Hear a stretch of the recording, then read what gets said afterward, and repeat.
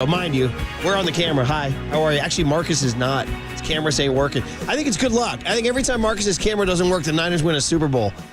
Dude, you're there, but you're not there Murph, on the Twitch. Happy Monday. It's the ghost of the water boy on the live stream right now. I don't understand. It's showing an empty chair. I'm the modern day invisible man, But Murph. you're You in the can't chair. see me. I'm here. I'm talking to you live. Maybe I'm just generated AI this morning. It's not the real water boy. AI water boy. Anyway, yeah, no bomb cyclone, no power outage, no, and my goodness, everybody. Hope everybody's all right. Certainly my house is still in the dark. And I had half of our four-member family stranded at an airport last night. How about that? Murph. You got Candy Sue and Declan Murphy stranded at John Wayne International down in Orange County. They had this impromptu get a hotel room and stay. So, little Rory, you'll be up in a little bit, buddy. I'll call you. You'll be okay. We had to leave a little home alone situation. Macaulay Culkin for the kid. Macaulay Rory this morning. Rory Culkin. Actually, there is a Rory Culkin. Macaulay has a brother named Rory. So anyway, it was wild. It was wacky. It was windy. It was rainy. It was stormy. And I hope everybody's okay. Oh, yes. And everybody, please take your time driving to work this morning. I was talking to Murph before the show aired. I almost didn't make it into work this morning. Had a scary situation where the driver 5 feet next to me started spinning out down 280. So, hey, everybody take your time. If you're 5 to 10 minutes late to work, no big deal. Don't be out here hydroplaning. Don't be spinning out. Just make sure you get to work all right. And this guy didn't spin out by accident. He brought it on himself. Oh, this is a guy that went flying by me this morning going at least 80 plus because I was around 65, 70, which is a little fast for the conditions we have right now. And immediately, Murph, he passed me, and in the back of my head, it said, this is a pretty bold move. This guy has some cojones to be speeding this fast with these weather conditions. And within 30 seconds, his brake lights were about 10 feet away from me. He was spinning out, man. Murph, I made it in all right. To which I want to say to this guy, bro. Yeah, chill out, dude. What's going on? I'm trying to get to Vegas here. Chill out, dude. Yeah, I got the 49ers in the Super Bowl, Murph. I'm trying to get to Vegas. We got George Kittle walking down the jetway onto the tarmac. It's pretty funny because when Candace and Declan flew to Orange County for the weekend, Orange County is a smaller airport, and it was one of those landings where they disembarked down the jetway onto the tarmac. Kid thought that was when you're a kid, that's very exciting. You feel, I said, yeah, you're like the 49ers. You know what I mean? That's what they do. They come down, they wave down the jetway. So they landed last night. I saw Omar Ruiz, our buddy from NFL Network, covering it, and they are there. We will be there tomorrow, Wednesday, Thursday, and Friday. Radio Row, baby. Radio Row. In fact, tonight, we're going to be at what you like to call the Big Al. The one and only Big Al. Allegiant Stadium Media Night tonight. Chiefs availability, 49ers availability. I think they're taking the stage around 7 p.m. tonight, so you'll get all your 49er coverage. You and I roaming with a cocktail, perhaps? I don't know. And by the way, like these media nights, like, isn't this when they have like these wacky reporters who dress up in costumes, like ask like those kind of gimmicky shtick questions? That is correct. Why don't you be that guy? I was going to say, I'm going to need to go find a costume. I'm sure I can find one in Vegas. Jimmy Kimmel or Fallon or whoever sends their guy. Who was the guy? Who was that guy? Kimmel's Fernando guy. or whatever. I don't know. Forget Guillermo. Thank you, young Tony. Good and knowledge. I think did Letterman used to send, old David Letterman used to send Biff Henderson or somebody out there. So, well, I'd say KNBR is going to send the water boy. Yeah. All right. I should dress up as Bobby Boucher, handing out cups of water and stuff. I'm trying to think how many of those. They used to be in the day. Now it's at night. Now they call it opening night. So it used to be called Media Day, and they used to do it at the stadium. Well, they are still doing it at the stadium, I guess. So my most memorable one would have been Miami, what year? 94 or 98?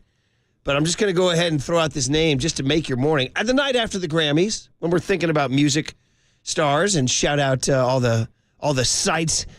By the way, is it good luck or bad luck that Taylor Swift wins Album of the Year on the week her boy is in the Super Bowl? I was going to say last night I think it's a curse. She set a little bit of history. First artist ever to win 4 Album of the Year awards. She's not like getting her Mahomes on, is she? She's not getting her she might be. I mean, she wins everything. Yeah. Everything she touches turns to roses or gold. I wondered, by the way, so we actually got our power. We had a, long story short, I probably could tell an amusing story about me trying to get a generator working in a storm. It's kind of funny. You know your boy. Yeah. But I did get it going, and then we have it hooked to our TV so I can watch sports for the show. Instead, I put on the Grammys just in time to see her win. And I actually said out loud, are we going to get a Go Chiefs? Are we getting? And she did not. She stayed away from any reference. Now, I was a little surprised at how shocked she was that she won Album of the Year. She's like, oh, this is such a surprise. I can't believe it. I was like, they're all fake. It's like you're a billionaire pop star. You're literally doing tours around the world. Is she surprised by her success? Listen, I'm not a hater at all. I got love for her and whatever. I admire her success and it's great. Whatever. I'm happy for all the little girls who love her. But dude, if I was a competitor of hers in that event, although they're not supposed to be competitors, Marcus, because it's art, right? But if I was like Miley Cyrus or Janelle Monáe or SZA or whoever was up for it. Lana Del Rey, who she bring up to the stage. Yeah, I know, you dragged me up it. Yeah. I'd have been like, you know what? Stop with the BS, man. Oh, you're so surprised. I'd be like, you know what? I'd give it the old hand gesture. Yeah, exactly. Yeah. Taylor Swift out here acting like she's an underdog. Like the Kansas City Chiefs are all of a sudden underdogs. Well, like I'm not buying it. They are underdogs. Yeah, technically by the books, but I'm still not buying into this narrative that Patrick Mahomes is an underdog when they're the defending Super Bowl champions. So anyway, back to my media day. The best one I can give you is it's either 94 or 98. Anybody up for an MTV's Downtown Julie Brown? Anybody? Ooh, Anybody? I can get you a little Downtown Julie Brown. Do you remember her? Yeah. Yeah. I remember the name. Remember her little sign off? Wubba wubba wubba, young Tony. Wubba. Can you find that for a tag out today at some point? Wubba wubba wubba. I remember I was walking around with another writer and I was like, bro, Downtown Julie Brown's here lobbing out questions. What are we doing? What are we doing here? So it must have been the 98 one. It was Broncos Falcons, and so that's just the kind of thing that happens. She was busy dropping, whatever video from the 90s. Who would it have been? I don't know.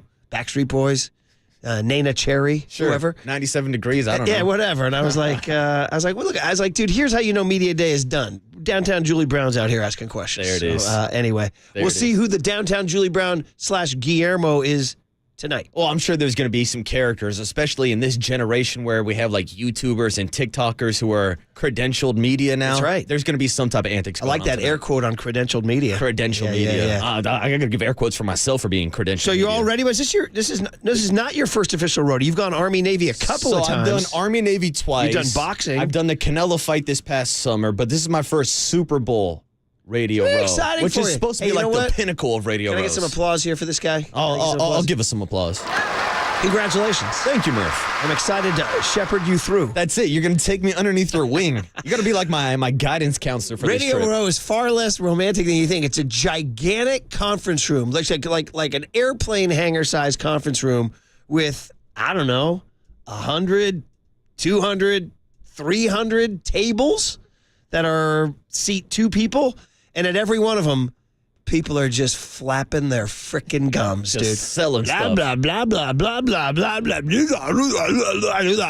And you're just like, what am I doing here? What's going on? Tell me more about the knee pads you're selling or whatever the hell it is. Yeah, here they come. Yeah. It always was the one that always got me. The symbol for me is Marcus Allen. Shout out Ronnie Lott, who sent, by the way, a text after the show. Said he really, thanks for having him. I said, what are you kidding me? Yeah, we should be thanking Ronnie for coming on. Ronnie Lott was spooning. Any day. His guy, Marcus Allen, the great Marcus Allen. The only man to win a Heisman Trophy, a Super Bowl MVP, and an NFL MVP. I believe he's the only guy to do that. Okay. For a time he was. Maybe somebody else has done it since. Once again, Heisman Trophy, Super Bowl championship, Super Bowl MVP, NFL MVP. Anybody else? You might got. I was going to say Jim Plunkett, but was he ever NFL MVP? No, he was not. Okay, so he missed out on that one category. By the way, shout out Plunkett. Way to rep the South Bay there, buddy. I got to. Oh, you think I'm not going to represent Jim Plunkett on air? Come on. Former Niner, Jim Plunkett. Forever Niner. So anyway, Marcus Allen came on one time, and we were like, hey, man, you're the great Marcus Allen. What's up? He's like, hey, man, I'm here to talk about avocados. Oh. And then he told us he had his recipe for what he called, because he was famous for at the goal line. At the goal line, remember, he was the leaper, right? I don't know if you remember this. Marcus Allen, young Tony, at the 1 or the 2 yard, the brotherly shove of that day was Marcus Allen leaping into the end zone. You couldn't stop him because he was an athlete. He would jump up into the air, and DBs would try to shove him, but he would tumble into the end zone. Touchdown, Raiders. And he called it, he goes, this is called over-the-top guac. Over-the-top guac. So anyway, that to me always just kind of, we got Marcus Allen on. Let's talk about his guac recipe. Guac. All right, so we'll be doing something like that. I'm so glad you brought up avocados just so I get the Kapler. Guac. Yeah, he gave you his guac recipe, Murph. Guac. Oh, so good.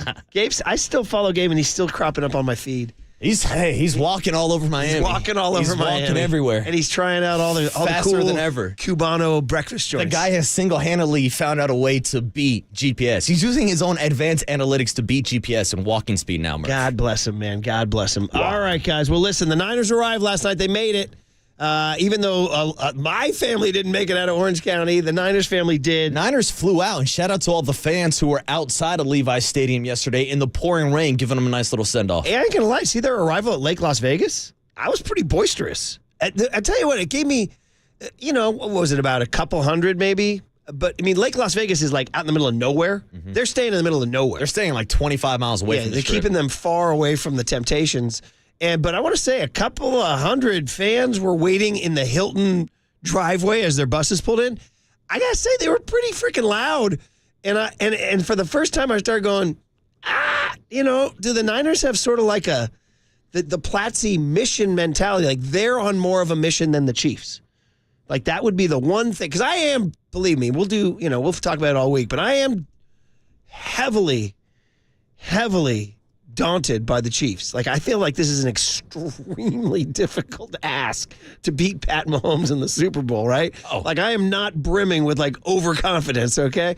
But I would say that when I saw those couple hundred fans, just something about it, I was like, is there going to be sort of a mission mentality? Like, we're on a mission here, Well, Murph, I would love to ask you about that on the other side because I want to play some sound for you from Charvarius Ward, who spoke this weekend about the mentality going into Vegas and whether or not there will be any distractions on the strip and whether or not the 49ers are going to turn up for a few nights before the Super Bowl actually happens. Great tease, because I can't wait to hear it. All right, we're here, baby. We are wheels up after the show. We'll be live from Radio Row tomorrow. Young Tony's here. And the underrated Kyle Parr is here, too. On KNBR 104.5 and 680, the Sports Leader. I wear the Marlins hats. Daly City, shout out to you for supporting KNBR, Daly City's sports leader.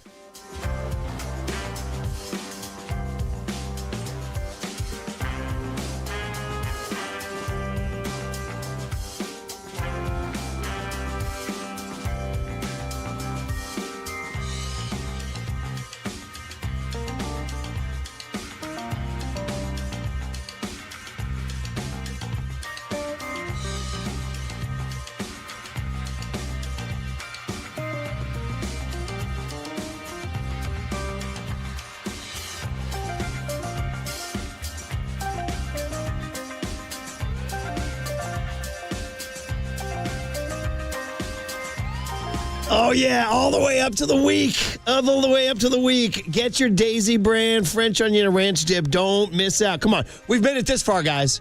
We've gone all the way through January. We're into February. We ain't stopping now. Game-changing flavor. Come on, baby. Kick that Daisy. Daisy sour cream, French onion and ranch dip. Tastes so amazing, so addictive. Come on, baby. You can't stop eating it. Here's what's trending now. Trending now. On KNBR.com. The Warriors wasted a 60-point performance this past weekend from Steph Curry as they lost in overtime to Atlanta Hawks 141-134. So to read the full story of how the Warriors wasted Steph's big night, check out that story and more trending now on KNBR.com and the all-new KNBR app.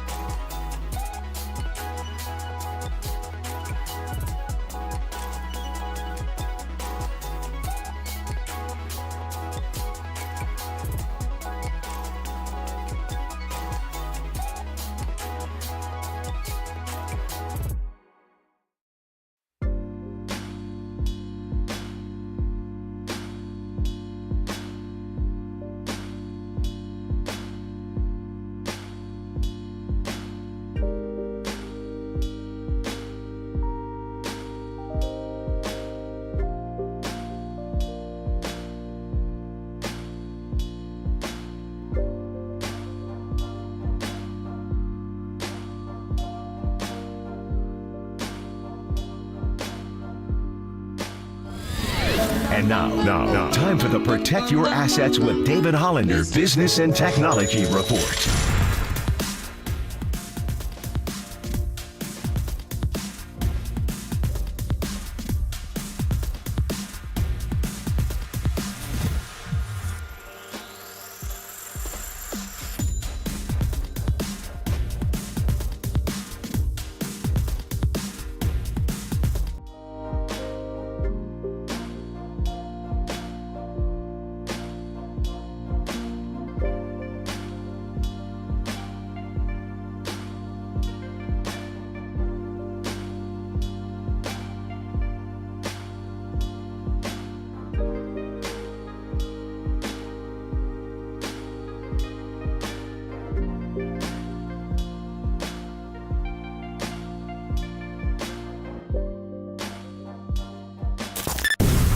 This is KNBR, and this is Murph and Marcus on KNBR 104.5 and 680, the sports leader.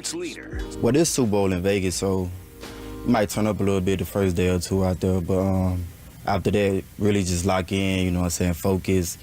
The whole week is really like a movie. Like, you're going to see celebrities everywhere. Pre-game on the field, you might see Jay-Z, Beyonce, you know what I'm saying, Kevin Hart, people like that, but I mean, it's still a game at the end of the day, you know what I'm saying? We still got to go out there and try to get the wins. You know, just be locked in, be on your stuff. Charvarius Ward, who, by the way, has won a Super Bowl with the Kansas City Chiefs, played in another one that they got smacked by Tom Brady's Tampa Bay Bucks, or I should say the defense of the Tampa Bay Bucks that won that one, going to his third. Great cut there, man. Hey, he's right. The dirty little secret is that they do, like, the players don't get very serious until Wednesday, so there is some partying, like tonight and tomorrow night.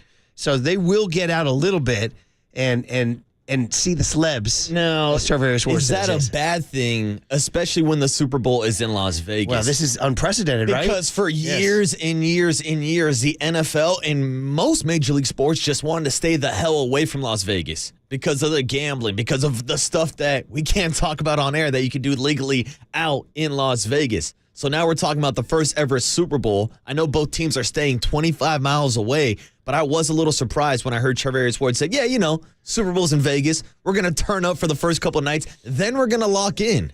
Guys, historically, I mean, I tell a story. One year in San Diego, I'll just leave names out of it. It was not me who organized it, but I was part of a group in which 2 or 3 Green Bay Packers went out. I was in a limo. I got hooked up with a guy who's a partier, and I was in a limo with 3 Packer D linemen, and they were partying. They were partying. Now, when was this? And they won. By the way, they lost the game. The John Elway helicopter scramble in '98. So you were a young lad. You were 6. That's actually one of like the first Super Bowls I remember, Murph. I so remember my dad being disappointed. I remember being shocked because he wanted Elway to lose. Yeah, because they wanted the Broncos to lose. But I guess like the point I want to point out is in the '90s when you were on the road covering a lot of these teams. That was pre-social media. Correct. And so in this day and age, I'm even surprised that these guys would even think about going out because any nightclub they go to, any after-hour spot, there's going to be people with their cameras out. Yeah, and there is like I wonder what, and we'll have to check. I don't know. We'll have to ask when we get there. But like, there might be a night where they are allowed to go out a little bit. I mean, they're human beings. They got to blow off a little bit of steam. You can't let them. You can't do the whole monk thing. But I think from pretty much Wednesday night on, I think they shut it down. Wednesday night, Thursday night, Friday night, Saturday night, 4 nights of total focus. I think now tonight's media night, or what they call opening night. So I don't know how much, if guys are planning on maybe staying in Vegas, because again, we said this earlier, they're staying 30 minutes outside of Vegas. That didn't stop a couple hundred Niner fans from going nuts in the driveway of the Hilton last night. Pretty impressive turnout. 25 miles is far, but it's not that far. And so they come in, but the only event they're going to do all week in Vegas is tonight. Mm-hmm. The rest of it will be out there until game day. So maybe tonight, and I'm sort of speculating here, but also slightly educated speculation, that tonight might be the night where they come into Vegas, do the media, and then they, as Charvarius Ward would say, turn up. Turn up. You might turn up a little bit the first day or two out there. I mean, he gave his game plan. Yeah, Murph. And as you know, as the kids like to say, the club's going up on a Tuesday, so you never know. Oh, you know me. You know me and my Tuesdays. So the inside joke is, who's the song again? Is it Drake? Yeah. It's Drake. I heard it on some sort of station, and I was like, and there was just something funny about it. And I said, hey, guys, there's some funny sound of this new Drake song. They're like, what is it? I'm like, it's about a Tuesday club? And they're like, wait, Murph, what are you talking about? New. I go, yeah, it's a new track. It's going to be good to play on a Tuesday. They're like, Tuesday Drake? I'm like, yeah, he just came out. They're like, bro, that came out 10 years ago. Yeah, that song came out when I was going out to clubs on Tuesdays when I was in college. So, yeah. Well, new to me. That's it, Murph. New to me. It's still in the demo. Anyway, the Tuesday club will be the theme. Yes. That's it. Hey, who knows? Maybe me and you will be going up on a Tuesday. That's all very true. Yeah, It'll be you never very know. interesting to see how this is going to play out. Yeah. I'm gonna let this bird fly over here. Right? Yeah, but also you got to make sure I don't get in too much trouble and I make it back to do the show. Well, the true Murph. champ knows how to, do both. That's true. You know what I mean? If you're a true pro, I got to give you the great Dan Jenkins, who was one of the greatest sports writers of all time, who wrote the funniest books about North Dallas Semi Tough and all the old football books. Said he had a book called "You Gotta Play Hurt." Marcus, in Vegas, you got to play hurt. I'll be hurt the entire week, Murph. But you got to play. We'll get through it. You got to play hurt. I've played hurt I don't before. care if you have one. If you have a really special, as they say in Spinal Tap, if you made a special new friend, and it's a short turnaround, you're coming to Radio Row and you're going to be freaking on fire. That's it, man. All right? 6 a.m. to 10 a.m. Murph. You'll have me on cutting edge. You gotta play hurt. There you go, buddy. By the way, so what he was saying about celebrities, this is I don't think there's any question, given that it's in Vegas, this will have to be the most star-studded Super Bowl of all time. Oh, I think Has it's to going to be right? swamped with celebrities. The Grammys were just in L.A. I mean, people just like hanging out. I don't even know, I mean, the Super Bowl always draws celebrities, but I don't know. Like he says, it's going to be wall to wall. Well, just thinking about starting with the woman flying in from Tokyo. Yeah, exactly. Yeah. Miss 4-time Album of the Year award winner Taylor Who Swift. does she think she is? Pat Mahomes? Yeah. I guess so, Murph. She's got more of these wins than any other artist in this is all history. true. But I was reading a silver column on Patty Mahomes, and it was he interviewed Lou Anarumo, the Bengals D coordinator, he kind of had Mahomes' number a little bit. Yeah. When they were going into Burrowhead and beating him. Right. And he said, "Listen, you're not going to stop him." He said, "You're just going to have to hope that there's a fluke turnover, and then you have to take advantage of it." Mm-hmm. And he said, "You just don't stop him." He said, "You just have to sort of contain and hope." He said, "He's Jeter, he's Brady, he's Jordan." All right, let's slow down a little bit. That's what he said. He's Jeter, he's Brady, he's Jordan. He's got 2 Super Bowls. He's got 2. The other guys have 5, 6, and 7. He's 28. He's in his 4th bowl. Yeah, he's also having the worst year of his career, statistically speaking. And getting back to the turnovers, he threw 14 interceptions this year, which was a career high. Now, the problem is he hasn't turned the ball over at all in the postseason. In his last 6 postseason games. And if we want to go back to Super Bowl 54, because I know that's going to be a topic all week long, the 49ers did get 2 interceptions in that game, but it only resulted in 3 points. So that's not capitalizing off turnovers, which is a huge reason why I think they were even able to come back in that game. Jimmy played good enough for us to lose? Is that what you're saying? Yeah, Jimmy didn't score points after the turnovers. Jimmy played good enough for us to win. Oh, boy. Hey, maybe we'll see Jimmy out on Radio Row. Dude, quite frankly, Jimmy, I'm surprised we haven't been invited to any parties. I know. I want the Jimmy G or watch party. I want the Jimmy G brothers party. Didn't he hang out with his brothers all the time? Uh-huh. So, anyway, all right, let's get the guest list going on a Monday morning, February 5, 2024. 2/5/24. Niners arrive, Chiefs arrive, and Taylor Swift wins Album of the Year. These are the stories, guys. Controlling. What do we got, buddy? All right, coming up in about 25 minutes, we're going to hop into our Hums and Bums on a Monday morning. Your total weekend recap, letting you know everything you missed over the weekend, Murph. And how was that sports weekend for you, buddy? Had a couple Warriors games. Yeah. Had the NHL All-Star game and had the NFL Pro Bowl. Okay. So I did a little mix of everything this weekend, but nothing that I'm like riding home about, jumping over the moon. I was busy trying to start generators. So I was doing. So. Yeah, I was going to say, you're just trying to keep the You're power going to have on. to fill me in on the Pro Bowl, buddy. I didn't see a second. Ooh, well, Not stay a tuned to second. Hums and Bums. They might make a special appearance. Hums and Bums, 6:50 this Was morning. it entertaining?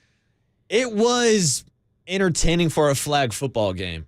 I'm not a fan, though, how they're making NFL players play with, like, the flag football rules, which, like, led to some hilarious moments of Ray Lewis not knowing the rules about whether or not he could blitz his linebacker, so he was freaking out on the sideline. So there were some entertaining aspects, but overall, Who were the coaches? It's still not real football. It's Peyton Manning versus Eli Manning, and then their defensive coordinators were Ray Lewis and DeMarcus Ware. I'm surprised Peyton and Eli didn't win Album of the Year. They're everywhere. Yeah, dude, you know can't what I get mean? rid of them. Yeah, right. Okay. All right, so we'll do Hums and Bums, 6:50 this morning. Then we'll get into Tim Ryan, 7:35, live from Las Vegas. I believe he's already flown out with the team, so we'll get his perspective of the big I ain't game. going to lie, man. After the show on Friday, I was still laughing about we were going through the very serious history of the Niner ownership, and we got to the point where Eddie handed the briefcase to Edwin Evers, and I said, we don't have that Italian Sopranos sound, do we? I said, but what you got anything, Marcus? And I said, you came up with this. That was this. So the moment Eddie handed the briefcase full of cash to the governor of Louisiana, yes.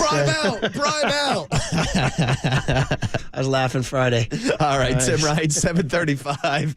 We'll all do your 49er preview. Then we'll hit the big hit, the cooler of content. Peter Hartlaub from the San Francisco Chronicle. I mean, listen, no greater Niner fan than Hartlaub, and he did it again. He wrote his piece over the weekend in the Chronicle, the digital edition, which is what I do now. I stopped my print edition. Digital Big Murph. move, man. Big move. Live from the digital underground. To be honest, I'm getting more stuff on digital than I got on print. No joke. It's like, I mean, it's just, sorry. Yeah, Murph. I understand. I talked to a guy. He goes, I'm never giving up my print. He goes, I need it with my coffee. I need to spread it out on the kitchen table. I'm like, what, you need to spread it out and read 3-day-old news? That's what you need to do? That's the problem. And I know this is tough from you, from all people. Yeah. No, well, at least it's in digital form. Yeah. But anyway, he did a history of Niner gear, like how fans have dressed through the decades. And by the way, he has one of the archive shots he has is a guy wearing the gold satin. You know those gold satin jackets? Oh, yeah. That are so classic. Iconic almost. Yeah. But it's a guy in the Mission District getting, he's up against the wall getting frisked by the cops wearing a Niner gold satin jacket. Nice. Way to rep. Bang, bang. All right, yeah, Niner you got gang. a Tomash hurdle for me there, buddy? I can give you a little hurdle. Bang, bang, Niner gang. Shout out to the Sharks. Shout out to Peter Hartlaub stopping by the show. 8:30 this morning. Then at 8:50, we're going to check in with Sal Palantonio. Right. 8:50 live from Radio Row, so he'll give us the first preview. He's a charismatic man, Sal Pal. Mm-hmm. He used to breeze into the Niner press room in Santa Clara. He'd be like, this guy looks like a good time. Yeah, he's a good guy. Yeah, I like him. Sal Pal is our pal. Philly guy. Yeah, we'll check in with him at 8:50 this morning. Then at 9:15, we're going to check in live from Kansas City with Josh Klinger. He actually does sidelines for the Kansas City Chiefs and also hosts a radio show out in Kansas City. So we'll get his perspective. Okay, we'll get that red and gold perspective. Different red and gold. Yeah, right? exactly. We'll get that breakdown at 9:15 and then 9:35. Mark Spears, the one and only, breaking down the Dubs weekend and the wasted 60-point performance from Steph Curry. Yeah, and we're also going to get his Super Bowl takes for sure, man. By the way, I said red and gold for the official colors of the Kansas City Chiefs. I guess they just call it white, red, and gold. I just looked it up. No. But Candace told us there's a specific color of the lipstick that Taylor Swift wears. That is very true. Like very cherry true. red. Yeah, that's what she said. Yeah, but according to the official, I just looked it up. What are the official colors of the Kansas City Chiefs? Just says white, red, and gold. That's kind of boring. That is boring. That's why the Lions are my favorite, because they call it Honolulu blue. Yeah, or the Seattle Seahawks are action green. Yeah. Come on, Chiefs. Bone up. Do better on your colors, all right, guys?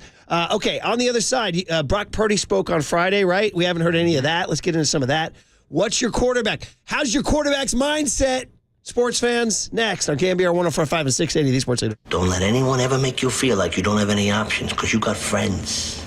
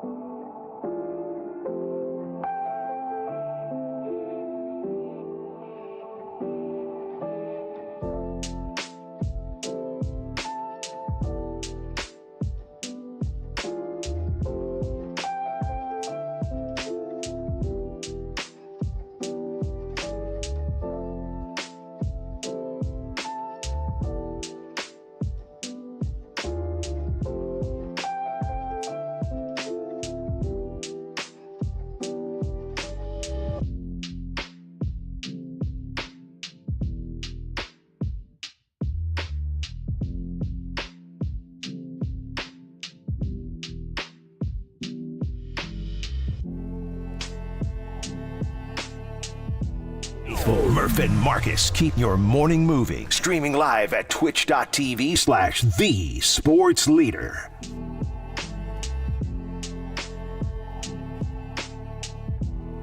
When I first got here, I was obviously just trying to learn the playbook and compete every day as hard as I could on the field. And then over time, honestly, I didn't really know ever. I was going through the preseason games. He wasn't really saying much. Obviously, he was trying to develop Trey as best he could and all that. And we were all, being there for Trey and helping Trey out. And then when the season sort of came around and I found out I made the team, I was like, oh, okay. I think he, respects the way I play and how I handle things. And that was really about it. And then, I got my opportunity against Miami, and then we sort of talked after that, and that's sort of when he started telling me, hey, since you've been here, you've been doing everything right, that kind of thing. So that was really about it, though. There it is, Brock Purdy saying stuff that he really said. By the way, we just had a little discussion during the break. And a listener sent this in on a text. There's a bogus quote going around where Brock Purdy talks S to Cam Newton. Guys, that ain't real. Fake news, Murph. This is Fake killing me news. as an old newspaper guy. This is killing me now that people have the ability to just send out a little graphic, and it looks like Brock Purdy said something about Cam Newton when he didn't. And then you said even your barber asked you about it? Oh, yeah. I was getting a haircut yesterday. Shout out to my guy, Little Romo. And he asked me, he's like, hey, did you see what Brock Purdy said about Cam Newton? He really clapped back on him. And as I started processing in my head, I was like, wait. I listened to the entire press conference from last Friday. I don't remember Brock ever being even asked about Cam Newton, let alone giving a response, and definitely not the response that's going around on Twitter right now. So, guys, can we just have a slight standard? Can we just have a... No, Murph. No, Murph. We're out here playing for clicks. That's all that matters these days. I think it's time for playing for clicks. I think it's my time to exit stage left. You want integrity? You're not going to get it in this modern age of media, Murph. See, this goes back to me with air quotes and credentialed reporters and TikTokers and YouTubers. Well, we can only do the best we can do. That's we it, can Murph. only do the best we can That's do. it. As one optimistic texter said, celebrities in Vegas, forget it. They might see KNBR luminaries in Vegas. That's what they said. So there you go. Watch out. Anyway, so he did not talk S about Cam Newton, but he did say, and it's kind of funny that Kyle basically never told him.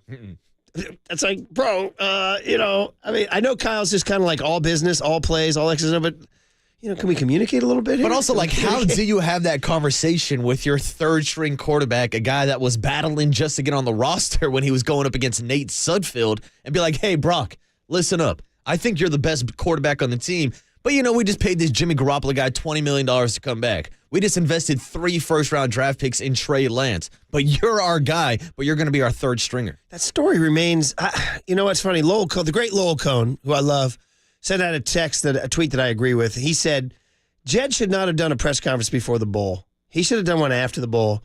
Because he did say, and we didn't make this big a deal out of it, but you could have if this was Philly or something, or if we were a different market. But he he threw Kyle under the bus saying Kyle didn't want to trade for McCaffrey. Dude, in a different media market, that thing could have caught fire. Owner says Kyle didn't want McCaffrey. Dude, if you're Kyle, bro, what? Well, I'm out here taking your team to a bowl. Why are you telling everybody I didn't want McCaffrey? Well, not even that. What are you doing? There was a quote about Kyle and the McCaffrey trade, and then there was also the quote about, oh, yeah, actually, I wanted Kyle's dad. I wanted Mike Shanahan to be the head coach, and maybe he could just bring Kyle along as a sidekick who would eventually take over. Listen. Even those quotes the coming more out I thought about the Jed press conference, the more I didn't love it. Listen, we gave the kid his flowers for doing, hiring Kyle and John and getting the team now to right back into the elite of the NFL. They're one of the top franchises in the league right now, and he deserves all the flowers for that. But, dude, just little style points along the way, bro. Don't tell the story that your coach didn't want McCaffrey, because that's going to be, by the way, when the bowl kicks off, Nance and Roman are going, there he is, Kyle Shanahan, the man who didn't want Christian McCaffrey. It's like, what? Which also, when you think about it, we were praising Jed so much for staying in the shadows over the last 5-6 years with Kyle and John. And then right before the Super Bowl, he pops his head out just like Groundhog Day on Groundhog Day. He did it on Thursday. We got in Friday. I confess, I didn't properly analyze what he had to say. I think we brushed up against it a little bit, saying he's out here saying that his third quarterback was his best quarterback. I'm like, isn't that kind of a fireable offense? You know what I mean? That's why I asked on Friday. I was like, I need to know John Lynch's reaction to this. And luckily for us, John Lynch spoke on Friday, young Tony. If you have that Did sound. you hear his little offhand remark when he came in? No. He said, well, it's going to be tough to keep up with the boss man yesterday. He goes, Boss man was spitting fire yesterday, huh? Which I think was his way of saying, bro. Yeah, Jed made a lot of headlines. Bro, I mean, we're trying to get ready. And you know what that is it's a distraction going into the bowl. You're McCaffrey, you're walking around, what? Coach didn't freaking want me. Yeah, or even Brock Purdy, the answer we just played. Like, hey, Brock, did you know that Kyle thought that you were the best quarterback? And Brock's like, I have no idea what you're talking about. Kyle never even talked to me. I'm going thumbs down now on the Jed presser, bro. Lowell Cone is entirely right. He should have talked after the bowl. He has created. Now, listen, because we're such a soft media market, we're on the West Coast, and we're not going to make a deal of it. The zesty West Coast part. In Philly or Boston or somebody, we're just not that. It's just not our style. Like, nobody wants. Like, if we did it, people are like, no, dude, don't do that. You're killing my buzz. You know? If people did that, they get mad at you like that one guy who called in and complained about your interview with Jed. I know, right? Exactly. Yeah, you're like, you were that guy who held him accountable and asked him the tough questions. And that you know where they don't say that? They don't say that in Boston, Philly, and New York. No. They do not. Not at all. Anyway, you have the John Lynch there, young Tony. Mm-hmm. So this is Lynch on Friday. Here. I mean, I was there when he told Jed that. My jaw hit the floor. He had told me that, but I didn't think that, Kyle often runs things by me to see if they're crazy, Kyle and I had been talking. I mean, we like Brock early, but it was in a really limited fashion that we had seen him. So I think we had a hunch that we had a chance to have something special. And Kyle is about as direct as person. He's really easy to work with because there's no gray area. And so Jed told the story, but I think where I'm at right now, we've got a huge challenge in front of us. So looking at his, I guess Kyle was fairly prophetic that day because he's turned into a pretty special player for us, and we're really pleased about that. I hear it. I'm just telling you guys this. John, if you're listening right now, I know you were not psyched to have to go down and sort of like explain all that stuff. He was not psyched. Well, even the fact that they have to circle back to training camp and Jimmy Garoppolo and Trey Lance and all these storylines and topics. Waterboy, we're going forward. That's it. We're not going backwards. You know what I mean? I mean, the season started in Las Vegas, and they're hoping it ends in Las Vegas, but they don't want to talk about those training camp storylines right now. I mean, if we want to talk about going backwards, should we go backwards to, can I get a laugh here, buddy? The last time this show went to Las Vegas? Do you know that story, brother? Oh, no. The morning show in Las Vegas? In 2005, one of the most disastrous things in KNBR history was a morning show trip to Vegas. This is pre-Pauly. Oh, no. My original partner, Tim Lyotta. And now they're sending us back. And we went, and some bad things happened. Oh, no. And some really bad things came out of it. Oh, you're not putting good juju and particles out there, Murph. But what I'm saying is, that's like Jed giving the presser. Yeah, we're going back to Vegas. You guys remember the trip in 05? No. Why you got to bring up old S? Tony Salvador called our trip to Vegas in 05. I can say this now, and I'm just doing this now for entertainment purposes, right? Like, Jed is messing with John and Kyle's ability to move the team forward to the Super Bowl. We're just riffing. Yeah. And I'm hoping to get a couple chuckles. Yeah. But Tony Salvador called in an an all-show meeting with Tony Salvador after the disastrous trip to Vegas. Tony said in a silent room, "This is the darkest day in KNBR history." Because of a Vegas trip. Oh, yeah. That you were included on. Oh, yeah. Can you talk about it on air, or do I gotta wait for the commercial break? I mean, should we be going backwards, Marcus? No, we're going forward, Murph. We're flying out to Vegas tonight. Let's make some new memories. Any more Brock Purdy sound from Friday that we wanted to hit? There was some good Purdy sound talking about the advice that he's gotten from his veteran teammates. I don't know if young Tony's got that one queued up. Is he ready for this moment? Is he ready? He literally just turned 24 years old. And that face, at the end of December. Somebody said he's like Steph, a baby-faced assassin. I mean, we were talking about Posey. The interaction with him and Nick Bosa in the locker room when Nick was asking him, "Did you know you were going to be this good, man?" And the look on Brock's face, like he really looked like a high schooler graduating. And I don't mean that as like an insult, but he's got that baby face. He had the necklace that Teleno Hufanga put around him. Like he really looked like a kid that was graduating high school. It's incredible. He's a baby. What if he comes out? I encourage him. I encourage him to grow the beard. Because he's like, all of a sudden, people like look at him differently. I want a beard by Sunday for Purdy. I was going to say, look what it's done for your image, Murph. The 2 extra seconds of eye contact. There it is, that extra eye contact, All right, here's Purdy on vets. Yeah, I mean, it's awesome because you get to talk to guys all the time about their experiences throughout their years and their career. Obviously, their experiences here. I'm talking to Eric Armstead and what it was like in 2019 for him, and obviously even when he first got here and what it was like till now. And same with George and Fred, Drake Greenlaw, his rookie year playing in the Super Bowl. Same with Debo. Like, you got all these guys that – have played in big moments and big games, and all those things have added up to their experiences, and you get to ask about them, to them. And so that everyone's got a little different perspective and maturity to them. So for me as a young guy in the league, like it's pretty fun, and I'm very blessed to have those kind of guys because I get to ask them, and everyone's got a new perspective on it, and everyone's mature, and everyone understands what it takes. So for all of us young guys on this team, man, we're very lucky to have those older guys to sort of put their arms around us and sort of teach us the way. Young Brock, buddy. Just keep breathing, kid. Hey, if you need to hit the check down, hit the check down. That's it. Your check down is Christian McCaffrey. If you need to throw it away, throw it away. That's it. And even sometimes if you have to take a sack, take a sack. Just do not turn it over, kid. I mean, Joe Montana said it last week. Be the mailman. He was a mailman. It's all right if Brock Purdy's a mailman delivering the mail, because guess what? He's got some great postal workers working. We haven't seen this the regular season version of the Niner offense yet in the playoffs. We have not. It's not that Kyle running freely over the middle. Just, when you least expect it, there's Kittle on sort of a second level crossing route. Those 30 to 35-yard gains. Those bracket busters where everybody's going one way, Kittle is just going across the field the other way. We haven't seen that in a while. Yeah, so I'm just I'd like to get back to that. Except for the only problem is the Chiefs' D is legit, and their corners play man, right? Yep. So their safeties are free to roam, and man, it's going to be Seth Spags' defense, buddy. That's it. Kyle Shanahan has got to get creative. I want to see him fully in his bag. I want to see Trent Williams pulling down the line of scrimmage, leading a block. I want to see Debo involved in the run game. I want to see the creativity at its peak from Kyle Shanahan. Yeah, and a lot of McCaffrey, right? Yeah, a lot of McCaffrey. Who we're going to make sure to get our bets in on Super Bowl MVP. That's it. The morning show will have action on Any CNC. new number on that? I haven't seen the line move at all. 450 is what I saw. I saw it at 475 on a couple books. And by the way, yeah, people checking in saying, because people do like looking at us on the YouTube and the Twitch just so they can look at us like zoo animals. My camera's wonky. Some guy asked if I was broadcasting from the crapper. I mean, like metaphorically maybe, but no. This is actually AI generated Murph. It's not a real Murph. Right. I'm out here with ChatGPT. Like that Brock Purdy quote. Hey, Niners are 1.5-point favorites as of this morning. Ooh, see, went up to 2 last week, back down to 1.5. 1.5, buddy. What are we looking at? 35-34? Still, Chiefs cover? I'm still saying by the time the Super Bowl comes around on Sunday, the Chiefs will be a 1-point favorite. I think the line's going to flip. No, it's just stubborn. It's been very stubborn. Right now it's staying, but I think it's going to flip. Brent Jones joins Tolbert and Copes at 3:50 this afternoon. Now the Monday morning tradition. You know it, you love it. You can't live without it. Hum Babies and Bum Babies next on the Sports Leader. I'm the mailman.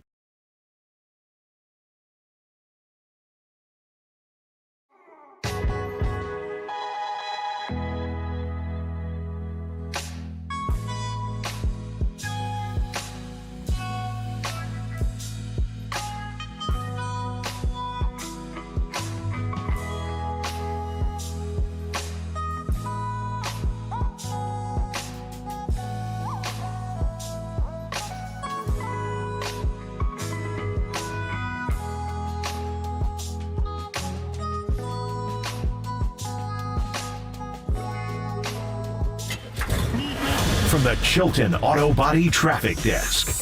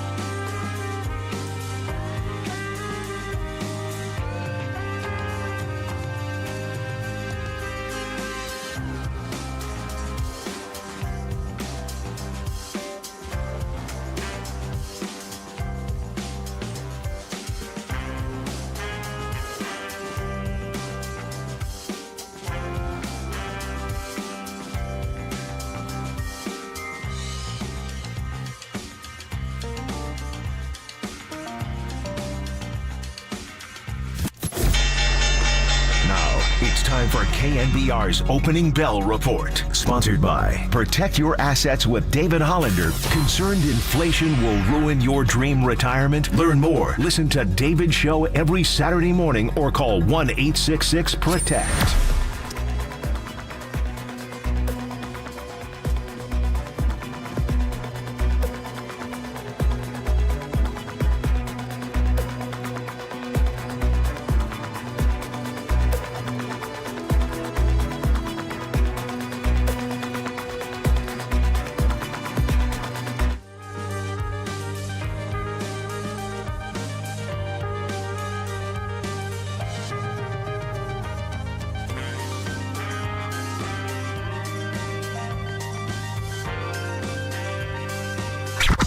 What do you want? Same as you, to remember. Time now for Total Recall. San Francisco! A look back at the highs and lows of the weekend in sports. Get ready for a surprise! Sponsored by Amici's East Coast Pizzeria. When you want the best pizza in town, Amici's delivers. All righty, here we go. Our last day here before we leave for Vegas after the show. Radio Row, Tuesday, Wednesday, Thursday, Friday. We'll have stories from what they're calling opening night. Used to call it Media Day. Now it's opening night at the Allegiant Stadium, which, according to Marcus, we can walk to from our situation there, buddy. Oh, that's right. Your hotel will be connected directly to Mandalay Bay, which connects Can I do it without directly to going Allegiant outdoors? Stadium. You have to walk across the bridge over the freeway. That's the only thing. All right, so, but it's pretty damn close, Murph. Can't wait, buddy. Can't wait. Remember in 4 years ago, they wore like those all white, like spacesuit sweatsuits. Remember that? Yeah, they're looking kind like of a weird look. They're looking like Backstreet Boys up there. Yeah, Backstreet Boys. They look like they're like kind of a cult. Remember those guys who were going to go to the next level? Remember those guys in the Nikes and the sweats? What are we talking? Jonestown? I think we're going Heaven's Gate. Oh, okay. Heaven's Gate. Yeah. Jonestown's still too soon. Although people say Kool-Aid like it's a joke, and it's not too soon. Oh, everybody's sipping the Kool-Aid. I know. Murph. No, it's like you do realize you're referring to one of the great mass tragedies in the history of the United States. And you're like, yeah, sip the Kool-Aid. Hey, here's the deal. Babies and bum. I know, right? We're riffing. Yeah. It's gonna be fun down in Vegas, man. I haven't been to Vegas since 2005. Everybody's like, you got to tell that story. What happened? It wasn't as dramatic as you think. What happened was Creative Tony, Pecan, me, Tim Liotta, and Cass Centeno went to go broadcast from Vegas. I don't even remember why. It was some really weak promotion thing that we were doing. We did not have a studio to broadcast from. Number one, great idea, right? Number two, we tried to broadcast from a casino like area, just like an area of like some tables, and we couldn't get on the air. Not like a private room, like next to the slots. We could not get on the air. They had to call Gary Radish at home in St. Francis Wood at like 5 a.m. Oh, man. And he had to come in here and do the show. And of course, Gary, he was completely sympathetic and courteous. Oh, of course to he our was. cause. Yeah, I'm sure Gary he was. came in just dropping bombs all over us about what idiots we were and losers we were and how our stay at the station would be so short. And it was just a totally amateur clown show look for KNBR. We eventually got on for the last hour, at which point we had booked the Australian male strip review Thunder Down Under. Okay, dude, there I am interviewing the Thunder Down Under in the middle of a casino with a and it was like cutting in and out. And they're like, "Yeah, hey, g'day, mate. It's Brad. You know, you should come see the shrub and the veggies. You know, tonight, Thunder Down Under." I was like, "What am I doing, man?" I was like, "I got to go back to newspapers." Yeah, no, you weren't throwing any shrimp on the Barbie with the Thunder from Down Under, Murph. That was June of 2005, man. And here you are, nearly 20 years later, making it back, Murph. By the way, 707 defending Jed. Jed never said Kyle didn't want CMC. He questioned what he gave up. He said, as did most of the media, no, 707, no frickin' way are you saying that it's okay for Jed to question that trade. That was a bad move by Jed, amateur move by Jed, and the only reason we're not making a bigger deal out of it is we're not Philly, Boston, or New York. So he says you girls need to watch that interview. First of all, A, misogyny much? And B, you need to go rewatch the interview, chump. All right, let's go. You are listening to KNBR AM and KNBR FM, San Francisco, the sports leader at Cumulus Media Station. And it is Hum Baby and Bum Baby time.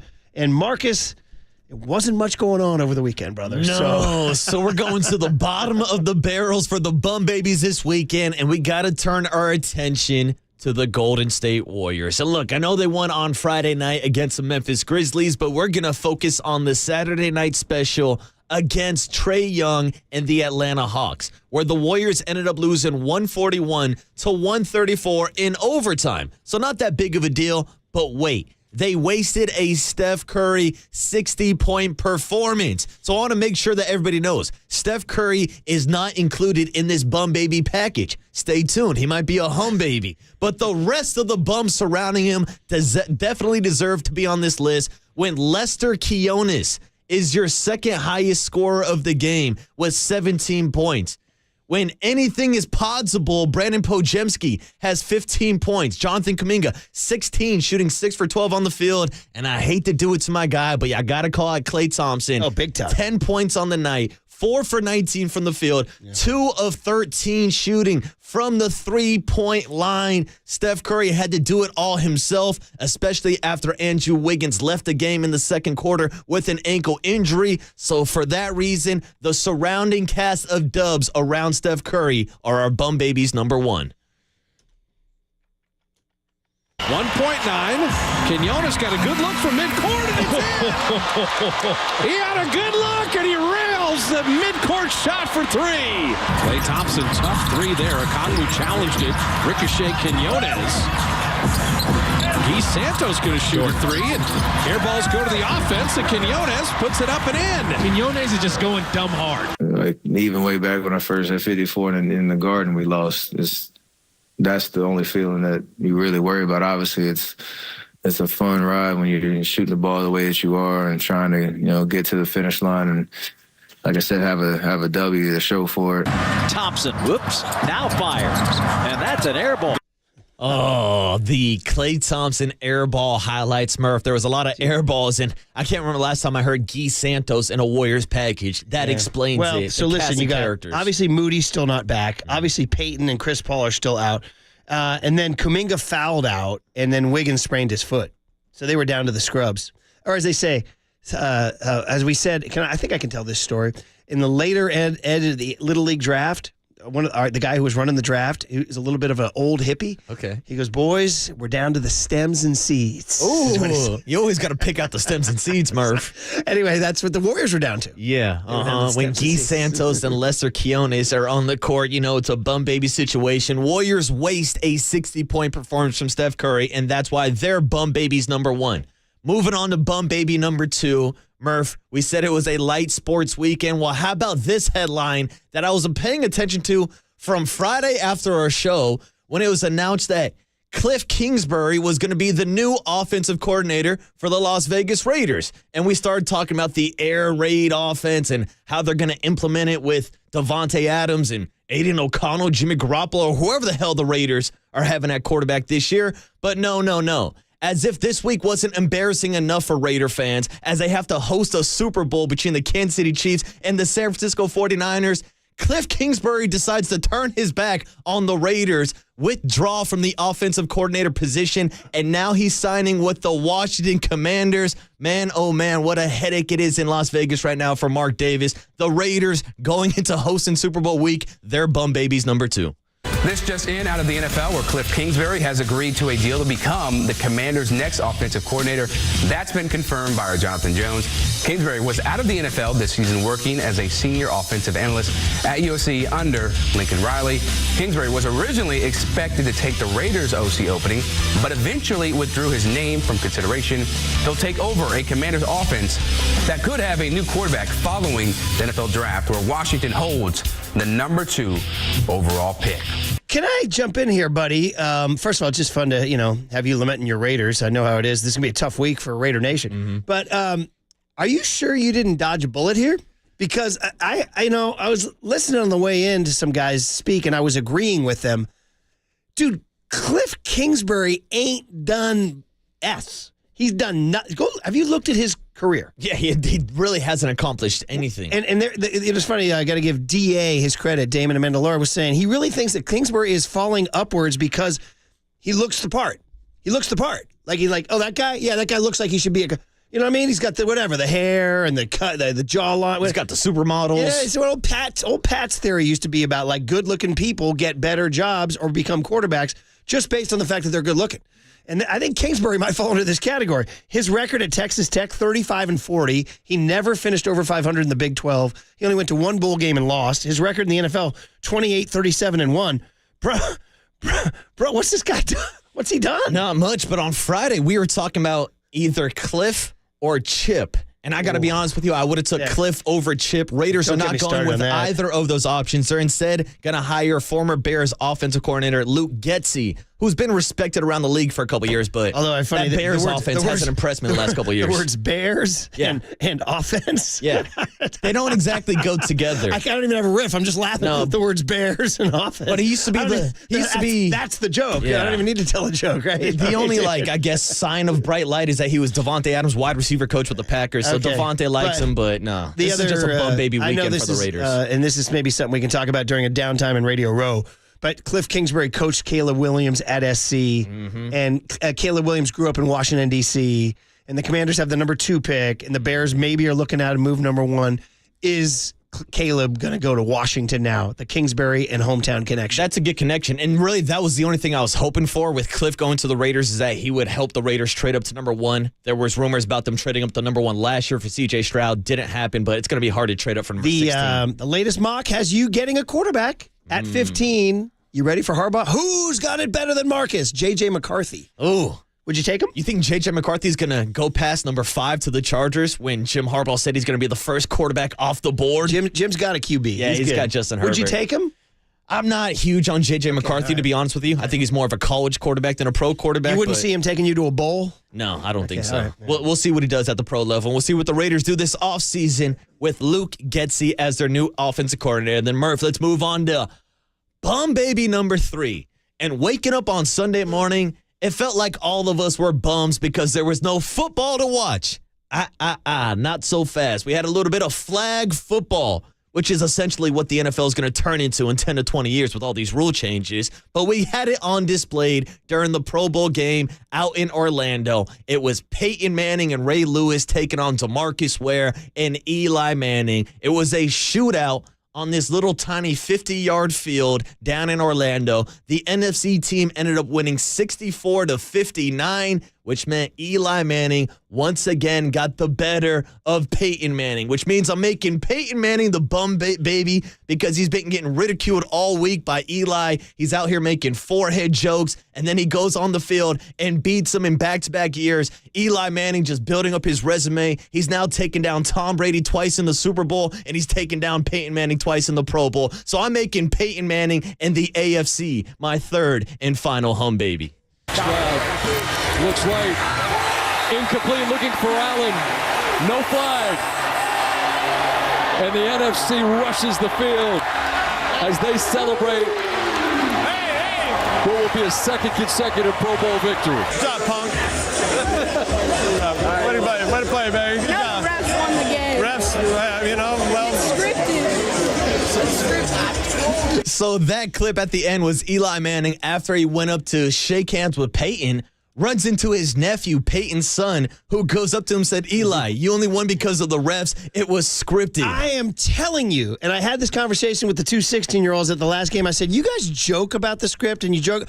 I said, I'm not so sure that deep down you guys are joking. And now we got the new generation even younger than them saying it's scripted. So we got Peyton Manning kid thinking that the Pro Bowl flag football game is scripted. And they think they're riffing, but they're not riffing. They actually, they say it so much. I actually think that on some level they do believe it's scripted. Well, Murph, here's the thing. Here's a guy who believes it's scripted, too. In between every quarter of the Pro Bowl, they had the Pro Bowl game. So they're out here playing tug of war. They're having relay races. They're playing dodgeball. Was all that scripted, too? I just don't know anymore. Yeah, so I missed it. Thank you for bringing me that. Allegations of scripting the Pro Bowl there. That's it. By the way, is there any danger to the flag? Because, flag football is super popular now in all the suburban communities here in the area. But sometimes kids do collide out there and they're not wearing helmets and stuff. So was there any possibility of any... injury can happen in flag football. They can happen. Or were they taking it easy? I know last year there was a collision at the goal line and a guy got knocked down, but really, there was no danger at all this weekend. The only danger was the referee from getting yelled at by Ray Lewis on the sideline because Ray Lewis did not understand the rules of flag football at all. He was trying to blitz people. He was trying to drop in quarters coverage. It was entertaining. All right, there you go. Your bum babies are in, so we go to the hum babies. And of course, come on, guys. He did it. Steph Blanken Curry joins Kobe Bryant as the only two players in the history of the NBA to score 60 points or more at the age of 35 or higher. Ooh. In this era of gobs of points, whether it's Embiid or Luka or Karl Anthony Towns, Steph got his and became a hum baby. Curry off the handoff, step back three, good! A 50 ball! Steph splits the double team. Curry on a runner, good! The closer. Now you got to get a stop. Atlanta takes time. Steph's done his job. 13.8. He's got 52. Curry another three. He's got 60. He is unbelievable. Oh, Steph was incredible. What a performance. I just feel so bad for him and for our guys because they're battling. Obviously, we're shorthanded and back to back. And, I thought we really competed like crazy the whole game and just couldn't get over the hump. But Steph was sublime. Sublime was a band from Long Beach, not the Warriors' win-loss record there, buddy. They get the tough loss. So is it his career high? The answer is no. He scored 62 at home against Portland on January 3rd, 2021, but it is his second highest of all time. Here's a couple interesting details, though. When Steph has games like this, they lost this game to Atlanta. The famous Madison Square Garden game when he scored 54, that kind of lost that game.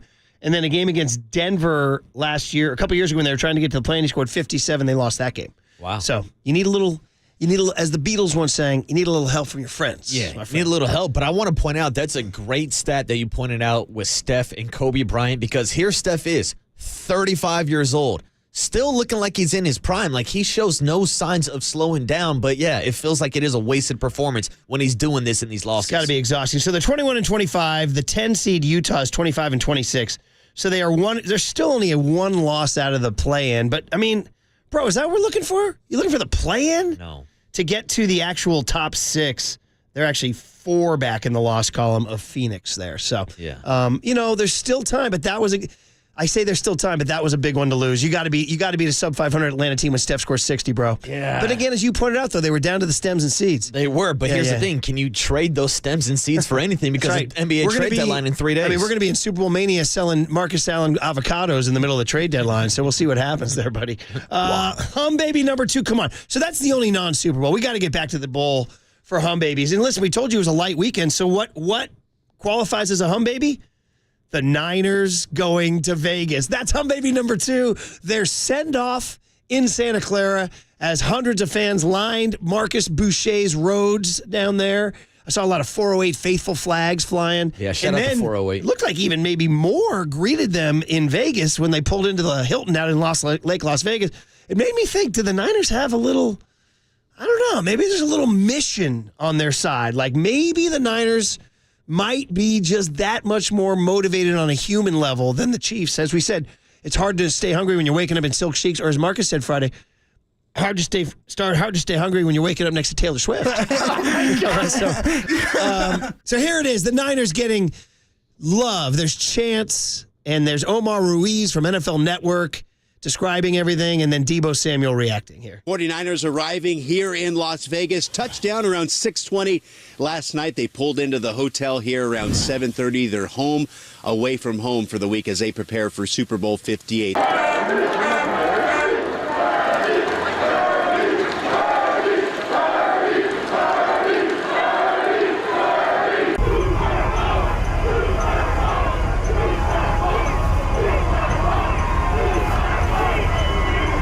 Turned up.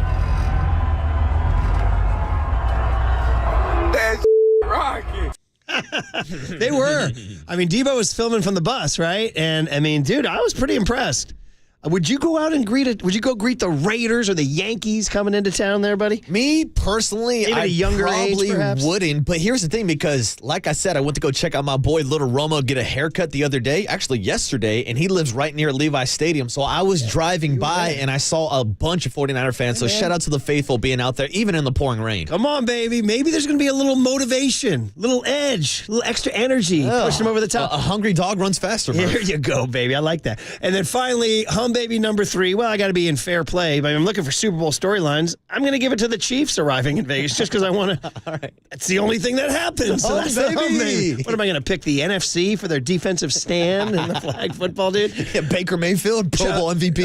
Mick Cronin's Bruins getting back to 500 with a big win over Oregon Saturday night. So the Chiefs arrived in Vegas. Here's Rashee Rice's neighbors' kids making signs and chanting for him. That's cute. And a TV cut of Chiefs fans at the Kansas City airport here. Patrick Mahomes and Andy Reid and the Chiefs, they won't leave until Sunday, but plenty of Chiefs fans eager and excited to head to Las Vegas from KCI here on Saturday. Honestly, I don't even think it's going to be close. I think the Chiefs are just going to roll right over them. Oh, I know the Chiefs are going to win, and since we're the dog, obviously we'll beat the spread, whatever it is.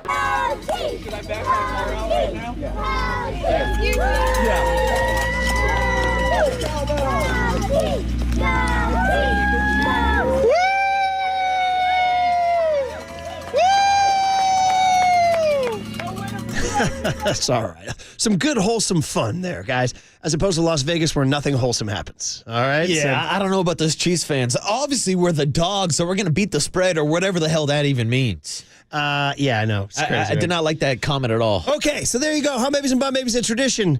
Unlike any other 7:35, Tim Ryan will get us ready, and then some fun stuff in the cooler of content. The big hit is just Super Bowl hype, baby. Super Bowl hype will get you guys going. On the other side, more sound from Friday. Brock Purdy spoke. John Lynch spoke. Let's get you guys that vibe, that energy you need. Next on KNBR 104.5 and 680, the Sports Leader. That's rocking.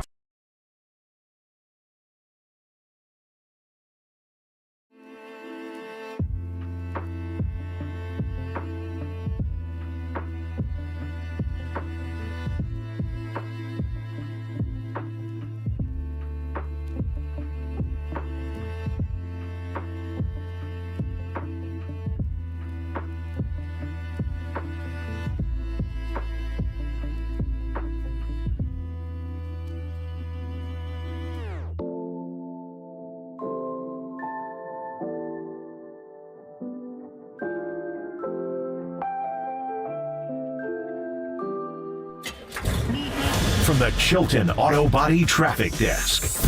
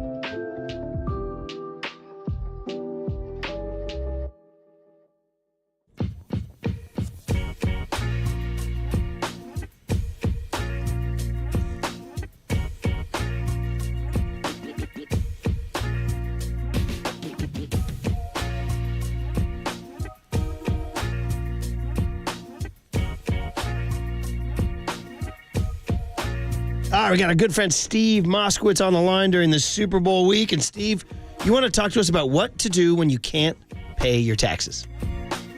This is a very common situation. And, major reasons for not being able to pay taxes, people don't file their tax returns because they know they owe some money. And then the second year comes around and they say, well, how can they file the second year when they didn't file the first year? So the government makes up tax returns. They're called SFRs, substitutes for a return. And then some agent chases after you and grabs your stuff. That's one thing. Another thing is that people don't know where their records are, or there's been some change. Like the person that helped you, your spouse or a preparer, they're gone now, or a bookkeeper. That's okay.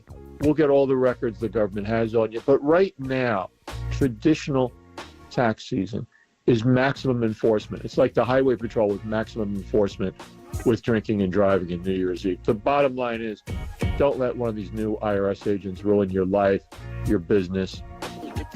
Just let us take over for you. We want to do everything for you and give you back a normal life.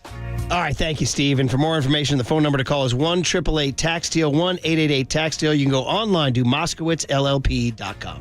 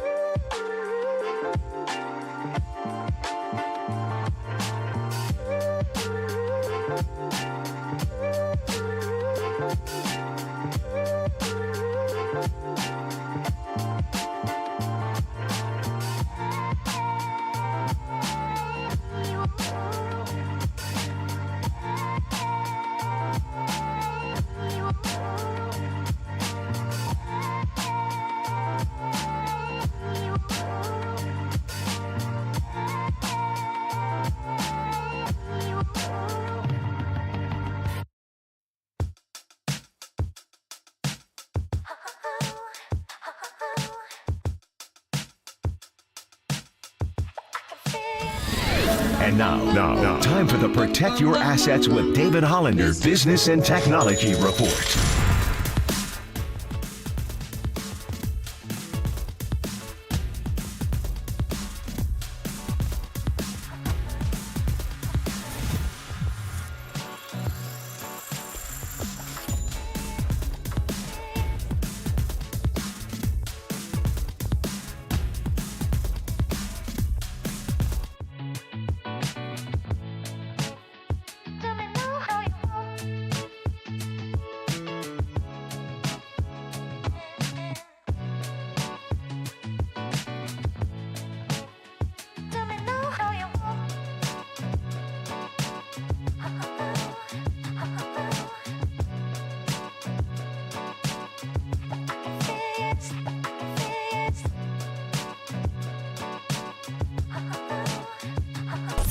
Listen to the sports leader anywhere, anytime. Download the KNBR app. Murph and Marcus continue live from the KNBR Casino Matrix Studio. Casino Matrix progressive jackpots are here. Where are you? Just drop in. Please play responsibly. 1-800-GAMBLER.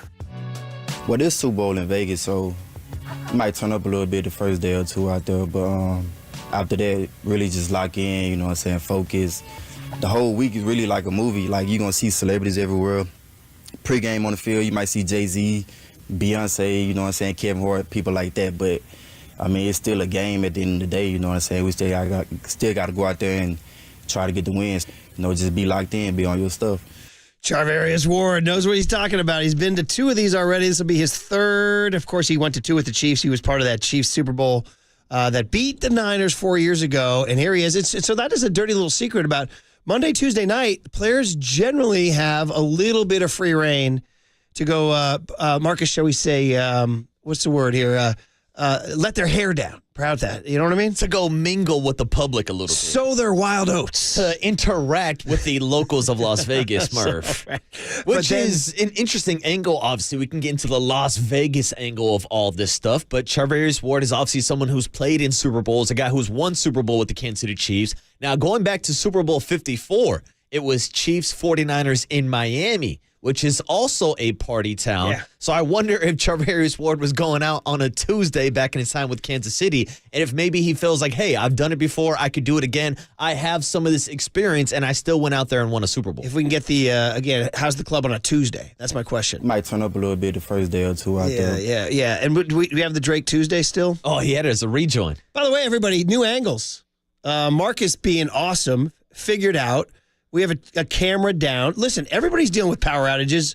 Nobody more so than the Murphys. We had quite the adventurous night last night, including 2 family members stranded at an airport in Orange County. So it's just me and Rory in a pitch black house getting a generator working, which was pretty funny because the generator was up and running, but it wasn't working. It wasn't turning on our lights till I figured out that the plug that went over.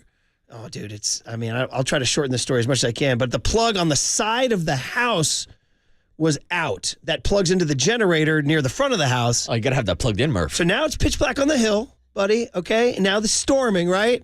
And your boy has to go. I kind of figure out, I'm like, maybe the plug on the side of the house is out. So there I go, buddy, into the storm, down the, I tried an umbrella, forget it. The umbrella blew. I'm like, what do I do with an umbrella? It's blowing 60, you idiot. Moron brings an umbrella in the windstorm. I want Murph right? in like one of those big yellow like ponchos that they wear like when they're like sailing the high seas, like Deadliest So it turns Catch. out that the plug on the side of our house, which was put in a while ago for the generator, has now been overgrown with some really thick shrubs and bushes. So your boy now in the storm in the dark with my iPhone light only is now thrashing his way through some pretty thick shrubs, dude. And some it's kind of like almost like a mini tree. I'm pulling that back to see, and sure enough, the plug on the side of the house had gotten loose. That's why the generator wasn't working. That's the issue, Murph. And there I was, dude. Then I had to figure out the plug. So it's not a standard 2-plug. Like, it's not that plug that the iPhone charger sings to you in the NFL commercials. You know what I mean? Like how he misses you because he doesn't need you anymore. Yeah.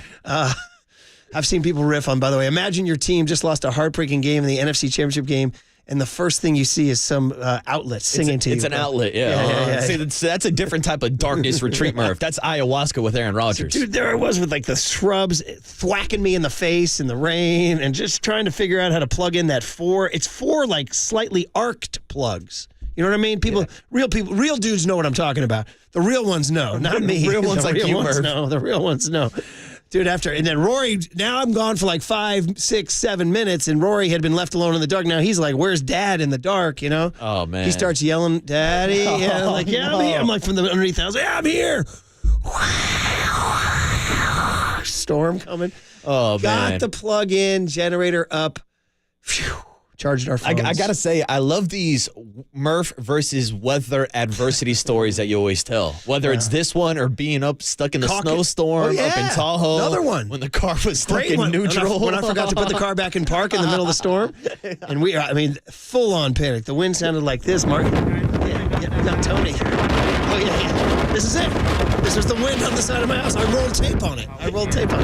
Is that you talking in the background? That's actually the Pebble Beach guy. That was one of the golfers. He goes, I don't know, we're not playing. He goes, it's good. He goes, if you can hear me, he goes, it's really not that bad. That was me anyway. I'm glad that sounds great. Anyway, the whole point of the darn story is that we had an outage here at KNBR, and we now just reset our camera to a new angle.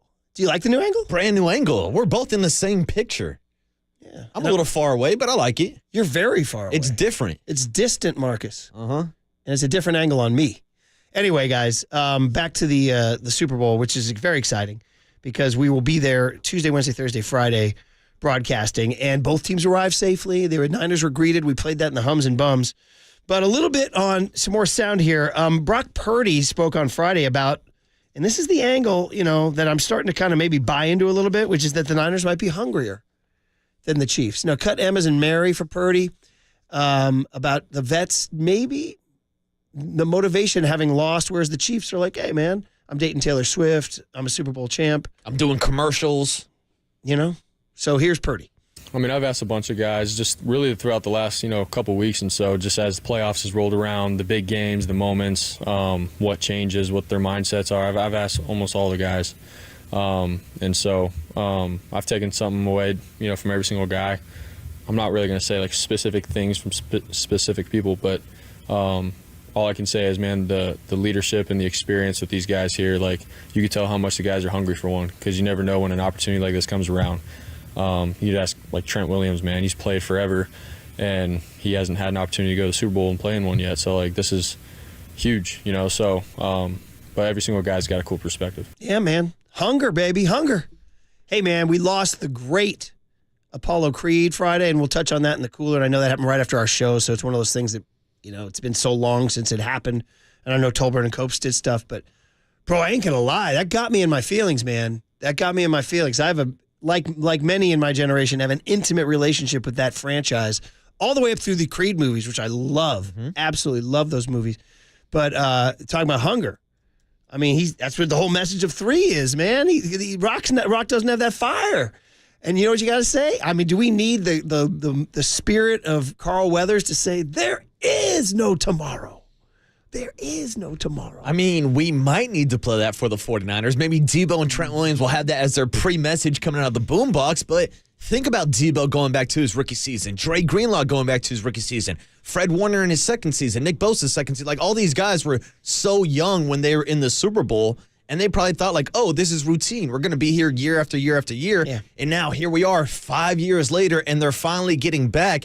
And that's why I think this team kind of has that perfect mix of veterans, guys who played in that game, guys who did not play in that game. We're talking about Trent Williams. We're talking about Christian McCaffrey. We're talking about these pieces that have been added to this veteran roster. And then you throw in the young guys, the Brandon Ayuk, who's never been there before, and these guys that are going to get their first experience to really hoist that Lombardi, compared to a team like the Chiefs, where I know there's been a lot of roster movement, but they just won a Super Bowl last year. They've won it before. They've got the commercials. They've got the fame and the luxury and the famous girlfriends. I'm with you, Murph. I think the 49ers are the hungry team. And again, I always go to this, man. There's a reason why it's been 20 years since a team has repeated, man. Repeating is a thing. Repeating is a thing. It's rare. It's rare. I mean, the Yankees, the Jeter Yankees, the Durant Warriors. It ain't. We're naming like the Brady, couple of the Brady Patriots. I mean, now some would say, well, yeah, Mahomes is the new Brady, so he can do what Brady did, and he can, of course. I'm not saying he can't repeat. I'm just saying it's the human factor, setting aside the X's and O's, man. Well, interesting. Yeah, and like we know that fame brings a lot to someone's life, and whether that's positives or whether that's negatives. I know everybody's been talking about the Taylor Swift distraction all week. We haven't really brought this up yet. Patrick Mahomes Sr. in his third DUI. I really don't want to discuss too much of it because it's a family, personal issue, but that's got to be a distraction for Patrick Mahomes going into this week. Without question here. Now, a couple things going on here. One, people are getting some interesting things. 925 says, or 415 says, super low key, I love the new single camera angle. All right. Oh, how does Murph's beard look on this angle? 925 has a great line. Says, you've made comments about your YouTube camera. It's weird seeing it like this. He said, I'm wondering what your Mount Rushmore is for TV shows, hearing a voice but not seeing the person. Shout out Steinbrenner on Seinfeld and Charlie on Charlie's Angels. That's pretty darn good. I got to come up with 2 more. Nice. 408 says, don't forget about Murph fixing the roof in the rain. Now, I love that. You're giving me more credit, 408. It was before and after the rains, not during the rains, but it was for the leaky roof. And 707 says, yeah, I can now see both Murph and Marcus on the same camera. I like this view better than before. All right, but maybe some people don't want it. They want this new angle. Let's say the digital boys are all over this. Well, I got news for you, Murph. I'm taking both of these cameras with me today to Las Vegas, so we'll be live on Radio Row. We'll get a couple angles for you guys. 925 says, hungry dogs run faster. Forrest says, the Chiefs are not hungry. You guys are nuts. Okay, but I am with you, buddy, that fame changes you. Fame does change you. Hey, here's the deal. One of the really cool things we have going right now is a jersey giveaway. Okay, every day this week, we, the Murph and Marcus Show, are giving away a Niners jersey just to you, the listener, for nothing. All you got to do is call in. So, sometime before 8 a.m. today, or so this hour, sometime before 8 a.m. today, we're going to tell you when to call. You're going to call 415-896-KNBR, and it's just 10th caller. In today's jersey, you got the wrestler? Correct! Purdy! That's today's jersey. It's got a straight-up Purdy jersey. You kidding me? So by 8 a.m. Tomorrow, it's CMC. Wednesday, Elijah Mitchell. That's cool. That's kind of the underrated one. Thursday, Nick Bosa. And Friday... Hey, Nick Bosa. Friday, Hufanga. So a Brock Purdy jersey before 8 a.m., you're just going to have to hear us call for you before 8 a.m., 415-896-KNBR. Okay, guys, here's the deal. We see your calls. Save them for the big hit, because the big hit today will be, can the Niners be more motivated than the Chiefs? All right, that'll be the big hit, and we'll just take your calls, 808-KNBR. But it is Monday, and it is 7:31, which means time for Tim Ryan. Oh! Tim Ryan, next, and a Brock Purdy jersey before 8 a.m. on KNBR 104.5 and 680, the sports leader. It's Playground Purdy, man.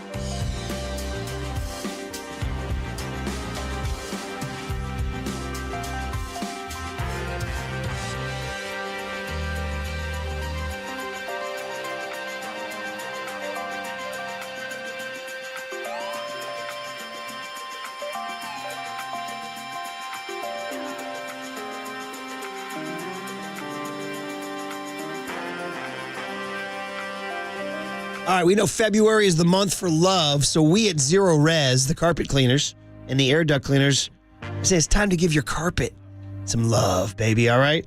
So let's do it with Zero Res. They came to the Murphy household when the power was on and did a beautiful job. We loved it. So what we're doing is this, Zero Res is going to spread the love to you and your home with a Love Your Rug special, okay?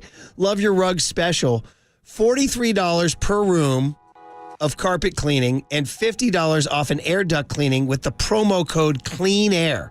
Okay, so Clean Air, $43 off a carpet cleaning, $50 off an air duct cleaning with the promo code Clean Air. Call my friends at Zero Res right now, 877-321-0739, or go online at zeroresbayarea.com. Say you want the KNBR special. Zero Res. Spell it backwards or forwards. It's the right way to clean.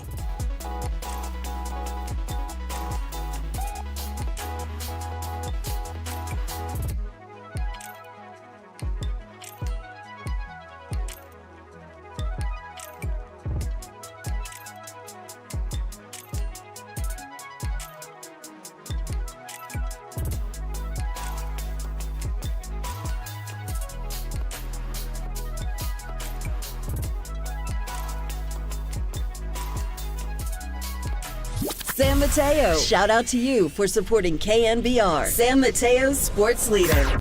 Baseball. You need some syrup for that pancake. Now here's 49ers color commentator Tim Ryan. Sponsored by Dignity Health, the official healthcare partner of the San Francisco 49ers. And by Pacific Catch, the West Coast Fish House straight from wave to table. Dine with them at one of their 12 Bay Area locations and book your next staycation at pacificcatch.com. On KNBR 104.5 and 680, the sports leader. All right, we start in week one with Tim Ryan on Mondays at 7:35, and here we are, man. The goal is to be talking to him on Monday, February 5th with the Niners in Super Bowl 58. Timmy, they achieved the goal, brother. They achieved the goal. You achieved the goal.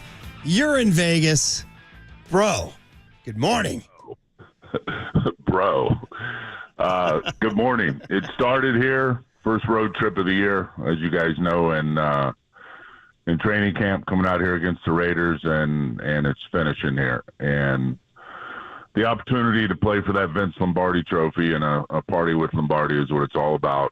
and this is going to be one hell of a matchup. And obviously a redemption factor from the game 5 years ago. I pulled out my suitcase, bro. The placard on it was Super Bowl 2019. I said, I haven't used this suitcase since the last Super Bowl. Wow.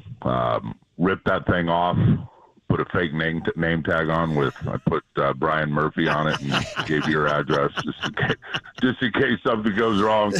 And here we are, man. It is going to be a great week, and everybody's fired up. These players are fired up and focused and understand the task at hand, as do the Kansas City Chiefs. This is, clearly not their first rodeo, and their quarterback and their passing game at times is, when Kelsey's rolling and they're doing their thing, it's going to be hard to stop, man. So offense, CMC, the Brock Star, all the playmakers. Offense is going to have to be the juggernaut in this game next Sunday. I don't think there's any question about it. And they can be too, by the way. If they're it's all about them. You know that, Murph. Oh yeah. Hey, you do such a great job studying the film, and I do want to, Marcus and I definitely want to ask about specific matchups, but this one's a non-film question. It just kind of dawned on me when the bus was leaving Santa Clara and all those Niner fans were lined up. And then when you guys pulled into your hotel out in Lake Las Vegas, there was a lot of fans there, really loud. And I know they're doing the same for the Chiefs. I get it. Chiefs fans will be out there too. But it just seemed like there was something to the edge of 49ers fans. And I was just wondering about motivation as a factor. Now, of course, it's the Super Bowl. Everybody's motivated. But you're human beings too. You know what I mean? And the Chiefs are absolutely. The Chiefs are trying to repeat. It's not as. That's my question. Like, do you see that at all as a possible role? I think there's an emotional advantage for that reason. They've and to their credit, they've eaten the carrot. This team has not eaten the carrot in a long time, and you guys know the 95 seasons or 94 season, 95 Super Bowl. So this team in particular has been so close. The carrot's been dangled right in front of their nose, and 4 of the last 5 seasons getting to the NFC Championship game, 3 consecutive years, obviously. The 19 Super Bowl, the loss to Kansas City. So and it's just not these players and these coaches and this organization. It is the faithful. They've been right there every step of the way. And then you compound that, in my opinion, with how the 2 playoff games went. And the factor that the crowd was, and the impact that Levi's crowd was at home, was absolutely lit. And the way the team came back in both of those games, the final drive of the Packer game and the whole second half of the Lions game, and bucking trends that have been pretty consistent when these Kyle Shanahan teams have been behind, and being able to come back and win, the resiliency, the thickening of the skin, if you will, the resolve of this team, and to know that the opportunity, they don't want to feel like they felt in 19. They don't want to feel like they felt in the last 3 years after losing the NFC Championship game, or 2 previous. So to be here and to have this opportunity for the faithful, dude, it was crazy leaving Levi's yesterday. I mean, there was a lot of people in 2019. There was 3-4 times as many people. I don't know how many people were down at Levi's back on the back road where the train goes, but it was thousands.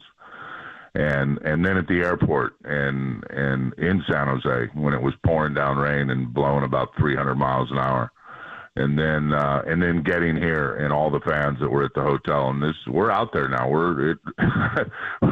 We had to meander like 5 roundabouts just to get out here off the freeway. So no, everybody's absolutely jacked. And I think that is, going into the game, a competitive advantage. How much does it mean once the ball's kicked? We're going to find out, but I don't think there's any doubt from an emotional standpoint. It's a shot in the arm. Now, Tim, going back to Super Bowl 54, the 49ers defense had success against Patrick Mahomes and that Chiefs offense, limiting them to only 10 points until the final 7 minutes of the game. Are there any benefits of going back and watching that game tape, whether we're talking about Greenlaw or Warner or Bosa, of guys who played in the game, maybe for extra motivation or even from an X and O standpoint?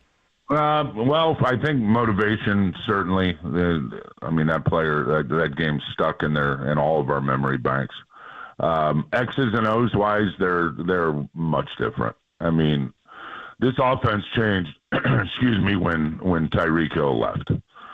period. And they're not really looking for as many big shots down the field. Now they have them with Valdez-Scantling, and they'll get Watson out there and get those guys, taking the cap off the defense. But they are definitely, at least from the way I'm looking at them, have been a more patient offense, a more run-oriented offense with Isaiah Pacheco than they were in 2019. I think it was the year before Mahomes threw like 50 freaking touchdowns.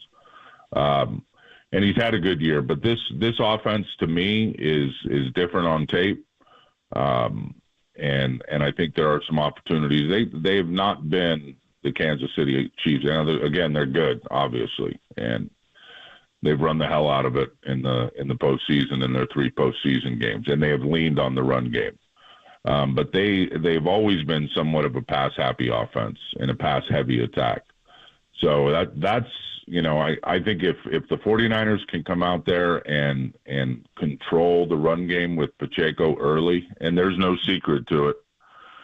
You got to shed blocks up front. You got to have the right fits and the right anticipation in terms of linebackers and being on those tracks on time, tackle, swarm, get to the football.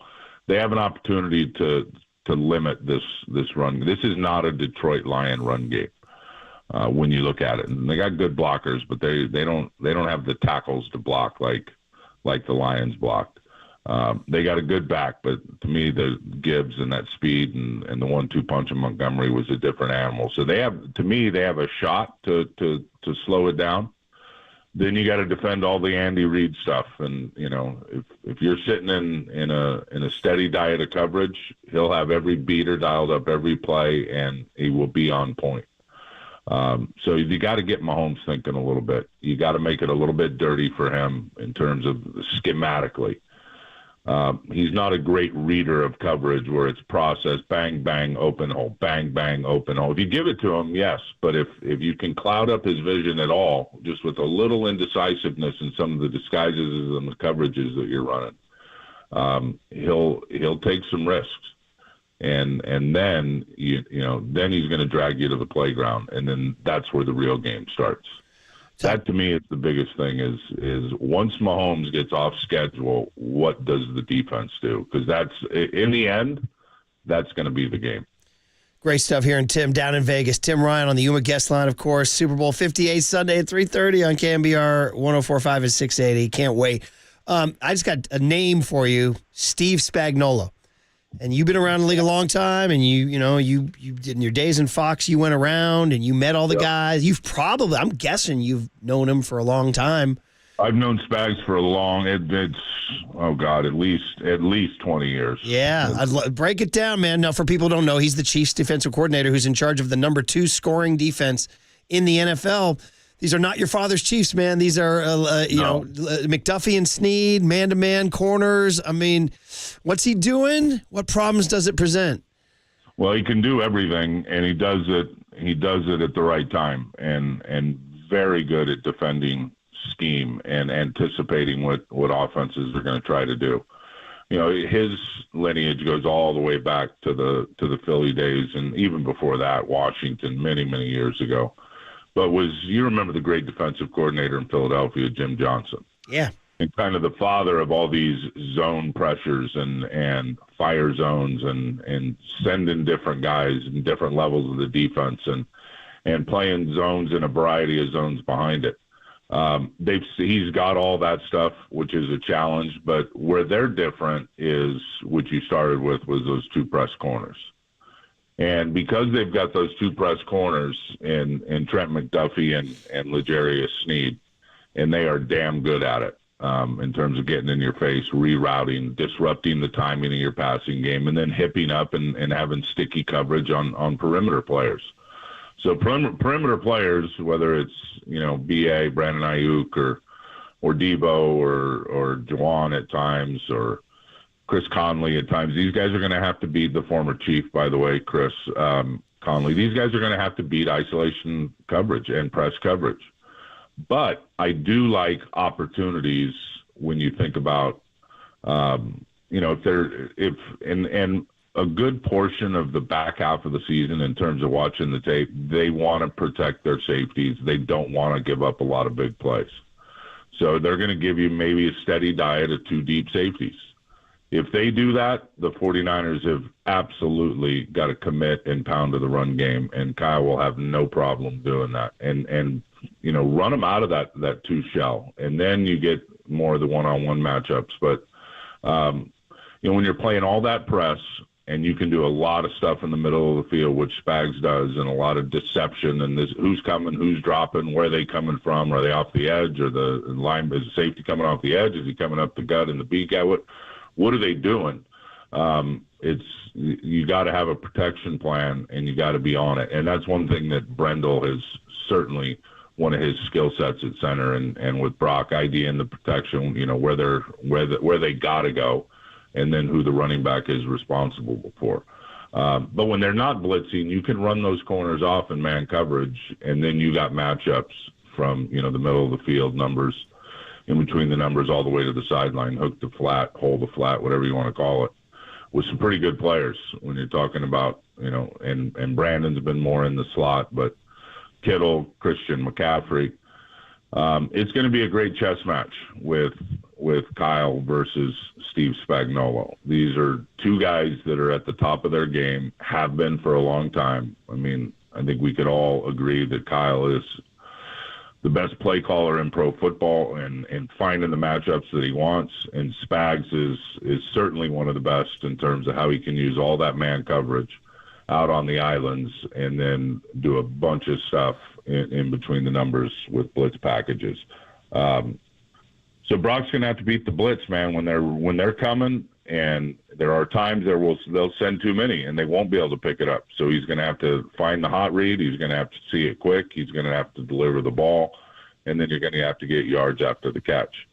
And that's a challenge against this defense that are not just good but great tacklers when you look at them on the back end with their, you know, they got 4 linebackers that play, and of course in a rotation, but they're all fast. They all have a nose for the ball. They can all tackle. They're all physical.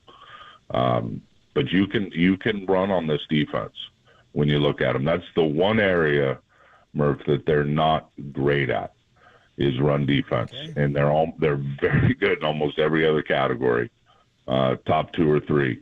Run defense, they're 17th. When you turn on the tape, you can see why. You can find cracks on the inside. At the end of the day, who I think is the offensive player of the year, and Christian McCaffrey. Remember, it was last year he was here like 2 days when he played against the Chiefs at Levi's. That game didn't go great for anybody. It's got to go great for McCaffrey on Sunday, and I think he's up for the challenge. You know, that dude is not going to be denied. So at the end of the day, if the 49ers win, he's probably going to have the MVP trophy, I would think. He's going to have that kind of game. Yeah, great breakdown by Tim Ryan on the Uma guest line. And Tim, just your point about Spags, the Chiefs actually had the 5th highest blitz rate in the entire NFL, which resulted in 57 total team sacks this year, 2nd in the NFL. And of course, the headliner on that front 7 is Chris Jones. Now, I'm sure you've seen throughout your game study, your film breakdown, that Spags likes to move Chris Jones all around that defensive line. So do you think he's going to be more inside to help out with that run game, or do you think he's maybe looking for some one-on-one matchups on the outside against Colton McKivitz? Yeah, I think mostly he's going to be on the inside, and mostly over, you know, outside shade on Big John Feliciano at right guard. He will go out to the end. They get into some dime packages, some 3-man front stuff. And yes, they will put him out there for a matchup. And that's one thing Spags loves to do now. If he can diagnose you're going to be in an empty set, or the back's going out scat protection, so it's just the line, no tight end, and it's a 5-man protection, he's going to send 5. There will be times that he sends 5 because he's going to get one-on-one matchups, and that's what they're looking for with Chris Jones, because when he's one-on-one, he's a freight train in terms of his power, his bull rush. I mean, he can run over your chest on the way to the quarterback. He's also got great swipes and hand movement and all the technical moves that we talk about, you know, the rips, the clubs, the hump moves, swiping the hands, the doubles. He's got it all. He's got an arsenal, and he's good at it. The whole key with him is to get, to me, when you watch the tape, is to get him tired. That's number one, because he can get gassed. B, as many times as you can, get 4 hands on him, which means double team, turn the protection his way. And then if he's double teamed, you don't see a guy that's going to beat a lot of double teams. You see a guy who's going to be at the line of scrimmage, and he's going to conserve his energy. Why and preserve his energy? Why fight this double team? He'll shadow the quarterback and try to get bat downs and throwing lanes on Brock Purdy. But no doubt, Marcus, when you're one-on-one, he's going to be a problem, and it'll be a big task for the offensive guards and tackles. Hey, Timmy, just one slightly, I don't want to say controversial, but just like there was a little bit of static about the Niners' effort on some plays on film in the NFC Championship. And the reason why I bring it up is that Steve Wilkes addressed it in his comments, and he said, quite frankly, embarrassing. It's like, well, right. Yeah, I just wondered your reaction to all that. Like, I don't know if that's putting a foot in somebody's rear end or lighting a fire or what? What was your reaction? Well, I think that's, Steve just calling it like it is. I mean, it was the eye in the sky does not lie. When you're in long drives like that in games, guys are tired. That's one thing that people need to think about. The chase play on the touchdown, where T. Gibb came up and Gibbs, he missed the tackle, but at the same time he missed the tackle, shot the outside leg and forced him to cut back in. Now the pursuit's got to catch up, and it appeared Chase Young, it was right in front of you, was running about half speed in a light jog. The only thing that I will say is, to me, it wasn't intentional. To me, it was out of gas. And that's going to be a big part of this game in terms of the rotation. Because, again, when Mahomes drags you to the playground and has those 6, 7, 8, 8-second plays, those D linemen are that gas is going through the carburetor at a high rate, and they will run out quick. So the rotation is going to have to be hot and heavy with the guys behind them and shuttling fresh legs in and out of the game. But again, I don't think it's a character. It's certainly not a characteristic of this defense. Hasn't been all year. I think there was just some long drives and guys got caught in some spots and had their tongues hanging out of their mouths, dog tired. Yeah, so obviously fatigue and I wonder, like, do nerves play into fatigue a little bit? Like, you got to hydrate. The sympathetic nervous system can get you tight, and obviously you're not. I don't know all that scientific crap, but I guess my point is I just want Brock to like be breathing, because it's going to be. Brock's going to be fine. Like I'm wondering about the moment. Like, how do you handle the moment? Like, just breathe. Like, just block out Taylor Swift. I think the way he's always handled it. Yeah. I think the way he's always handled it, and he has got great faith in what he believes in his life. He's got great confidence in himself. This team's got unbelievable confidence in him. We've seen him at his best, obviously, for most of the year, and then in the biggest moments in the playoffs, and I don't anticipate anything different. I don't worry about him at all, Murph, to be honest with you. He's just got that kind of consistency to him. I'll tell you, the ball didn't hit the ground much at practice this week, and I don't anticipate it's going to hit the ground much at practice this week, and it'll carry over to the game. How about the interesting comments from Joe Montana on Pat McAfee about he said he was just a mailman. That's what he said. Montana's like, well, that's the beauty of it. Everyone they've taken this whole game manager thing and turned it into something that sounds like it's not very good. And I get it. Where's the ceiling? Is he capable of going out there and putting the whole team on his back in huge moments? I think he is capable of that. He hasn't had to show a lot of that. You know why? Because he can read a defense and process information and deliver the mail to the open guy. We've seen what he's been able to do with his legs when he's got to go off script, and it's pretty damn good. And he does have that capability. But, Peyton Manning was a great game manager. He's also a Hall of Fame quarterback. You manage it. We've seen a lot of quarterbacks come through and try to manage this system. None of them have looked like this. So to me, it's the game manager tag is not a bad tag to have. Manage the game. When Alex Smith was here, and Alex will probably tell you he was a game manager. I just remember vividly that When he finally started to play football, it was like, all right, you didn't get us into 3rd and 12. You don't have to get us out of 3rd and 12 in one play. Manage the risks and play football. Play the game. Run the system. Then he was like 17-1 in 18 games. So being a game manager is not a bad thing for Brock. He'll manage the holy hell out of this game. And then when he's got to step out of the management role and, do something off script, he's got the capability to do that. And exactly like Joe Montana. Timmy, it's here, buddy. Super Bowl. Woo! We're coming down. We're flying after the show. We'll be there Tuesday, Wednesday, Thursday, Friday. You doing the Tuesday through Friday at Radio Row? Buddy, all week long. We're going to be at Allegiant Stadium. We'll bump into you tonight at the stadium. And it's on, buddy. It's on. Here we go. It's on. Here we go, man. The quest for number 6. Donkey Kong. It's on like Donkey Kong. The quest for number 6. And they've got more guys left on this team, do the 49ers, than the Chiefs do from the 19 team. And again, some of these guys, opportunities to play in their first Super Bowl, when you think of the Trent Williams and the Christian McCaffreys, and the list goes on with those guys that have had great careers. Seize the opportunity, bro. Let's go get it. It'll change everybody's lives forever, and they know that. Just block and tackle, baby. Block and tackle. All right. All right, we'll see you down there, bud. Thanks for the hit. All right, safe travels to you guys. You're the man. Timmy Ryan, and you are listening to KNBR AM and KNBR FM San Francisco, the sports leader, Cumulus Media Station. On that high, time to give somebody a Brock Purdy jersey. If you are the lucky caller number 10, tell Kyle Parr, California Kyle, that you are caller number 10, 415-896-KNBR, 415-896-KNBR. In the 4 o'clock hour, by the way, Elijah Mitchell jersey. But right now, Brock Purdy jersey coming your way. Big hit is next. 808 KNBR. Line it up. I know Kyle's going to be inundated with calls both to the contest line and to our line. But we'll get you ready on motivation.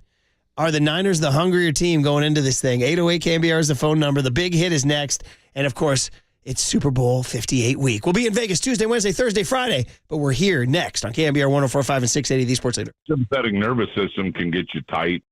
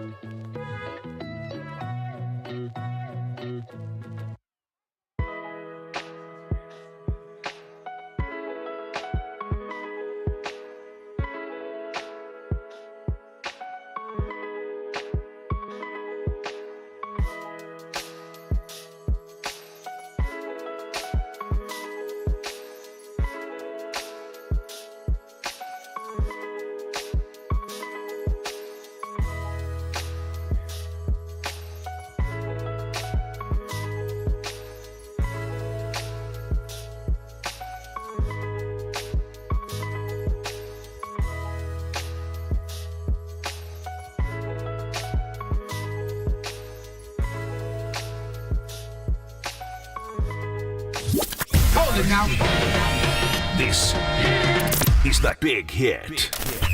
Sponsored by Benjamin Moore Paints. Experience the Benjamin Moore retail difference at their independently owned, authorized retailers today or at benjaminmoore.com. On KNBR 104.5 FM and 680 AM, the sports leader.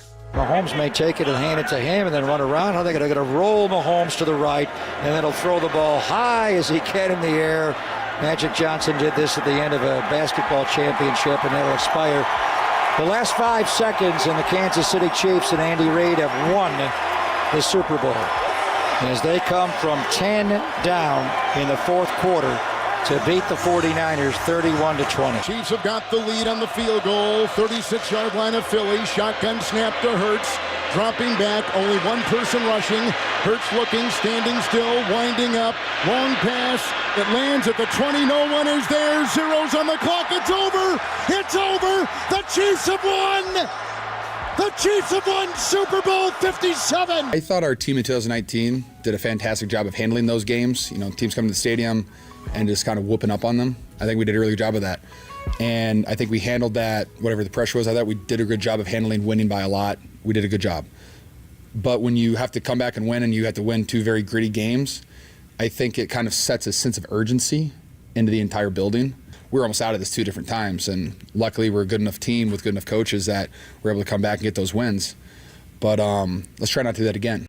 Urgency, urgency, urgency. Marcus, you broadcasting with urgency this week, buddy? Murph, I'm bringing urgency to a level 10 this week. It's Super Bowl week, Murph. Let's go. Good morning, everybody. It is the Big Hit. It is Brian Murphy, Marcus Boucher. We got young Tony Farias behind the glass. We got Kyle Parr, California Kyle back there somewhere, saving my A with coffee, by the way, because in all the madness yesterday with the winds and the blackouts and the storms, and hope everybody's okay. Don't spin out on 280 like the guy in front of Marcus this morning in the pitch black. Careful. Jeez. Or don't be me on the side of a house having shrubs thwack you in the face in the rain as you try to plug in your generator. Everybody's going to be okay. Everybody made it through. It looks like we're calm this morning. Looks like the weather's good. I know some people were stranded at airports, including half of my family last night at John Wayne International. But come on home and get ready for the Super Bowl and get motivated here, Murph, buddy. Yes. The sun is shining. We're giving away free Purdy jerseys, and we're flying out to the Super Bowl today after the show for Media Night tonight and Radio Row all week long. Yeah, we're giving away jerseys, and so are the afternoon show doing their thing here. So Jody Wynn. Ooh, Jody Wynn of San Jose. Boom. Jody, you got a Brock Purdy jersey. Congrats. And it's number 13, which is in the news because last night at the Grammys, you see your gal won Album of the Year for the 4th time. She's like the Mahomes of Albums of the Year. It's Taylor Swift, and she did not reference the Super Bowl or the Chiefs in her speech, but she did say 13 was her lucky number. Oh, Brock Purdy wears 13. Uh-oh. Oh. We're connecting the dots, Murph. Mahomes wears 15. Kelsey wears 87. There's no 13 there. No. We got a 13. All right. That's it. We got a Brock Purdy. Even T. Swizzle's got a little crush on the babyface assassin. Hey, there. 13's a lucky number. You never know, Murph. You never know. But by the way, shout out to Luke Combs and Tracy Chapman giving everybody all the feels with their fast car last night. We should put that in the cooler of content. That was a good duet. Yeah, exactly. Okay, the big hit is our question. We started to watch. This came about yesterday because the Niners bus leaving Levi's was filled with fans. You saw it down in your hood, Murph, right? I was driving by to go get cut up by my guy, Little Romo, and I look to my left, and I see Levi Stadium, and I see the streets absolutely packed with 49er faithful who are all there to send off the 49ers to the Super Bowl. And then they landed, and they drove all the way out to Lake Las Vegas, which I guess is pretty much out in the sticks, a half hour outside of Vegas. And a ton, I want to say, a couple hundred loud fans. And that's like, are the Niners going to be, I know the Chiefs fans are cheering for them too, and we've seen that and all, but I think it was a different energy or volume. And I'm wondering, is there this be like a little bit of human motivation going on in this Super Bowl 58? You know what I mean? Were you surprised to see that many 49er fans travel? I was, yes. Wow, me, honestly? Hey, I'm not surprised, motherfuckers. Because we've seen the 49er faithful travel everywhere to stadiums all across the country, Murph. You don't think they're hyped up for the bowl? Of course they're going to be out there. I get that, but dude, this is the Sunday before the bowl. That's what I'm saying. It's a week ahead. I was going to say, these people are doing the full 7-day experience that we're doing on Radio Row. So, I mean, and you know, I get that Niner fans are hyped, but to drive out to Lake Las Vegas and wait in the Hilton parking lot on a cold desert night? Hey, go camp out by the lake, Murph. Sounds like a good time to me. Do we have that Deebo Samuel sound that he when he saw them coming in, he filmed them, and the buses were pouring in, and there was like, I was like, man, this is like something out of a movie. You know what I mean? It's like the Hickory High bus pulling up to the state championship in Hoosiers, man. And Deebo filmed it and was rather psyched here, yeah. They turned up. That's rocking.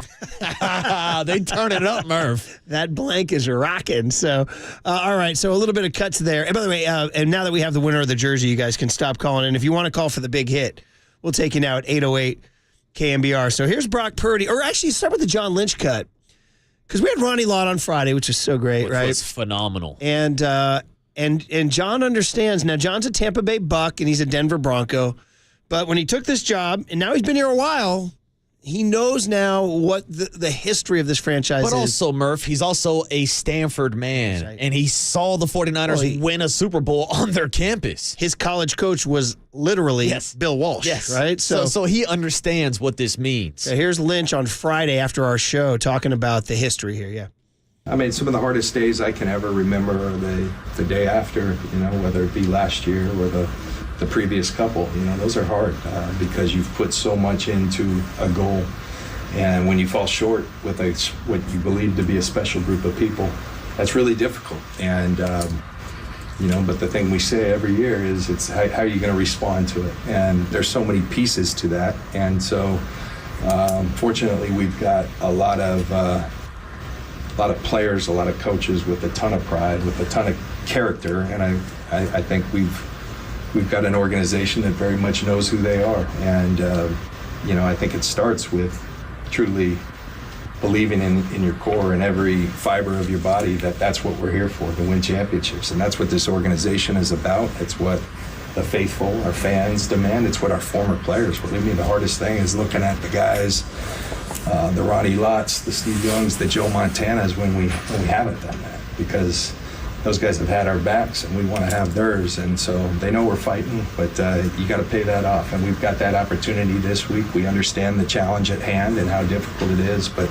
if you want to be great, that's what you got to do. You got to bust through. Okay, man. He's saying it all right. This guy's great, man. He's just great on the mic. He really is. And saying when you look at Joe and you look at Ronnie and you look at Steve, you understand what the standard is here, you know? Oh, and think about how cool that is for someone like Brock Purdy, who gets to speak to and like kind of interact with Steve Young and Joe Montana and Jerry Rice and all these Hall of Famers right before the game. Like, that's got to get you fired up on its own. Like, you're talking about extra motivation. What more do you need? Fired up as my vision has been altered since Joe gave the Hallis Trophy. Now I got Ronnie. Walking it out. Ooh, this one gets me. Ronnie walking it out might. The old man might shed a few. If Ronnie walks this thing out, I might be balling. Ronnie with the white gloves on. Just to see the dignity of a Ronnie Lott. You know what I mean? He didn't peak until he came to the right team. Come on, Murph. But anyway, that's what they're playing for. This history that can change everything. So Brock Purdy, who's never been in anything like this, and you read by the way, my digital chronicle had a whole story on Ames, Iowa, written by my buddy John Marvel about how they're kind of adopting him. They're selling shirts called the Purdy Niners. The Purdy in Iowa State colors. Nice. I like that. I like that support. And it's something that I keep coming back to, and I'm sure we're going to touch throughout the week, is the differences for my generation, the George Kittle generation, the Brock Purdy generation, that really haven't seen the 49ers reach that pinnacle, that haven't seen the Super Bowl success. Murph, I know you and a lot of our demo got to see all 5 Super Bowls. Yeah. Me and my buddies haven't. Remember them all California, vividly, Kyle, and Tony don't remember a damn thing about the 49ers. I'm telling you guys, they're like vividly etched in my. I mean, like they're seminal things. You remember them forever. Like I'm just like, what do you want? I mean, what do you want to take me to Stanford Stadium in January '85? I'll take you there. Correct, but now what do you want? What do you want? Miami, January '95. But think about it now. Brock and Christian and Trent and all these guys have a chance to put themselves in the same conversation now. The second name you said, yeah, McCaffrey did. Yeah, McCaffrey. This guy's ready. That's the difference, man. Did you see one of the TikTok things that went around? People don't talk enough about this guy's pedigree. His mom's dad. And they don't talk about it much. For some reason, the family doesn't talk about it much. But his mom's dad is one of the great underrated athletes, amateur athletes in the 20th century. Did you know he went to Duke? He was voted Duke's outstanding athlete for the 20th century. For the frickin' century. His name's Dave Sim, S-I-M-E. And he won the silver medal at the 1960 Rome Olympics in the 100 meters, dude. Unreal. He also was he was drafted in Major League Baseball by, I think, the Detroit Tigers. And he was also drafted, I believe, by an NFL team. And he became a world-famous eye surgeon instead. I mean, this guy, like, McCaffrey's pedigree is ridiculous. Then you talk about his dad, Ed McCaffrey, and obviously him winning Super Bowls and playing at Stanford. And then you talk about Lisa McCaffrey playing soccer at Stanford. What a character she is. Did you see her legendary quote over the weekend? Taylor Swift is dead to us. Oh, she said. we need that in the cooler of content for sure. She said, no, I'm a huge Swiftie, and I'm going to play her music before and after, but this week, she's dead to us. Damn, I need that same energy from Chris and Juszczyk. I don't want Taylor Swift out here rocking any custom collection from Chris and Juszczyk Up in weekend. Tokyo, right? Yeah. All right. Well, hey, a little bit of Brock Purdy about talking to these older guys and what their mindsets are. 8 of them. This be cut M, 205M, because there's 8 players that played in the last Super Bowl, led by Fred Warner, Nick Bosa, George Kittle, that crew.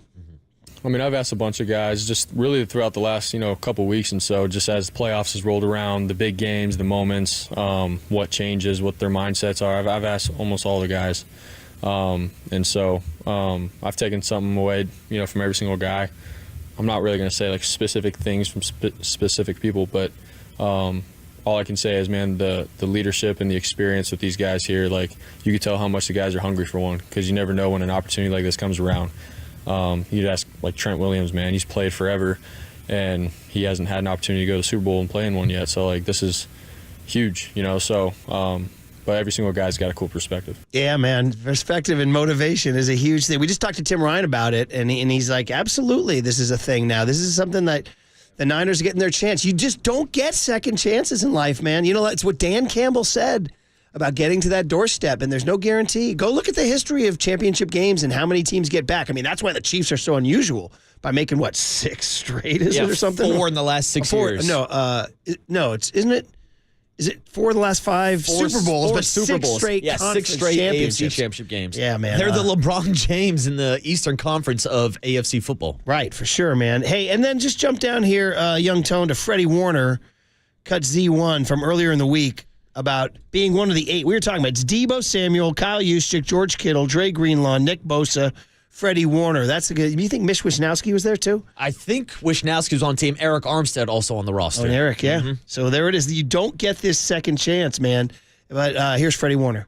Yeah, I mean, I look back at that moment, and I can truly say that I really was in the moment, and I took it really, really seriously, even though I was young. But when you're young and naive, you think you're like, when you go so early in your career, it's like, man, this is just what it's like. You go to the Super Bowl every year, you have a chance to compete, and that's not what the case is, So we've been so close, and now we finally have another opportunity, and you got to make the most of it because you never know if you're gonna have another opportunity. You really got to sell out for 3 hours and give it your best. So this is the rewriting the words for Eminem. What if you only had 2 shots, 2 opportunities to be at 2 NFC championship games to get back to the Super Bowl? By the way, we have jokes on the Golden State Lumber and Building Material text line. I need jokes, Murph. I need jokes. Here it is, buddy. It's a 415 says, yeah, all those Niners fans in Vegas really shows how much the city has embraced the Raiders. Thank you. That's funny. 415. Oh yeah. Welcome to the number 1 tourist destination in the NFL. And 408 has jokes too. He says, yeah, man, I'm hyped. I just staked out my spot for the parade on El Camino next to the Togos in Santa Clara. Dude, I'm telling you. By the way, I've been to that Togos a lot. Okay, I want the parade on El Camino all the way from Santa Clara to San Francisco. 209 says, Niner fans are everywhere. 707 says, I had to tell my 6-year-old we are not listening to Taylor Swift this week, despite her triumph last night in Album of the Year, and then pretended to act like she didn't, and then dragged Lana Del Rey up. Lana Del Rey's like, wait, I didn't win. What am I doing up here? Like, get me out of here. You know what I mean? So the Taylor Swift shockness, like she believes she really is an underdog story, just like the Kansas City Chiefs defending champions all of a sudden are the underdog story. If I was Janelle Monáe or SZA or any of those people who were rooting, I'd be doing the hand gesture, if you know what I mean. You know what I mean? I'd be like, don't give me this. Oh, you're so surprised. Yeah.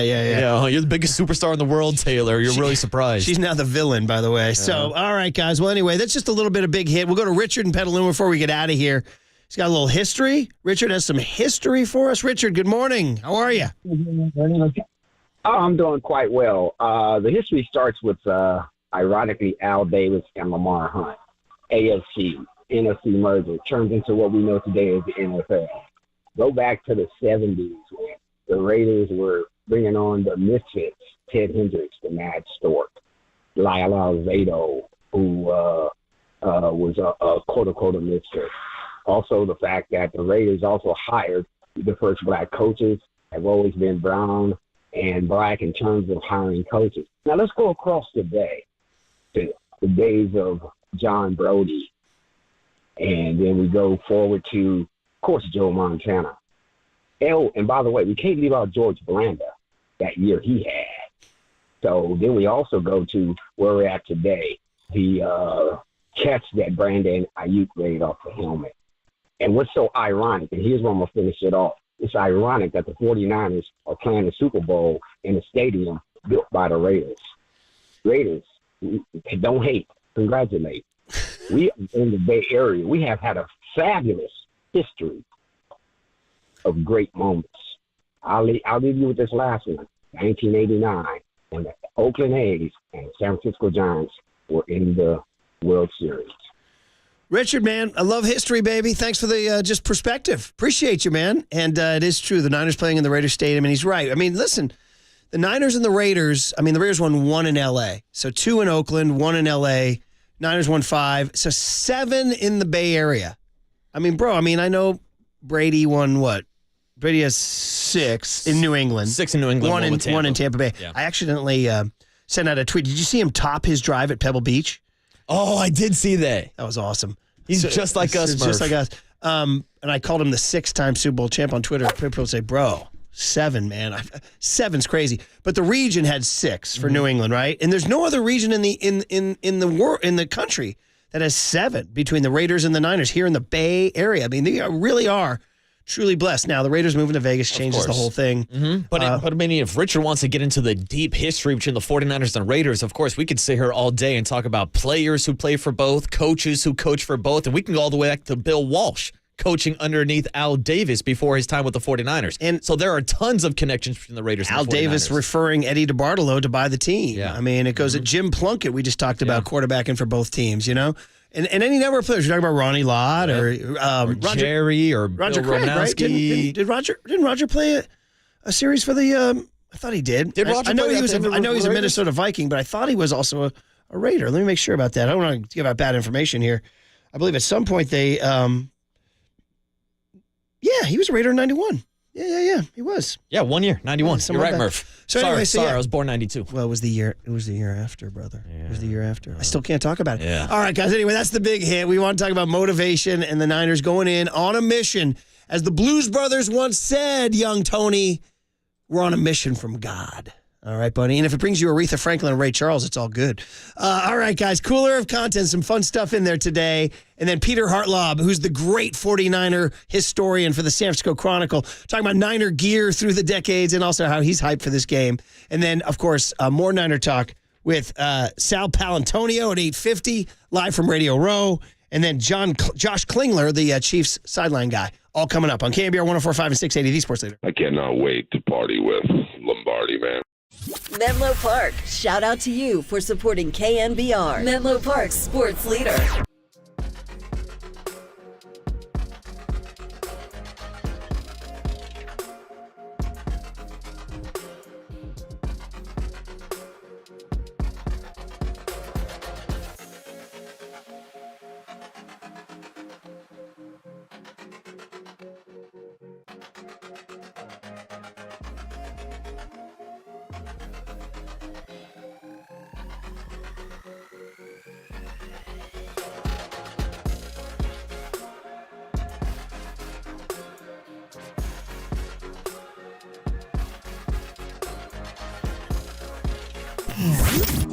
Here's what's trending now Trending now. on KNBR.com. The Warriors wasted a 60-point performance this past weekend from Steph Curry as they lost in overtime to Atlanta Hawks 141-134. So to read the full story of how the Warriors wasted Steph's big night, check out that story and more trending now on KNBR.com and the all-new KNBR app. I'm almost thinking at this point in time, we've done the Daisy brand Deuce. Come on, baby, kick those daisies. Daisy, sour cream, French onion, and ranch dip. I'm almost thinking, like, by the end of this week, we just play the song. I don't even need to tell you about it. Just when you hear the song, you just want to start eating the dip. Daisy, French onion, and ranch dip, game-changing flavor. Come on, baby, kick that Daisy, sour cream, French onion, and ranch dip. No MSG, no junk. Tastes so amazing, so addictive. You cannot stop eating it.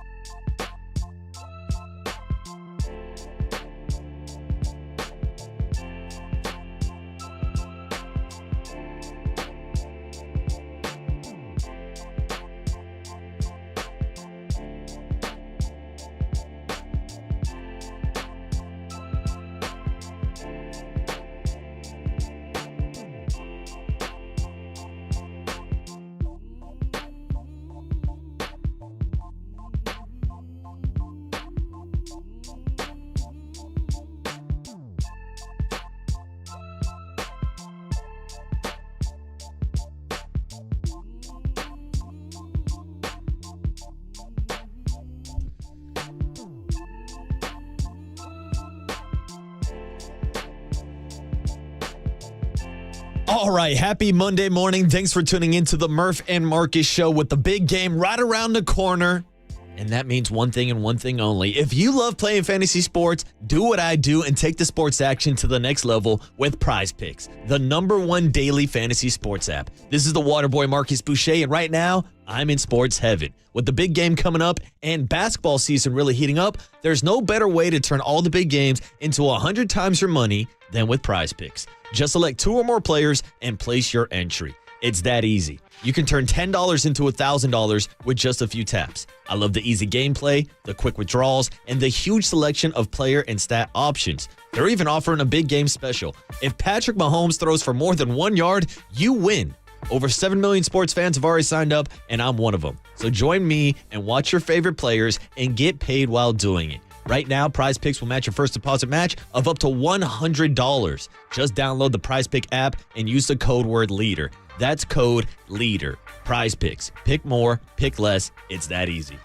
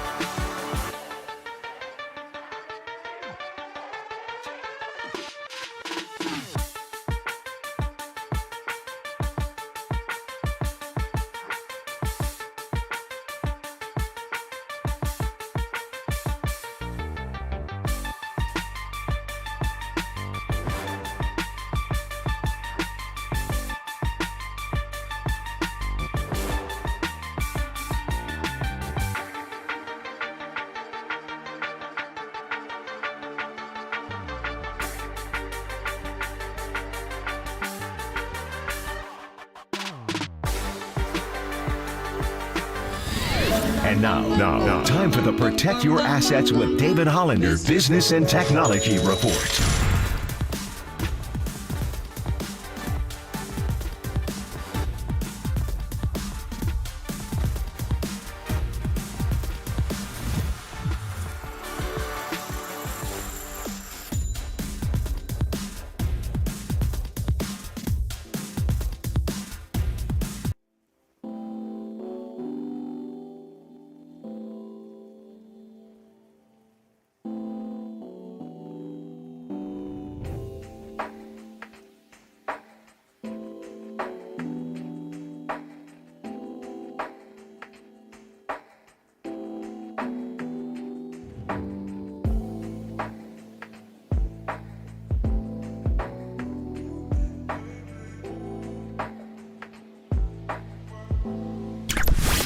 All right, everyone, chill. This is the Cooler. You are not sending me to the cooler of content. Sponsored by Mancini Sleep World. Sleep better, live better. Visit sleepworld.com. And by Marin Health. Marin Health Medical Center and Marin Health Medical Network world-class care. Closer than you think. On the Sports Leader. All right, did you play the cooler content? You did, yeah. Sorry, I was too busy talking mess to Walt. I guess Walt's on our flight? Oh, yeah. I told him, I said, I hope you're sitting in the seat behind me. I'm a guy, I like to put my seat back. Oh, right in your face. Dude, I'm kidding. Of course, I'm going to kill. See, that's the thing. There's no bigger offense in society today. See, I hope you're in front of Walt. I hope I'm behind him so I could kick the back of his seat, put my feet up. Let's make him really uncomfortable. Listen, people, stop putting your seats back. In fact, airplanes should just stop making it possible. Just leave them up. See, that's the problem because it's always the domino effect. The guy in front of you puts it down, then you have to put it down, then the guy behind you's mad. All right, we got some good sound from Fred Taylor defending Brock Purdy, but we'll do that later in the show. We also have a guy walking up and down Market Street just saying bang, bang to Niner fans and seeing what they say. It's pretty funny. But anyway, we're going to do some fun ones here. Pebble Beach. Yes, shout out to Wyndham Clark shooting 60. It's ironic that the guy who won Pebble Beach, AT&T Pebble Beach Pro-Am, is named Wyndham. What's his name? Because this is what it sounded like on Sunday when Andrew Putnam, PGA Tour player, did a little selfie video out at the 18th green.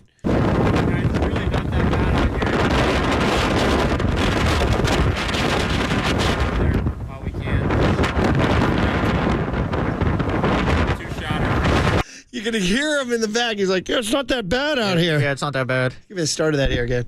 Yes.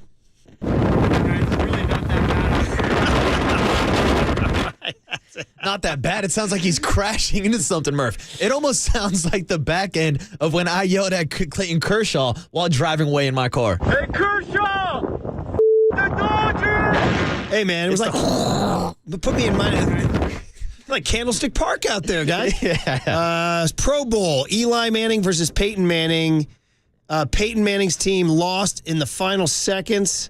His son says what the whole generation is thinking here. Good job, punk. Way to play, baby. Good job. Refs won the game. Refs, well. It's scripted. He said it's scripted. It's scripted. He said the flag football Pro Bowl was scripted. By the way, I love that Eli walks up. What's up, punk? Talking to his nephew, and then Peyton. that was Eli saying. That's Peyton. What's up, punk? And then Peyton's kid claps back. He's like, yeah, uncle. You know you only won because of the refs. Yes, hear this whole thing again here. Yes. Scripted. There you go. And then hey, Way to play, baby. Good job. Refs won the game. Refs, well. It's scripted. Yeah. By the way, brother, sounds like me in my 6B CYO game this Saturday. It's scripted, Murph. Here's the thing. They're out doing like sack races and playing dodgeball and tug of war. It's you can't scripted. script that stuff. And then, hey, I need to get this in before we get to Hartlaub and Sal Pal and everybody. Man, dude, this one really hit me, man. Carl Weathers. Yeah. We lost him on Friday. Come on, man. What do you want? Some people know him as from Happy Gilmore. Chubbs, legendary character. Right? But for me, it's like Apollo Creed.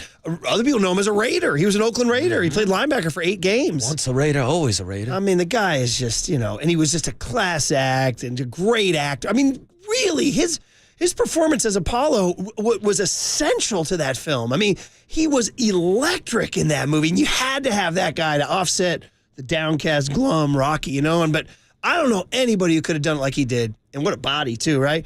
So here he is. This is one of my favorite scenes in the original when his original fighter cancels and he still wants to fight on the bicentennial. He's in his office in his coat and tie going through a list of boxers in Philadelphia until he finds the guy he wants to fight. Exactly what are you looking for, Apollo? This is what I'm looking for.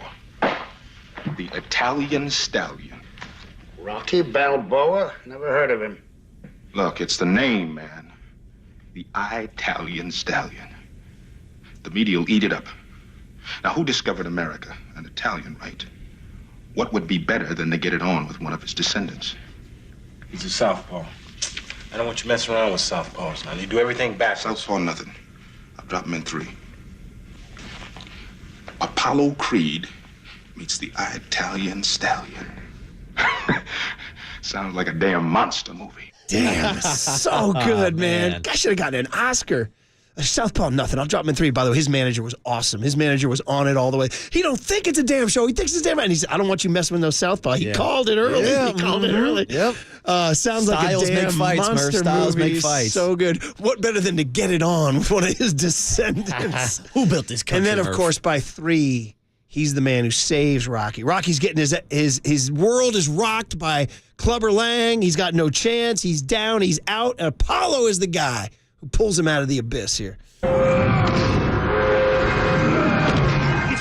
He's hooking. Damn, Rod, come on! What's the matter with you? Tomorrow. Let's do it tomorrow. There is no tomorrow. There is no tomorrow. There is no tomorrow. Yeah, man. Hey, that's for the Niners. That's it, Murph. There is no tomorrow. All right, There's only guys. a Super Bowl. Great cooler content. Peter Hartlaub of the Chronicle, all-time 49er voice and historian, next on the Sports Leader.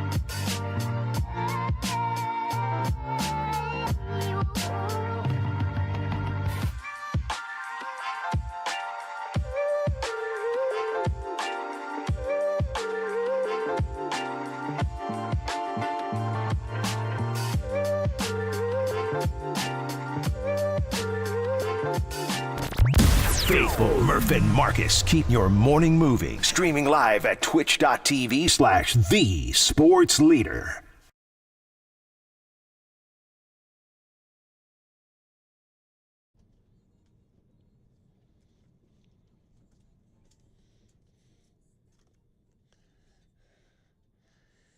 Well, there it is. It's official now. Super Bowl 16's locker room song. This is how innocent it was back then. They were listening to yacht rock before the Super Bowl. All right, guys. By the way, Dante Whitner joining Papa and Lund at 12:30 this afternoon. One of our favorite 49er fans in the world is the great Peter Harlob. He knows that this is what they played at Super Bowl 16 because he knows a lot about the 49ers because he is one of our favorite 49er columnists and cultural observers and writers and fans. Peter Harlob of the San Francisco Chronicle, and today on the front page of the Cron, it's the evolution of 49ers fandom. Pete, it is a special time, brother, special time. We got Marcus Boucher sitting alongside me. Happy Super Bowl week, brother. How are you, man? Hey, Peter. Hey, I'm doing great. It's good to talk to you both.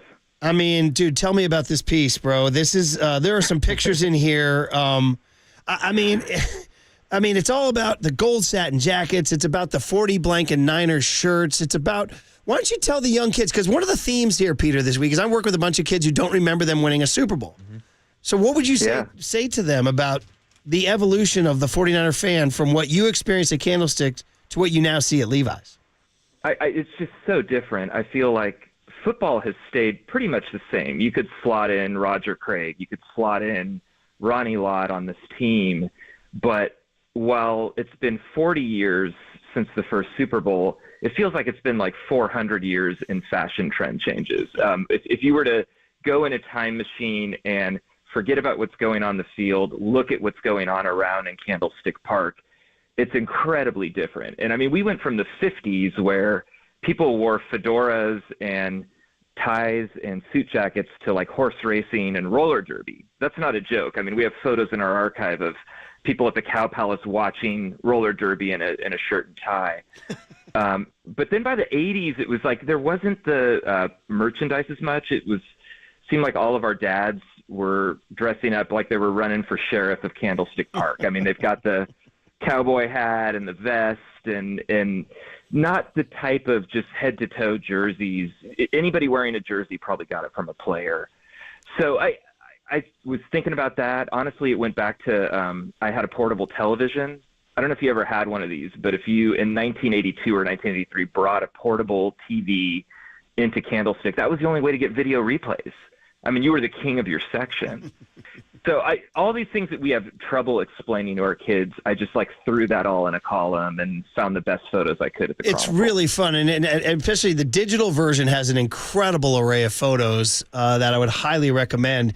And it leads us to where I think it always leads us, Peter. We're talking to Peter Hartlaub of the Chronicle, great 49er columnist and observer here and fan, is the gold satin jacket. And I'm wondering, does that trend, and we're talking about the gold, Marcus, the gold satin jacket. Marcus, Peter, two questions for you. One, does that transcend the generations? Like, do you think the new generation still embraces it? And two, is there an accepted, like, standard version? Because there's a couple of variations. Yeah, I mean, so there was no team store in the 80s for the Niners. You could go to, like, Shirtique and buy one shirt, and Miller's Outpost might have another. McDonald's might give away a hat for Sears a couple weeks. might have one, yeah. Sears. But nothing was unified. And the gold satin jacket was really the first merchandising item that was widespread, that everybody wanted. And you look in those like 80s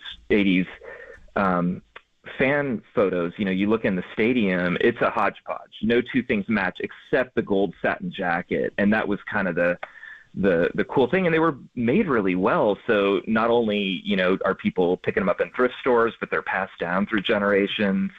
I just did a kind of crowdsourcing thing where I was having people tell me about their traditions and superstitions, and I was hearing one after the other about people wearing a gold satin jacket that their grandparents wore for the first Super Bowl. Oh, man. So, classic. And now, is there, just real quick, Marcus, I know you had a question, but the back, to you, is the original, does it have to spell out Forty, Forty, Niners, Niners? Is that the only acceptable? And then the helmet on the left breast? Is there No. So that's a little bit. That was the most common one, and we have a great photo, and I don't know if it made it in the paper. It's but on the paper. It's digital. Yes. Of the guy who's got his hands spread on the paddy wagon in back of Candlestick Park, which is it's peak gold satin jacket, and he had the 49ers. But Chalkline, which made a bunch of variations, including they made like special ones for all 5 Super Bowls. And so there's different ones that are vintage. That was the most common one. But there's also ones with the 49ers saloon logo on the back. Yes. And those were original too. So, the older ones had several variations. And Peter, that's the cool thing. Even when I see one of these gold satin jackets at Levi Stadium today, it makes you kind of feel those Candlestick vibes. But of course, when you're talking about those Candlestick vibes, you're talking about all the winning that the 49ers did at Candlestick. Now, the 49ers have won plenty of playoff games now at Levi Stadium. So from your perspective, has Levi Stadium matched the overall vibe and experience that the 49ers used to have at Candlestick Park? No, but it started low and has gotten a lot better. I think, honestly, the legacy of this fandom, Levi Stadium's fine. It's solid. I don't think it's as loud. I don't think it's as unified. I don't know the people in my section. We've had 49er season tickets in our family since 1947. Candlestick, I knew everyone around me. Now, I mean, it's been 10 years, and I'm just starting to get to know people. So I think the vibes are a little different. The Ticketmaster generation, there's more people cycling through. Yes. But I also think this generation of fans is really known for traveling. The fact that they can go down and fill the Rams stadium, I think this makes this fandom kind of legendary in its own way. And I touched on it in today's piece. The tailgating is, I mean, you don't know where one tailgate starts and the next one ends. That's a good point. And you go and look in like 1982, and it's a bunch of people like, with glasses of Chardonnay. I mean, it's the total San Francisco stereotype, like wine glasses. They brought glass wine glasses to a tailgate. Could you imagine that now? They're like napkins. I pulled in on photos, like their napkins are folded with silverware laid out. And now it's like, it's Mad Max Fury Road, when you get into the stadium in like the most glorious way. Yeah, totally. I think this fandom has something too that's really special in the same way that the 82 fandom was special. And you saw it like in the buses leaving Levi's yesterday, and to me the buses arriving in Vegas. There were large crowds at last Sunday night at Lake Las Vegas Hilton greeting those guys. I know we got to let you go, but just the word. Can you explain the 40 effing Niners shirt to the kids? And carefully. And is there finger on the dump button mark? And is there an equivalent today? I don't know. Yeah, I mean, it was 40 effing Niners spelled out, right, Pete? Everywhere, spelled out, but with the N apostrophe. It's not a Bay person if they spell out the word fully, but. I looked in the archive, and you see it everywhere. I mean, at the parade, there's people up on light poles with their 40 effing Niners T-shirt. There's people who made giant bedsheet signs, which Murph and I are both big connoisseurs of, and put it in front of a bar. I think, you know what? I'm going to go with like Huey Lewis and 40 effing Niners is to now what E40 and Bang Bang Niner Gang is. You know what? This is why you are who you are, buddy. You are 100% correct. Yeah. Mm-hmm. So I think we got it. Yeah, I think we got it now. That's it. Bang Bang Niner Gang and it's even more family friendly than kind of. Yeah, a little bit. All right. Listen, Pete, it is awesome. I highly recommend the piece, everybody, especially if you have the digital subscription. The photos are incredible. sfchronicle.com or in the print version, too. It's a good one, too, in the front page. I just needed you this week, Pete. I needed a piece of you, buddy. I needed a piece. How you feeling? You feeling good? I'm feeling good. I feel like everybody's trashing San Francisco, and that's what happened before the 82 Super Bowl. San Francisco was down. People thought it was a bad place. They thought it was scary. Right. And we needed something big, and we got our Warriors. But I think a Niners Super Bowl would be a great thing, not just for the fans, not just for the team, but for the Bay Area. Dude, you know something what? to kind of like let people know, hey, we're still here. We still love it. Great analogy. Post Moscone, post Jonestown, all that. Yes, buddy. Here we go, Pete. Let's go, buddy. Yeah. All right. Niners. I feel good we got you. All right. Everybody, All right. put on the jacket, put on the shirt. And put on the jacket, put on the shirt, get that portable generator going in case the power goes out. Which you did last night. Enjoy the hell out of it, Peter. Great talking to you, bud. Yeah, thanks a lot, Peter. Peter Hartlub of the Chronicle. Sal Palantonio, ESPN, next on the Sports Leader.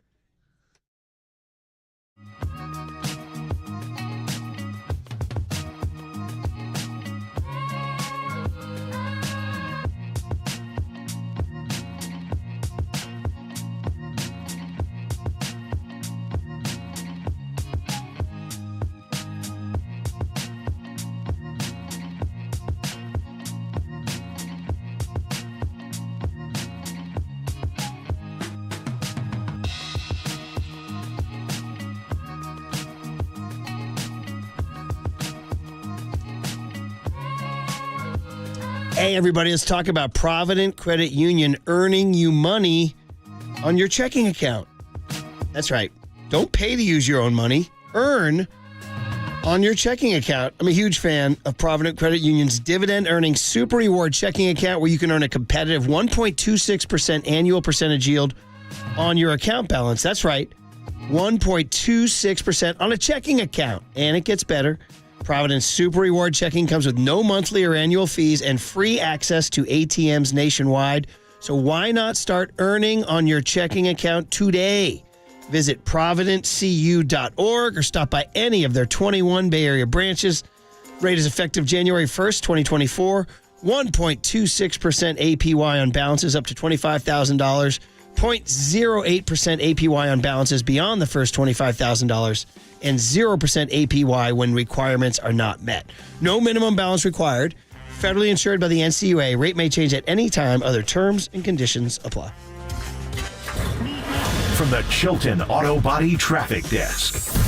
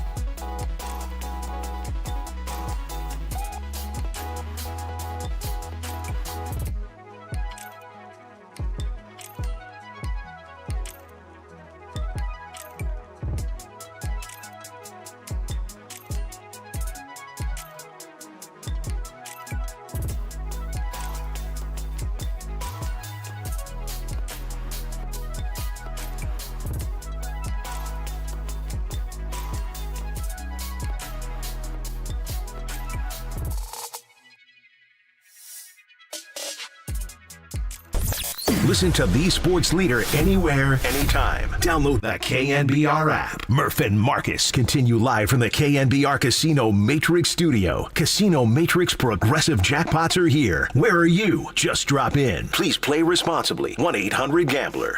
I mean, I've asked a bunch of guys just really throughout the last, couple weeks and so, just as the playoffs has rolled around, the big games, the moments, what changes, what their mindsets are. I've asked almost all the guys. And so I've taken something away, from every single guy. All I can say is, man, the leadership and the experience with these guys here, like, you can tell how much the guys are hungry for one, because you never know when an opportunity like this comes around. You'd ask, like, Trent Williams, man, he's played forever, and he hasn't had an opportunity to go to the Super Bowl and play in one yet. So, like, this is huge. All right, there he is, Brock Purdy, of course, talking about the motivation factor, the experience factor, all the angles we're going to get into. What a treat to have one of the greats, ESPN's Sal Paolantonio. Sal, pal, when I was on the Niner Beat back in the 90s, Sal used to come in covering the Eagles. Now, of course, he's nationwide, worldwide. And Sal, it's great to have you on KNBR in San Francisco. Your old pal Brian Murphy from the Niner press room. You got Marcus Boucher here, Murph and Marcus. You're on Radio Row in Vegas. We'll be there tomorrow.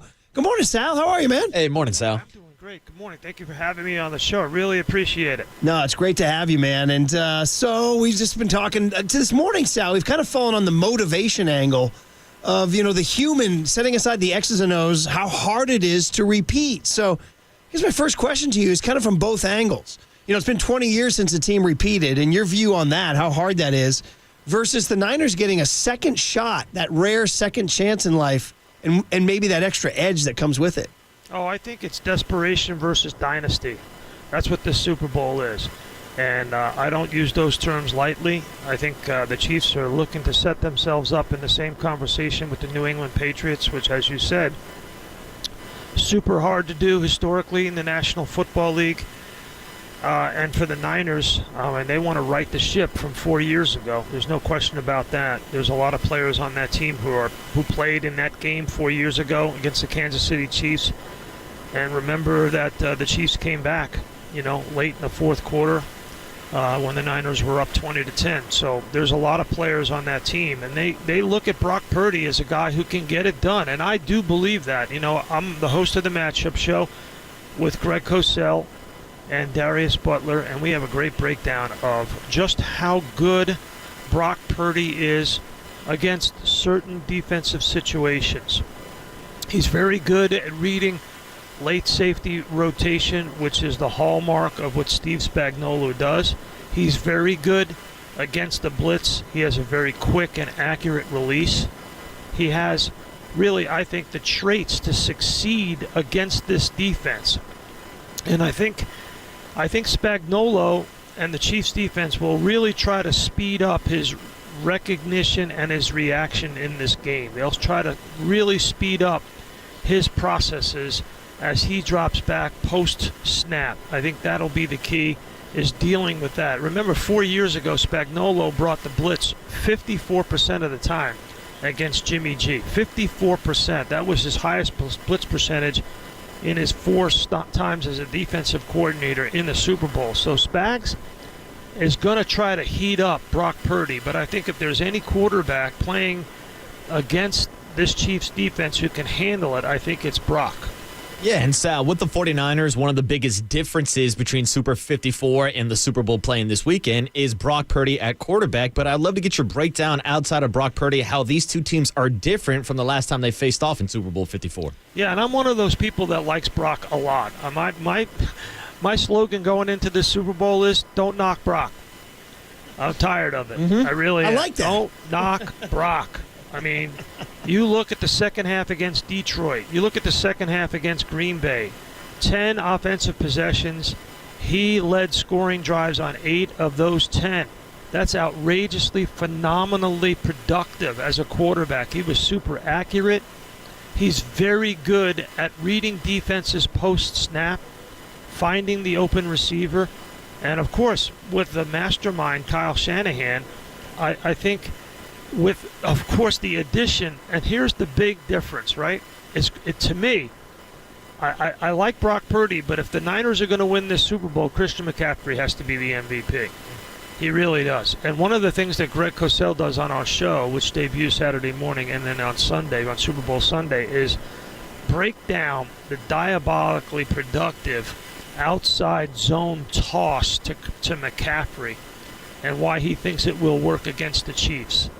I think if the Niners are going to win this Super Bowl, they got to use McCaffrey early and often because they got to get a lead in this game. And they talked about it this week in Santa Clara. Whatever chip they brought to the second half against Detroit, they got to have that in the first half against Kansas City because I'm telling you right now, there's not going to be any comeback against the Chiefs because Lamar Jackson couldn't do it. It's really super tough. The Chiefs have too good of a defense and pass rush for that to happen. They got to get up early. They got to control the line of scrimmage. They got to control field position, and to me, that means hand the ball off to Christian McCaffrey early and often in the football game. Listen, I love talking Niners and can do it all day, but we have Sal Palantonio here for a few minutes. Just got to get your take on the other side in Mahomes, where we're at now with this guy. I mean, you mentioned dynasty and trying to repeat like Brady. I mean, I don't know if he's arrived at that point yet. He hasn't won 7 Super Bowls, so I don't know if he'll ever get to that point. But where he is right now in the pantheon of NFL stardom, and in particular, kind of doing it a different way this year, kind of grinding it out a little bit, but what you still see from this guy or any new evolution of this guy? I don't see an evolution. I see a development for sure. So, and what is that development? Well, first and foremost, I think he's the best off-script quarterback in the history of the National Football League. And we're talking about Michael Vick, Fran Tarkenton, guys who can extend plays. No one's done it better than Patrick Mahomes II. His ability to extend plays, keep his eyes downfield. Kyle Shanahan said it, and Nick Bosa agreed with Kyle Shanahan. Defensive line rotation and stamina for the Niners in this game will be critical for 4 quarters. It's always critical in the Super Bowl. I've covered 31 Super Bowls.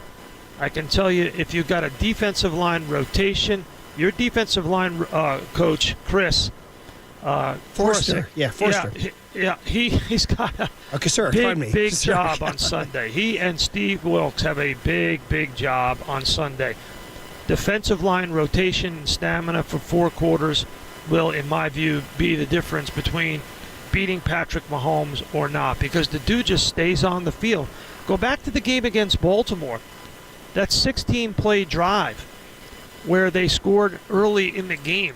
It took the air out of that defense and just set the tone and said, hey, man, I'm going to be here all day. I like this party, and I'm staying here all day long. You got to get me off the field. So it's a 4-quarter game for that defensive line of the Niners. Yeah, and Sal, just going back to that AFC Championship game, I wanted to get your breakdown of the Todd Monken game plan with the Baltimore Ravens and Lamar Jackson throwing the ball 26 times versus them only rushing the ball, I believe, 16 times that game. What word would you like me to use? How about dumb? There it is. There it is. I mean, say no you more. had Lamar Jackson. I mean, I'm echoing the opinion of football experts, and it doesn't take a genius to figure it out. You can't have Lamar Jackson drop back 82% of the time against that defense that plays blitz defense with man behind it. It was just a bad game plan, which I think is the reason why. I think you'll see Kyle Shanahan flip the script in this game and realize, hey, Todd Monken made a bad error in judgment. And he's got to run the football with Christian McCaffrey in this game for a lot of different reasons. Yes, for a couple more minutes here with Sal Palantonio, ESPN's great NFL national reporter, and he says, don't knock Brock. He says, desperation versus dynasty. I guess just kind of staying, because it's going to be a big theme all week, just circling back to your don't knock Brock. Why do you think so many do?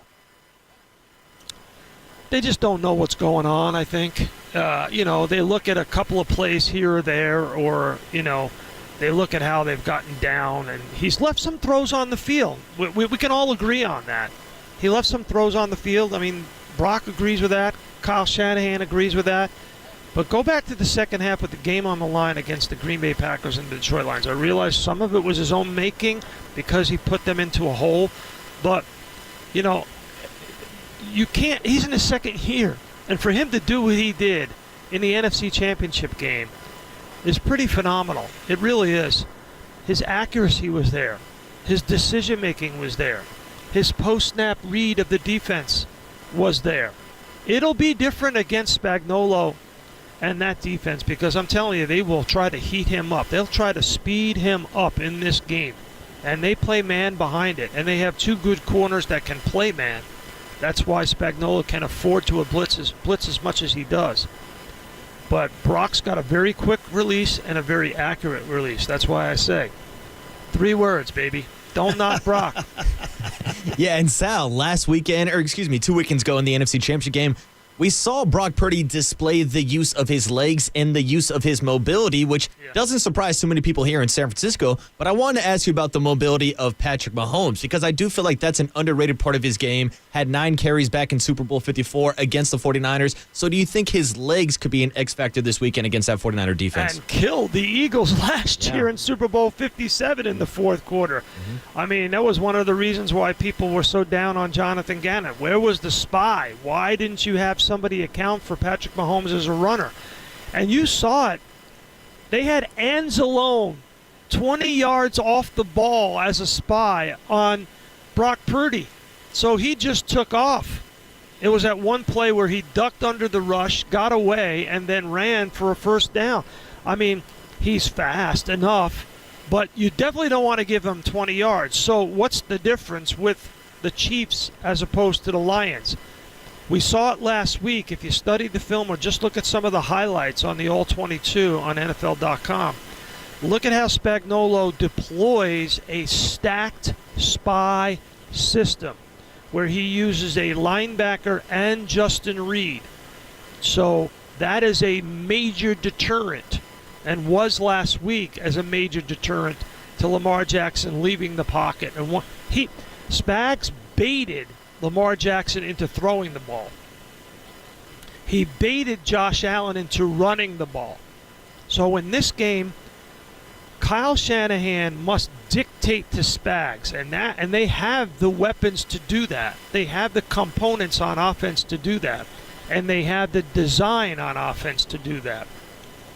They have the ability to dictate a plan offensively in the first half. They just gotta stick to it. There it is, man. We'll see how they handle their decision-making under pressure. All right, Sal, great having you, man. Hey. We'll be down there Tuesday, Wednesday, Thursday. Can you believe, Sal, we live long enough to see a Super Bowl in Las Vegas. Oh, it's awesome. Can you really great. I mean, can you wish imagine? the weather was better, but hey, what are you going to do? But 20 years ago, I mean, Pete Rozelle would have you or Tagliabue would have you arrested if you mentioned the word Vegas, right? Hey, I got a vowel on the end of my name. I know what that's all about. Nice. Hey, the 3 words. Don't knock Brock. Here we go. Don't knock Brock. There it is. Don't knock Brock. All right, Sal, we'll see you down there, buddy. Thanks for hopping on. Yeah, thanks, Sal. Appreciate it. Sal Palantonio. Don't knock Brock. I love it, dude. He's great. Sal Pal leading the chance. And he's dropping a little. Did he indicate that the vowel at the end of his name means he has some ties to Vegas? Whoa, you talking Italian? Whoa, you talking Sal Pal? I'm Mo Green. I made my bone when you were dating high school cheerleaders. All right, guys. Well, it's great to say. Listen, so can Shanahan stick to the run? Yes. Can he stick to the run? Can they successfully run it against Spags? And can you still do it and not be tempted to show off your bag of tricks through the air? Yeah, and that's the question. And keep Mahomes off the field. Yeah, will the 49ers stick to the running game plan even if they fall behind in this game? Because we saw the Packers and Lions get off to those leads, which enabled them to run the ball more, which also made Kyle and Brock Purdy drop pass and throw more of those checkdowns. Yeah, but the Chiefs are going to be fat and lazy and unmotivated. That's my take. Yeah. All right, guys. Hey, don't knock Brock, says Pal. We'll see what Josh Klingler has to say. Kansas City Chiefs sideline radio reporter, has his own radio show in KC. Get a little. What do they call it? Do they call it the Empire? The Chiefs? No, Kingdom. No, they call Chiefs it the Chiefs Kingdom, Kingdom. Murph. Get a little view from the Kingdom. Next, Not my king. on KNBR. Yeah, there you go, buddy. Yeah, Taylor Swift, not my queen. That's correct. On KNBR 104.5 and 680, these sports leaders. Don't knock Brock. Alameda. Shout out to you for supporting KNBR, Alameda's sports leader.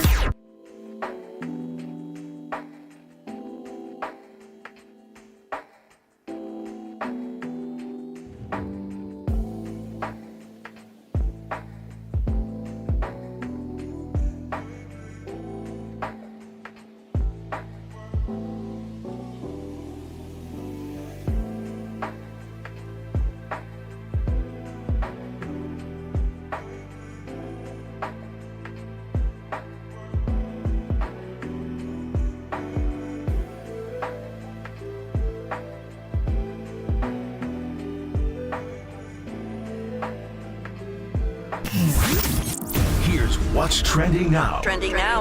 On KNBR.com.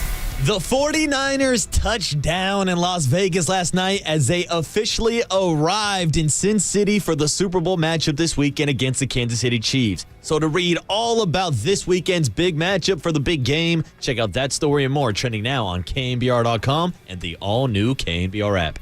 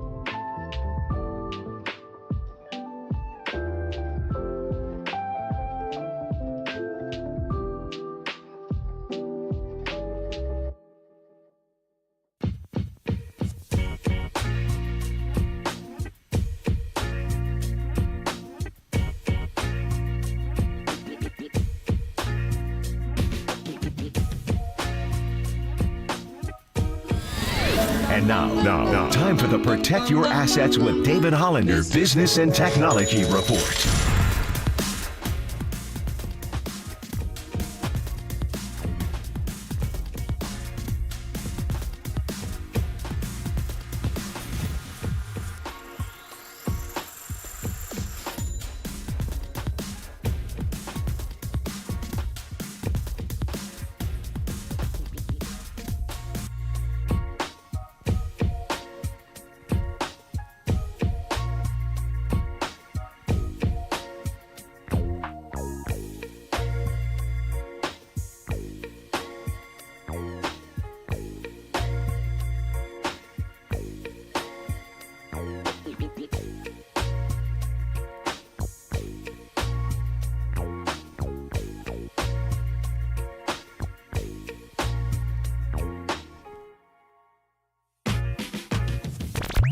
Faithful Murph and Marcus keep your morning moving. Streaming live at twitch.tv/thesportsleader. It's not a quarterback that's managing or all those tabs that they put on. He's for real. Makes all the throws. Really, really smart. And then what I didn't know, because I'm not seeing enough of it, is how athletic he is. I mean, this is another quarterback that when you cover everything back there and he finds a lane and a pass rush line, can take off. He did it last week. He's done it in every playoff game and gets positive yards. That puts a lot of strain on us defensively. Thoroughly impressed with him. Steve Spagnuolo talking about Brock Purdy. No bulletin board material there. I am looking at the Twitter feed of our next guest, Josh Klingler, who is the co-host, 6 a.m. to 10 a.m. at 610 Sports Radio, KCSP in Kansas City, sideline reporter, Chiefs Radio Network. And he retweeted the Nick Bosa, they hold a lot, and they're like, oh, really? Is that how it rolls? Is that how you're doing it here? So fun stuff, maybe a little pregame jousting here. But Josh, a pleasure to have you on KNBR in San Francisco. Brian Murphy, Marcus Boucher, Murph and Marcus. We do the same hours that you do, my man. So how are you, Josh? Hey, morning, Josh. Yeah, so you're up at hours other people shouldn't be. It's pretty much what it is. It's like it's a mentality, isn't it, Josh? It's a lifestyle, Josh. Yeah. No, you mentioned the any kind of bulletin board material. Andy Reid hates that stuff. I mean, it gets squashed quickly. So I know one of the former players had tweeted something last week and said Andy Reid hated when we gave bulletin board material more than when we missed an assignment in the game. So he just doesn't want any.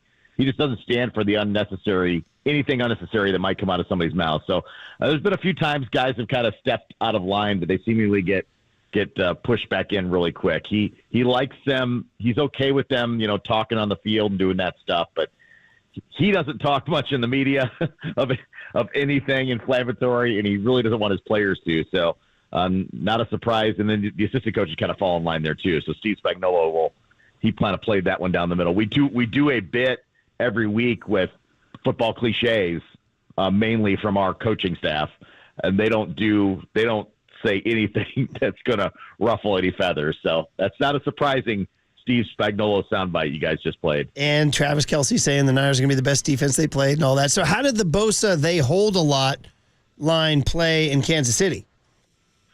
I think, if you look at the two tackles, they're probably the least impressive portion of the Chiefs offense. So the two tackles have been kind of under the microscope here all season long. So it's kind of been par for the course a little bit that, you got to throw out those challenges to the tackles. I welcome it. I think it's great. Those guys do need a wake up call every once in a while. And so don't hold Nick Bosa or hold him at the appropriate times, I guess. Yeah, Josh, and I actually looked it up, and Jawan Taylor actually led the NFL in penalties this year. So we're going to see if that's going to be some flags being thrown with some holds on Nick Bosa or whether it's not. But I want to get your full breakdown of the offensive line because it's a line that's only allowed 28 sacks this year. How do you think they match up with the 49ers defensive line, and do you believe that the Chiefs can run the ball with Isaiah Pacheco this weekend? Yeah, Jawan Taylor probably led the league too in pre-snap penalties because he just leaves early. He just kept backpedaling early. It was just maddening to everybody. At least hold somebody. At least that's during a play. He was doing all kinds of stuff before the play even started, which was driving people crazy. Donovan Smith was a veteran that they brought in to play left tackle this year. He got hurt, and then they put a rookie in for a brief moment, and he got hurt, and they put Donovan Smith back in. So that left tackle spot's been a little bit in flux. The three interior guys have been solid, although they're missing Joe Tooney, their all-pro left guard, who probably won't play this one. I'd be surprised if he did. And so they're a little bit, I don't want to say banged up along the offensive line, but they've done a terrific job of keeping Patrick Mahomes clean for a good portion of the year. And then Mahomes does a great job with his feet. He's not a runner per se, but he's really, really smart at just taking off when there's trouble. So he helps out that department in the sack department. But the running game is, if it gets going early, this is when this team plays well. If they abandon the run early, which, they can be accused of really under Andy Reid's entire career, I don't think they're as good, this particular team, offensively. I think they need the balance. I think they play better with balance. And so if Isaiah Pacheco gets going early, they tend to stick with it a little more than if they're, third and behind the chains a lot because they're not getting much on first and second down. You'll start seeing them throw a little bit earlier. So, no, I think Pacheco's a big key to this one and a big key to their offense. They're better when he's having success. Voice you hear is Josh Klingler, co-host, 6 a.m. to 10 a.m., same hours as us, 610 Sports Radio, KCSB in Kansas City. Sideline reporter, Chiefs Radio. Also in your bio, your Twitter bio, Josh says Hawkeye grad, so a little soft spot for George Kittle this week, huh? Yeah, and I try not to have Brock Purdy slander. That's right. The enemy, I think right? those two seemingly get along now. So yeah, he's he's kind of the adopted son in that regard. I love Kittle. He's awesome. Hey, just a little bit on this season for the Chiefs. Your Super Bowl champs and the banquet circuit. There used to be the rubber chicken banquet circuit, and you put on a couple pounds, and you're not as motivated, and you go to Disneyland, you do your commercials. So was that a theme this year of, ooh, boy, Super Bowl champs look a little sluggish? Was that the theme this year, or and was it only shaken the last 2 weeks in the playoffs? The offense was the thing that got freed up at the end of the season. I don't think it was anything related to Super Bowl hangover, but Chris Jones didn't play in the first game. He was in a contract holdout. Travis Kelce was injured in the first game, didn't play in the first game. So they got off to maybe a slower start. The offense, though, was the baffling one all season long, guys, because they gave tons of opportunities for basically the entire wide receiver room. Somebody go out and do something. And they spent weeks, probably to week 17, before they really kind of narrowed the list. And I think that's what's happened in the playoffs, that they just got to the end of the season and they said, look, we gave a bunch of chances. Only one guy, the rookie Rashee Rice, has really stepped up. And so Travis Kelce, Rashee Rice, you're going to get all the targets. You other guys, you can wave your hand if you're open. He may or may not throw to you, but you got plenty of opportunities. And so they really whittled their list down on offense. And Marquez Valdez-Scantling, you're going to get 2 targets, better make a play. Justin Watson, you're going to get 2 targets, better make a play. And I think that was really the key, that they spent the entire regular season trying to find a bunch of options to throw to, and really found out that they had 2. And a lot of times that can be enough. If you have 2 real good passing options, and then you can run the football, and then you have Mahomes, that should be enough. But they messed around for a long, long time. I think that was the consternation for much of the season. The defense was great from the jump and really have been the thing that's carried them all season long. It was that the offense, you thought, okay, they're going to figure it out. They're going to figure it out. And then you got into week 12 and week 13 and week 14, and they hadn't really figured it out. And I don't think it was really until their second to last game, they played the Cincinnati Bengals in what's become kind of a rivalry game for the Chiefs. And they wrapped up the third seed. They rested everybody the final week. But I think they left that Cincinnati game going, okay, here's the list. We're going to throw to the guys we trust. And that is what they've done through the postseason, which has been a big benefit. It just took them a long, long time to whittle, I guess, 7 wide receivers down to like 1.5. So it's just been a kind of a strange season where the defense has carried things much more than the offense has. Yeah, and it's definitely been an interesting thing to watch with Patrick Mahomes playing with the best defense of his career. And I wanted to ask you about one of the kind of headlines of that KC defense, and that's L'Jarius Sneed. And I know he shadows the number 1 wide receiver a lot. Not sure if that's going to be the game plan this weekend. And if it is the game plan, do you think he's more likely to shadow Brandon Ayuk or Deebo Samuel? Yeah, that's the question, right? Which one do you consider the number 1? I would say it's Ayuk, but we'll see how they kind of handle it. But they have equal confidence in their other corner and Trent McDuffie, second-year guy who's, if L'Jarius Sneed wasn't on this team, he'd be getting talked about a ton, and he's getting pretty good respect. L'Jarius Sneed's had an unbelievable season, like the perfect season you could draw up for, it's my contract year. Not that he was bad before now, but he was just an absolute lockdown. He gave up one touchdown in coverage this season, and that came in the divisional round of the playoffs. He hadn't given up a touchdown all season long, and it was just like almost like I called it the reverse. Remember when Ocho Cinco had his list in his locker, and he was going through all the DBs he was facing a number of years ago, and he had that like check mark every week. Yeah. Like if L'Jarius Sneed had that for his locker and just check marked all the number ones he covered, he'd have a really good looking checklist. So he's been terrific all year long, but they don't help a lot either. Like the corners, you're kind of on your own, and that frees up some guys to blitz and do some other things. And if you got a lockdown guy like Sneed, that's a huge benefit. But he's had a fantastic year, and he's gonna put the Chiefs' backs against their wall in the offseason to probably come up with a pretty decent sized contract. Josh, we saved the best question for the end here. I mean, what role will Taylor Swift play on Sunday? Well, I think it's funny because it's been an awesome story. It's not been a distraction in Kansas City at all.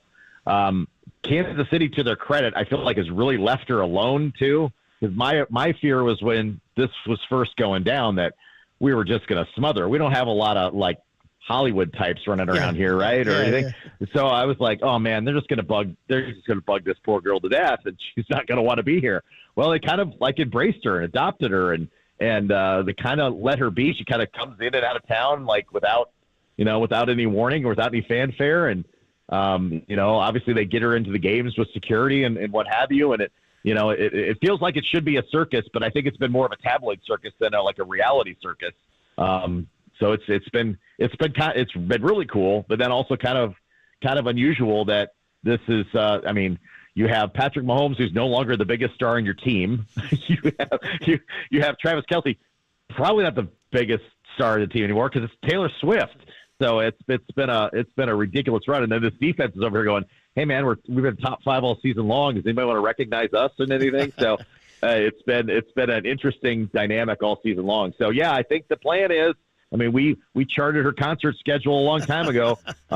You figured out she could leave from Tokyo and get back for the Super Bowl if they were to win it. I think she's got a window where she could stay for a couple days for a parade if they had one, and then she could get back to Australia to continue her tour. So I think we've got it figured out. She can do this if she chooses to. So hey, be there for your man. The very frequent Tokyo, Kansas City, Australia travel route. Yeah, that's it. Sure. It's done. It's well traveled. It's like the Lewis and Clark. Yeah. All right, great stuff. All right, Josh. You got your own plane. You can do these By things. The way, I could be your travel secretary for her. Her album of the year win was a win for Kansas City last night, was what it was. One of ours now. Yes. Josh. And you know what Brock Purdy wears now. Right. So they've been doing some other math to get up with 13 and 87. People in the star looking at the stars and adding the numerologists, is that we're calling them? Numerologists. They've figured all this stuff. I think that it still bodes well for the Chiefs, I think. Right. Well, fellow morning man, we appreciate you and enjoy your trip into Vegas later this week. And thanks for hopping on our show. Yeah, thanks a lot, Josh. Anytime, guys. There he is, Josh Klingler, morning radio host in Kansas City, sideline reporter. Have you built up you as a Raider fan have a healthy... Murph, I was born with a hatred of the Chiefs. Well, in 2014, when we did the Giants and the Royals, we broadcast from the Cumulus then. There was this guy named Brody. I'll never forget it. He was maybe the nicest person I've ever met in my entire life. He was the morning DJ on their adult contemporary. So he was spinning like Matchbox 20. Okay. You know what I mean? And then trotting down and making sure we were okay and getting us coffees and letting us know any travel tips or a good place to get a bagel. And then he would trot down and drop in a little Maroon 5 and then trot down to our Doug. Are you guys good? Do you need water? I was like, bro, are you the nicest guy? And he's like, well, this is Kansas City. We want you. We don't get many visitors. We want you to be welcome. I'm like, what a nice place. And then you go to Kauffman Stadium where the Royals play. Oh my God, how are you, sir? Thank you for coming. Oh my God. I'm like, what are you people? Am I on candid camera here? What's going on? Yeah. See, Murph, I've never been to Kansas City. I don't know anybody from Kansas. I really don't know any Chiefs fans. Missouri now. Missouri. My apologies. See, I really haven't been out there. Well, it does border both sides of the river. Yeah, close enough. I know Kansas City, Kansas is a little scruffier. Look, and I know they have great barbecue, some of the best in the country. Yes, that's correct. But blank them. Point blank, period. Blank them. They were in the Super Bowl last year. They've won titles before. They're the fat cat that's gotten happy now, dating Taylor Swift. Blank them, Murph. I mean, until 2019, bro, they were nothing. I mean, they had Lenny Dawson, and that's it. And Hank Stram matriculate down the field. Other than that, they were nothing. Now, all of a sudden, they're like in our face. Kind of same with the Patriots. The Patriots were nothing forever. And then they just turned into something. So, whereas the Cowboys and the 49ers and the Steelers, and don't forget about us, we're kind of in the consciousness through the decades. The Chiefs were never in the consciousness of through the decades, and now they are. Until now. Now they're in your face, and now we got people flying from Tokyo to Kansas City to Australia. Now we got the Swifties versus the 49ers, Murph. Okay, last hit Mark Spears, who has disavowed the Raiders, as you know. That is true. Unlike you just sold your soul, went to Vegas with him. He said, nope, that's it. Murph, I drank the Kool-Aid if I could riff. Well, are we going back to that? I don't know. We riffed at 6 a.m. about it. All right. Mark Spears to finish up the show, and then Marcus and I race into the airport, baby. We got to go down. We got to get our credentials and then go to Allegiant Stadium and see Brock Purdy. Go see Purdy. Go see Bosa. Go see all the boys. 49ers media tonight, 7 p.m., Murph. We'll be there. And then after that, God only knows what happens to you. Oh, somebody texted earlier, says it's going to be sunglasses and Advil for Marcus all week. Well, Murph, going off the sound we played earlier, I might be turning up tonight with Charvarius Ward. He did say they might turn up the first couple of days. All right, guys. Mark Spears next on the Sports Leader. Might turn up a little bit the first day or two out there, but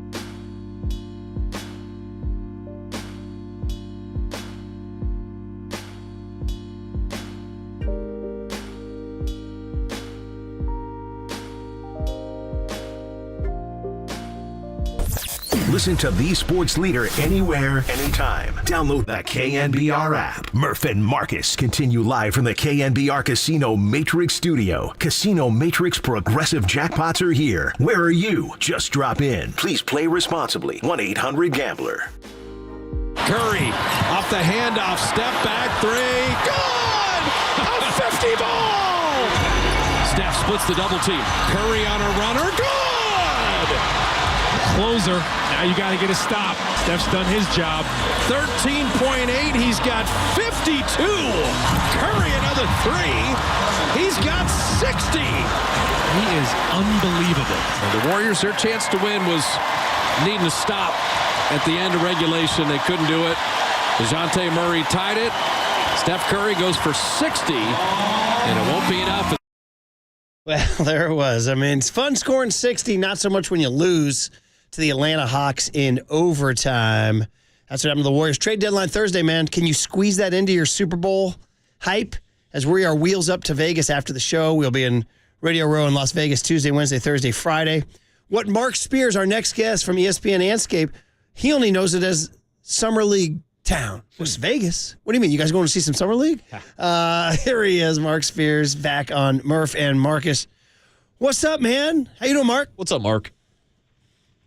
Oh, man, good. I'm glad y'all squeezed me in before people forget about the NBA for a few days. But, the Warriors are out there and in Brooklyn tonight, and it doesn't look like Ben Simmons is going to play for the Nets, but it also doesn't look like Wiggins is playing for the Warriors either. So Warriors definitely in a more depleted state than the Nets and perhaps most teams in the NBA right now. Hey, I know you've probably been asked this 100 times, but we haven't asked you, so we'll make it 101. With Steph scoring 60 on Saturday, this story of the NBA season in the crazy scoring going on. So everybody has a theory. Rule changes, make it easier to score. Talent level, all-time high. Defense, terrible. How do you power rank the theories? I mean, to me, they're standing next to each other. And then I think that, and I know Paul Pierce put out a note, kind of beating it up, but the volume of threes, too. Is something that's different. Obviously, when you look at Joel Embiid, he does shoot threes, but he doesn't shoot them on a Luka or Steph or, Booker level, right? Damian Lillard level. But I think for those guards, it's just the volume of threes, man. They're like, making 8 to 10 in a game. And I think that could dramatically impact, your numbers. Steph isn't a guy that he probably should be at the free throw line more than he is, because I do think he gets beat up a lot more than he gets credit for. But like when you look at a guy like Luka, man, he kind of lives at the line, and Book gets to the line a lot. Obviously, Embiid does. So when you combine the volume of threes and that, I mean, do I think the defense is bad? You know what? I don't know that the on-ball defenders are bad. I think the switch defenders are bad. Kind of lazy getting around screens, and I also kind of blame defenders because, I don't know, here's the old man yelling in the sky quote, like back in my day, we didn't switch as much. we stayed in our guy and fought over the screen, and I don't understand why there's not more of that, because I think a lot of times, like, the offensive player now is just so much more crafty, use the dribble much more to their advantage to get open. For some reason, these defenders don't realize that all you got to do is look at the guy's hips, stop looking at the crossovers. You can't move unless your hips move. But I do think that the help defense, the on-ball defense is, certainly worsened dramatically, which has led to some scoring as well.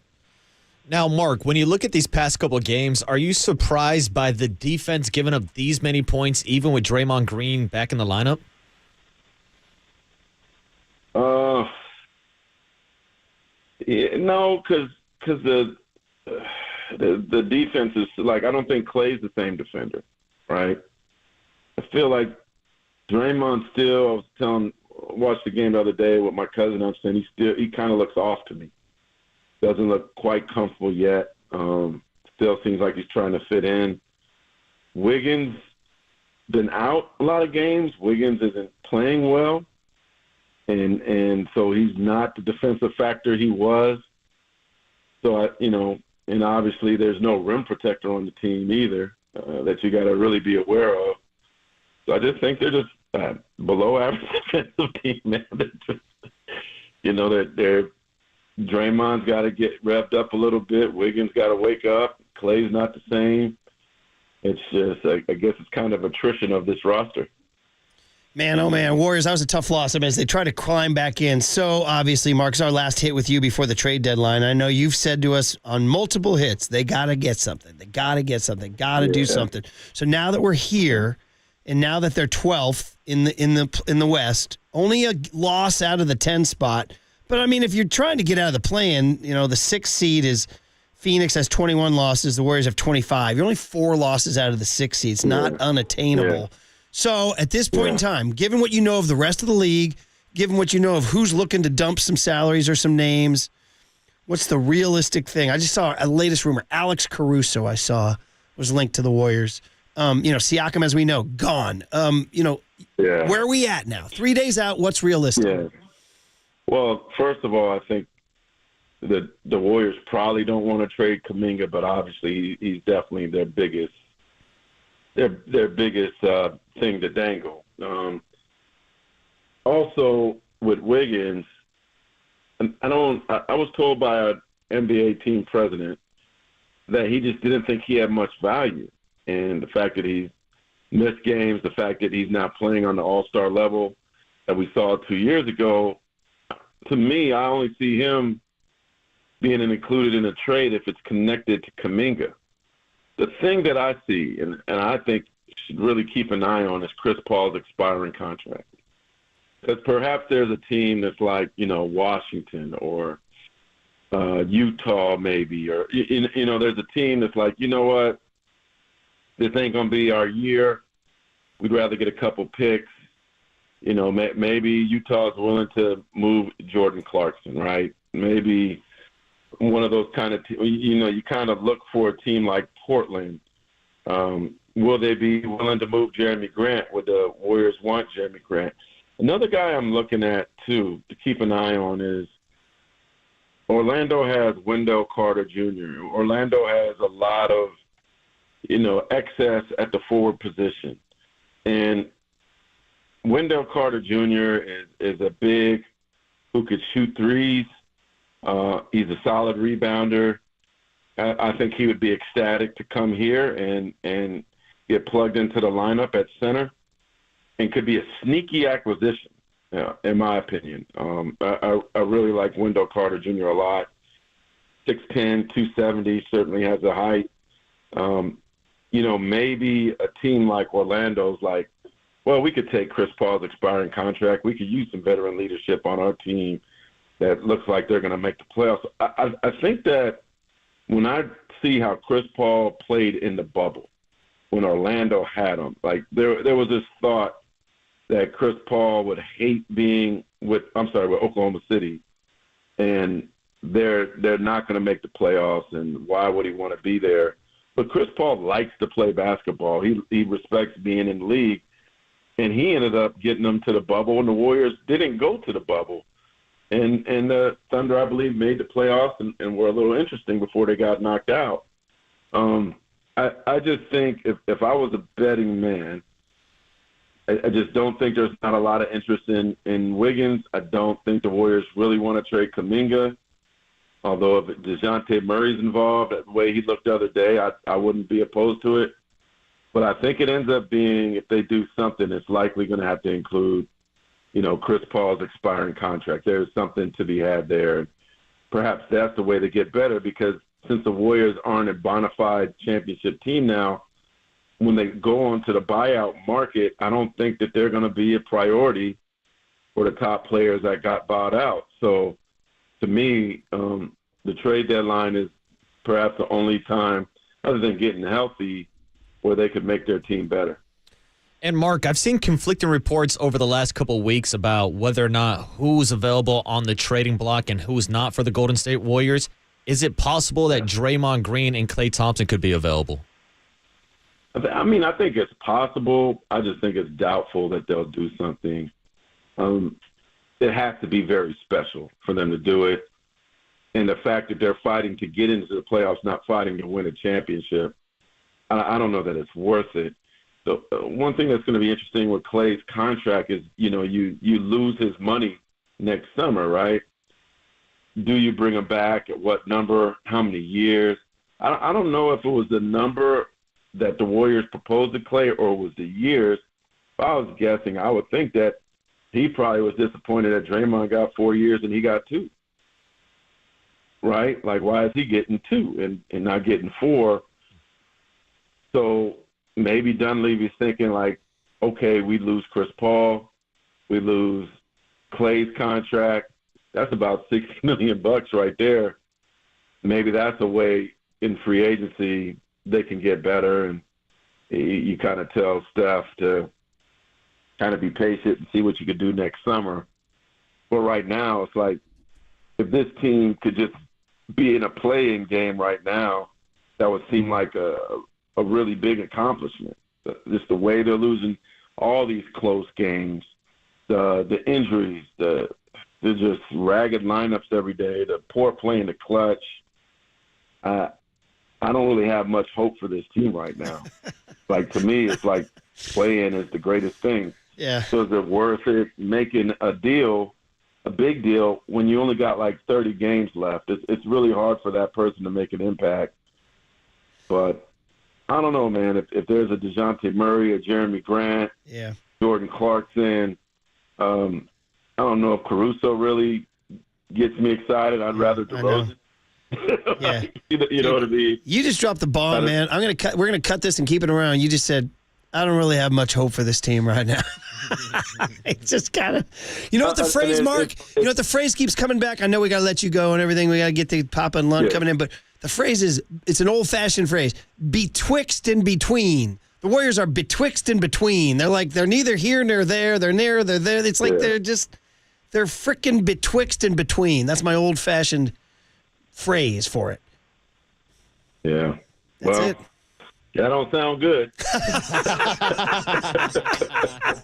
You're right about that, Mark. You're right about that. Mic drop, buddy. Mic drop.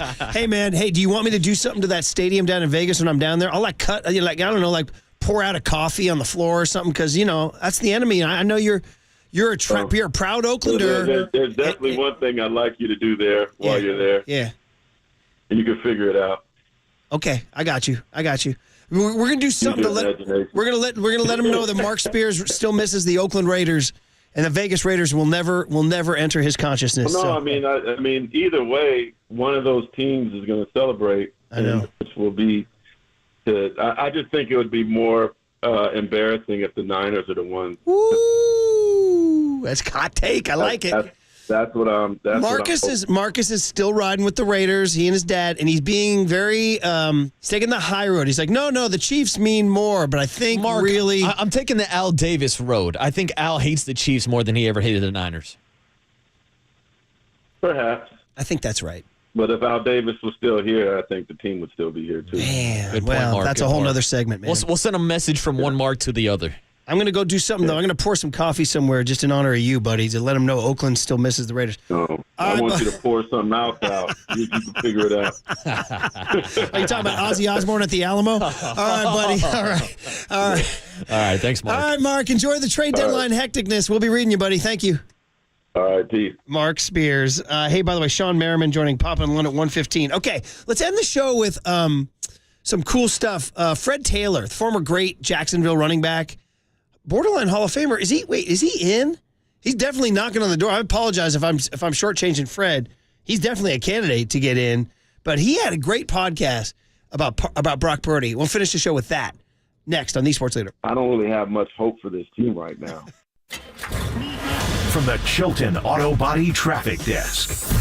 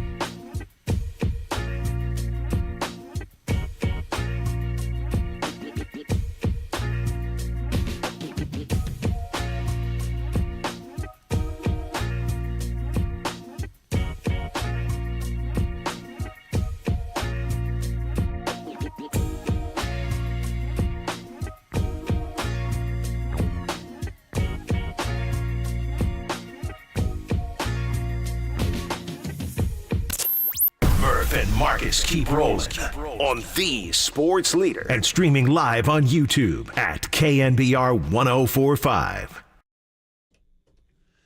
All right, buddy. Before we get to Vegas, I wanted to get this sound in. I thought it was pretty good from over the weekend before Papa and Lund slide in here. And then you and I go Sin City, baby. We'll be it's kind of weird to think we'll be at Allegiant Stadium tonight. Dude, we'll be at the Big Al tonight, right underneath the torch, watching Nick Bosa answer questions about like Krispy Kreme donuts and In-N-Out Burger. If I do what Spears wants me to do, I got to drink some more water. Hey, now. You know what I mean? Yeah, you be a good boy, Murph. So, Fred Taylor, who is in the 2024 Pro Football Hall of Fame finalist list. What's up, Fred? And Channing Crowder, who played 6 years as a wide receiver in the league, do the Pivot Pod. And they got into a good old one about Jimmy G and Brock. Two guys who aren't Niners. And they were getting into it. It was pretty good. So thought we'd play it. Channing Crowder is the doubter. Fred Taylor is the supporter of Brock Purdy. So here they are, part one from the Pivot Pod. Channing Crowder doesn't like Brock, and Fred Taylor does. They tried. They tried with Garoppolo. They tried Freddie with Garoppolo went to the Super Bowl. They tried with Trey. Great? They tried with Trey. They tried with Jimmy G. This guy got both of them out of there. Is Garoppolo Listen, wait, great? let me finish my point, right? You're talking about game changer. If he didn't kick into game changer mode, their ass would be on vacation. They were down 17. This young kid went out there and played his ass off. He played lights out. That candle, that light, if he didn't make the passes he made or the runs he made, they're home.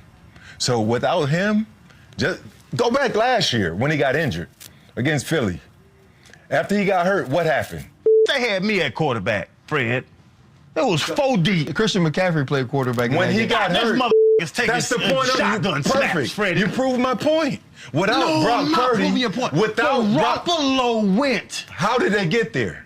How did they get to the NFC with Championship? a damn all-star roster. That's how they got there with an all-star roster. They tried to get there with Jimmy G. They didn't. They weren't doing it. This is good stuff. And Channing Crowder ain't having it. His whole point is if Jimmy G took the Niners to the Super Bowl, it's entirely the system. Fred Taylor's point is, no, this guy's giving them a better chance, and they ran the ball with Jimmy G. Yeah, and Brock Purdy led 2 comebacks back-to-back weeks. He's obviously doing stuff a lot different than Jimmy Garoppolo. As Sal Powell would say, don't knock Brock. Anyway, here's part 2 of the Pivot Pod. Fred Taylor defending Brock. Channing Crowder's trying not to. When this kid got in there, he turned it up, and he took him to the NFC Championship game. When he got hurt, they lost. The was over with. Their season was done. He came back this year. He led them all the way back. They after the three game skid, we thought, oh, he's just Mr. Irrelevant. Lynch, he's part of the push and changing in the big pivot. He went out and signed Chase Young. That was a great sign. That was a great sign. roster held No, it's a great roster. That's all credit to John Lynch. But even after that, the young guy he picked it back up. And he got everybody involved. That's his job. Kyle Shanahan is an amazing coach. He did what it took to get his young quarterback ready. This guy's been playing lights out, man. He had an amazing NFC Championship game. And without him, they are not in the Super Bowl. Without him, they do not even have a chance to win the Super Bowl. That's just great sound, by the way. Taylor, man, I love the clarity of the sound and the conviction in Fred Taylor's voice. Dude, he's just speaking truth. Because, again, we're talking about Brock Purdy, who just turned 24 years old, who's going to a Super Bowl and not even his second full season in the NFL. He's hands down the best bargain value in the NFL, cheapest quarterback in the league. And, oh, yeah, by the way, he finished top 5 as an MVP finalist this year, Murph. Yeah, I mean, so and people are still complaining about him. And I love Fred Taylor just staunchly defending Brock Purdy, man. So very, very fun. Hey, what did we hear Sal Powell say? Don't knock Brock. You got that? You got it? Do you cut it? That's right up there with do your job. Don't knock Brock. That was Sal There Powell. it is. There's a rallying cry for the week. Don't knock Brock. So are the boys down there? The gentlemen, Papa and Lund, are they down there? We're making the connection. Well, I think Papa flew out with the team yesterday. So are they? We made the connection? Are they down there? You guys there? Viva Las Vegas! Oh, the boys are there. There they are. The boys are there. Holder found the table, huh? La Henderson. The boys are there. Give us the take. What do you think? What's the early read, boys? It's raining. Oh, yeah. We got to walk through today in the rain over at UNLV. There's no rain in the casinos. I have not seen it. I've walked from hotel to hotel. Yeah. Hey, how do I stay out of those places? I didn't places? even know there was an outdoors. That's the wrong one, brother. There's an outside? Yeah. No idea. Yeah. Dude, by the way, G-Pop, what's this? I'm just seeing on my Twitter feed a little something about the Niner playing surface on the practice field. Yeah, they're going to go over there today. So the equipment staff went in last night. We were trying to figure out if they have a bubble to use. But, Kyle, the game, it's kind of weird because the game's in a dome, but it's on natural grass. So UNLV actually drove right by UNLV. They're having a walkthrough there today. So they're going to check the surface out and walk through today. But do they have a bubble there at UNLV would be the other question. So, Kyle, you want to be indoors, especially when it rains. I think Wednesday's practice will be fine. But today for the walkthrough, it is raining pretty hard. But then you want to be indoors and get good work in, but you don't want to practice on a spongy surface when the game is going to be on natural surface. So they're trying to figure that out. Okay, that's an early storyline. So there you go. By the way, we had Sal Palantonio on. He said his theme for the week is "Don't Knock Brock." Don't knock Brock. There it is. You guys have a rally cry for the week. So. Very nice. All right. Okay. How's Holler, by the way? Is he handling his business? Because Holler's here. He was kind of biffing a few things earlier today. Yeah, he's full panic. Yeah. Yeah. What a surprise. Yeah, he's worried about where the next. He's worried if the rain's going to wash out a NASCAR race. No, What are you worried about? where he can find beer. It's a long walk to beer. Well, actually, he was trying to find a hotel room last night, which was a problem. I didn't have the heart to tell him. I have a suite at the hotel. Wow. Hey, it is unbelievable. Can we raid the minibar? It is unbelievable. I'm coming to hang out with you. They have there's an upstairs minibar and a downstairs minibar and an east wing minibar. Toblerone and Heineken. Yes. It is so great. Yeah, Papa, let me move in upstairs. What's going on? Yeah. All right, boy. I just need a scooter to get to my room, but once I get there, I'm not. So I didn't have the heart to tell Mike that we had that room. And Murph, you should know that the NASCAR race isn't in here until early March. Come on. You should know that. What is Thanks there, for a the top update. fuel? Is Big Daddy Don Prudhomme racing? Although we got a drag race going, something like that. That's late March. Oh, thanks, All Mike. right, boy. Big Daddy Don Garlitz? We'll see you boys. The snake, Don Prudhomme. All right, guys. We'll be down there shortly. We'll see you on the strip, boys. You guys take it away. Hey, young Tony, I'll miss you, buddy. California Kyle, you did a great job, kid. And when you're time for a change, think Speedy Oil Change and Auto Service. Your trusted oil change tune-up and brake experts. You are listening to KNBR AM and KNBR FM San Francisco, the sports leader, a Cumulus media station. Don't knock Brock. There is no tomorrow. That's the end of the game.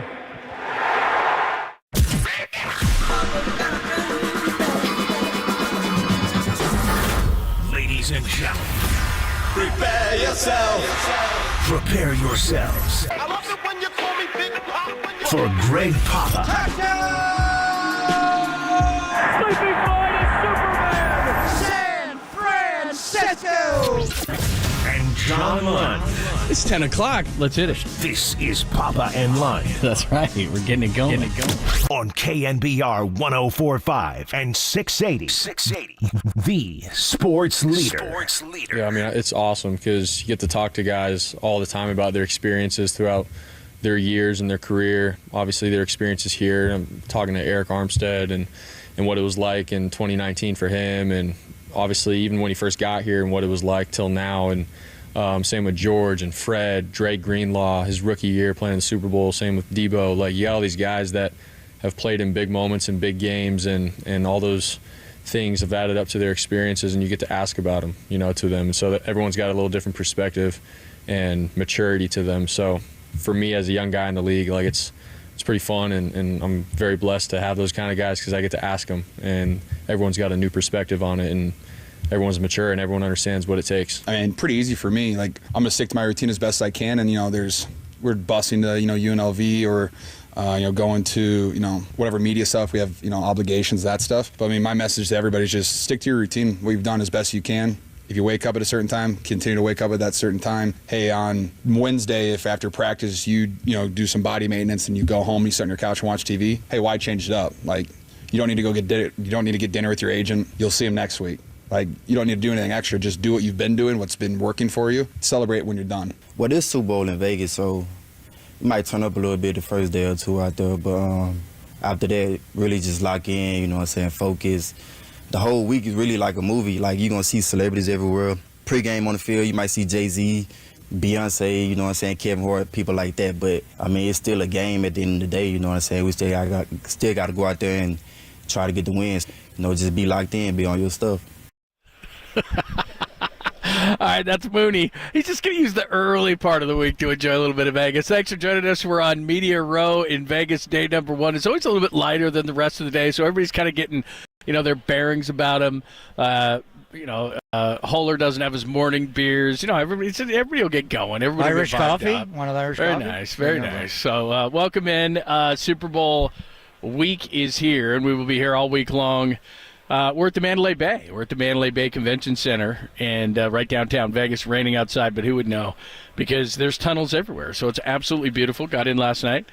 Good morning, my friend. How are you, John? Did you tunnel from the Luxor here? I sure did. It's just walk up a little escalator, walk down a little bit, got my steps in. I didn't know that. Too many steps for me, but, got a few steps in and everything, and it's nice on your commute to work when you walk by a sports book, walk in there, which I don't know that you can do. Don't get me in trouble now. I walk through there. Is there a church here? There's no church. Is there a church in Vegas? The only kind of church is in chapel. Vegas. You could get married. Yeah, let's not do that. But other than that, yeah, no kidding. Yeah. Anyway. We're here. Yeah, we're here. Beautiful. Good to be here. We had quite the gnarly trip yesterday. Oh. The winds. I didn't know we were going to take off. It was scheduled for 3:30 wheels Pineapple up. Well, Express? 3:30 bus ride, and then by the time we got there, about 4 or so, and they held us on the ground a little bit. But thanks to the folks at United Airlines, they got us here. You got the hat. I lead the league in hats. They know that I like hats, so I got a few more props they've given me. You really stepped up your hat game. Before we started doing video on the show, you weren't much of a hat guy. It was hair every day. I never wore hats, but I've got thousands of them. And now you're a big hat guy. I'm having a good hat day. So I do want to say, when we pulled away from Bill Walsh Way, and on the bus. Oh, I love that video. I mean, it was this way. Turn it this way, Holder. Holder wants to produce everything. Just go get a Bailey's. What'd you do? Wow, it's hard. So anyway, is he going to sit next to me all day? I got Copes on one side and him on the other side. Wow. So anyway, you can tell it's Super Bowl week. We've been together how many weeks? Are you kidding me? It's like that every week. 6 days it's the 4th of July with him. Anyway, when we left for Miami in Super Bowl 54, I don't remember any of this. You see it for occasionally a big game, but this was the whole way out of Bill Walsh Way with the buses, and it was just lined up with people.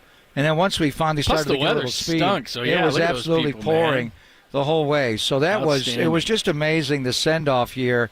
And again, it was tough travel to get here. Then when we got on the airplane, They had it all. Nancy had it all outfitted with Super Bowl. We got our "Do It for the Bay" shirt. Yeah, I brought that. That from home. How about that? You got that as well? Yeah. They had that on every seat. It was a little disconcerting, and I've probably been on, how many flights have I been on in my life? I've never had the barf bag speech before takeoff. Yeah. And this is just after we did our Dickey's barbecue. Oh, we could not get Dickey's? We could not get, I don't know if it was Lynn Dickey or Glenn Dickey or whoever it was. We could not get Chick-fil-A on a Sunday, which we happened when we went to the Super Bowl last time. Holler was very despondent. Anyway, I just finished the brisket from Dickey's, and we get where's the barf bags and the seat speech, because it was going to be gnarly. And Tim Ryan, as tough as Tim is, last time we flew to Vegas for the January 1st game of last season, he got as peaked as I ever remember, and he got down, and he gets a little when he loses sight line. So anyway, I was worried about him, but it wasn't that bad at all. Once we took off, because it was howling. The takeoff was incredible, but once we got, I don't know how many thousand feet in the air, we were fine. Then we land here, and obviously it's been nothing but rain. But we are here. The guys are George Kittle. Do what you do every morning. He was having breakfast this morning when I left, bright and early at 8 o'clock in the morning. What does They're George up and Kittle eat about. for breakfast? And Tim Ryan was sitting right next to him, so I don't know. I bet they just eat animals. Breakfast of live champion. animals. Really? Him and Tim? Oh, yeah. Throw a deer on the table or something. You got to get him fined for that one. No. So anyway, they're going to go over and do a walkthrough angry. at UNLV. Nice being here. I was already visited with Rich Gannon. Radio Row is slow on a Monday, and the rain's holding it down, but by the end of the week. And the lighting in here, John, is superb. Yeah, I got to get some of those. We can play the game in here. I need some Why of those. don't we run the Mike 49ers walkthrough in this convention center? Let's just do it right in here. By like midweek, when we really start hitting some stuff, this is going to be way too bright for me. We may need a dimmer switch. I was dead sober last night. I feel great, but by like Thursday, I know how this thing goes. Yeah, we need a little bit of a dimmer switch in here, or we'll need sunglasses or something. But anyway, yeah, it looks beautiful. We've got that mural that we always talk about. It's featuring Debo and Brock Purdy, see it. And then you got the other ones, got Mahomes and Kelsey. So we'll kind of ignore that part of it. But yeah, it's a beautiful setup per usual. The NFL does a great job. I am interested in just how Vegas is received. That's always a big part of the conversation.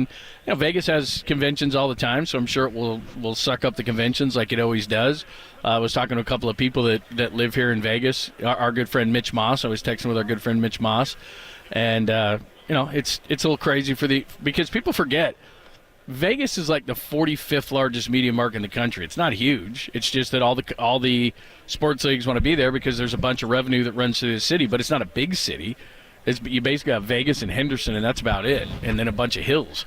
So yeah, it's not a big city. I'm still, and I've gone to Vegas a lot of Super Bowl Sundays, but I've never thought the game would actually be here, and how this city has just grown as far as the sports footprint of the Golden Knights, obviously, and the A's, unfortunately, are going to be here. The Raiders have been here for fourth year, and we'll see about an NBA team. But what's amazing about it, John, originally this Super Bowl was supposed to go to New Orleans. Right. Because they added an extra game to the schedule, going to 17 games in 18 weeks. It got into the schedule with Mardi Gras, and New Orleans had to back out. They backed out October of 2020, and teams began bidding right away. It wasn't until December of 2021 that Mark Davis and the Raiders were awarded the game. So most cities have like 4 years to get ready. Like the Niners have known about hosting Super Bowl 60 going back to last spring, right when Super Bowl 57 ended. The Raiders have only had 28 months in the NFL to get ready for this game, but it's Vegas. They're used to big events, and now they're used to big sporting events. Obviously, they're going to have the biggest one ever, but they are the only city, Las Vegas, Nevada, that has hosted a Pro Bowl. In fact, the last two Pro Bowls were here, and I was here for the last Pro Bowl where they actually tackled to the ground. It was more of the Hug Bowl. Because you hadn't seen the stadium yet, and you wanted to come out and see the stadium. That was the first time I went there. It was the Hug Bowl. Yeah. And that's the last. And actually, watching the Pro Bowl skills and the flag football game, it was fun over the weekend. Ray Lewis got into it. He was bitching about bringing pressure. But anyway, so it's the only city to have a Pro Bowl and now a Super Bowl on top of the NFL draft. No city has had all three. And when you think about it, where was Brock Purdy drafted?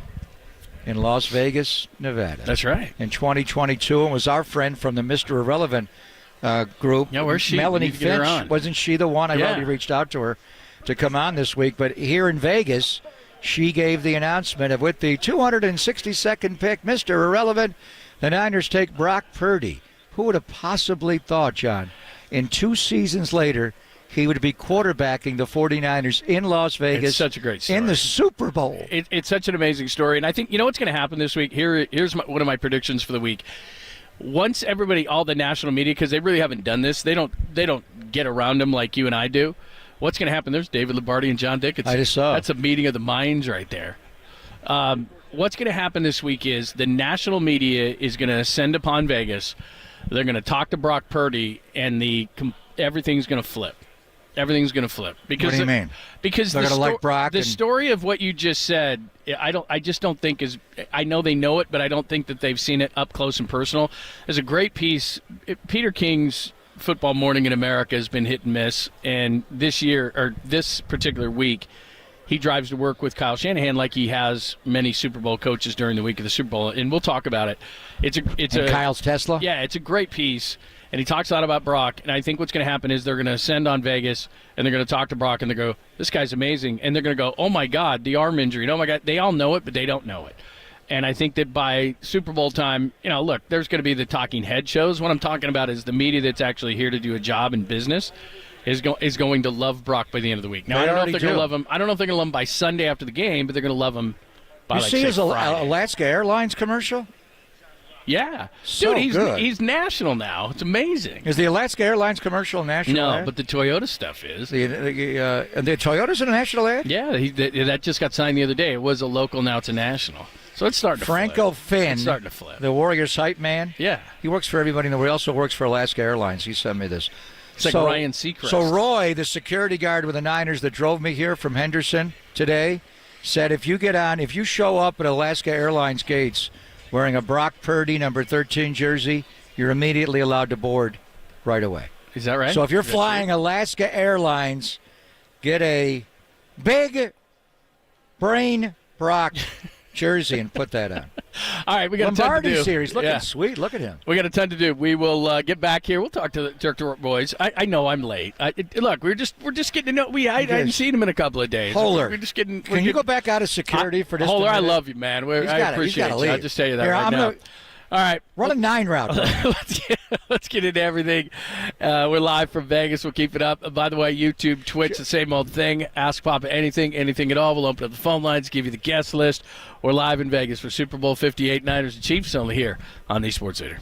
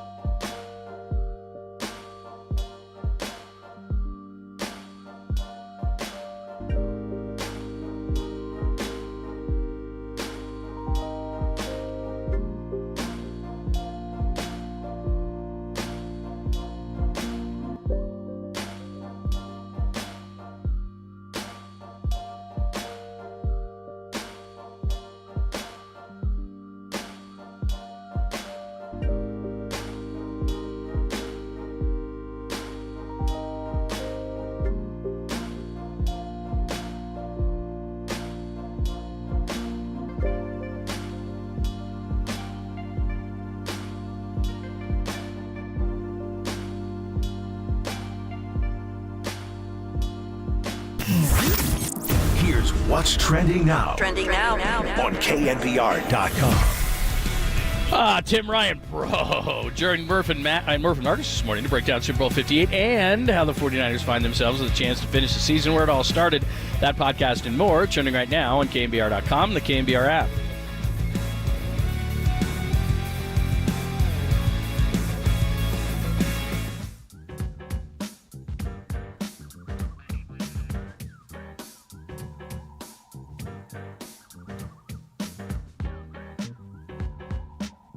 is in essence a sophisticated heat beam which we called a laser.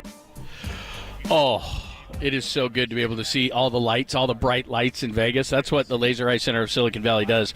In fact, they've been doing it for 25 years, so you know you can trust the Laser Eye Center of Silicon Valley. So what Papa and I did is we had CLR. It's called Custom Lens Replacement. Now, there's all sorts of different things that the Laser Eye Center of Silicon Valley does, but we did CLR. Now, look, I had a laser procedure years and years and years ago, and it didn't work out exactly like I wanted. So after seeing Greg have the success he did with CLR, I said, I got to check this out. And you know what? It worked like a charm. Like I said, 25 years of experience. They do all sorts of different type of procedures. So I want to let you know that while CLR worked for Papa and I, and it might work great for you as well, there are other procedures that you can check out at the Laser Eye Center of Silicon Valley. So the best thing you can do is get a free, I tell you, free consultation for yourself. Just go to lasereyeclr.com for more information. lasereyeclr.com, or simply call, again, it's a free consultation, 877-GET-2020. You can find out what Papa and I did, which is we can see. I could see the lights. I was flying in through the rain and the wind. I could see the lights.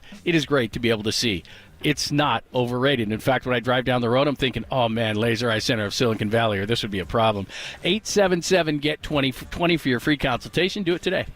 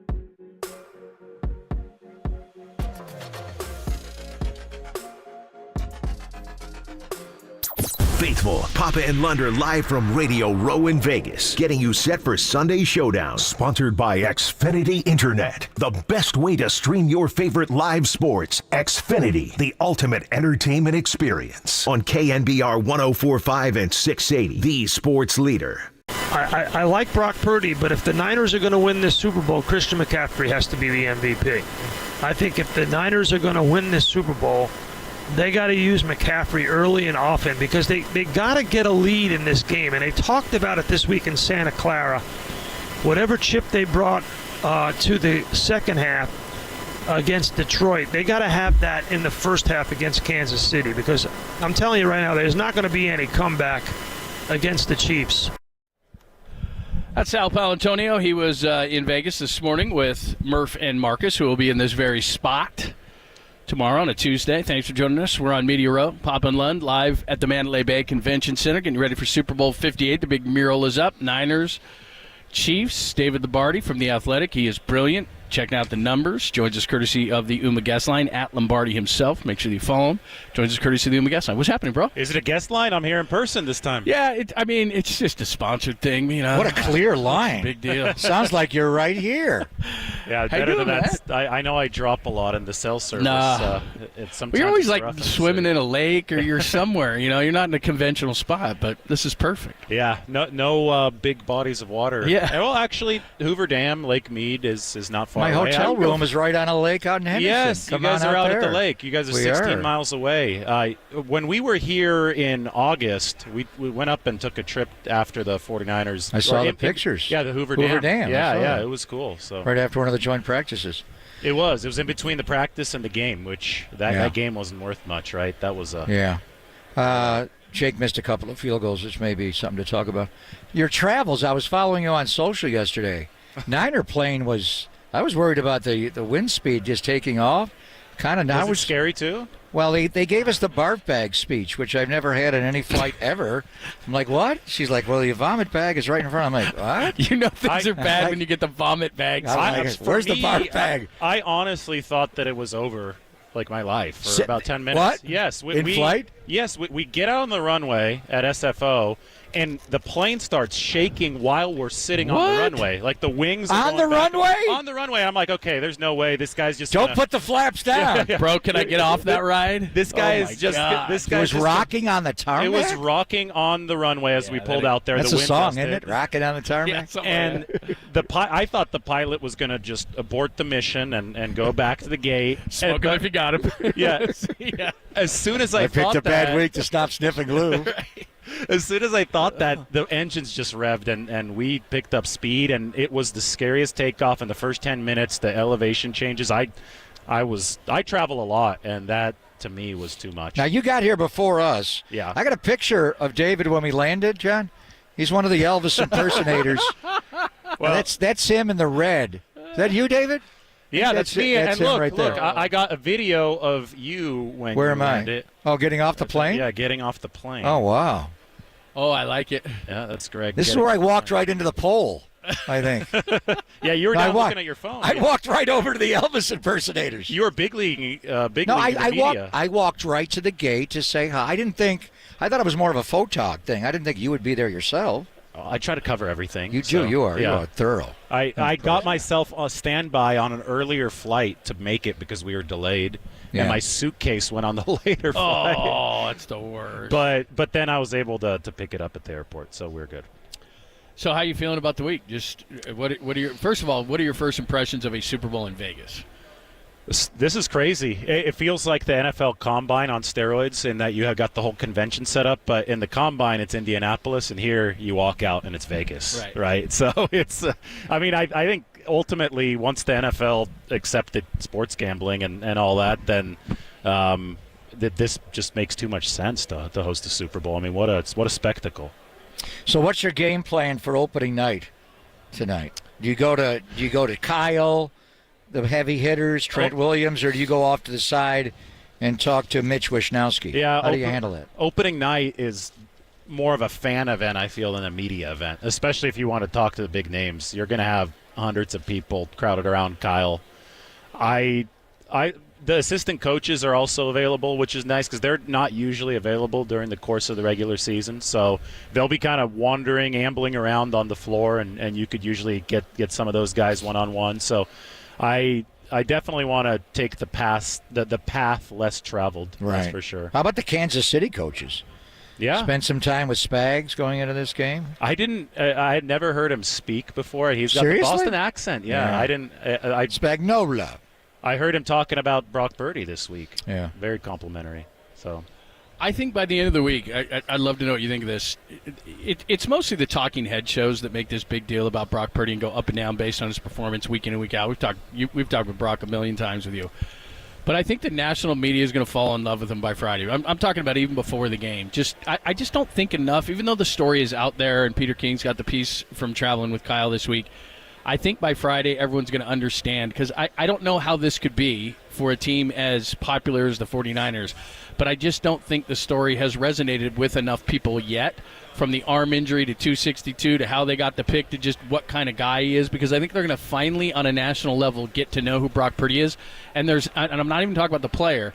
They're going to fall in love with the guy, and I don't think enough of that's been made. I know we do locally, we know that, but not nationally. Yeah, because we follow it on a day-to-day basis, and so we understand the flow of things and how impressive everything's been. We look at the data, which is staggering, right? I think that because he's not a flashy guy, somebody that's not following him on a day-in, day-out basis just puts all these stereotypes on him. Oh, well, he's on a flashy roster, right? They've got a lot of skill players that are very talented. He must just be managing everything. But then when it really showed in the NFC Championship game, that escape when Melifonwu blitzed and he got out to the left. I mean, that's... Kyle said he was prepping for second and 20, right? There are probably three quarterbacks in the league that I could see making that play. Mahomes, Josh Allen, and... Lamar.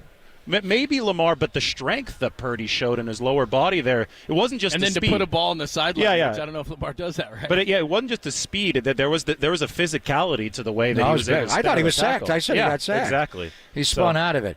So the bottom line is he and Christian are going to be finalists for the MVP at Honors on Thursday. Neither one's going to win. I do want to see what the order is going to be, but Sal Pal was talking about he thinks McCaffrey's going to be the MVP of the game. When I look at Tampa Bay, maybe I was just visiting with Rich Gannon over on Sirius XM NFL Radio, but I've been thinking about it anyway, and then he kind of backed me on it. They remind me a little of the Tampa Bay 2002 defense that John Lynch was on. They were really strong in the secondary. The linebacking level was so fast. I think Tampa's safeties are better than Kansas City's, and they try to protect their safeties by playing a lot of too high. But the one weakness with that Tampa defense, you could run on them. Now, Barrett Robbins goes AWOL. The Raiders changed their game plan, running on Kansas City. And you saw Buffalo do it in the first half. And specifically, David, they ran right at Chris Jones, yep. who is I know Chase Young has a lot of bad tape from the last game. Watching Chris Jones all weekend, my eyes are red, bloodshot Chiefs. He is alarming in his lack of effort. He just stands straight up and down, does not bend his knees, he does not play hard. Now, if he's rushing the quarterback, he's coming hard. So you get into this so well with all the stats and the video, you watch everything. Run at Chris Jones, is that kind of what Absolutely. you want to do? So pass rush productivity amongst interior defenders, defensive tackles, he's number one. He's above Aaron Donald this year. So Chris Jones is the best at that. This is a bottom 5 run defense. All the advanced metrics. We say that the 49ers have a problem against the run that affects their ability to pass rush because they're not in good situations. That problem is potentially even bigger for Kansas City because they don't, on top of the run defense struggles, they don't have the pass rush that the 49ers do outside of Chris Jones, right? So I think that absolutely the best way to neutralize Chris Jones is to run right at him. I think that's the best way to neutralize Aaron Donald. Although Donald plays respectably against the run, I don't think that Chris Jones does. So that's going to be a pressure point that the 49ers have to test. I will say that Kansas City is going to try to take that away. They'll probably gamble a little bit more in the box. Yeah, blitzing. Run blitz more. Yes, run blitz more, and then it's going to be up to Purdy and also McCaffrey because it's where the adaptability comes in, right? If Deebo Samuel can run and he could go out for a pass pattern, same with Christian McCaffrey, hell, even Kittle has done some of that, then that's where Kyle has to outfox Spagnuolo. I'm amazed in the AFC Championship game that, 16 total runs by the Ravens, and only 6 were by running backs. Kyle's not going to make that mistake. I don't know what Todd Monken was thinking with, hey, they're thinking this, we're going to do that kind of a thing, but that's not going to be Kyle. I mean, every time Kansas City has lost this year, it's 30-plus runs. You got to run. Yeah. But what do you do when they load the box and run blitz? There are a couple of snaps where he had 8 and 9 in the. I think the key thing to this game is they play a lot of 2 safety high. To me, if you're playing the Niners, it is tough to stop the run with a 7-man box, especially this run defense. Are they going to be able to play two? Because they like to protect their safeties. They're not great in coverage. Are they going to be forced to bring the safety down and go to an 8 and sometimes 9-man box? And that, I still remember a conversation with Mike McDaniel a few years ago when he was with the 49ers, and the basic gist of their decisions to either pass or run, or if there are 2 safeties high or if there's 1 safety. And if they bring that 1 safety down, that's when the quarterback has to execute. That's when they're probably going to throw. Now, that's a general rule. That's not. That's where he cans or Oscars the play. Yeah, exactly. So if they're bringing a safety down, showtime for Brock Purdy. It's as simple as that, and it's been very impressive this year when he's faced that challenge. And going back to the Minnesota playoff game, the first playoff game in 2019, and I know when Jimmy threw that interception to Eric Hendricks against the Buzz linebacker, Kyle backed off and he ran. But really, and Tim and I were watching it, it was Harrison Smith. If Harrison Smith came down in the box, they were going to throw the ball. If Harrison Smith, their Minnesota safety number 22, stayed high, they were going to run. And we kept saying, I called it pre-snap. They're playing 2 safeties high, they're going to run. And they ran it. And I'm like, Mike Zimmer, you're stubborn, dude. You got to bring 22 down in the box, or Tevin Coleman in that game are going to trample. So I think very simply is Spags going to bring one of those safeties down in the box. If he doesn't, John, how do they stop the Niner running game? I don't think they do. I mean, that's he will, though. He will. Well, I'm sure they'll run blitz. Yeah, they'll bring the linebackers but to David's through. point, I mean, they're 4.6 a carry. I mean, they give something up and they give up the run. And like I said, I'm watching the Baltimore game going, what are you doing? I think they just tried to outsmart him. I think it was idiotic. Or they could just say, we're not going to lose to the run game. And any NFL defense, the worst NFL defense of all time, could stop the run if they dedicate enough to it. And but you can't do that against this team, can you? Yeah, then you do that. And the 49, I wrote about them and the greatest show on turf. They're putting up the same explosiveness numbers through the air as that team. And that's why, because the run game gets so much respect. Because if you're going to do that, then you're going to single everybody outside. And look, they have good corners. They do. They have 3 good corners. But I still think that if you're going to do that the majority of the game and say we're going to stop the run, I think more times than not the Niners are going to beat those corners. NFL Network replayed 30-minute version of every single Super Bowl ever played. I watched every single one just about. And I mean literally. And it just came back to me, and I know what he did. Belichick beat the holy hell out of Marshall Faulk. I mean, just beat him up. With Christian, he's a little bit different. Falk is so thick and big. You don't think you can lean on him. Do you see Spagnuolo just – he's going to spy. I think he's going to send somebody to go get McCaffrey. I'm not sure who it's going to be. But just beat him up, pummel him in the ground every snap. Well, that's the beauty of having Deebo Samuel on your roster, right? If you're going to dedicate – that's the thing. They have so many skill position weapons, and when they're all healthy, if you send that kind of extra attention at one of these guys – Deebo Samuel's a superstar too. And that's why Brock Purdy's job is so important. And people use the term point guard as a pejorative, but it's not, because it's not easy to make those decisions in real time. And he knows where to go with the football to avoid the dynamic that you're talking about. If there's a ton of focus on McCaffrey and he's going to get the crap beaten out of him, we're seeing Brock Purdy make the right decision and go to Deebo Samuel, right? He understands the game and he understands the flow of the chess match. And this is going to be a chess match back and forth. Pejorative? Yeah, look that up. I was thinking the same thing. That's a Stanford word. Where'd you go to school? That's a Stanford word. Yeah, when you... what? It's my pejorative. What the hell's pejorative? How do you spell it? That you say that like in a negative way. Right. I understood it, but I never... Yeah. Hey, It's a good word. It's a good word. I'm dropping a pejorative during the game Sunday, Jim. David Lombardi's with us. We're in Vegas at Media Row.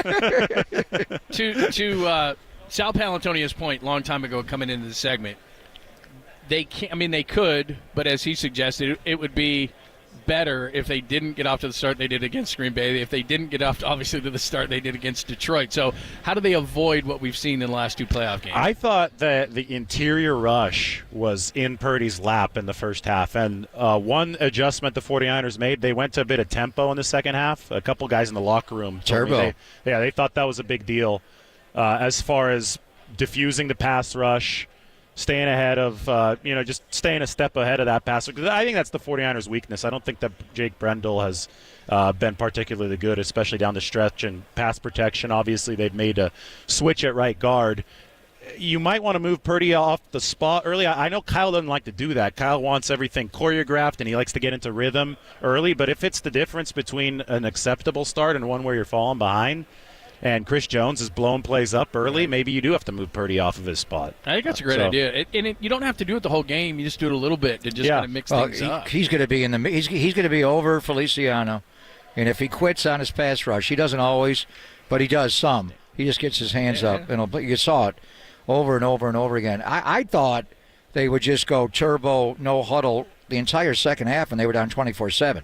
They jumped into it, then they got out of it. Do the Niners snap the ball the slowest of any team? And for not quite Jim Harbaugh's Niners, who could barely get it off in time, but they very seldom go into a no-huddle attack or turbo. Yeah, they do it when they need it to jumpstart something. Not necessarily, I don't think the clock was an issue yet at that point in the game. They still have a lot of time, but they just needed to switch something up.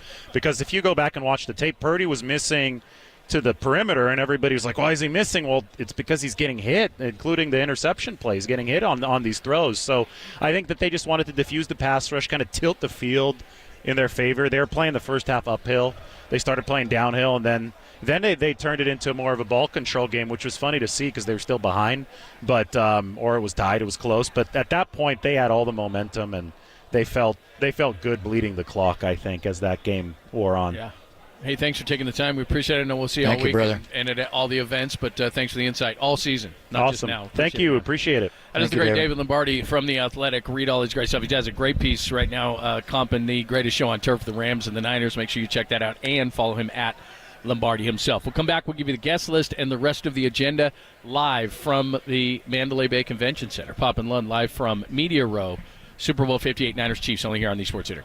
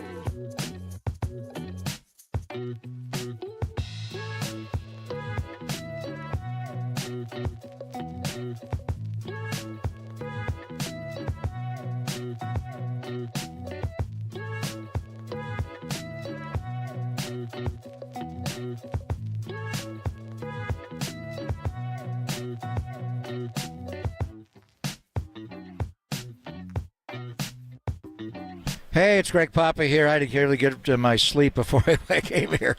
Super Bowl in Las Vegas. I'm not going to sleep much, but I had great quality sleep on my sleep number bed all week to get here because it does. Quality sleep can help you boost your reaction time, recovery time, and performance. That's why Sleep Number smart beds are designed for your one-of-a-kind, ever-evolving sleep needs. So how do you plan on taking your sleep to the next level? Well, do it on a Sleep Number smart bed. I'm getting more sleep than I ever have in my life.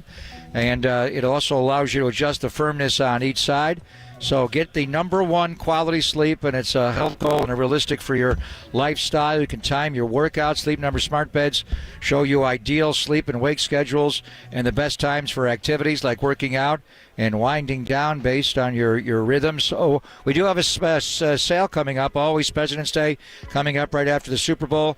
Sleep Number's President's Day sale. You can save 50% on the Sleep Number limited edition smart bed for a limited time. It's only at Sleep Number stores or at sleepnumber.com. Sleep Number is the official sleep and wellness partner of the National Football League.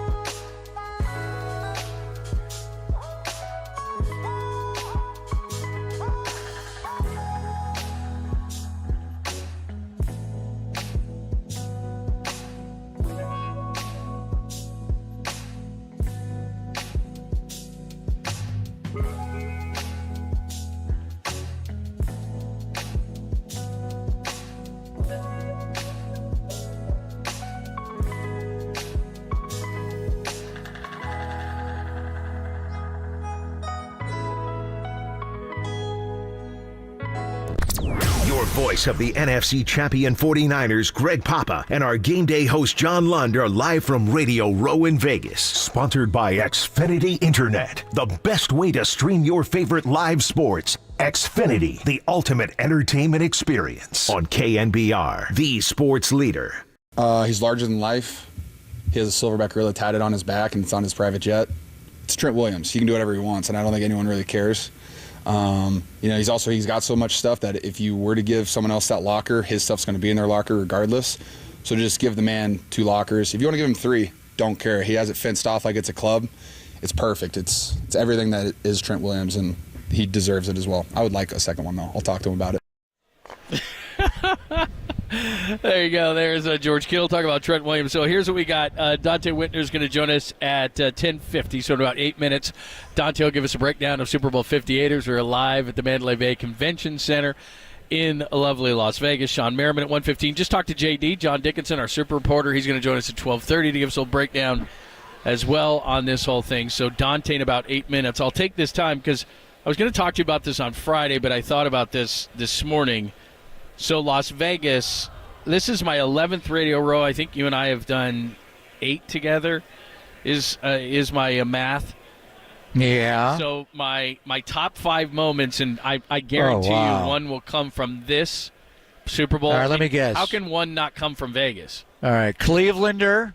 That's on Miami there. on a Tuesday. Yeah, that's on there. What number is that? Did you rank them or just pick 5? No, I just put 5 just off the top of my head. All right. Clevelander? New Orleans. Yeah. What would you pick from New Orleans? I got a couple. We went into the House of Absinthe, the Absinthe House. God, you are I so ordered good. an absinthe at 3:18 in the morning. Oh, my God. We should be on the Newlywed Game. Here's what I got. New Orleans, Absinthe House, 3 a.m. That's what I wrote. Yeah. Well, John Gruden got up every morning at 3:17. I think it was a minute after that. Yeah. And the absinthe, first of all, it is an impossible word to say. Absinthe. Except at if you're time. David Lombardi, you can pronounce everything. But if at you're that time ordering at night. around at 3:18 in the morning in New Orleans, after we already kicked down the slanted door, it took me a while to get absinthe. Basically, what had happened was we did not need to be in that place whatsoever, and I've never seen a real absinthe made.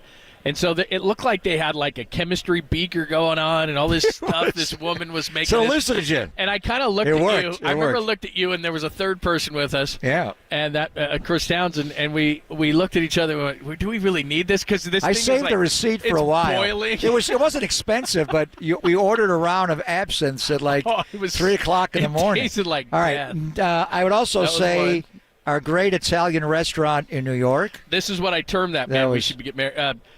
Mine was New York. The program director cried at the bill for dinner. He's here, That's the Jeremiah Italian. Crow. Yeah, we had a bill, and there was no menus. It was like being escorted into the back of someone's Italian house. So it was Vinny and Chad. Yeah, my guys buddies in New York. were visiting in New York on business, and we had the greatest meal. And let me just Bar say, so none. the guy comes out to give the specials. I said, we'll do them all. We ordered every You did. single He said, "We'll one. do them all." What was the bill, John? Like, oh my God, $4,500. So, here's what was amazing: there's no menus, there's no anything, and you said we'll take one of everything, basically. And so all this food starts coming out, Yeah. all this pasta, and It it's was all this amazing. And homemade. then I mean, wine, this is and all we were homemade. drink- And yeah, there's maybe no a few like, absinthe. There's Oh, no my God. question about Kiss the ring. Come on, JT the Brick. put Kiss the JT ring. on, and he was there. JT was there. Well, it wasn't a Super Bowl, but my 50th birthday party, JT was in charge of entertainment.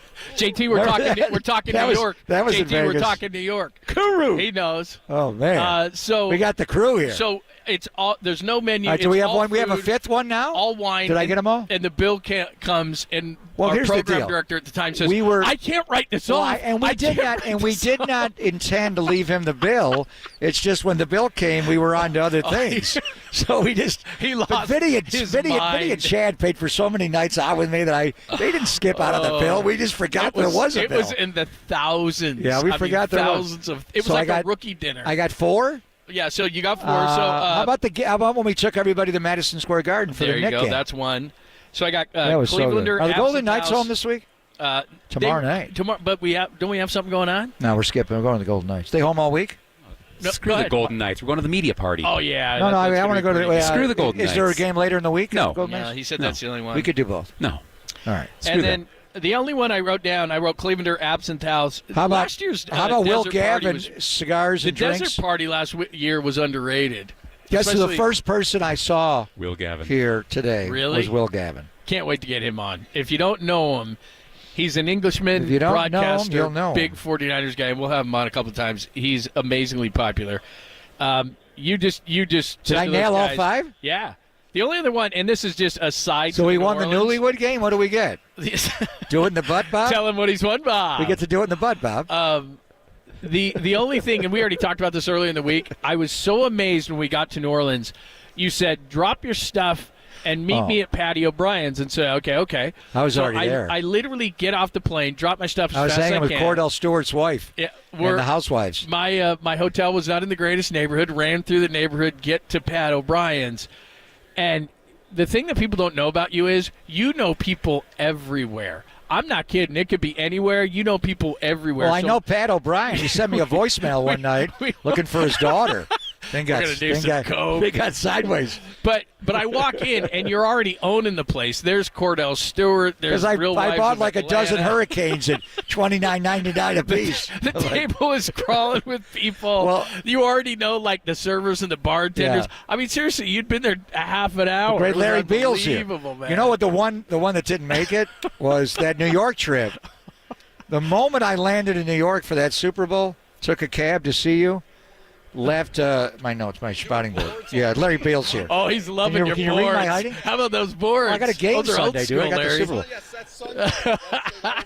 Well, I realize that. Anyway, remember when I left my briefcase in the back of a cab in New York and lost all I had 3 Why do you iPads. bring that up? Because you don't like talking about 3 it. iPads. You know what was great about that was I got to know the New York Police Department.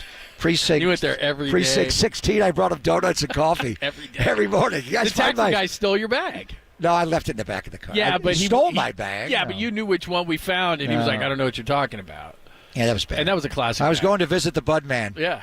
He was going to give me buds. Yeah. So anyway, By the way, that was like the first hour I was Yeah, there. you handled that better than I cried. I every could day. have ever. See, Larry Beal was done giving me that. crap on my spot. The 3 iPads, I was able to replace them. Yeah. I had the Denver But that was Broncos. a nice I had my leather Denver bag. Broncos and Seattle Seahawks notes for that Oh, game. Super Bowl 48. Yeah. I was with the Raiders then. I needed the Broncos notes. We play them twice a year, and we played Seattle in the it's preseason. classic. So We were in an Italian you know restaurant what? in New York, and you kept going, "Oh well, more wine." by Sunday at 3:30, all of those will pale to compare. I believe you. They will I all agree with you. Vegas this week will bring us a new top 5. It's just everywhere. I mean, everybody knows this about Vegas. The problem and / fun part about Vegas is the minute you walk out your door, you're in it. So, like this morning, I walk out, I'm at the Luxor, I walk out, and by the time the elevator's open, ding, ding, ding, ding, ding, ding, ding, and there's people drinking already, and it's So at the Luxor Hotel and you order room service, do they just bring you a big bag of Doritos? Yeah, I'm in the big Dorito. I did the smart thing. Is your pillow all orange and flaky? The only thing I would tell people is, I was amazed that more people weren't doing this, when you land in Las Vegas, if you are a true professional, there's a monster liquor store right there in the airport. It's a few more bucks, but it pales in comparison to what you're going to pay here. Did you load up for the Luxor? Oh, man. Remember I told you I was on the wagon? I'm still on the wagon. Oh, you're off now, but I got a bar in my room that will knock out Vegas, so I'm ready to go. All right. We're just going back to a few, New York, Arizona, New Orleans, Miami, the Cleveland. We got another list of 5 we didn't even get to. It's going to be fun. Yeah, we got a lot more. But those, I don't know if we can broadcast. All right, let's talk to Dante Whitner, start breaking down the Super Bowl. We're live at Radio Row at the Mandalay Bay Convention Center in Las Vegas. Dante to talk ball with us next, only here on the Sports Center.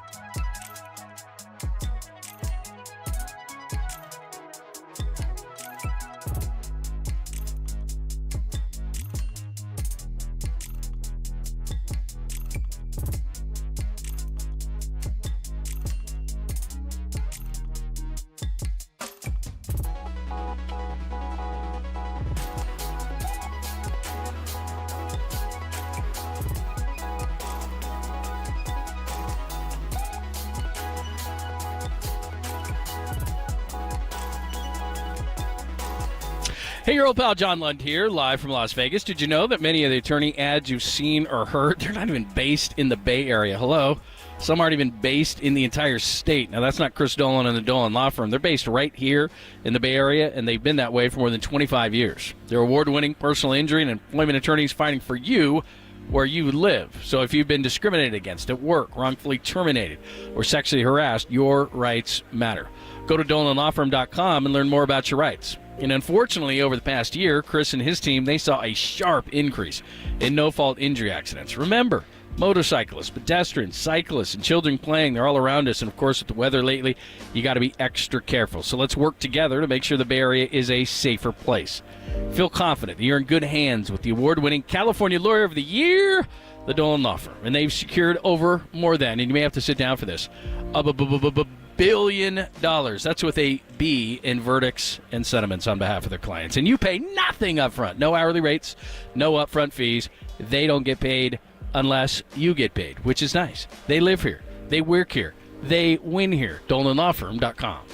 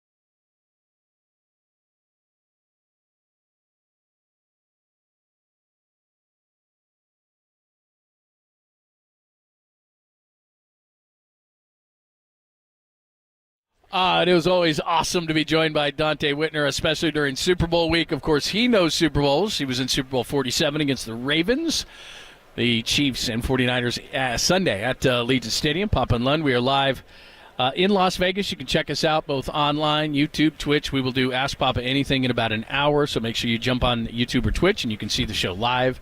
And Dante joins us courtesy of the UMA guest line. What's happening? How are you? I'm doing great. I'm headed to San Francisco right now from Orange County. Nice. And when you said I played in Super Bowl 47, I was thinking, and I should have played in Super Bowl 46 and 45 as well. Damn You Seahawks. should have. I know. Right? Are those the ones Giants and Seahawks? guys always say, athletes, so I would have no idea, but athletes always say that it's the ones that you don't win, right? I mean, do those games stick in your craw as much as anything? Because you guys easily could have won those games. Man, we could be 3-time Super Bowl champions, guys, and I know you both agree with me. Think about the Kyle Williams fumbles when we lost to the New York Giants, right? Just heartbreaking. We were beating up on Eli Manning in that New York Giants Big offense. And then think about the tip pass when we're driving to win it in Seattle. Heartbreaking. And But then Dante, get you all guys the way started down. that game. Alden knocked that ball out of Russell Wilson's hands, like the first play of the game. I mean, after that, I was like, you guys were on fire to start that Then game. Navarro Bowman fumble when Navarro broke his leg and he stripped the ball. All of those things, man. We had some heartbreaking things, but you have to take advantage of your opportunity when you're there, and the 49ers have a grand opportunity in front of them. All right, the Super Bowl in New Orleans, and I remember you guys staying down on Bourbon Street and then moving. I think you relocated on Friday. The Niners are out in Henderson. They're going to come in for media events, but they're not. UNLV's nearby for practicing, but they're not going to come much to the Strip. But the Strip is there. They're not on lockdown. Just from your experience playing a Super Bowl in a city like New Orleans, and now you come to a city like Las Vegas, do the players kind of police themselves without, the coaches and security and all that?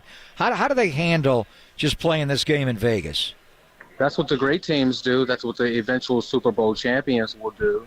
I remember back to my experiences, if I had to say one thing is, I would say that throughout those 2 weeks between the NFC Championship and the Super Bowl, we might have partied too much. We might have hung out too much. We might have stayed out too late. And that probably equated to our loss in the Super Bowl. So, whether the people know you're doing it or doing it, you're still doing it, and it's going to affect you on Sunday. So the great teams wait till after the game to celebrate. Did you celebrate when you got to New Orleans or the week before you left for New Orleans? Well, it's similar to having a week at home, where Monday, Tuesday, Wednesday, Thursday, you pretty much can do whatever you want as long as you're in the meetings first thing in the morning. And then when it gets closer to game time, they start to buckle down a little. But if they police themselves and if they get rid of the distractions and handle the great game day intensity, the 49ers will be champions. If not, they won't. See, that's the thing about guys just, unless you're playing in a college bowl game or the Super Bowl, you just don't spend a week on the road. The Niners did it sometimes, but they went out to, West Virginia somewhere nobody's, doing anything. The temptation of just leaving your hotel room, getting on an elevator and hitting L, and they're out in Henderson, but still, you just jump in an Uber and you're here in 35 minutes, and then just being out of your routine where you're not home. It takes personal discipline to get ready for the Super Bowl, Dante, the same way you would any other game. How do guys do that? How do they lock in and do the same things they would do to get ready for any other game? Well, I'm a big Charlie Munger fan, and rest in peace, Charlie Munger. And one of the things he said is that the biggest downfall for any man is liquor, ladies, and leverage. So if you put liquor involved, you have ladies involved, you have an atmosphere, you have guys that can't handle that, you're going to fail. And the thing with the Kansas City Chiefs is they've been there so often that they know how to handle that week leading up to the Super Bowl. So that's where they might have the advantage over the 49ers. But hopefully the guys really, really buckle down and treat this week as a one-in-a-lifetime experience, because that's what it is. And this is a legacy moment. That's awesome information. Dante Whitner is joining us, of course, talking about his Super Bowl memories. We're live in Las Vegas at Media Row. It's Pop and Lund here on the Sports Leader. Super Bowl 58, of course, Niners and Chiefs. Maybe you just don't know, but does this team strike you? Maybe I'm wrong, but Vegas has, and they're a long way away, and Vegas has a lot of temptations, even if you're far away. There's things that you can do, but I don't know, maybe I'm wrong. It seems like a guy like Brock or Trent Williams or, all these guys, there's a lot of veterans on this team. A lot of these guys did play Kansas City 4 years ago. A lot didn't. But does this team seem like a team that is buckled down? But then again, your teams probably did as well. 100% they're buckled down. And did you see Christian McCaffrey's face getting off that flight? That was a determined individual. Same thing with Brock Purdy. I expect those guys to be fully locked in, but it's those other guys. It's the punt returner. It's the Kyle Williams of the team that can affect you when everybody else is playing well and snuck out 1 or 2 times, fell asleep in the meeting, missed a key point that can win you a game. It's all about getting better, 1% better to make that one key play for every individual in their locker room. How many stories have we heard about the Oakland Raiders offensive line being out all night long for the Super Bowl and going out there and playing? How many stories have we heard about Lawrence Taylor and all these guys? Guys, it happens, but the universe and the football guys won't bless you if you go and you cheat the game that way leading up to Super Bowl weekend. So, no, they don't strike me as a team that will do that. It's just individuals could possibly do it. All right, let's talk about the game a little bit. And it obviously starts with Patrick Mahomes. You want to shut down Isaiah Pacheco in their running game, but he is just such a great player. Do you want to rush him, Dante, a little bit like the Niners rushed Jalen Hurts? And he's different than Jalen Hurts. He's obviously a much better thrower of the football. He can win from the pocket. But I see the teams that have success against him. Anarumo in Cincinnati, their coordinator, sometimes rushing 3, drop 8, make him stay in the pocket. The stat on when he throws the ball 3 or more seconds, he's not nearly as productive. And he can get out and run, and it'll hurt you running. But it seems like he's still trying to figure out how to read coverage. And a lot of times he'll get out of the pocket and just throw the ball away. So starting from the pass rush, do you want to just squeeze him and keep him in the pocket and make him hold the football? Can they do that?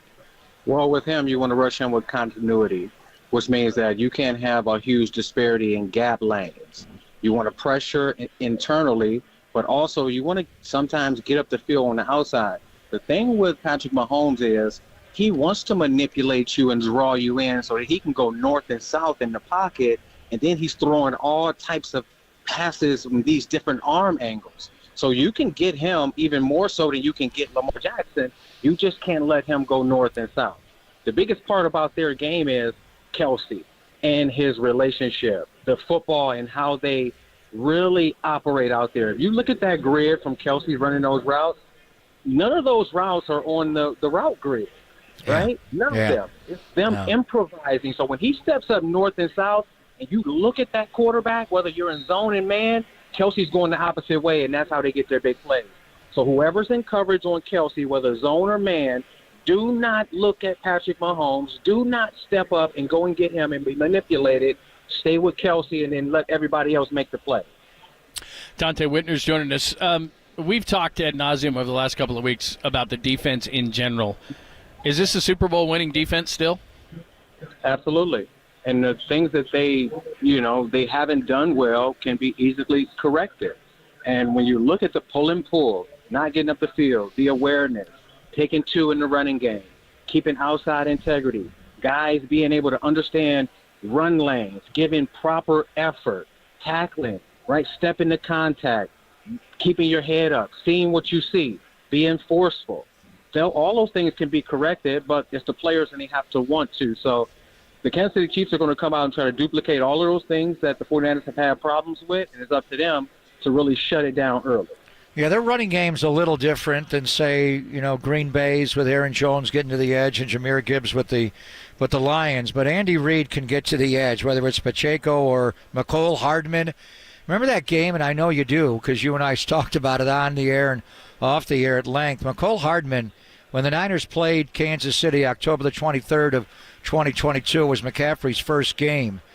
Mecole Hardman had 3 touchdowns in that game, and they were all on the same action, jet sweeps or jet passes, depending on whether he was handed the ball or flipped the ball. They specifically targeted Nick Bosa's side with the influence block on those sweeps to Hardman, Dante, where they didn't block him at all. They just aligned the offensive lineman feet to get him to take the cheese and go the wrong way.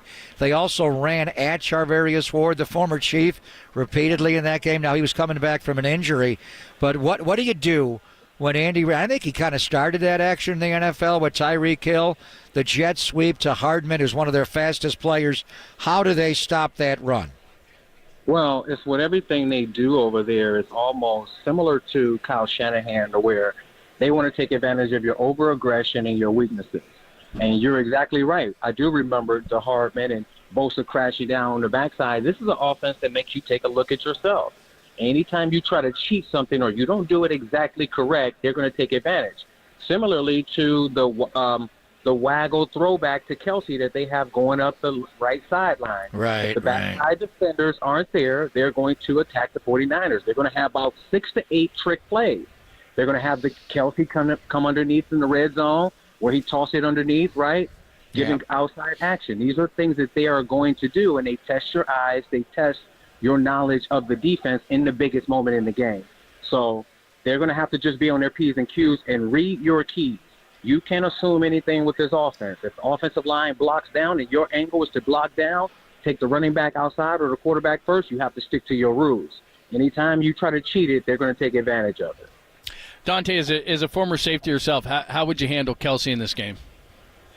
Well, I had some film this week. I'm going to show during the week this guy's on this show when I was in Cleveland, matched up on him man-to-man probably 6 times. He has 0 catches. And you have to sit on his outside shoulder if you're playing man-to-man. He's like any other tight end in the league. Any outside release means outside breaking route. The tight end's releases tell you exactly what they're running. They have a limited route tree.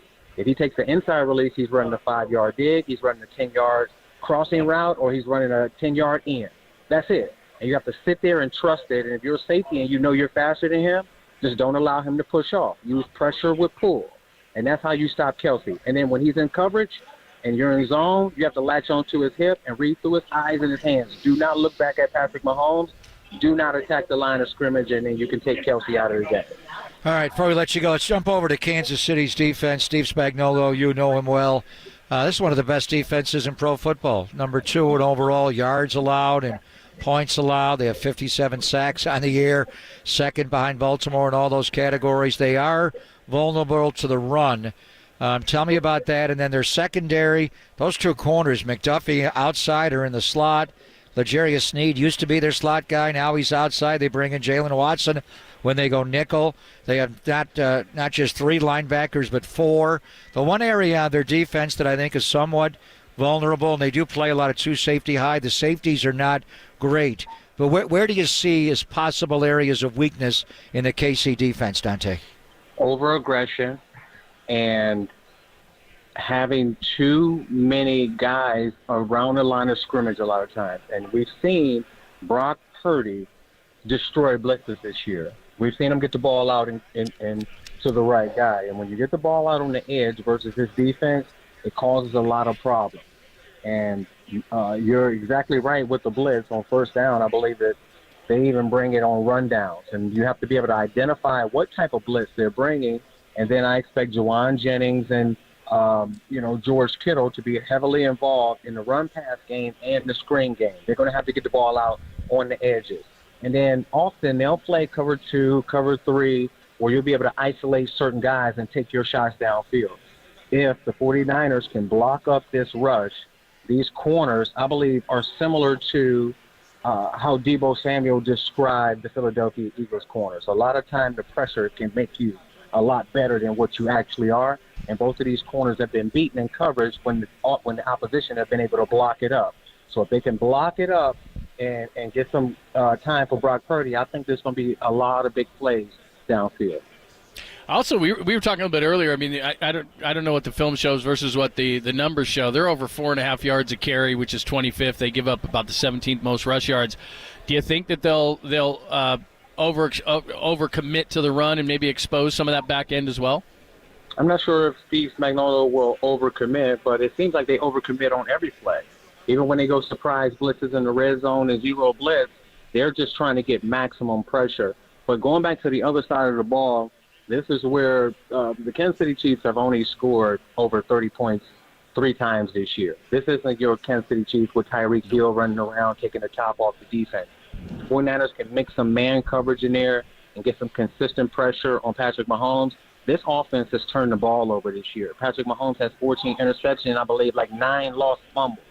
So they can get to him with his tricks and all of that stuff. They can take advantage of a lot of those things if they play fundamentally sound. So if they can get some turnovers and run the football, 49ers will be Super Bowl champions. Dante, you're the best man. Looking forward to seeing you down here. When do you get into town?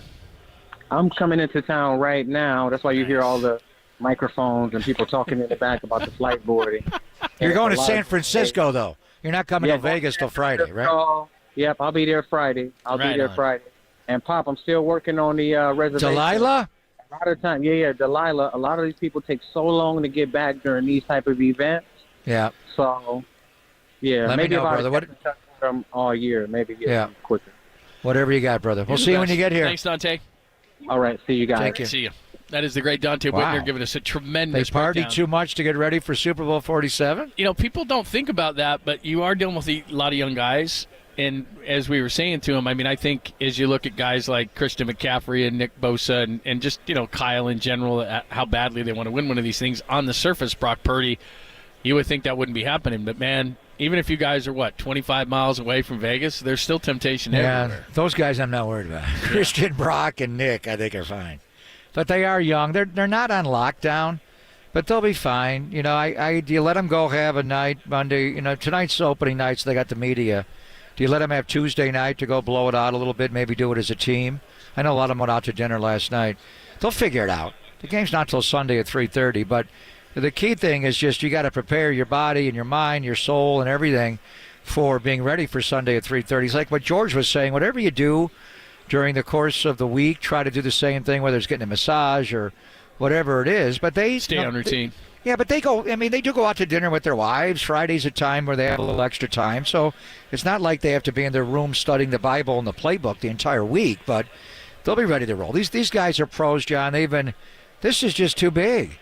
I mean, when they went to Miami, and I don't think it had anything to do with the game. They were just babies. Debo was a rookie. They didn't lose that because of Purdy. I'm not saying that. But just the overall week of everything. And that was my first year with the Niners. It was just a different vibe going to the Super Bowl right away. Like, wow, now that we've been back for a second time, it's 4 years, calendar, 5th year. There's not that angst build up, but there's an urgency. This is the game that they want to win, obviously. So you're so close. They're just 60 minutes away. All they've been saying all week is one more. Yeah. One more. And they're not going to let it slip through their hands. If they lose the game, Kansas City could be better. It could, make a play here or there, but they're not going to lose the game because they did anything silly during the course of the week. What was Dante saying about liquor and ladies? Liquors, lady, and leverage. I never heard that last one. What's leverage? We're playing outside shade of the guard? What are we doing? I think that when inside leverage and they go outside? Something like that. They got leverage on you? I guess so. Well, you have too much time and too much money? Is that the leverage? Yeah, something like that. Yeah. I don't know. I would just say what, Rocky Strainer said, women, wicked legs. We know that. Cut me, Mick. Right? What did Bill Walsh say? Did Bill want you to have relations? It's up to you. Oh, yeah, that's right. For some guys, depend on the guy. Less sex or more sex. Yeah, right. Have the right amount of sex. All right, here's what we got. A couple of great things. Thanks to Dante Whitner. We've already heard from David Lombardi here in Vegas as well. Bottom of the hour. I think the guys can get it together. I got to hear the interview you did with Mooney. Charvarius Ward, who I think is going to wow them at opening night. Did we edit that thing? Well, he drops 2 F-bombs and a BS. And I'm looking at him like, dude, what are you doing? Bro, help me out here so we don't have to edit so he's much. played. This will be his 3rd Super Bowl. Yeah. Obviously. 2 with Kansas City, a win and a loss, and now the Niners. And every single year he's played, he has made it to at least the conference championship. That's crazy. Is that amazing? All right, he's going to join us. We'll hear that interview you did with him at 11:30. Ask Papa anything at all. Remember, 808-KNBR, both the text line and the phone line, 415-808-5627, 415-808-KNBR. You can start lining those up if you want to do a hashtag Ask Papa. We're also checking the YouTube and Twitch as well. You can see us and see the show live from Vegas, but you can also put your questions for Papa up there as well. We'll do that at about 11:50. Mooney at the bottom of the hour. We're live in Vegas. Papa and Lund getting ready for Super Bowl 58. Niners and Chiefs only here on the Sports Leader.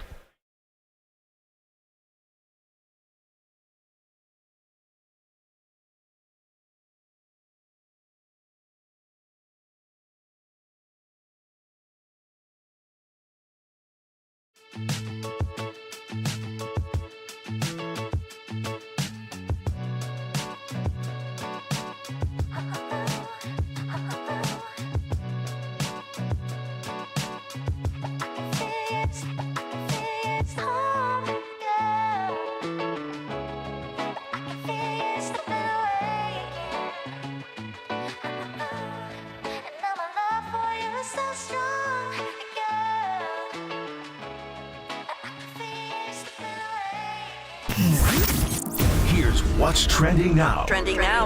On KNBR.com. I think you might have gathered by now. It's Super Bowl week, and we're live in Vegas at Radio Row. Don't miss out on all the action that's trending right now on KNBR.com and the KNBR app.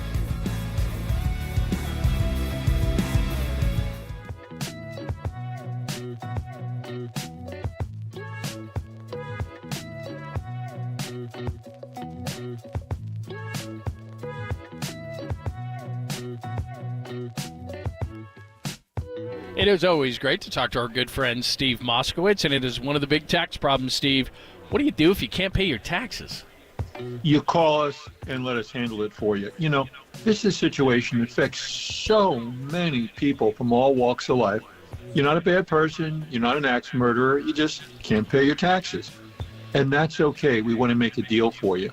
But what's not okay if you just stick your head in the sand, because there's all these new IRS agents that are going to be coming after you, and you don't want them ruining your business, your life, your marriage. You don't want them going to your clients and say, don't pay you, pay the IRS. That can put you out of business. Don't stick your head in the sand. What we want to do is just go ahead, take over for you so you don't have to talk to them, deal with them, having to do with them. We want to negotiate a great deal for you. You got a lot of good options, and we'll explain all of them to you. And then just go about and enjoy your life and not have to worry about this at all. That's our job, to take care of it for you. Call right now. Steve can take care of it for you. You can't pay your taxes. You got to call today at 888-TAX-DEAL. That's 1-888-TAX-DEAL. Or simply go online to MoskowitzLLP.com.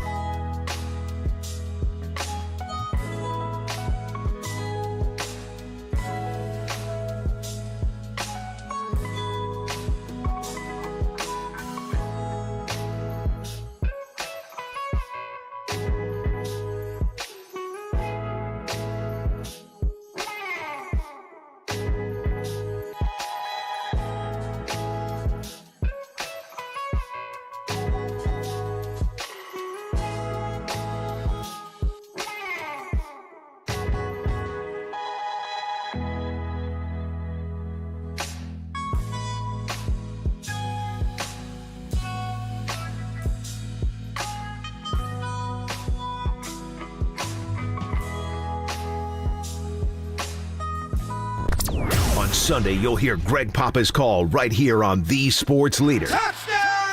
But till then, he's with John Lund live from Radio Row in Vegas. Sponsored by Xfinity Internet, the best way to stream your favorite live sports. Xfinity, the ultimate entertainment experience on KNBR, The Sports Leader. Well, I'm a big Charlie Munger fan, and rest in peace, Charlie Munger. And one of the things he said is that the biggest downfall for any man is liquor, ladies, and leverage. So if you put liquor involved, you have ladies involved, you have an atmosphere, you have guys that can't handle that, you're going to fail. And the thing with the Kansas City Chiefs is they've been there so often that they know how to handle that week leading up to the Super Bowl. So that's where they might have the advantage over the 49ers. But hopefully the guys really, really buckle down and treat this week as a one-in-a-lifetime experience, because that's what it is. And this is a legacy moment. That's Dante Whitner. We're going to talk about it in a second. We're live from Media Row in Las Vegas. Papa and Lund, thank you so much for joining us. Probably our, well, maybe I shouldn't say this, but the boss, well, the big boss man will probably hear it. I was going to say probably our only non-hungover day, but I'm just going to be going to church and drinking holy water. But no liquor, ladies, and leverage. But interesting what Dante said there. What do you make of it? Well, it tells you about the smarts of Dante, and he's gotten into a lot of capital investment. He deals with a lot of high rollers down in Orange County when he's quoting Charlie Munger from Berkshire Hathaway and Warren Buffett. But leverage is interesting because in football there's a term about leverage, and it's kind of an important part of playing football. So, no, he said, the thing is when you come to a Super Bowl, and it really is any Super Bowl, it's just the week away from home is what is different. And, I saw Rich Gannon, and I told him about, taking Barrett Robbins to Tijuana years ago. We had a good laugh about that. But for Barrett, it was just, and Barrett's an alcoholic, and I hope and pray he's still alive. And Stanley Wilson had issues when you're confronted with, and Barrett, I don't think it was the enormity of the game that got to him. It was just the temptation, and there's security. The Niners Hotel, there's security on every floor, security in the lobby. But if you want to get out like John Matusak, you can get out. So it's just when you step out of your room and you go to the bank of elevators, you get on and you hit L. It's liquors and lady and leverage. Maybe that's what the L's for. I don't know. It means lobby. It means freedom. It means time out. And it's temptation. You have a lot where you're home. You got to get in the car. Is you got there to drive. temptation where you guys are staying like here though? I mean, do you walk out and there's a casino? No. Because I love our hotel. I love that. It's much better than the hotel. The Chiefs are staying at the hotel the Niners stayed when they played the Chiefs, played the Raiders on January 1st of last year to end the 22 year. This hotel, maybe because I got a suite, but it is sweet. It's a sprawling. Love it. I know the Lux. I have a room at the Luxor. I'm not going there. It was by mistake, I think. But anyway, I'm not. The Luxor. It's going to be a great environment to get ready for the game. I think Trent gets a suite. McCaffrey. Anyway, no, it's not. But they can still get to here. They're not on lockdown. They have a staff to drive them where they want to go. They're grown men. Adults. But these guys they'll have fun. And they'll pick their spots. I'm sure maybe tomorrow night, after tonight's opening night, they may all go out and have dinner at STK or something. For people who don't understand, it's going to be at Allegiant Stadium, the home of the Super Bowl, which is right in the middle of Las Vegas, just off the Strip. Yeah, versus opening where you guys night. are now. But I think they'll come right back after opening night. Away, it's not that far away. No, but I don't think you would. To Dante's point, though, it is nice versus the Super Bowl. He went out because you and I talked about it the entire week of the Super Bowl, which was they're away from the Strip here. A lot of people in the Bay Area go. So they're 25 miles from the Strip, right? Where we are right now is in the Mandalay Bay, which is right on the Strip. Where Allegiant is, where they'll be tonight, is right off the Strip. So they don't have near as much temptation, whereas when they were in Vegas, in New Orleans, where Dante's talking about, they stayed in a Marriott right off Bourbon Street. I remember one night you and I were walking, and I'm not saying he did anything wrong. It was just Frank Gore and a number of Niner players were just and it's walking also Bourbon Street it's hard to sleep because Bourbon Street does not go to bed at midnight.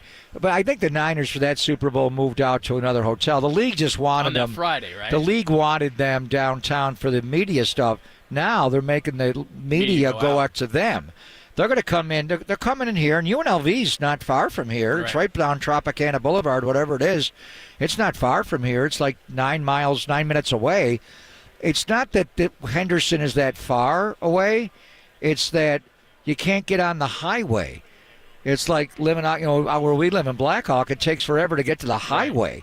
So it takes like 15 minutes to get on 95, get on the highway. Once you're on the highway, it's not, when it rained hard anyway, it's not that far away. It's like, But it's going not. up. It's not an open the elevator thing. 'Cause No, for me, but you just I call open an the Uber and you have elevator it. and Yeah, I'm in right. debauchery. Yeah, right. Well, they're not going to stay at a.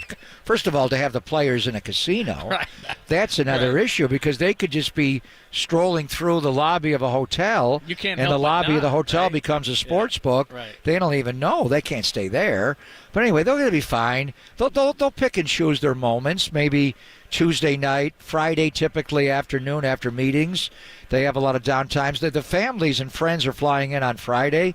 They'll all be here on Friday, so you may want to go out to dinner with your mom and dad and your wife and your kids or whatever. It's not like they're, they can't be human beings. They got a lot of the work done last week. Just watching the practice, they got a great practice on Saturday. Thursday, Friday, Saturday were like Wednesday, Thursday, Friday. I really believe, and I don't know if Kyle hasn't done his openers yet, but I think they go out and play right now. They know the Chiefs. It's almost like you study for. I like to cram right before the exam. I like to do it, right. It's almost like you don't want to prepare too early because then the game gets a little bit. I don't know. You like to have it fresher. Yeah. It's not like they're going to forget, but I think they came here with the game plan already locked and loaded. Now you make tweaks in what you're going to do. Like, is Joe Tooney going to play in this game? Seriously. He has a torn pec. How's he going to do that? They're going to harness that up. When he extends his arms out, so is he going to try to play? And he's trending in the right direction. He's making progress. So, well, wait, I don't think he's going to play. Well, what if Joe Tooney does play? Right. And, that changes things and how you want to run your defense, Steve Wilkes. So, but beyond that, John, I think they did a lot of the work ahead of time to come here where they have a firm idea who the Kansas City Chiefs are, and then you just got to go tweak it, and they're doing a walkthrough right now with UNLV and the rain or whatever they're doing, and then obviously tonight's the big opening night, and then they have tomorrow off, and then Wednesday they get back on the practice field. But I do not worry about this group being ready.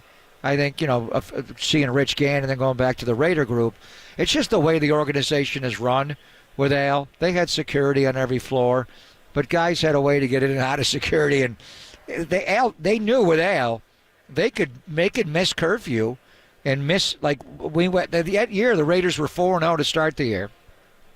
They lost 4 games in a row. Then they won 7 of the last 8. The one game they lost was in Miami. And Charlie Garner and Charles Woodson did not make curfew on Friday night. And Bill Callahan didn't want to play him in the game. And Al was like, are you out of your mind? My best offensive player, my best defensive player aren't playing. They're playing. So they knew if they missed something, curfew related because they were out on South Beach in Miami, they were still going to be allowed to play. These guys, I don't even think it gets there. I really don't worry about this group. They'll have an appropriate amount of fun. They're not going to just hole up in their room. They're going to experience some of it, but by the time it's the whole week, they're ready to play, and certainly by Sunday, they're going to be ready. All right, Pop and Lund, thanks for joining us on a Monday as Media Row is just getting jumping right now. Remember, we're on YouTube and Twitch, so you can watch the show live. We'll have a bunch of guests coming up. Ask Papa anything at all. You can do it a bunch of different ways. 415-808-5627, 415-808 KNBR on the Golden State Lumber and Building Materials text line. We got out in front of us. Just use hashtag AskPapa, or you can call the show at that very same number, 808-KNBR. We're on YouTube and Twitch as well, so you can get the conversation started there. But coming up next, your conversation with one Mooney Ward. It is a hoot. You've said all morning. 2 F-bombs and a BS right away. Did we catch those guys? He's a straight talker. Yeah, maybe we didn't. We might get them live. All right, we'll play that for you coming up next, and then we got Ask Papa Anything right after that, live from Vegas. Papa and Lund on the Sports Leader.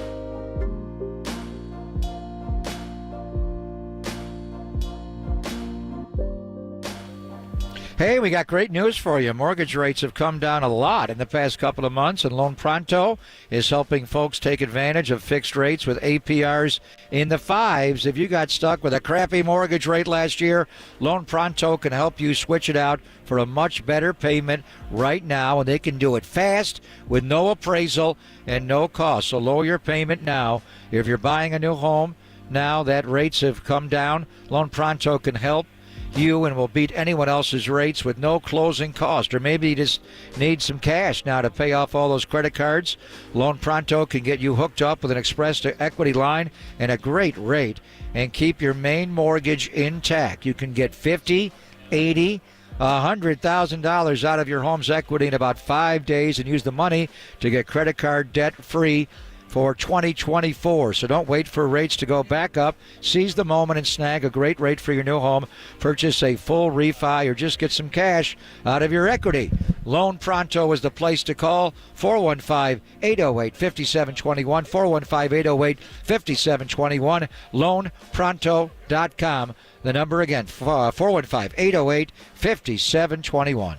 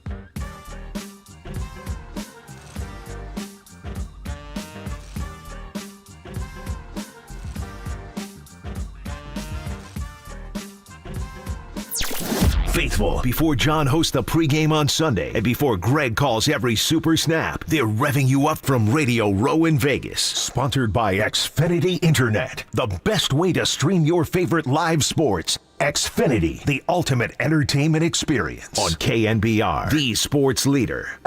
He has Bourne and Emmanuel Sanders stacked left, and he has Debo right. Here we go. Sorensen showing blitz. Here he comes. Debo. Third down. Jimmy's going to throw a deep shot down the field for Emmanuel Sanders. He overthrew him. Emmanuel Sanders ran right through the coverage there in a post route, and Garoppolo overshot it. Pablo and Lund, we're live in Vegas, Mandalay Bay Convention Center. Thanks so much for joining us. We'll be here all week, and then the rest of the shows are joining us. I know Copes is already here. I think Tommy will be here today, but the morning show will be here tomorrow as well, so make sure you tune into all of the shows. In fact, I was just talking to a handler who we love so much. And we got a special guest coming up tomorrow. Robbie Gold's going to be on with the afternoon guys at 2:15, so make sure that you tune in for that. I'm telling them as we speak. Hopefully they don't have a person. There's a reason we played that coming in. What was that reason? Well, that was a Super Bowl 54 moment. It was probably the defining moment of the game, along with 2-3 chip jet was, but it was the Jimmy Garoppolo overthrow to Emmanuel Sanders. It was a 3rd and 10 on the Chief 49-yard line. The Chiefs had just taken a 24-20 lead, as we know.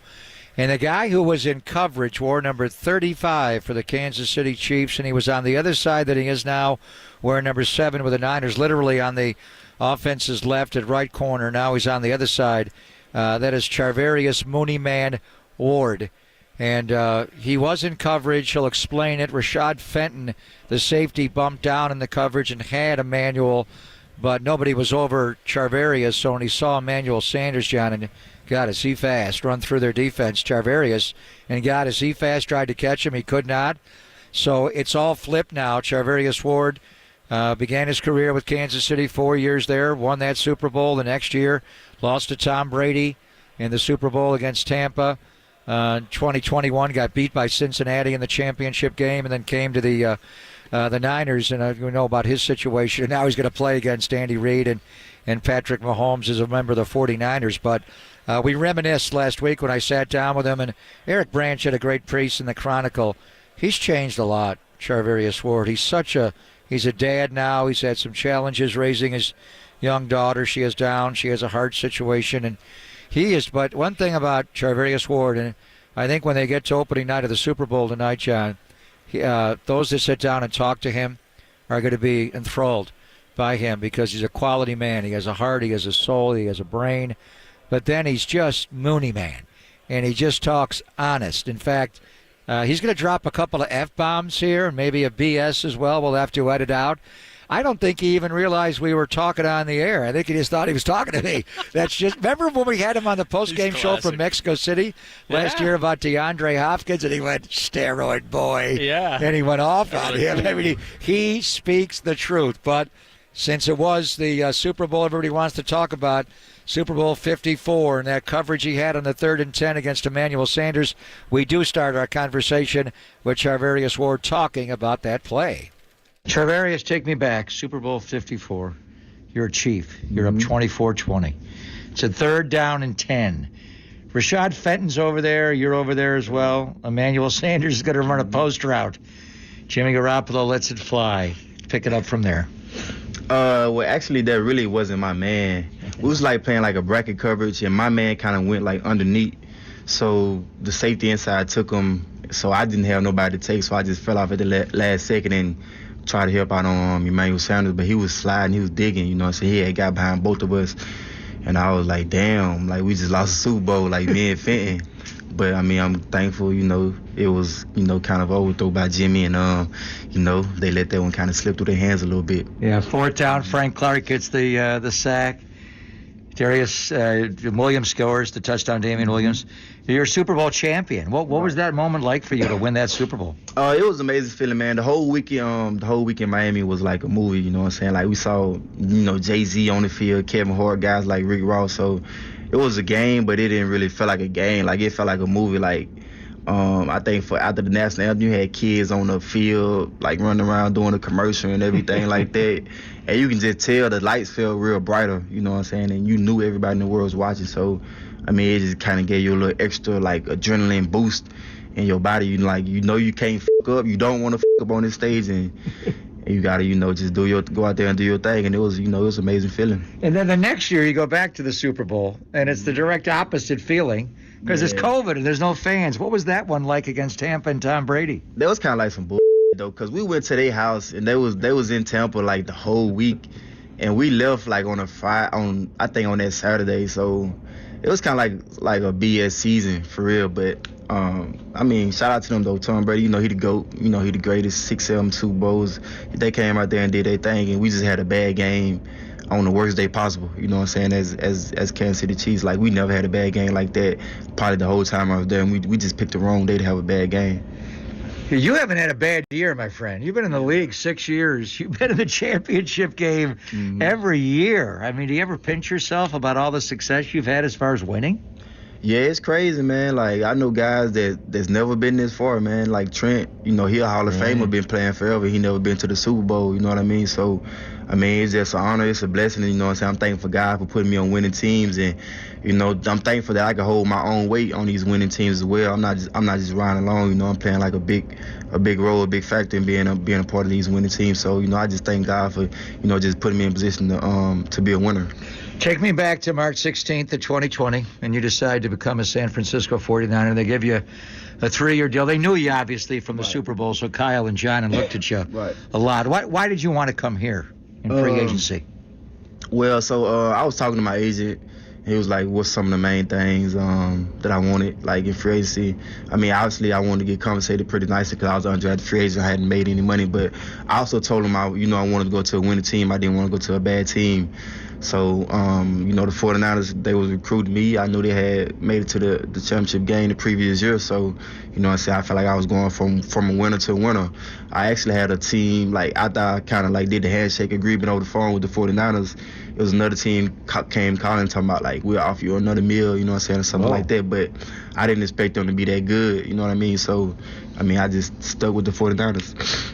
And I remember seeing you on the practice field, that first training camp. Yeah. And you were trying to get bail technique down. When you were in Kansas City, you could bump a run and play press. Yeah. But you had to open up the hips. So how long did it take you, do you think, because they do everything here. They play man, they play zone. But to be able to open up your hips and get on top and play more bail than the press you were used to?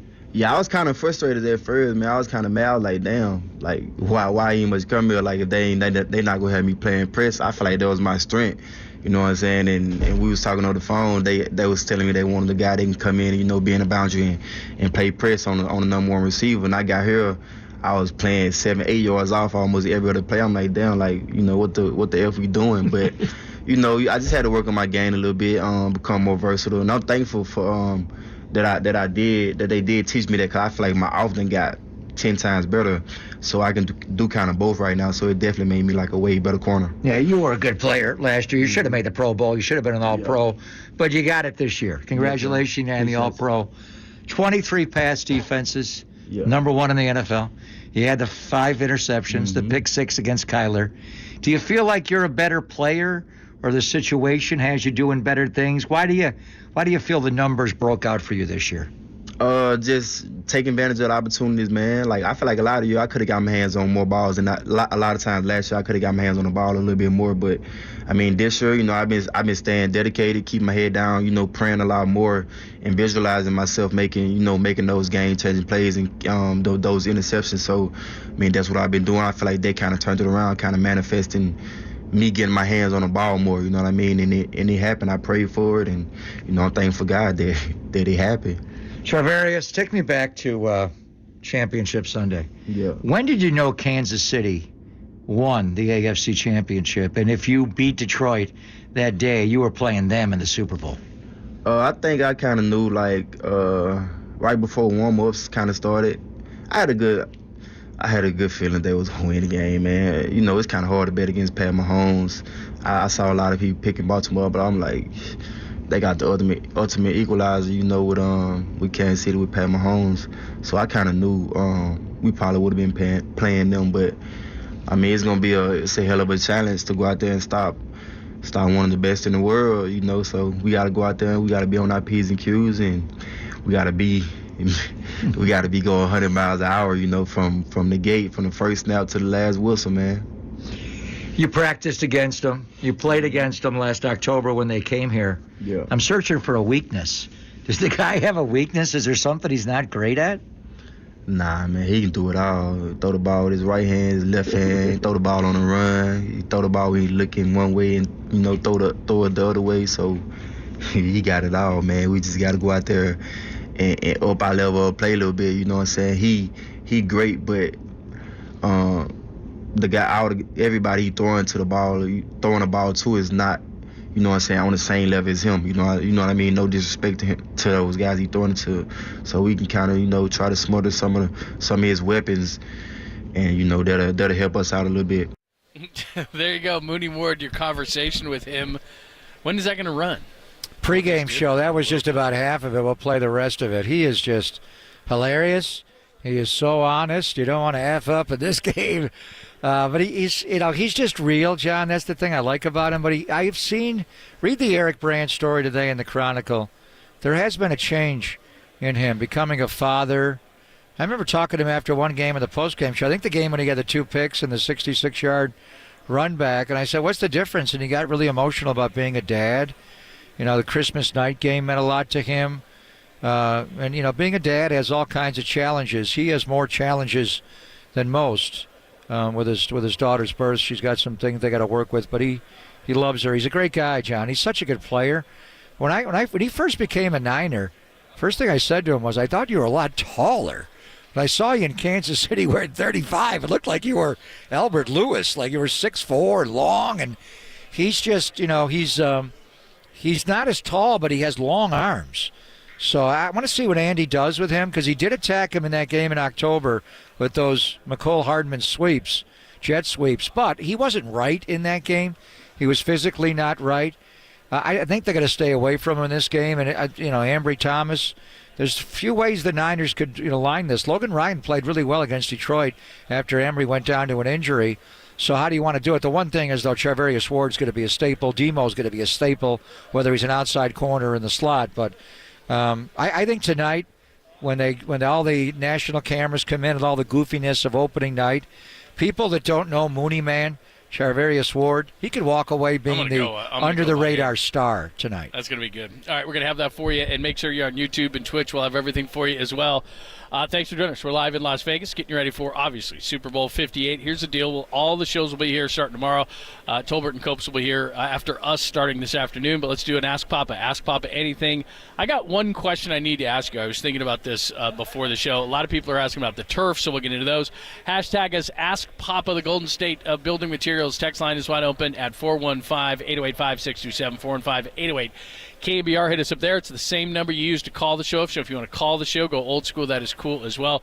Either text it or call it. 415-808-KNBR, 415-808-5627. We'll monitor on YouTube and Twitch as well. We'll do it next. Ask Papa anything. Only here on the Sports Hitter.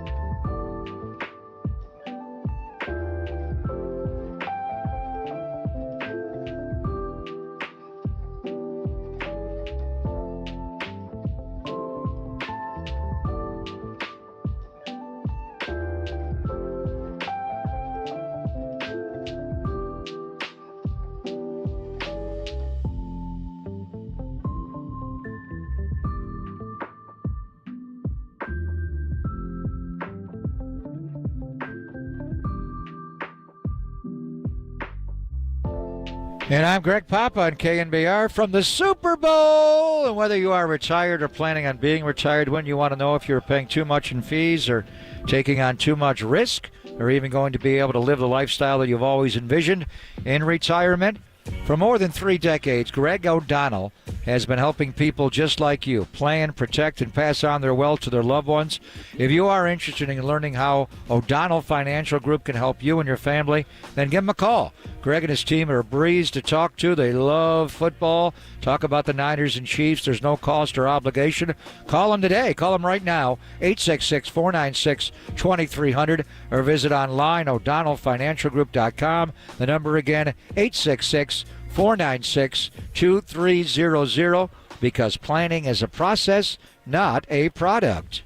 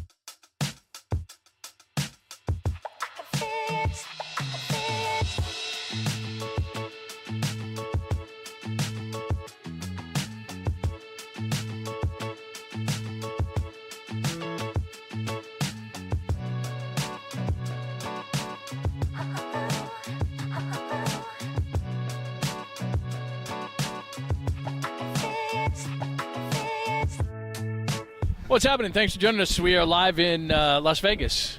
We're just hanging out. Vern Glenn's here. Yeah. Scott Reese is here. Good group. Vern wants some Gold Bar whiskey.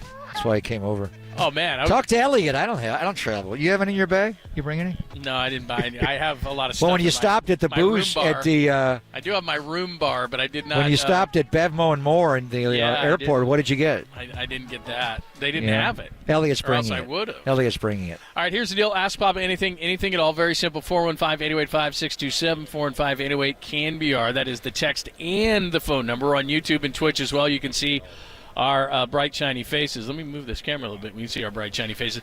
Does Vern want to ask you a question? It's Ask Papa, Ask Papa anything. Anything at all?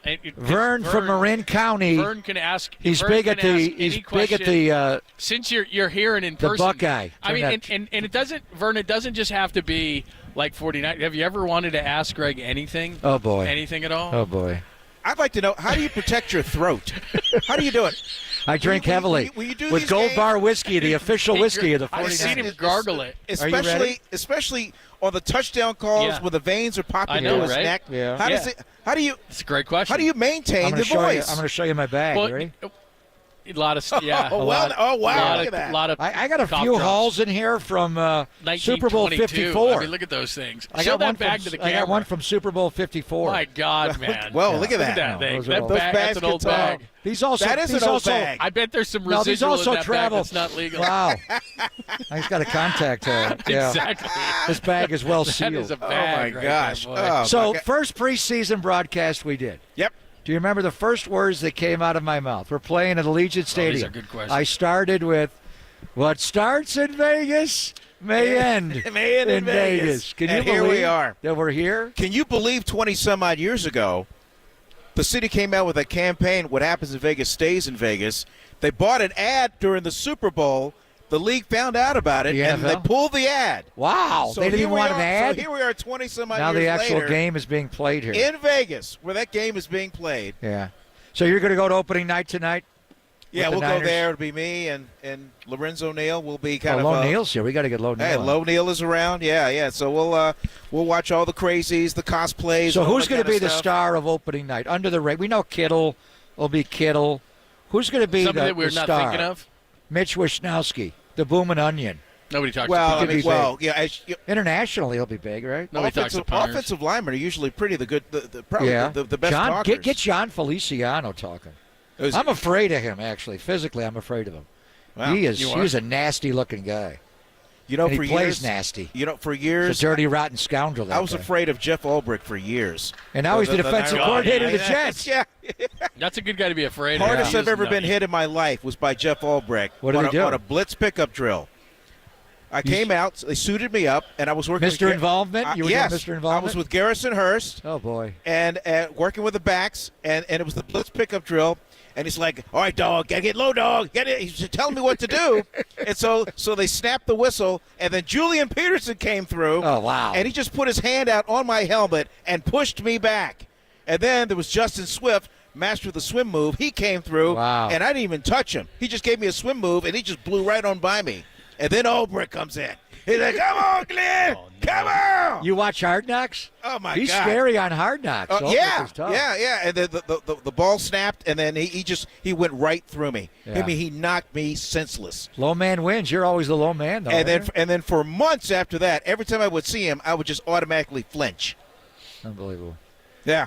You're Jeff working too Ulbrich. hard. I'd buy you dinner, but we don't have any time this week, right? You're working too Gosh, hard. Hey, it's a When work are you trip. on? When are you on? Red and Gold Report. What time are you Red on? and Gold Report every night, 7 to 8. We go an hour. On KPIX. Got it, man. Yeah. Yeah. Gotta go hard. Crazy. All right, man. All right, brother. Good to see you. The great Vern Glenn. The great Vern Glenn. He needs some Gold Bar, and we'll take care of that. Yeah, he just. Can I he just knows say the one guy. thing? I've always Take wanted care. to say this. Yeah. By the way, he listens to our show every day. All the Who doesn't? time. He texts All me the time. religiously. Yeah. Whenever a factual thing may have been a little off. Yeah. Vern's That's me. right in there. May What? I say, Yeah, one thing.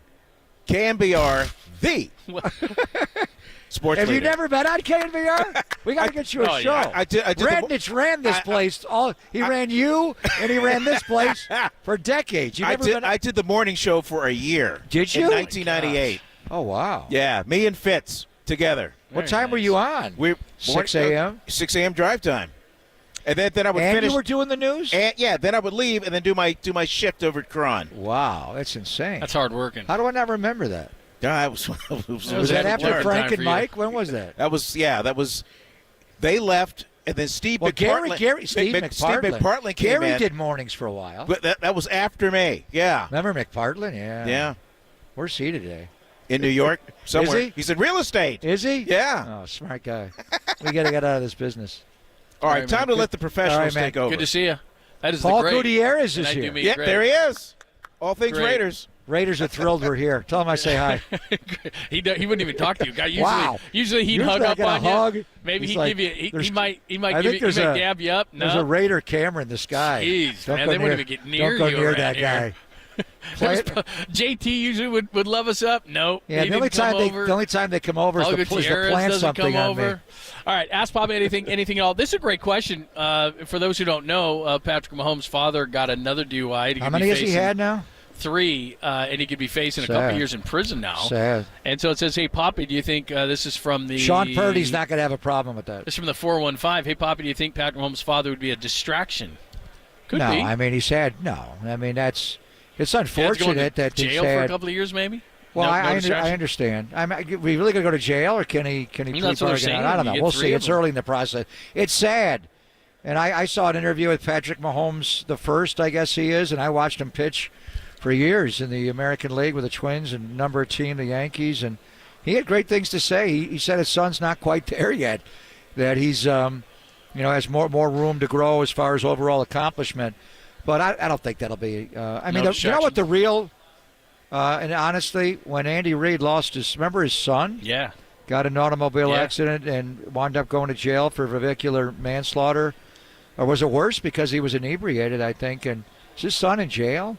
That happened right before. Didn't the child get either injured or killed? Killed. Yeah, it was, and it's manslaughter's, where it just happens. But if he was drunk, that's even different. Anyway, that's such a tremendous loss of life. But that one Super Bowl against Tampa, John, and that was a weird time, the pandemic. It was a pseudo Tampa home game, Super Bowl 55, because they played it at Raymond James. They didn't have their fans completely there. But the Chiefs could not protect at all in that game. The Buccaneers and their pass rush were all over them. But I think that really had to be a hard week for Andy. And that was the year, as Charvarius said, they flew into Tampa, I think, on Saturday before the game. There wasn't any opening night and media row and any of that year. It was all done remotely. It was strange. And he just showed up for the game. And I think Andy having that tremendous burden on his son, I think that was a huge distraction for the Chiefs for that game. But I don't think this one will be for Patrick Mahomes. All right, let's get out to a bunch of calls. There's a bunch of great texts as well. Keep them coming. 415-808-5627. 415-808-KNBR. Ask Papa anything at all. We're going to start in Huntsville, Alabama. Wow. Michael has a great question. Hi, Michael. Welcome. Go ahead.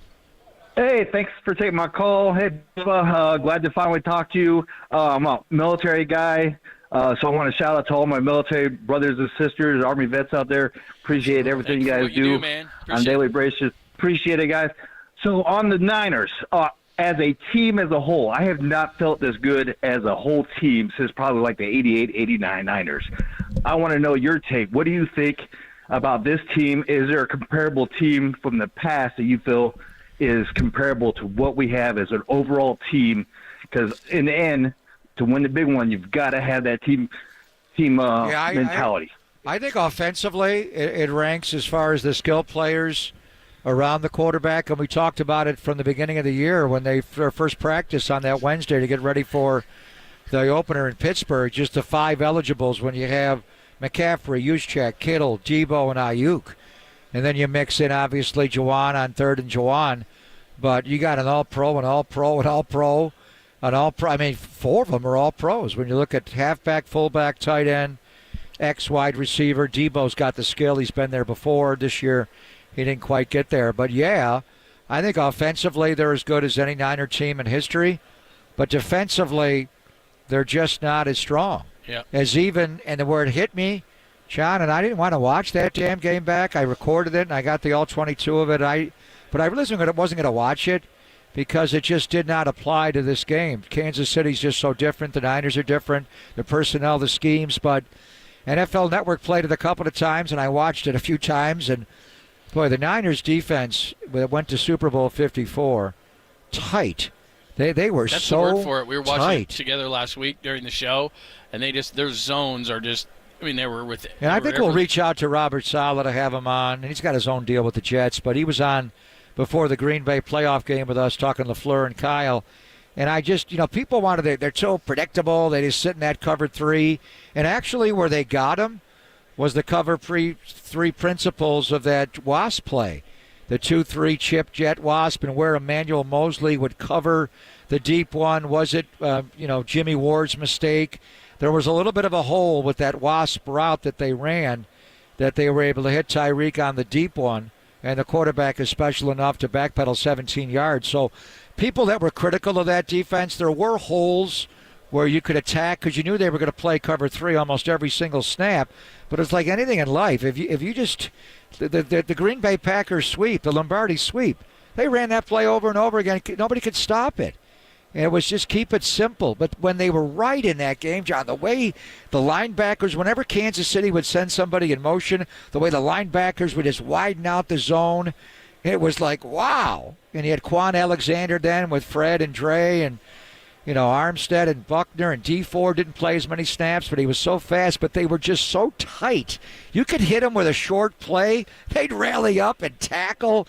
So that defense, John, they're not taking that defense into the Super Bowl. So are they going to have to outscore Spags' defense?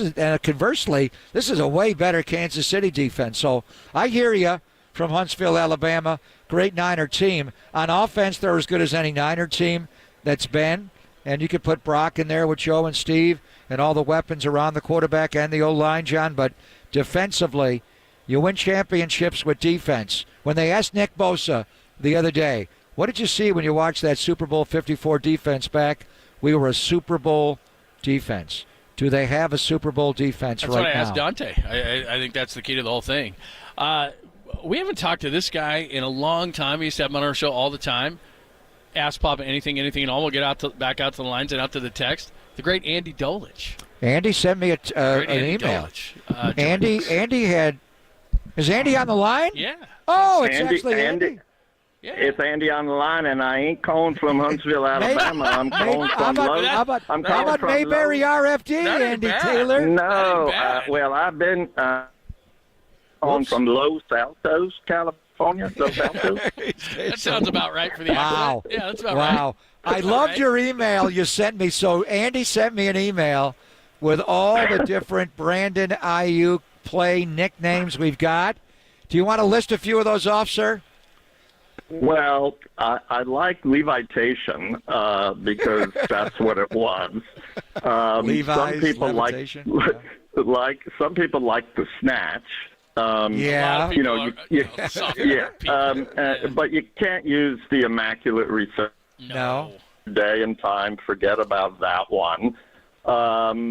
What else did I have? How about Ladybug? Luck be a ladybug tonight? Luck be a ladybug tonight. I like that one. It was too good.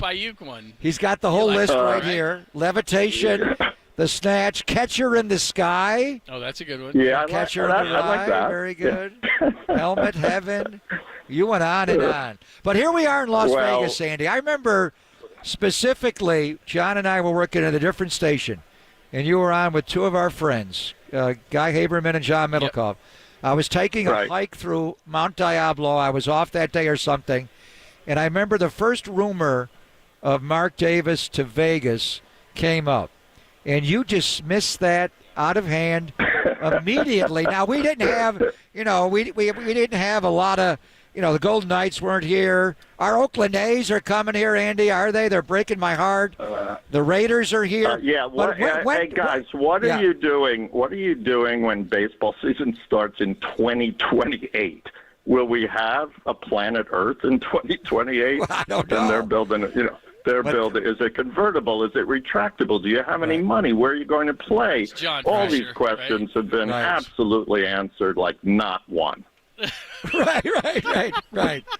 But when did it first dawn on you that American sport is really going to embrace the city of Las Vegas and all of its temptations in gambling. Was it when legalized gambling came to states beyond Nevada and New Jersey? When did you think that, hey, they're going to play professional sports in Las Vegas? Yes, and also the global attraction of Las Vegas. It's not just 50 states coming there.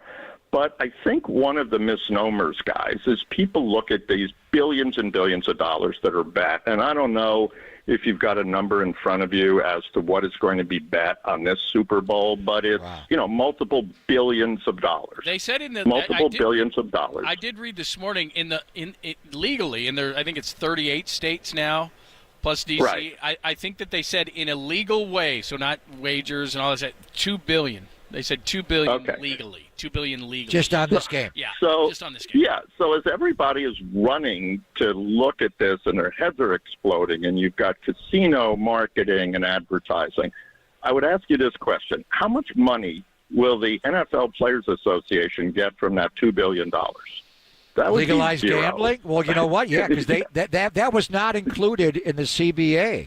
The gambling then I revenue. Would say, okay, the MVP of the game will receive a trip to Disneyland. None of that $2 billion. And the owners of all the teams, yes, they have all kinds of advertising coming to their cities where they can do that. But are they getting a share of broadcast? No. Well, let me ticketing, ask you this. suite sales. Let me ask you this, Andy, because you would know this better than I would, because at first the NFL wanted some kind of a cut, and they said no, and then they wanted some sort of we're going to make sure be a watchdog.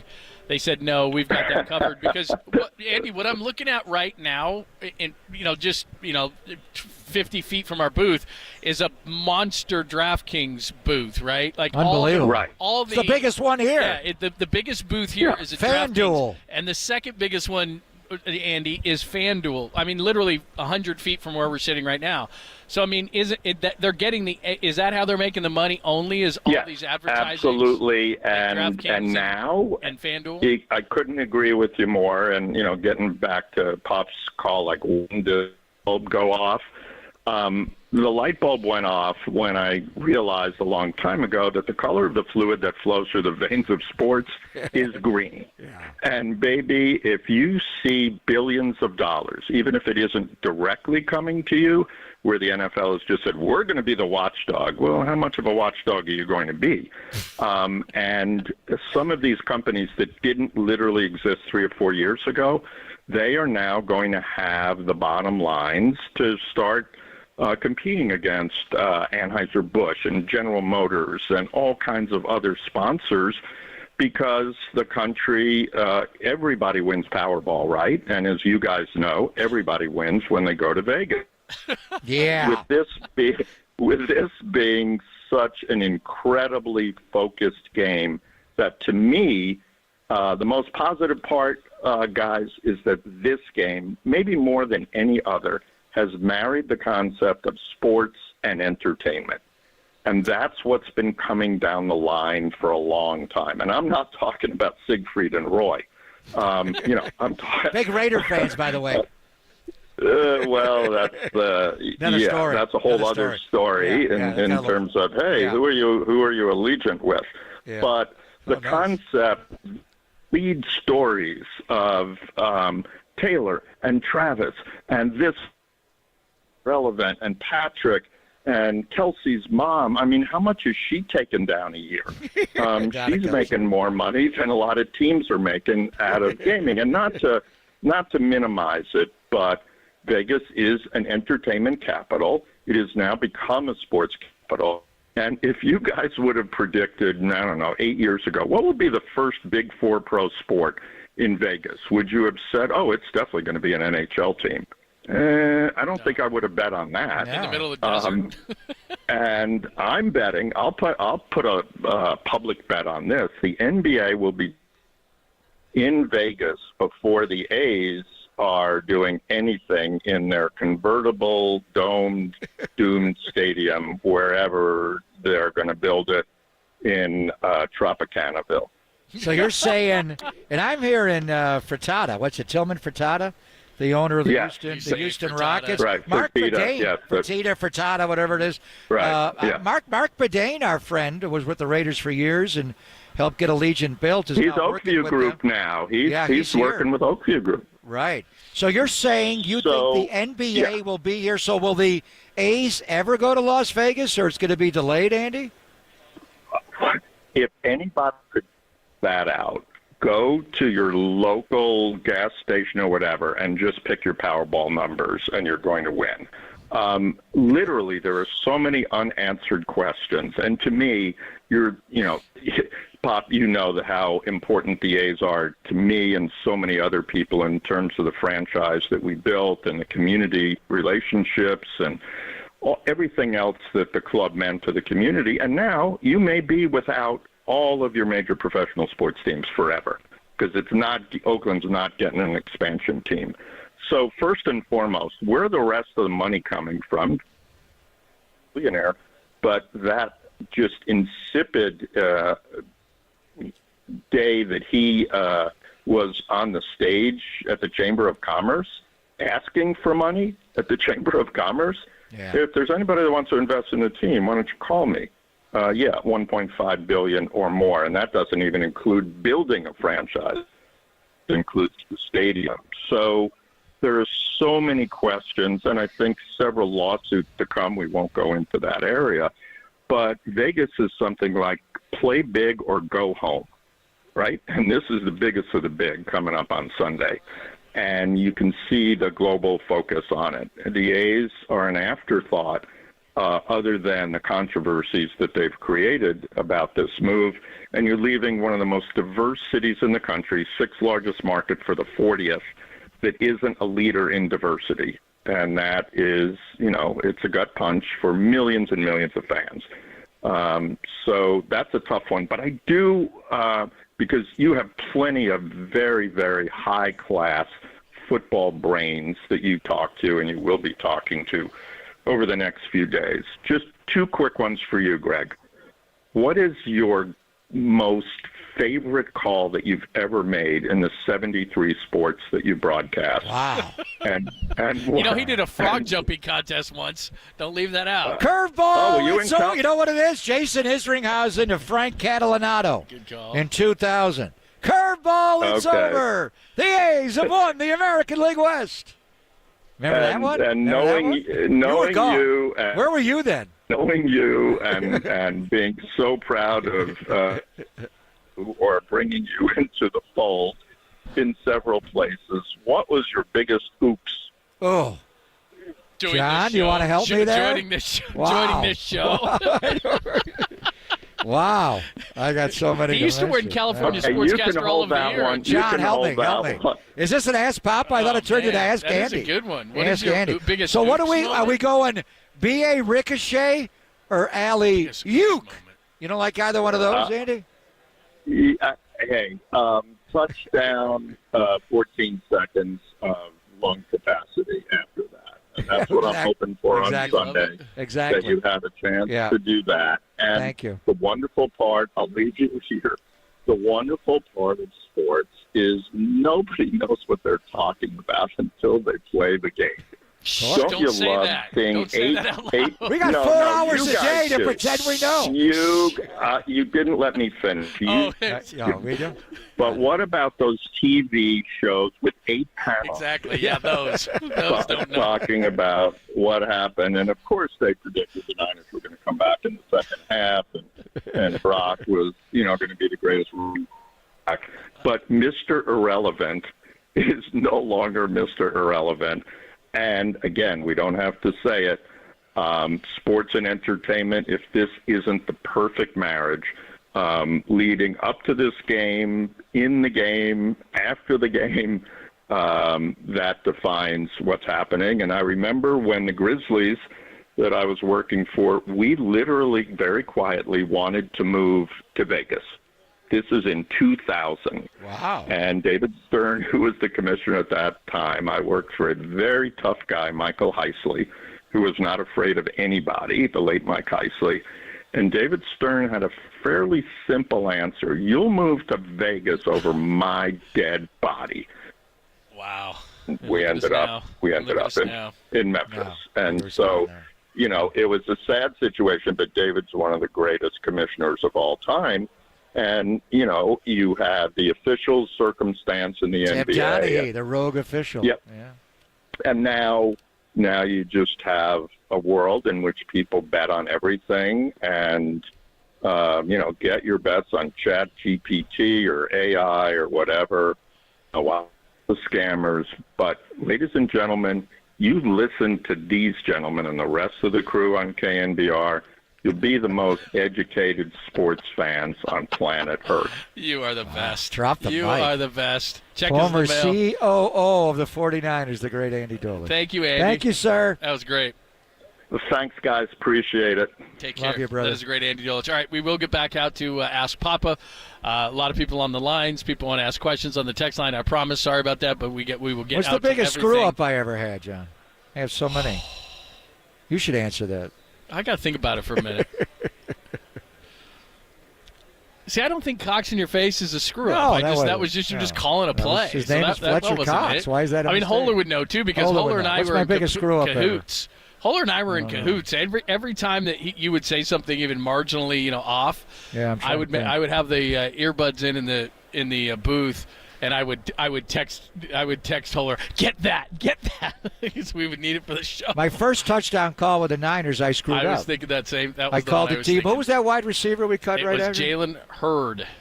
Greg Hurd. Not the quarterback of the Eagles? No, that's the one I was thinking about. And you called them Debo. They were both rookies. One was 18, one was 19, right? Yeah, that's it right there. And that was your first touchdown call. I kicked the first touchdown But luckily, it was a preseason game.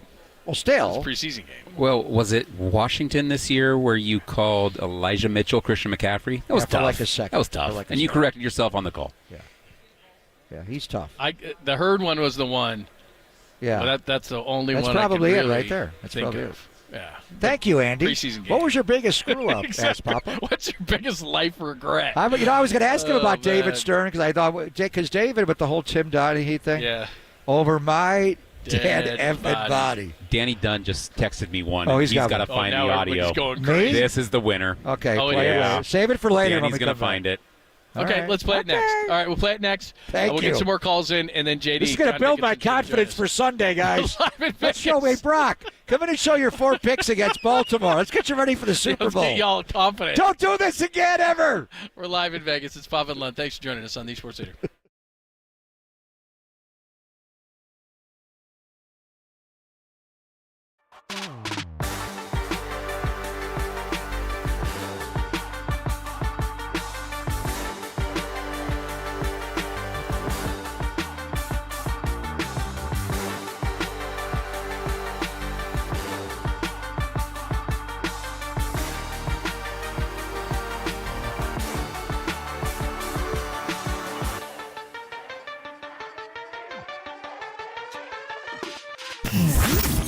Here's what's trending now. Trending now. On KNBR.com. We're live from Radio Row all week long. Everything you need to see and hear from Super Bowl 58. Chiefs and 49ers, including Greg's biggest screw-up. That's trending. Well, that part's not trending. That's not trending I'm not now. doing the game Sunday. I'm staying in He my lost room. his confidence. That part is not trending now, but Radio Row is trending now on KNBR.com and the new KNBR app.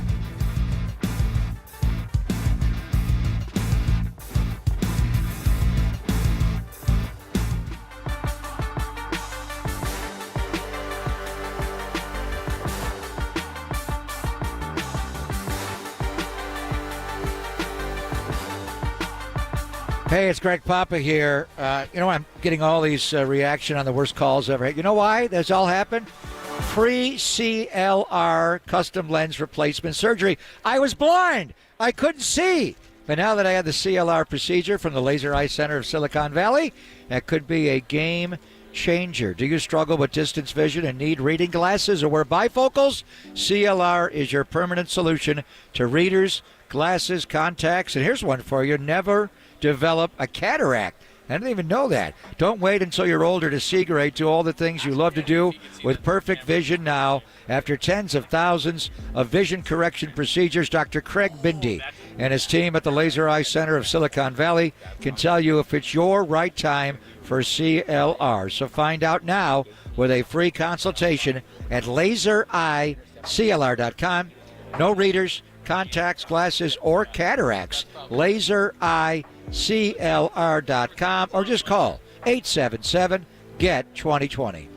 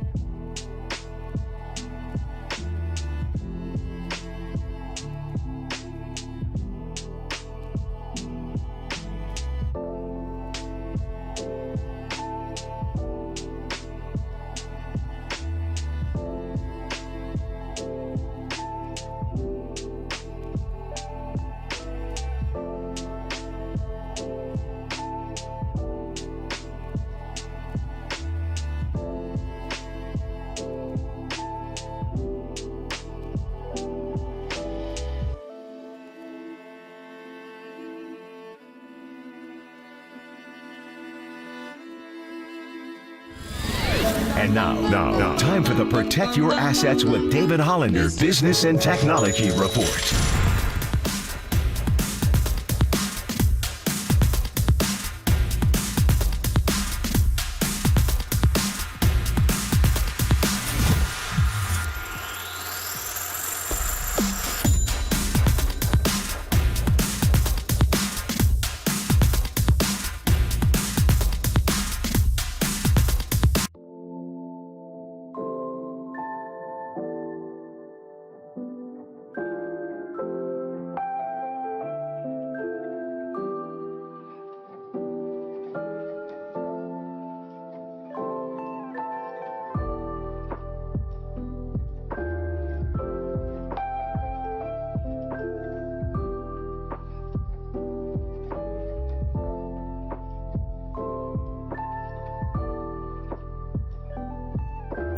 Faithful, Papa and Lunder live from Radio Row in Vegas, getting you set for Sunday Showdown. Sponsored by Xfinity Internet, the best way to stream your favorite live sports. Xfinity, the ultimate entertainment experience. On KNBR 104.5 and 680, the sports leader. What's happening? Thanks for joining us, Papa and Lund, on a Monday as we're live from Media Row, Mandalay Bay Convention Center. John Lund, Greg Papa, our good friend John Dickinson, JD, of course. You hear him with all the Dubs coverage that we do. You hear him after all Dubs games. But also, he is an expert 49ers. He's a jack of all trades. He's just a general expert. He's a jack of all trades. What's going on, fellas? And he can hang with us on the road. That's right. Anything. Lund was asking me. Well, it is still Ask Papa technically. Yeah. So did you have a question for Papa? Oh, boy. Yeah, I was going to ask Greg, what is the Las Vegas love equivalent of the Clevelander? Ooh, that is a great question. Everything. I mean, pick a spot. It's Vegas. Well, Miami. Miami's got South Beach, so we had all that. Everything. Where are we? Yeah. Where are we going here? Vegas is kind of what you make of it. So in other words, if you go to it could be the Mandalay place, Bay Convention Center right here. It could be anywhere. So, but you want to know where we're rallying together? Where we're having our where are we going to rally? Game plan and our Tuesday. What's the spot? Because what night are we doing? JD, just so you know, wasn't the Clevelander on a Tuesday? It was Tuesday. So wasn't the media party? Where was that year? Wednesday or Thursday? It was that night, right? Toller knows. It was that night. It was on a port where the cruise ships come Oh, in that's right. with a amazing view of Miami. Yeah. It was And then that same after that, night? Yes, we went to the Cleveland. Yeah. Oh, so I didn't go to the pre-party. That's I just right. went to the That's Clevelander. right. Yeah, it was a Tuesday night because I remember the Heat were playing. So how late is Celtics that night. the media party going this year? And where's that at? Do we know? It's in Where is it? Allegiant It's Stadium. 6 to 11. Oh, of the media Oh, it's in the you're stadium? talking- Oh, no. No, Tonight. no. I No, thought you yeah. were talking about tonight. No, the media party. It's over by the Sphere. There's an open area where U2 was playing there last night during the Grammys. where they Very have cool. like the paddock for the cool. Formula One race. It's over in that area. All right. There. We're Well, going just over so you there. know, it could be anywhere because Pop has a hotel at Luxor, but he has a suite at Lake Las it's Vegas. so amazing. Suite. He has a suite. I can It is. imagine. It So is. maybe we can crash and his out suite. and away from everybody. So. I think I have a pull-out couch in there. All right. I may need to crash. There's no doubt. But I was making. You're at the Luxor, I right? am. I have a mini bar, and it's not really a mini bar because at the airport, seasoned veterans go into that big liquor store at the airport and buy booze. So they're And you are seasoned. cheap seasoned And veterans. you are a vet. So I'm all set, man. So whenever you want to do happy hour, bro, I'm gonna come grab Let's a go. couple, take them back. Exactly. That's what We you can do. have a couple. Yeah, then I mean, you can Are you walk. going to do any work here at all? You can No. walk. I So got So the media availability. You going to go out to Hendo to be out there with the I will be. 49ers? Yeah, there? I will be out there for each of their availabilities tomorrow. Early afternoon and then late afternoon on Wednesday and Thursday. In addition to what I call the beauty pageant tonight over at Allegiant. That's a good time, though. That's the beauty pageant. Well, it's for it. I mean, it's a fan event basically, and it's. But it's as much everybody's on about the display. people. I forgot being about the interviewed. fan element. There'll be people in the stands, and they have like headphones you can wear. Yeah, and you can listen pull up to whatever podium you want to Yeah, hear. you can listen to any podium. Well, I it's forgot almost about as all much that. about the people being interviewed as the people doing the interviewing. You can 'cause have it's a just- podium, Greg. You got No. all sorts of crazy stuff, and you got Jimmy Kimmel out there, and you got models from wherever, and I mean it's wild. Yeah, it's just it's a show. Yeah. I mean it's a made for TV kind of a deal. So not a lot to glean unless you work away from the spectacle. You can talk to people. Yeah, I mean everybody is available on the floor, kind of making the rounds. I mean that's the one thing that I do really enjoy about this week, Super Bowl week, is if you go to the team availabilities, yes, you have the headliners that are going to be on the risers, basically with their own podium, 10 I think a day.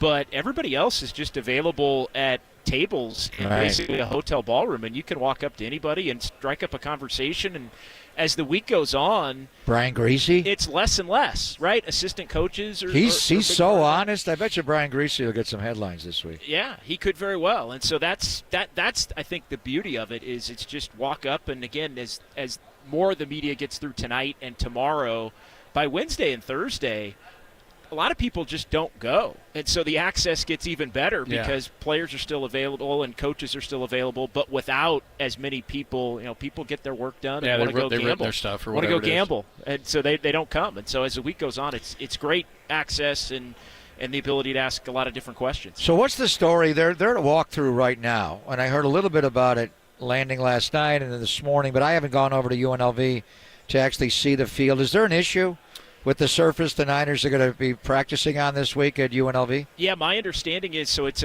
a turf surface there normally, but they laid grass over the turf, and that has not taken well to It's where a little bumpy, a little lumpy. with the rain, a little spongy. I think is the word Oh. that's been kind of going around. Right. And So, yeah. How do you do that? Because the grass has to grow on something. How can it grow on top of I would imagine they do some kind of a board or tray, kind of like it's a tray, yeah. The tray that they use at State Farm Stadium. And here. Yeah, they do it for Allegiant. Allegiant. Yeah. You know what it must be like, what they do? Remember, John, when we went to Carolina a couple of years ago and Emmanuel Mosley tore his ACL, there was an outroar.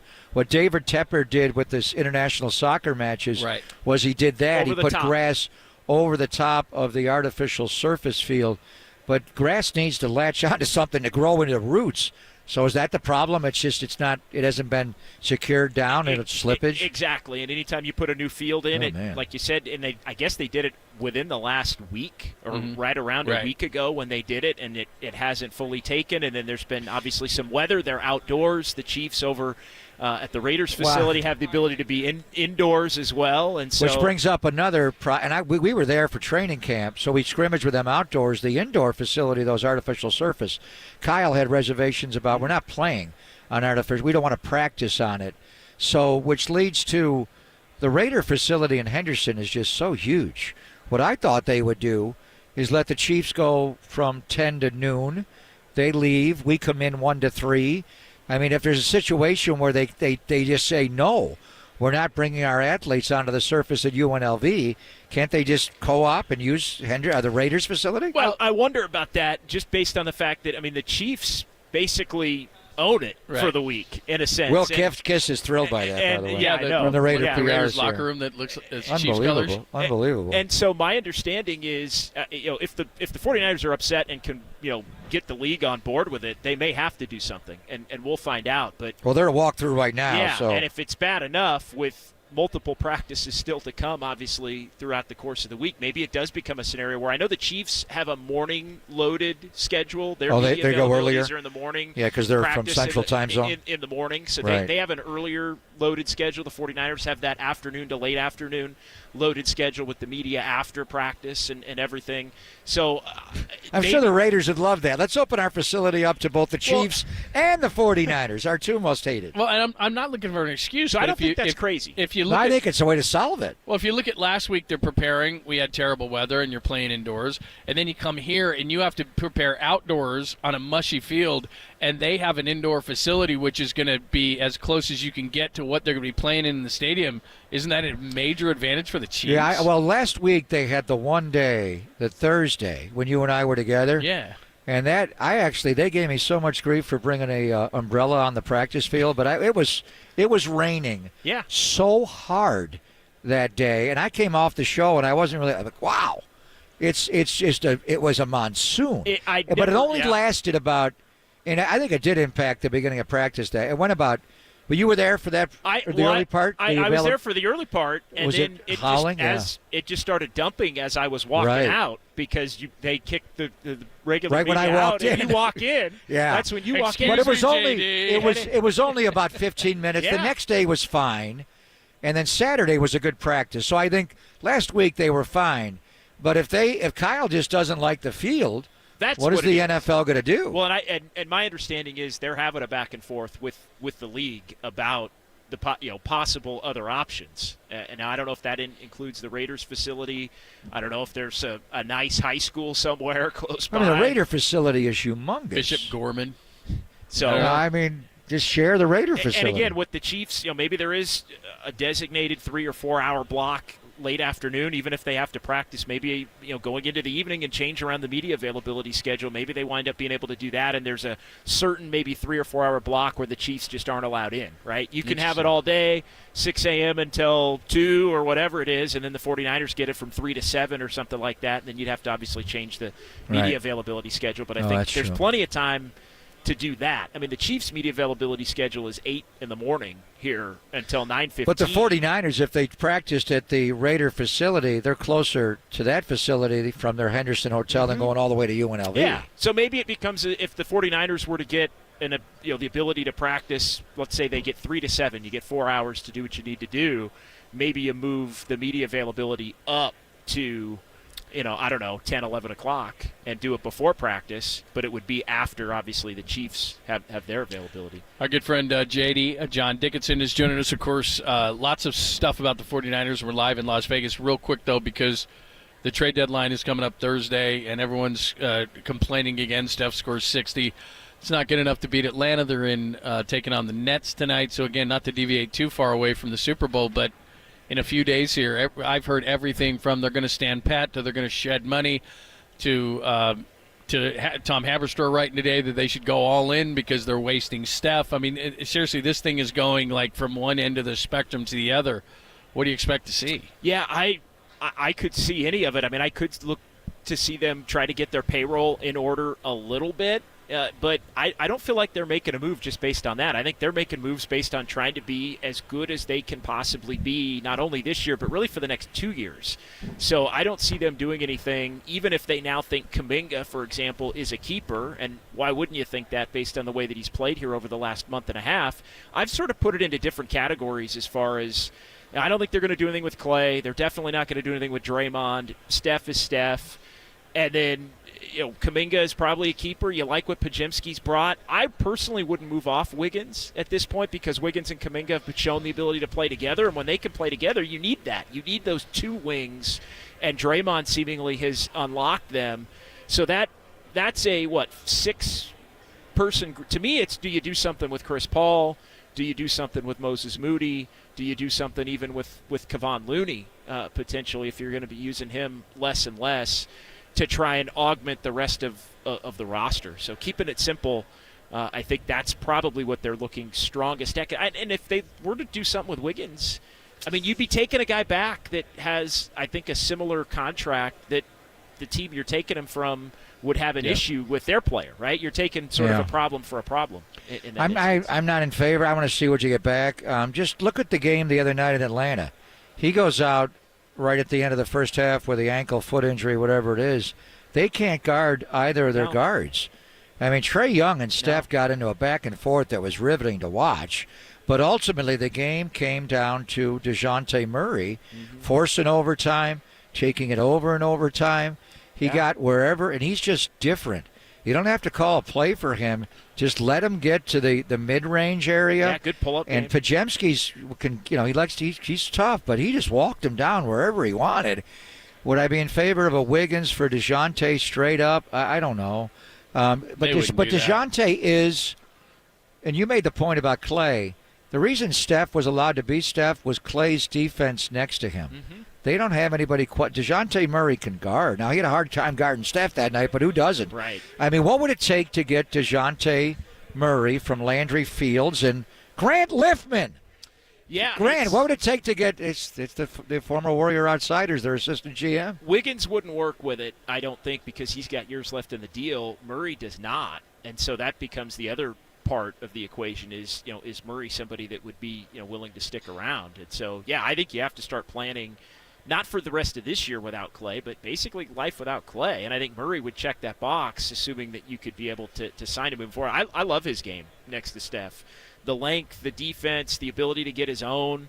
I think he's a real nice fit. I've heard the Warriors are not terribly high on him, but I think he's a nice player. That was before he crushed him at the end of that game. Yeah, he's not a three-point shooter. He's not, right. But he gets wherever he wants. Pajemski can guard, but if you move Wiggins, JD, you got to have a defender. You don't have a three-man either. You got to have a defender next to Steph to make it work. Right. Because, like you said, Wiggins is now guarding the guards. I mean, Kuminga can do some of that, but he's more of a... he did some in that game. He's more of a speed four on offense, though. On offense, I think he's absolutely a speed four. Yeah, I think that... And if you trade Wiggins, are you comfortable, then who's your three? Is it Kuminga? Like, they've been reluctant to do that. I know fans, some in the media are like, just let Kuminga take Wiggins. They're not the same player. No. They play different positions. Right. So Wiggins is the only true three-man on the roster. The three is Clay. Clay's really a three now. He is, but he doesn't play it as well. And, because he can't guard the guards, and at times he can't guard the wings either. Guys that really have jolt and are strong and have quickness. I mean, he's really more of a four. Yeah, and good luck with that. The comp moving forward, not to get lost in the weeds on this, but I think the comp for Clay moving forward might be can he become almost Eric Gordon Can he become like big, like because he can't without getting suspended for PEDs? Well, I just don't see Aaron how Gordon's he can big. guard. He's big. Yeah, Clay's not. But when they say Clay at the 4, and Steve Kerr's talked about that, he uses his length in his hands. He's played some 4. Can he bulk? But can he really truly bulk? Like I feel like that. Maybe not. I mean, not full blown Eric Gordon, but that's. there have been times when he gets caught on the switch against LeBron. He does reasonably well. I mean, it's more. I think he'd have to get bigger if he was really going to make that sort of his full-time position. So anyway, do you think they're going to do something between now and Thursday or no? I do, but I think it's a small move. I don't think it's a bit. I don't think they want to trade Chris Paul, to be perfectly honest, because I don't think the veterans want him gone. And that creates a he was. I also think there's something too. Hey, you brought this guy in. Right. It was an uncomfortable situation for him. And what does it do for you? Because his contract could expire anyway. Well, and you can keep him and trade him in the offseason. Like it's because he has that option for next year, so you could take a $30 million player back if you wanted to in the offseason. The team that acquires him can waive him for 0. So you could take another player back, kind of keep that slot moving. You don't have to be in a panic to do it before the deadline. Great stuff, man. I know we're going to see you all week long. We'll talk to you all week long, but great stuff. And make sure that you're following JD because I know you're putting a lot of stuff out on KNBR, both in your stuff. What are your handles? Because you're going to be putting a lot of stuff out, too. Yeah, at JD John Dickinson on Twitter and on Instagram. And, at KNBR, obviously, on Twitter and Instagram. Both going to be out there tonight, going to be at all the media availabilities this week. I know you guys had David Lombardi on. I like being at everything. You guys know I like going to everything you possibly can. And, not going to be a lot of sleep this week. No. It's Vegas, baby. That's not what you do. That's not what you do. Sleep when you get home. What an event this is. It's going to be crazy. It's going to be a lot of fun. Thanks, man. We're looking forward to it. JD, super reporter. He's going to be on everything, so make sure that not only do you follow KNBR, but you follow all his social media accounts. He'll be at all the stuff out in late Las Vegas for all of the stuff for media, so make sure you do it. But again, we'll be out here the whole time. We'll be out here the whole week and getting you all of the feel as we are sitting here on Media Row. We'll come up top of the hour, your foreplay, the 4 things you need to know tonight or today's before, so you can be a contributing member of society. We'll give you that coming up next. And then at about 1:15, we'll talk to Lights Out. Sean Merriman's going to join us, the former Charger, what he thinks of the Jim Harbaugh hiring. And, of course, he'll give us a little preview of the Super Bowl as well at 1:15. Pop and Lund, live from Vegas on the Sports Leader.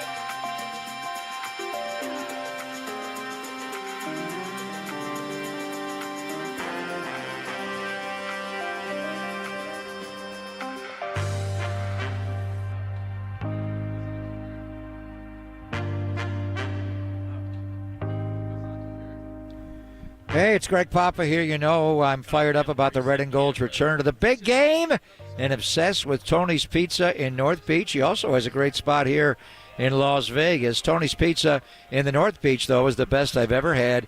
It's been ranked #1 in the world, and it's my go-to spot for Neapolitan, New York, Detroit, Sicilian, and Grandma-style pizzas. They also make fresh pastas. I got to say that slowly with Holler here. And the spicy, not spiky, bucatini. Mamma mia. One of my all-time favorites. Tony also has other locations like Capo's, where he makes delicious tavern-style, crackered thin, and deep dish pizzas. One of his specialties is his Chicago Italian beef sandwiches. They are large, and they are mouth-wateringly delectable. Don't forget to finish your meal off right with either a cannoli or a tiramisu. Wake up early in the morning and stroll through the North Beach and try his homemade sourdough bread, pastries, and New York bagels at his bakery, Toscano Brothers. And don't forget about Tony's Slice House, fast casual location, serving up delicious slices and more across the Bay Area at all of the Bay Area sporting venues, whether you're going to Oracle Park, Chase Center, or at Levi Stadium. It is playoff season. It is Super Sunday time, the big game coming up on Sunday. It is all a match made in heaven with Tony's Pizza.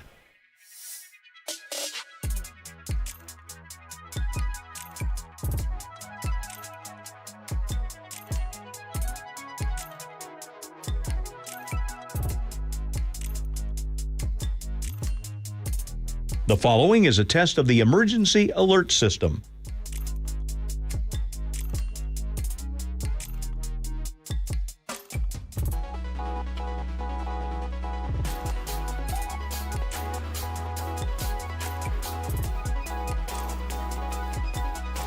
This has been a test of the emergency alert system. We now return to our regular programming.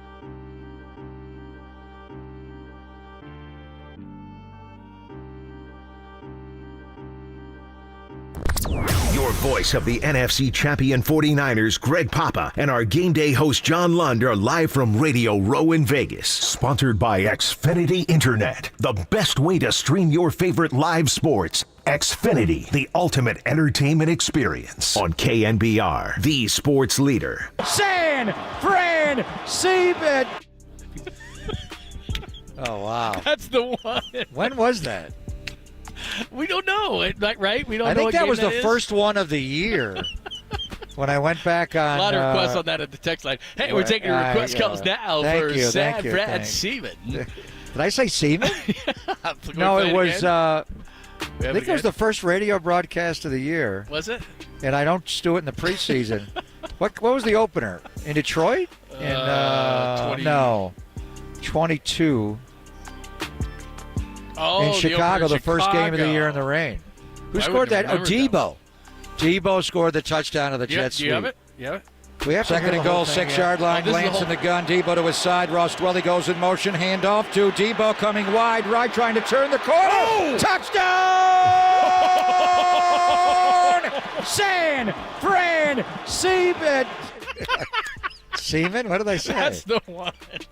Glad you guys are having fun. I'm going to screw up the Super Bowl with that call. You're not going to have any confidence by the time we're done with you. Wow. Okay, we're done. I'm just, that was much requested on the text line. They were trying to find Yeah, I do. one. I remember that well. That was very good. Because it was the tough part of the call. Mike Florio's here. Raj Mathai's here. Raj Mathai, Raj is coming on with us in the late hour. If you stop at San Fran, people don't like the San Fran part. And then just the Cisco part. It's also hard to spell, San Francisco. Sometimes I get screwed up on. Is that an S or a C? So I hadn't done it in so long. Oh, first game of the year. Right. Was that the first touchdown? Yeah, it was. the only one. Yeah. It's the only one that's we right. scored. It's the Bears. What are you talking about? It's the only one we scored in the rain. All the rain. Anyway, yeah, I forgot about that one. Thank you, everybody. Andy Dolich had to bring that up. It's Andy's fault. Thank you. What did he ask? He asked best call? Oh, no, he asked. I don't even know. I gave him an ace call when they won the American League West in 2000. No, that was Vern. Oh, that's right. Glenn Vern drop. Yeah. But that bag. Anyway. You might want to not put that thing through customs. That might have some residual on it. It's fine now. There are a few bags. Back when we traveled when it was illegal, it was like, Tommy Kelly, come with me. Now it's like every floor. It's like, whoa. Yeah. A couple of I know this. I know the answer to this one because you're too much of a professional. It says, have you ever missed a morning flight because you spent too much time the night before? Oh, hell no. You've but never I have no. But I have missed a game because I did too many games, and we were flying with the Warriors, or they were already there. I was doing a game in Dallas, and I remember Lou Campanelli was sitting next to me on the entire flight, and I worked for most of it to get ready for the notes, get everything done. Then I wanted to take a nap. There's no taking a nap around the Campanelli Tower, and he's just in my ear the entire time. So I had a window seat. He was in the aisle. We had the open one in the middle, and I was trying to sleep, but Lou just kept regaling me. Lou was scouting then in the NBA. So anyway, we're getting ready to land in Dallas at DFW, and I'm kind of in and out of sleep, and Lou's talking, telling stories about Jason Kidd. And so we start, all of a sudden we're taking a left turn and the left turn and the left turn. I'm like, we're circling. What are we doing? And we circled for a long time. And then we got this is your captain speaking. Oh, no. We're not going to be able to land at DFW. We're going to have to land in Lubbock, Texas. I'm like, what? Where's Lubbock? And not even close. How far is that? So I wound up missing the game. I couldn't make the game and David McGahee, my great former boss, late great, I love that man, never got on me at all. I'd have a few bosses that wouldn't be happy about me missing the game because I was doing an A's game or a Raider game, whatever I was doing. I don't know. But I missed the game, and I took a simulcast. Ted Davis was doing the Dallas Mavericks games then on radio, and they did a simulcast. And they took his broadcast and put it on KNBR at the time. And I got more attention from missing that game than I ever got from doing any game I've ever done. Because all people wanted to talk about was me missing the game. But no, I've never missed a morning flight, but I missed a flight a landing of a flight because DFW was too fogged out or whatever that night. Yeah, we're trying to get everybody here. We are hearing, and my flight was about 2 hours delayed, and then it wasn't the most fun flight. Yeah, and it's not. They didn't do the barf bag story like they did to you guys. United Airlines. But they do the official tell you, 49er Airlines. I do like that hat. When I got that speech, I thought, seriously? They gave it's us right after I ate Dickie's barbecue and had the brisket. Dickie's barbecue. And she was saying, no, you want a full stomach.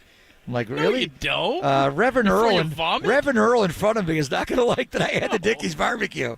No, but it was way overrated. So once you got airborne, was it gnarly? Yeah, and that's always the one that makes you nervous, and maybe you get. I think they just shouldn't tell you, and you just should be surprised, because I'd rather not know, because then everybody tenses up, and everybody kind of looks at you. And our plane was only half full, so there wasn't, there's nobody sitting by me. But that's when everybody says the prayers, like, hey God, I know I've pretty much screwed this thing up to this point, but if we can make it through this, I swear I'll start going. I wasn't at that point yet, but I was getting there because we were bouncing. It was that bad? We were bouncing a little bit. Well, yeah, I figured we would, especially taking off because, my God. Well, Vegas is also, because you come out of the mountains and it's a short runway, a little bit of the Salt Lake City. So Tim was already prepping with, remember the flight we had there last year? Tim got a little squeezy stomach and put his head down. I'm like, are you all right, bro? He's like, exactly. We are not able to move about smoke the him if you got him. We cannot move about the cabin. That was one of those where I stayed fastened down the whole flight and actually used the seatbelt. On a charter, you never use the seatbelt. No. But on that flight last night, we were fine. I don't know why it was like this last night. We're bouncing all around, and one guy just says, he must have had some, I don't know, bad, barbecue or something, and we're bouncing up and down, and this guy gets up, starts walking back to the bathroom, and I was looking at him like, are you insane right now? But he made it back. It was like the caboose pistol. We get the story about people up chucking on flights. Who does that? Oh, we almost did. No, man. We were fine. This from the 408. It says, I talked my wife into going to Vegas Wednesday for a few days. Where are we having drinks and are we allowed on Media Row? From what we can tell right now, because a lot of people have asked this question, I don't believe, because the last time I remember fans on Media Row was our first, not last year, but our first trip to Arizona, and they had people walking around. I think maybe in New York they had it, but I don't think they do that anymore. I don't think so. I don't think getting in and out of here is not easy. Big time. First of all, you can't have a car drive right up to the door. They leave you way outside, which is fine, except this morning when it was a monsoon in the desert. Thought you lived in a desert. Why is it so rainy? And then if we actually just leave the confines of this massive room, if you take a wrong right turn, you have to go through security all the way on the way out. So I've been holding it for the last hour and a half. I will say one thing though. Monday, Holler just pointed where the for a Monday, this is the most activity I think we've ever had. Yeah, in a media row, whatever this is called, the media center. Yeah, Radio Row is no longer because of all the. I mean, honestly, on Monday, it's usually you and I and Holder. Right. Tumbleweeds are blowing through. It's a lot of activity. So what's it going to be like tomorrow, Wednesday? Big time. Thursday's the big one. Friday, it tapers down a little bit, but Thursday is going to be jammed in here. Wednesday, Thursdays are usually the biggest day for guests, and that's the case for us. The setup here is ideal, though.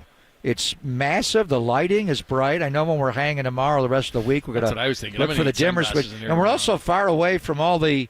Like Scott Reese and his Kansas City media, we can't even hear them. There's such a... How far are we away? We're like a deep out away from any other table, any other radio setup. So I remember we went to New York and out that small... First of all, New York, a New York hotel room is so tight. You put your key in the door and you break the window. Seriously. That room gave me... I don't have claustrophobia. You're like right on top of people like a New York ballroom. Here... We are in a desert, John. They do have expanse as their ally, so it's just huge in here. No, you could smell the breath of every person in that place. I mean, it was in so New York. Close. This is completely opposite of that. Did they show us a little extra respect because we're the flagship of the 49ers? That's what we got a prime spot here. We're right in the front row. We're kind of away. In fact, I could be pretty much here. Where's Chiefs radio?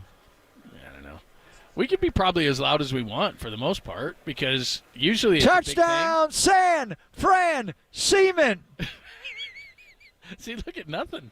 Nobody Scott knows. Reese gave me a furrowed brow. Yeah, on that look, call. I'm looking around because usually we're one of the louder tables around. Yeah. And we haven't run into anything. No one's at this complained about particular us. point. Yeah, it's pretty good. So, anyway, all right. Finishing up some Ask Papa, we will have Sean Merriman. Lights out. Sean Merriman is going to join us. Another Raider favorite around Yeah, here. I know, right? Well, they're kind of intertwining now. I mean, it goes back to Al, but they just hired the general manager of the Chargers. Tom Telesco right? sharp. That is the Jim first Harbaugh was a legitimate former general Raider. manager the Raiders have hired since, well, I guess Al they didn't hire himself. Yeah. I think that's the first legitimate GM football evaluator they had since a young Al Davis. Right. Or a younger Al Davis. Sorry, I'm reading some of these questions for you. Are we still doing Ask Andy? No. Andy Dolich? He kind of took over that segment, He so I was did. getting some people in That's here all right. that had asked some It's questions. the great Andy before. Dolich. Yeah. Somebody asking if you have more confidence, because I guess that everybody is pitting this, right? The 49ers offense versus the Chiefs defense. Those are the dominant units for these teams. And it's kind of, what in the hell is Their that? defense is good. But on the other side, he's saying, what do you have more confidence in? And I think I know the answer because of Mahomes. The Chiefs' offense is the lesser of the two, and the 49ers' defense is the lesser of the two. Yeah, And they're asking, what do you have more confidence in? Patrick Mahomes, what do you want to give a quarterback? A good running game and a good defense. He's got a solid running game with Pacheco, an ability to run the ball with that offensive line. They're better run blockers than they are in pass pro, the tackles. And they're just the best defense. I don't know if it's the best defense the Kansas City Chiefs have ever had. I go back to Super Bowl IV when they had Curly Culp and Buck Buchanan, Willie Lanier, Bobby Bell, Jim Lynch, those two corners, Emmett Thomas and Jimmy Marsalis, and then Johnny Robinson at safety. They gave up like 12 points a game. Lenny Dawson got hurt for 5 or 6 games that year. Mike Livingston took over a quarterback. And Tom Flores, by the way, was the number 3 quarterback that year behind Lenny. They won with it was like when the Baltimore Ravens, remember Trent Dilfer? Who was the quarterback they had start that year in 2000 before Trent? Tony Banks. Remember Tony Banks? Yeah. He played. They Ram. had a 5-game stretch. They didn't score an offensive touchdown for 5 straight games. They still went 3-2. How do you do that? Kansas City. I'm talking about Baltimore. Kansas City's defense in the '60s was that good. This defense that Spags has got now, they remind me a lot of. I think it's more the Tampa defense that John Lynch was on, and their ability to play the pass. They're vulnerable against the run. The Raiders were going to run on them in Super Bowl 37, and then Barrett Robbins went to Tijuana. Don't ask Papa about that. Anyway, this is a good defense. This is a great defense. I think their safeties are weak. Now, they're going to play those 2 safeties high like they have all year. Can they stop the 49er run game? But this is the best Kansas City defense. Maybe not all the way back to Super Bowl IV, but I think it goes back to Derek Thomas and Neil Smith, John. Those defenses Marty Derek had. Thomas. When they had Derek Thomas was fantastic. I mean, he was. Those are really LT. good defenses. And then they had Albert Lewis on one side. Yeah, Who was they the were other good. corner? Duron Cherry. Who was the opposite corner? Cherry was the safety. Who was the Yeah, other they were corner? good. Albert Lewis. They had a couple of shutdown corners on that team. Yeah, Anyway, I don't know if this defense is that good. This Chiefs I mean, defense it's is really good. But they do have a vulnerability against the run, and if they want to bring But if guys, they- but I don't know if you can bring guys up against the. Oh, they against will. the They Niners have to. But they're so good outside of that. That's the problem. You want to bring guys up to stop the run, then all of a sudden you're opening. Well, they'll hit you single over the coverage. top. Yeah. And I think that's a problem. But they'll run blitz. They're linebackers. Look, I think they should play 4 linebackers on the field. Not many teams do that. I think it's Willie Gay going to be healthy to play in this game. But with Bolton, Tranquil, Gay, and Chenal, they've got 4 really good. I think they're better in the linebacking core than they are the safety core. They like to run 3 safeties, I think, too much, where really they should keep the linebackers on the field. But anyway, this is a really good. The prime matchup is the 49er offense against the Kansas City defense. All right, a lot of people asking about the field, too. They had heard that before. We kind of addressed that a little bit. They don't like the field. There's no question about it, and you may not think it's a big deal, but when you're playing inside and Kansas City gets the facility of the Raiders and they get to practice inside, and then there was inclement weather, obviously, in the Bay Area, they didn't get to practice. That's not great practice. You get here, it's pouring rain right now, plus the field at UNLV is already soft, so it's outside, so you're not getting a lot of good practice time right now. I know that we were just talking to a couple of people within the Raiders who may know. I mean, it may not surprise people that they would have to move to that indoor facility because that's the only one that's around. Well, Will Kiss did say that if it does rain for Wednesday's practice, and when we were landing last night, I was asking the equipment people about it, and they just didn't know. They would accommodate in the Raiders facility in their bubble. It's big enough, yeah. Well, it's not just big enough. You can't have both teams in there simultaneously. But you can do different times. Well, I mean, we when we played them in the preseason, we ran walkthrough through there. There was a little issue with them in the weight room and all that. They are the Raiders after all. But there was a thought is if it's heavy rain on Wednesday, there's no indoor facility in Henderson. That's what I was asking. They didn't know, but Will Kiss said there's not. That there was a plan in place anyway for the 49ers to practice in the bubble at the Raiders facility, and they would stagger the start time. Will said the start times of practice is manageable, where the Chiefs could go early. They leave, go to their media availability. The 49ers come in, take the facility. So we'll know more tonight because they're going to opening night. Tonight's media night, and Kyle's got a podium. Find something out. They're going to ask them. If they just refuse to practice there is a way where the Chiefs and the 49ers could share, obviously, different times. They would not be there together, the Raider facility. And wouldn't the Raiders love that, to have the Chiefs go in? We'll take it from 10 to 12. You leave, and we'll go from 1 to 3 with the Niners. I mean, Will Kiss said it. This is the ultimate, worst possible matchup for the Raider organization to have their two most bitter rivals be playing in the Super Bowl in their stadium. Will is the media director of the Raiders, so we got a little insight into possibly. And again, it doesn't sound like a big deal, but it is if you can't get the practice time and it's raining here, just like it is the Bay Area. All right, coming up next, Sean Merriman's going to join us. Lights Out is going to join us, and we'll get a preview of the Super Bowl. We're live in Las Vegas at Media Row. It's Pop and Lund on the Sports Leader.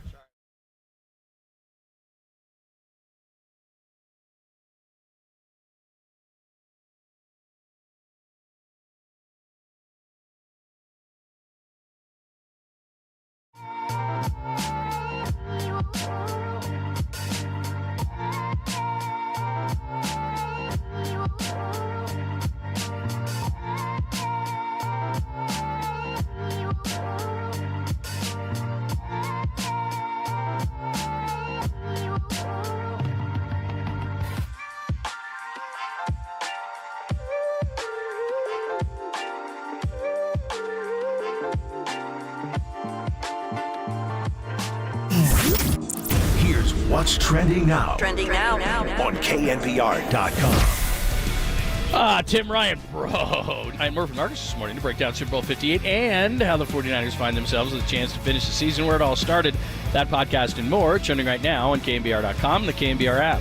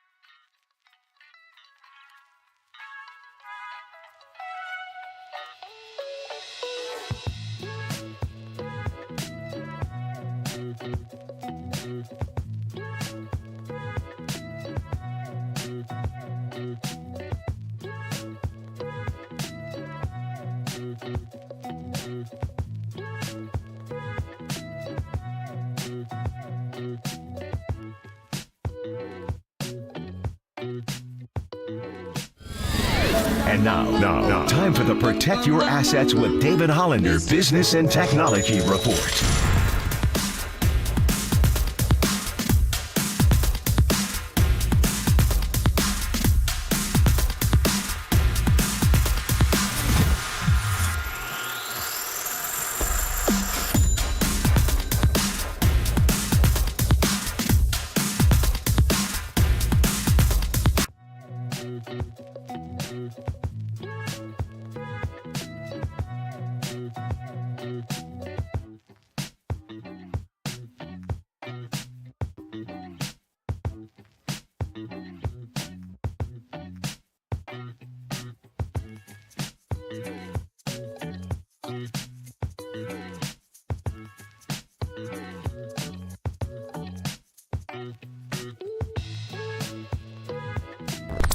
On Sunday, you'll hear Greg Papa's call right here on The Sports Leader. But till then, he's with John Lund live from Radio Row in Vegas. Sponsored by Xfinity Internet. The best way to stream your favorite live sports. Xfinity, the ultimate entertainment experience. On KNBR, The Sports Leader. Just everybody's been great and so welcoming. You know, I just like the way you do things. I like how you do it and what you do, and Ed and Fred and Catherine and on. I could list so many that I'm just very excited. You know, excited. I think about if I could describe it to you, it'd be like Morgan Freeman in Shawshank Redemption. You know, Red. You know, I'm so excited that I find I can't sit still or hold a thought in my head. You know, what a free man would feel before a long journey, and I just want to make it across the border. Want to shake my friend's hand. That's how I feel, and I want to get want to win. Jim Harbaugh, of course, former Niners coach, now coaching the Chargers. That was part of his media availability, and that is Jim being Jim, of course. Shawshank Redemption. It is great. We talk to Sean Merriman at the Super Bowl every year, and he's got a bunch of stuff going on, and he's joining us courtesy of our good friends at Bet Online. So we're going to do that a little bit later. Talk some Super Bowl, but we got to talk about what we just heard. Jim Harbaugh now coaching the Chargers, and Sean joins us courtesy of the UMA guest line. What's happening, Sean? Good to talk to you again. How are you? Hey, what's up, my man? How's it going? It's going good, man. So your Chargers hiring Jim Harbaugh, and we just heard a little bit of Jim being Jim there. What do you think? It's great, right? Because he's you know what I like about him, man. Outside of him living up to what his capabilities are, he's a salesman, right? I think that the fans appreciate it. It brings a level of excitement that's been missing for the Chargers for the last couple of years.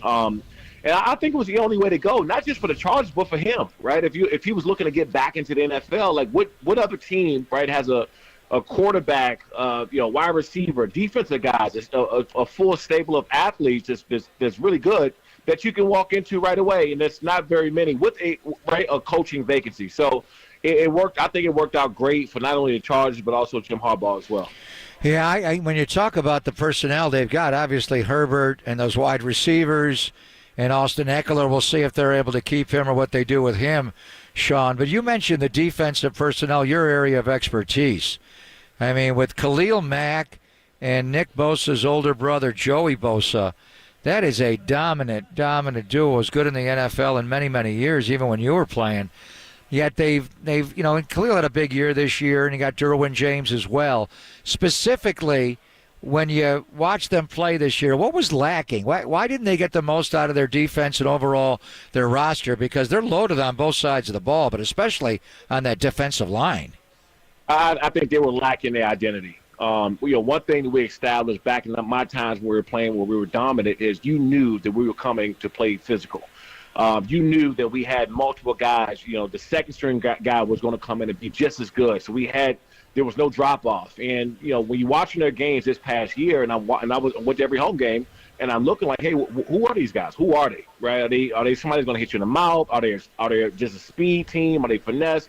Are they physical? They just had no identity. They didn't have no option to establish dominance. And so, at least with Jim coming in, I truthfully believe that he will give them the identity at the top, right? Because we all know now, we've seen coaches come in like a Dan Campbell or another coach that established an identity, and it trickles down right to your team, to your players, all throughout the building. And they were just missing that with Brandon Staley this past year.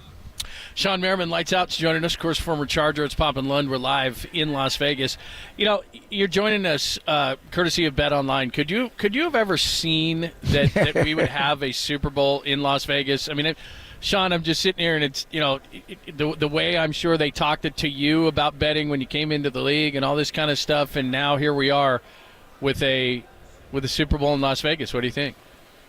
Yeah, it's crazy, and what's even crazier with Bet Online, you can bet Taylor Swift, right? Like it's gotten crazy the things you can bet on now, and you're right, man. I remember when just the fantasy came out, and it started getting too close to betting, and how they came down on all of us right at that time. So just the way things gone now, and not to mention the Super Bowl, just having a team in Vegas, right? I mean, that was a big move, because as a player, you're thinking like, the only time you go to Vegas is on a 3-day, right, a fun trip, and you're out. And so now the ties are completely changed, man. But they've done a great job. Starting with F1 that was here. I'm a Vegas resident, so I spent a lot of time here, and just watch the city has grown and become a true entertainment capital of the world. What's the bet on Taylor Swift? How many times they show her during the game, or if Kelsey proposes to her right after the game? What's the bets? If that happens, I'm jumping in on that bet for sure. Wow, what are the odds on that one? Bet Online has I think 100 different prop bets for Taylor Swift. Oh wow! Yeah, I mean on that, it's crazy. On how many times they show her in the box during the game? So the prop bets I love, and the one for MVP. If you were to go off the board and pick a defensive player to win the MVP of Super Bowl 58, Sean, would you pick Nick Bosa or would you pick Chris Jones? I'm going with Nick Bosa. I just think that he's the one. And look, Chris Jones is an absolute dog. I mean, he's a big reason why they're even in this position to be in the Super Bowl in the first place. But Nick Bosa, man, with his explosion, his leverage, his game-changing ability in big time, in critical times, that's when he comes up, man. It's not like, Nick is getting gimme sacks, doing a first, second quarter, it doesn't matter. I'm talking about what game on the line, they need to turn over. That's the guy that's going to go out there, do it. Big fan of, I wouldn't go too far past Fred Warner. I think if Fred could, come in there with an interception or so and have a 10-plus tackle game and crucial turnover, he's another one of my favorite players, man. But they got guys, and Chase Young, man, he's from Maryland. I've watched Chase Young since he was in high school, and I'm so glad that he got into a situation where now he could possibly be playing for a ring from where he came from, man. So that really, kudos to him. Sean Merriman's joining us, Lights Out, former Chargers linebacker, courtesy of Bet Online. And as Sean said, over 1,000 total Super Bowl props, including MVP, length, the national anthem, close to 100 Taylor Swift-related props, as he said. First song, Usher, plays, whatever you want to do. Check it out online, betonline.net. Patrick Mahomes, if you're in this game and you're a quarterback hunter, what do you do to contain this guy? Is there anything? Yeah, you're not going to stop him, because you definitely can contain him. I was shocked that, as great as the Ravens were on defense, that they didn't put some kind of spy technique or leave somebody in to keep him from running, because he used his legs in those third and long situations to get new first downs, a new set of downs. And the first time that he did that to me, if I was a D coordinator, I'm keeping somebody in the spy, because guess what? They did it to the Ravens. They kept someone in to spy Lamar Jackson. And so you just don't want Patrick Mahomes extending plays. That's when he hurts you, either with his legs or he has those wide receivers, or Travis Kelce starts to do these option routes and move it around on the linebacker. So what you want to do is keep him in the pocket. Don't let him extend the play, because when he extends plays, it's a high possibility that he's going to hurt you in some way, shape, or form.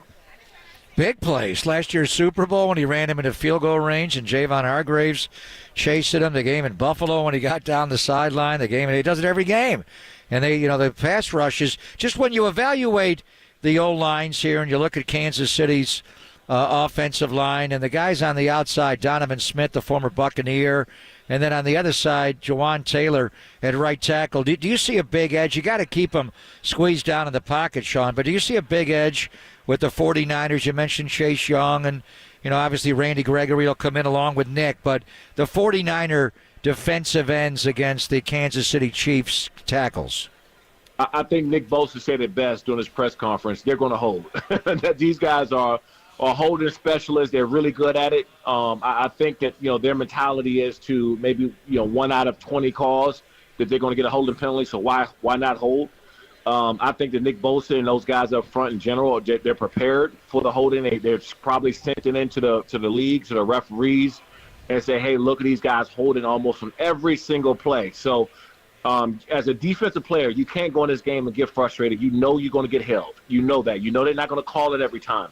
And so if they do hold you, you got to make it so blatant, right? When you disengage from these guys, you run into the ball, you got to be throwing your arms up and falling and twisting. I mean, you're going to have to do the max, because these guys know how to hold. Sean, was Nick, is that kind of some kind of a not-so-veiled attempt to tell the officials, hey, man. Bill Vinovich, the referee. This is what they do, because we remember last time, look, on the biggest play of the game 4 years ago when the Chiefs beat the 49ers and he hit Tyreek Hill on the Jet Wasp 3rd and 15, Eric Fisher held him. And as a defensive guy, you're with me on this, he held him up high. It was obvious. Is Nick trying to send a message? Does that kind of stuff work? Yeah, it works for sure. And you know what? The more you get it out there before, the more it's going to be scrutinized, right? Because even when he said in the press conference, I'm sure the league is looking at that. I'm sure the coaching staff has sent in tapes of them holding. And, they're going to hold, and they're going to have to, right? Because you're not blocking Nick Bosa and Chase and Gregory. You're not blocking them one-on-one, right? It's just not going to happen. So they're going to have to hold. But more importantly, I think that just putting it out there in the media puts pressure on them to be under a microscope. That's what you ultimately wanted. Sean, you're the best, man. We always love talking to you. It's always great to get your viewpoint and everything. And Bet Online. Make sure people are checking it out because, like you said, the props, all that stuff, very cool. Thanks for having me. You got it. Thank you, Sean. That is Sean Merriman. Again, betonline.net, BetOnline, thousands of Super Bowl props, over 100 on Travis Kelce's girlfriend alone. How about that? Over 100 different prop bets? On her. On just her. There's 1,000 prop bets. MVP, length, and national anthem, blah, blah, blah, blah, blah. Close to 100 Taylor Swift-related props. So 10%. Beyond how many times they show her, and will you propose to her? What's she going to wear? Yeah, Where's could she? Be lipstick, could be, I don't know. How many Grammys is she going to win? She got Album of the Year last night. Maybe she'll do what Jason Kelce did. Would there be a prop on that somehow? Take her shirt off and chug a beer and jump over a wall. I think those would be high odds. Yeah, there. I doubt she's doing throw that. some money away. Maybe she overdoes it. Who knows? I don't know what the props are going to be. I better check those. All right. Wardrobe malfunction. Yeah, could be. We got to do that. Never know. Janet. Never. It's Vegas, and it won't stay in Vegas. It will not stay in Vegas. All right, we got a ton of stuff to do. We got a foreplay to come still. Are we going to talk to Raj? I might be. Raj Mathai is here. I might be starstruck. From you are? NBC. He's the best. He is the best. We had Vern Glenn on. Scott Reese is here. Yeah. We're like the barber shop of Media Row. People just come hang out. It's nice. They don't want to go on the air. Because Raj wants to do something with me at 2 o'clock, so I said I'll make a trade. It's the old Kawakami trade. Well, if I come on your podcast, you come on the radio show. He'll give us a different view. And we see him every time. I think the last time I talked to him was Miami. I mean, he's the best. Raj? Yeah. He always comes and over he's to fun. the table. He's great. He'll tell us what playoff game did the Niners win? Well, we got into a club after the game at Levi's, and got after it with him and his wife. Really? Oh, he's fun. Oh, Raj man. is fun. See, that's the great part about coming down here is just you don't know who you're going to run into in a specific You spot. don't know what you don't know. And then all of a sudden, man, it's no, on. we know Raj. We got the scouting report on him. All right. We got a couple of cuts to play for you, and then we'll get to Raj before the top of the hour for sure, and then Tolbert and Copes. I know Tolbert is down, or excuse me, Copes is down here. Tolbert will join later in the week. We're all from Radio Row all week long right here on the Sports Leader.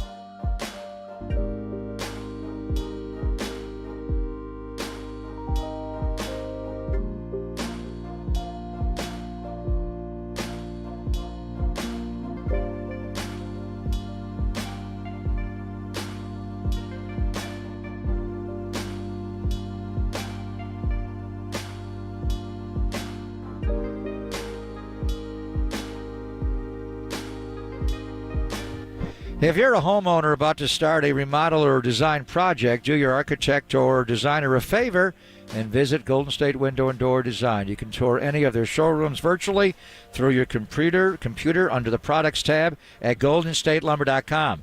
Like most of us, designers love options. The Marvin brand alone offers a good number of window styles like the Elevate casement and awning window, the modern direct glaze, and modern push-out casements. For doors, you can see the biparting sliding French door, the Elevate in-swing door, and the multi-slide 10-foot door. So check out the many attractive options at Golden State's other showroom locations. Then pass on your list of ideas to your designer. When you are ready, schedule an appointment online to visit in person. Golden State Window and Door Design is the Bay Area's leading Marvin retailer. Family owned since 1954. Golden State, when you succeed, we succeed.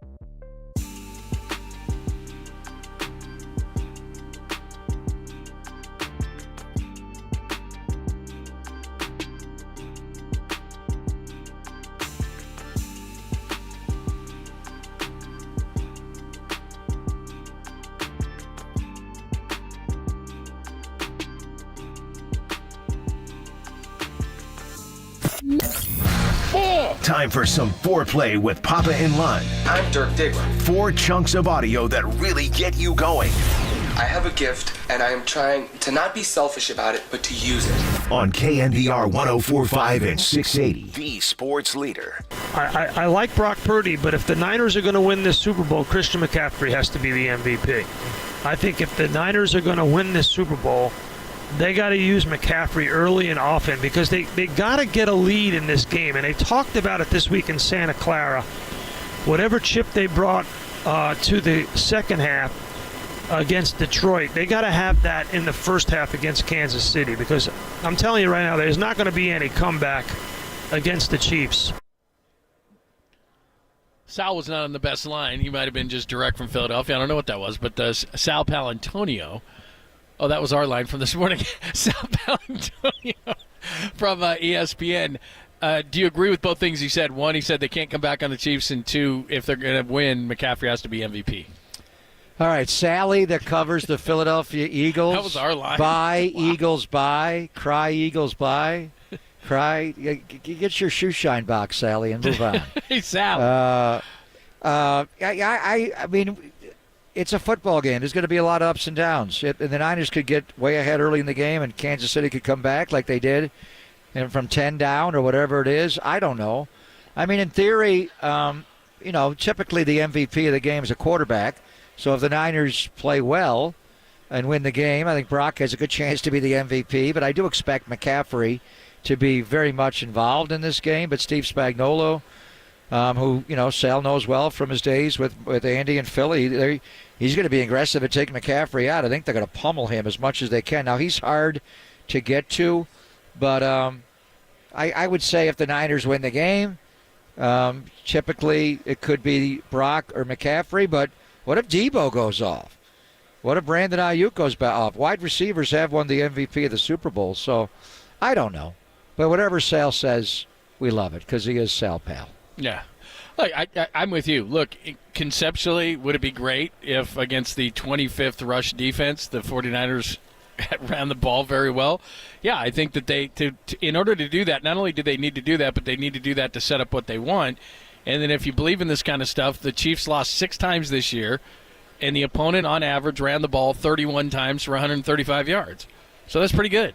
So not only do you need to do it to win, you need to do it to set up the other things you want to do. But Steve Spagnuolo, he's just getting ready independent of his own defense, and he's got Kyle Shanahan. He coached against Mike Shanahan. What do you think he's going to stop first? Try to. The run game. I'm taking away the Shanahan system, the run game. I'm going to make them. So I know, and even Buffalo in the game that Buffalo lost, the Bills had the lead at halftime, and they were running the ball, and they were running the ball specifically wide with James Cook, the rookie, and they were running specifically at Chris Jones. When the second half started, Spag started bringing those linebackers downhill. They are fast, and he said, you're not running. We're going to slam the run game. And they got caught in a couple of blitzes. They went deep downfield to Stephon Diggs. They had some drops. That was a hard catch against Reed. That wasn't really a drop. That would have been a great, Lynn Swann type Super Bowl catch, but Diggs could have caught that ball. There were more. So I mean, this is a game plan, and statistics are statistics. When it's time to win the game, and you got to run the ball on them, he's going to load the box. And I think ultimately Kyle's not a fool, and I think it very simply comes down to, like we're talking to David Lombardi, if he's going to play, and I think the Niners expect them to play a lot of two-shell early in the game, a two-man or quarters defense where the two safeties are high. They play two safeties high, two-man where it's man under, or they could just go zone and play quarters, which they do in the red zone, and they ask their safeties to guard, each half, and the corners have the outside. If they run that kind of defense like Kyle did against Mike Zimmer in the playoff game of January of 2020 after the 19 year, he's going to run the ball. It's a simple read. If they bring that safety down, then it's harder to run and you throw. If it's two safeties high, now what they'll do is disguise. They'll show two safeties high. Then when they snap the ball, they'll come running down in the box, and then vice versa. They may show the safety in the box, then rock and roll out of it. It's going to be a great chess match. Obviously, Andy. And is Andy calling all the plays now that the enemy's gone? That's what I see. I don't know. I've been trying to go back and forth on that. He always puts the card up in talks. Yeah, every single play, is he doing it? Is it some Looks plays like over others? I don't know. They have Matt Nagy there, and he's involved as well. Anyway, so the matchup between Andy and Steve Wilkes is compelling, but the real matchup in this game is Mike Shanahan against Steve Spagnuolo. Sure. Let's go back to Brock for a minute. We were just talking about it. Sal was talking about a better start, and you can't come back. Here's Brock Purdy on the 49ers efforting to get off to that better start. Man, I feel like all of us were sort of learning that. Just that, really that chip on our shoulder, the mindset of our backs being against the wall, and we need it. That's when our best style of ball comes out, and we all step up to the plate and play our best. So whatever that mindset is early on, we need to get to it. And so obviously we need to do a better job with third downs early in the game and converting on those and staying on the field. But when we needed to come back, we step it up, we pick it up, the intensity, everyone's just on it and on point. So if we can have that kind of mindset early on, just like we have all year, and come out, firing away. I think that's when our defense plays well with that. So that's something that we all got to talk about and be better at for sure. And that starts with me. So. Just tell them that you're down 24-7 and let's go. Let's get going. By the way, I don't agree with Sal Pal when he says you can't come back. Anybody can come back. I like Patrick Mahomes, but this isn't the offense of 4 years ago. He's a great player. Everybody around him's not great in the skill position points. So to say that he can't come back, they can't come back. Of course they can. The one thing about the Super Bowl, it's just long. The pregame is long. Players waiting around to play the game. The game itself is long. We're looking at like a college kind of game where it's 3.5 to 4 hours. Ushers out there. The halftime is long. Teams change. All the comebacks, the Niners at Super Bowl 47 to come from 28-6 down. I was watching the Atlanta-New England, the one Kyle was in, Super Bowl 51. It was not only 28-3, it was 21-0. When Alford had that pick six, it was a rout. It was over at that point. Well, it's not. You can't think it's over at any point. And like the Niners, then the thing was they can't come back. Brock can't lead a comeback. Then they were down in the second half to both playoff games. Green Bay within a score, but still down. And then obviously against the Lions, being down 3 scores. If he kicks the field goal to make it 3 scores again, he didn't. So there's no, they got to do this, they got to do that. They want to get off to a good start. They want to calm Brock down. They'll go over the openers obviously later in the week, but there's no route to victory. Just when they blow the gun at the end, you got to have more points than them. Both teams can come back. Mahomes is the artist about being able to come back, and Brock's proven he's going to be able to come back. But if you do fall behind against this kind of defense, you're going to get all the Spags blitzes. Whether it's a flat-out blitz, the zone blitz, it obviously makes it harder to come back. You don't want to have to do that. No. Let me play one more. You're speaking of Spags. Here he is giving the defensive coordinator of the Chiefs, giving Brock Purdy credit. Yeah. All they got to do is put the tape on, Adam, in my opinion. We had some crossover film during the course of the year, but when you dive into it and you watch him, it's not a quarterback that's managing or all those tabs that they put on him. He's for real. Makes all the throws, really, really smart. And then what I didn't know, because I don't watch, I'm not seeing enough of it, is how athletic he is. This is another quarterback that when you cover everything back there and he finds a lane and a pass rush line can take off. He did it last week. He's done it in every playoff game and gets positive yards. That puts a lot of strain on us defensively. Thoroughly impressed with him. He's very smart. He gets lots of extra yards. Wow, she is New England. He is born and raised born in Whitensville, Massachusetts, Grafton, Massachusetts High School, on to Springfield, Mass. Brock Purdy. Honestly, when Dave Lombardi said he never heard Spagnuolo talk before, I'm not sure I have. All the years he's been coaching in the NFL, and he was coaching with Andy years ago in Philly, and then the Giants defensive coordinator. This guy's one of the greatest defensive coordinators in history. This is his 5th Super Bowl. I don't know if I've ever heard him talk before. He was the Rams. Brock Purdy is wicked smart. He was Rams head coach.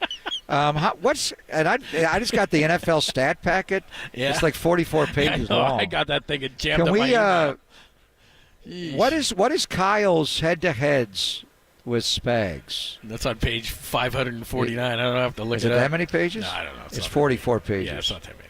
How about Spags and the T-shirts they're wearing in Spags We Trust? What's Spags' record against Mike Shanahan? Yeah, we'll have to look. You got to look into. Yeah, You don't think he's going back and looking at how he played his dad? And they look at everything when they got the extra week to get ready. But he is wicked smart. Wicked smart. That Brock Purdy is wicked smart. Wicked athletic. Giving him all sorts of props. There you go. That's what matters. All right, let's talk to Raj.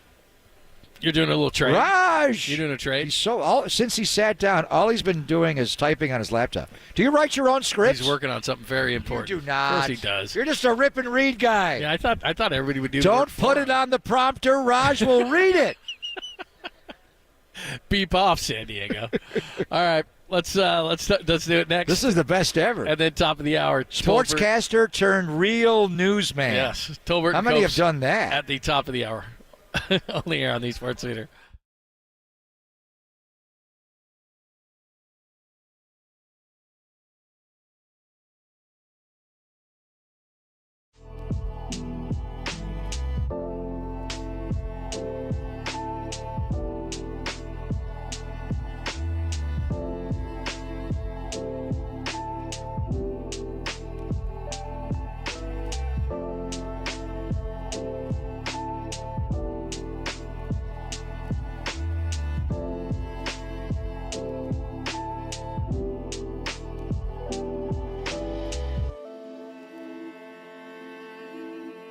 All damn day and all damn week, all the way till football on Sunday. There's something about Sunday and playoff football, but not just any Sunday.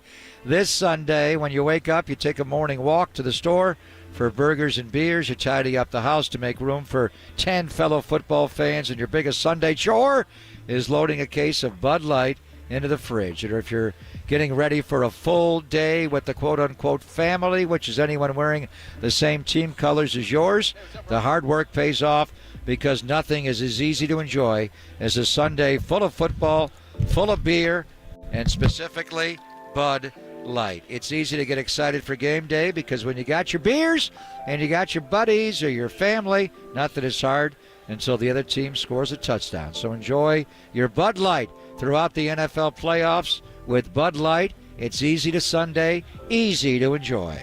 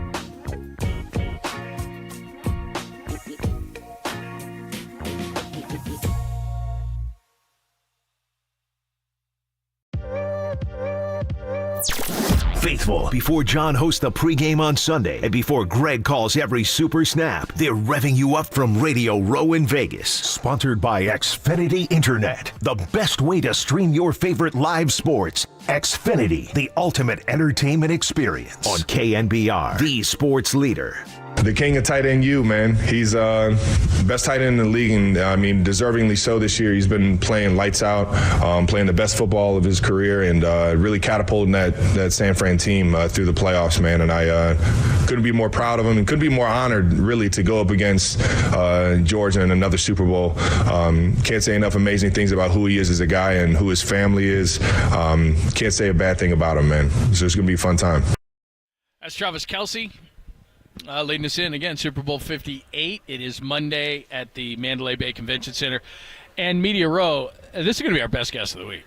This is going to be our best guest of the week. Nicest dressed, highest paid. Yeah. Oh, man. 12-time Emmy winner. There's 12? 12. Is it 12? Yeah. Oh, come on. It might even be more than that. Who's won more? Look at you. Oh, really? Who's won more, Taylor Swift's Grammys or Raj Mathai Emmys? Good I think to she you, passed man. you last night, 13-12. She did. Good to She see you guys. mentioned Yeah, that. good to see you. Thanks Good for to having see me you, on. brother. You know, I'm not in sports anymore, but I do listen to you guys almost every day.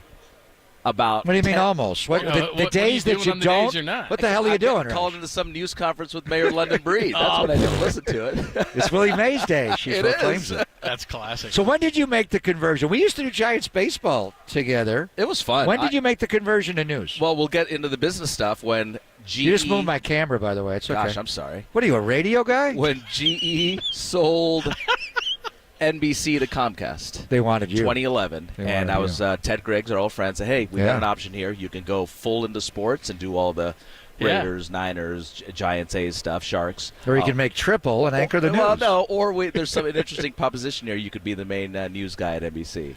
And I said sports on a Friday. And I thought about it Saturday, Sunday, and I wasn't juiced, and the news thing made me really nervous. And Monday I changed my mind.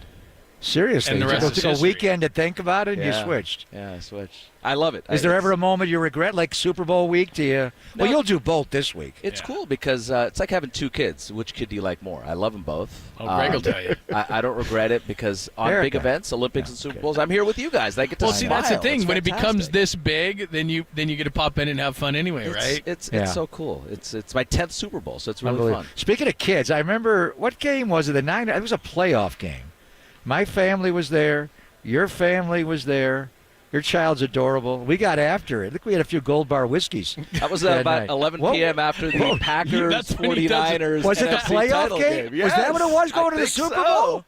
John, Was that it, Raheem John, have Mostert? you ever drank with this guy late night? Oh, this is I think we've done about 10 Super Bowls together, and what I do is, I told him this, I take January off. I get my body prepared, and then He cleanses. That Deep was a loaded cleanse. question because I do hear you guys. No, I know. And loaded, no pun intended. But yeah, we had a good We time. had a Bob. night. That was the Gotta get ready. We had a championship good game to time. go to We the had a good Super time. Bowl? You're very sweet to my family. Oh, your I family's, know. Your No, I family's know. great. Your I know. girls and daughters are awesome. Yeah, unbelievable. So what's the schedule? You're here all week to get ready for Super Sunday? Yeah, we have, NBC. We have 4 crews here. I'm just kind Wow. of leading it. I'll be the more serious guy, talking a little Joe Biden, who's in town right now Yeah. because there's an election Oh, here yeah, tomorrow. yeah. But just kind of looking at all the various components of the game, and then I get to smile. It's the first time in a long time when you're not doing straight news. Well, when you Raj, can smile a bit. isn't it so interesting too? Is the Niners have been in Miami and New Orleans, and those are great cities and all these kind of things. But Vegas is just different. I mean, sports, as you well know, they didn't want anything to do with Vegas as recently as about 8 years ago. Now all of a sudden, if we look around here, it's DraftKings and all these different betting services, and that's what's getting it going. And now every sport wants to be in Vegas, and here we are with the Super Bowl. It's amazing. It's not just the business side of it, but also there's not many Super Bowl cities that you can get around within 2 square miles. New Orleans would be one. That but is, yeah. L.A., no. San Francisco, no. Miami, no. And so this is one of these geographically components cities where it's awesome. And then the business side of it is amazing. All of a sudden, we're talking gambling here. It's crazy. Which leads to, in 2 years' time, the Super Bowl is coming back to the Bay. Super Bowl 60, and that'll be February of 26. They're going to have the World Cup in June that year. But You know, and it was raining like crazy as we were going to the airport. I'm thinking, how's it going to be 2 years from now as far as the weather? It's raining here in Las Vegas right now. Yeah, I mean, it will. and you know more about this about me, but Niners are practicing outdoors, right? Today they are having a walkthrough at UNLV, so I think it's still raining right now. Whereas the Chiefs are going to be in that Raiders bubble. Yeah, that so might be changing. That's going to be interesting. But weather's going to be an issue anyway. LA's getting soaked right now. Yeah, where's it not raining today? Yeah, Right. Super Bowl is at SoFi. But you have the Super Bowl, and you were there for Super Bowl 50 when it was Carolina and Denver. The Super Bowl is coming back to the Bay, and we kind of lost in the Vegas Super Bowl and the Niners being in the Super Bowl, but that's pretty cool in a couple of years. It's going to be awesome. And, the issue of security in San Francisco, that's always going to come up. In fact, we're going to ask the commissioner that in about 5 minutes now when he does his state of the league. But like they did for the Apex Summit in November, San Francisco cleans up right quick when they have to. Right, And, like it or not, it's frustrating, Yeah. but we clean up really well when we have to. Federal money comes in, NFL money comes in. The great Raj Mathai. It's going to be our best guest of the week, I'm telling you. Yeah. Nobody better. I'm still ticked Nobody off. better. I worked for the Chargers when the 49ers beat us in 1995. I lost my Super Bowl bonus because we lost the game. Oh, You worked for the Chargers? I worked for Bobby Beathard for 5 years. You did? Oh. The great Bobby Beathard. I was Hall of making Famer? $10,000. What were you doing? And you for didn't him? get a bonus? I was PR. My bonus was going to be $15,000. So that was 1.5 times my salary, and we lost the game. That's amazing. Bobby said to me, he goes, Roger, I'm going to give you a $15,000 bonus if we win. We all didn't the, win. all the Damn it. great, If I were you, I would never talk to Steve Young again. all the great, well, it was Stan Humphries, all the great Charger Natron teams. Means, yes, Marion They had Buds. Dan Fouts never went to a Super Bowl. To go to the Super Bowl that year was Stan Humphries as the quarterback. Dennis Gibson. I didn't know that linebacker. about you. It's 5 years. I'm That almost is a vested veteran in the crazy. NFL. What were you making then? $10,000 a year. Now he's making that You guys please. blow for that the as a night five. out. He makes that for the five. Kidding me? The six, they double it. Yeah, right. Oh, you guys are Awesome, Good to see you, my You're friend. the best. You too. Thank you My so best to your much. family. Yeah, of course. Same to you. We going to get together at all Great this to see week? you, well, man. hopefully What's this your week. schedule? What time? busy. Do I got to I'll be stay around. up past 11 o'clock to hang with you? I'll meet you at 11:30. 11:30. in Vegas time. Right. I think I have your phone in my, I have your number in my phone. I'll see you at the right. Delano. Is that how you pronounce it? yeah, you staying over there? You can't say Delano. No. It's right here. Delano. Yeah, right you here. walk inside like everything. It's nice. Hey, always fun with you guys. Thank you, Thanks, Raj. man. Good to see you, my friend. Cheers. You're the best. NBC Barry. Look and at the them all great here. We're the Raj barbershop. Mathai. Vern's This hanging is awesome, out. man. This is the best. This is Scott great Reese stuff. is hanging out. All right, that'll do us for today. The guest list will increase. We'll give you a guest list tomorrow. We'll be on YouTube and Twitch. Copes is coming up next. Copes will be down here, and Tolbert is still in the Bay Area, which is getting soaked. We had a bunch of guys that were coming down today, and they had some planes delayed and everything else. But Murph and Mac, I believe Murph and Mac are going to be. They were going to be here tomorrow, but they won't be, right? Or Murph and Marcus tomorrow, right? And they're not going to be here, so they missed their flight. So Murph and Marcus will be here Wednesday. Murph and Marcus will be here Wednesday, and so they'll be out one more day. But Tolbert will be down here later in the week, and Copes is going to be coming up next. I'm going to go check in at the Luxor. Have you heard the Luxor is haunted? No. I just did an interview. But and there the were whole some point loud of it drunks was- to me last night, and I'm going to Did you hear about that? No. It's like the Hotel Pfister in Milwaukee. Some strange I know deaths. that hotel, yeah. There's no windows in that hotel at all? Oh, I have a window. Oh, you do? Yeah, I have a window. maybe I I'm did wrong. have some loud drunks to me, and I'll tell you what, it's going to be payback time this week. We'll see. And I had my sleep night last night. I'm all revved up and ready to go now. All right, and stay with us, too, because we're going to have all the great stuff from the opening night tonight, which should be a good time. We're all going to be over there, and we'll be taking all sorts of video and talking to guys, and we'll play some of that on the show tomorrow. So it's going to be a good time had by all. There he is. Copes is here. Thanks to Been here Danny all doing day. a solo job today, getting some help from Derek as well. They're coming up next, got a bunch of great guests, and they'll talk more from Radio Row here in Vegas. Copes, Tolbert, next. KNBR AM and FM San Francisco, the Sports City Cumulus Media Station. Is that the biggest downfall for any man is liquor, ladies, and leverage.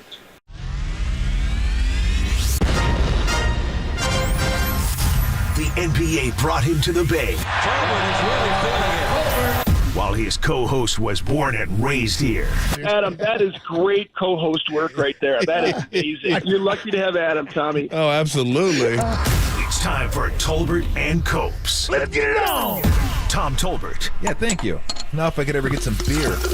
And Adam Copeland. Adam Copeland has arrived! On KNBR 104.5 and 680, the sports leader.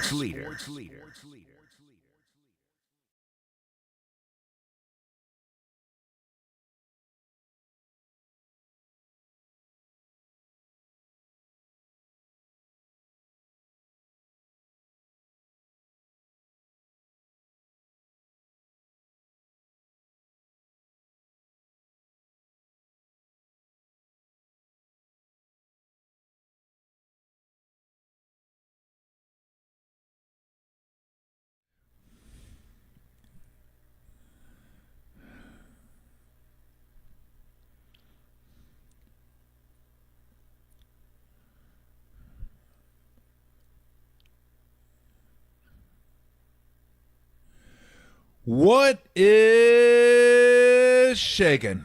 Tom Tolbert, Adam Copeland with you. Today, Brent Jones, Matt Mayoko, and then a bunch of you.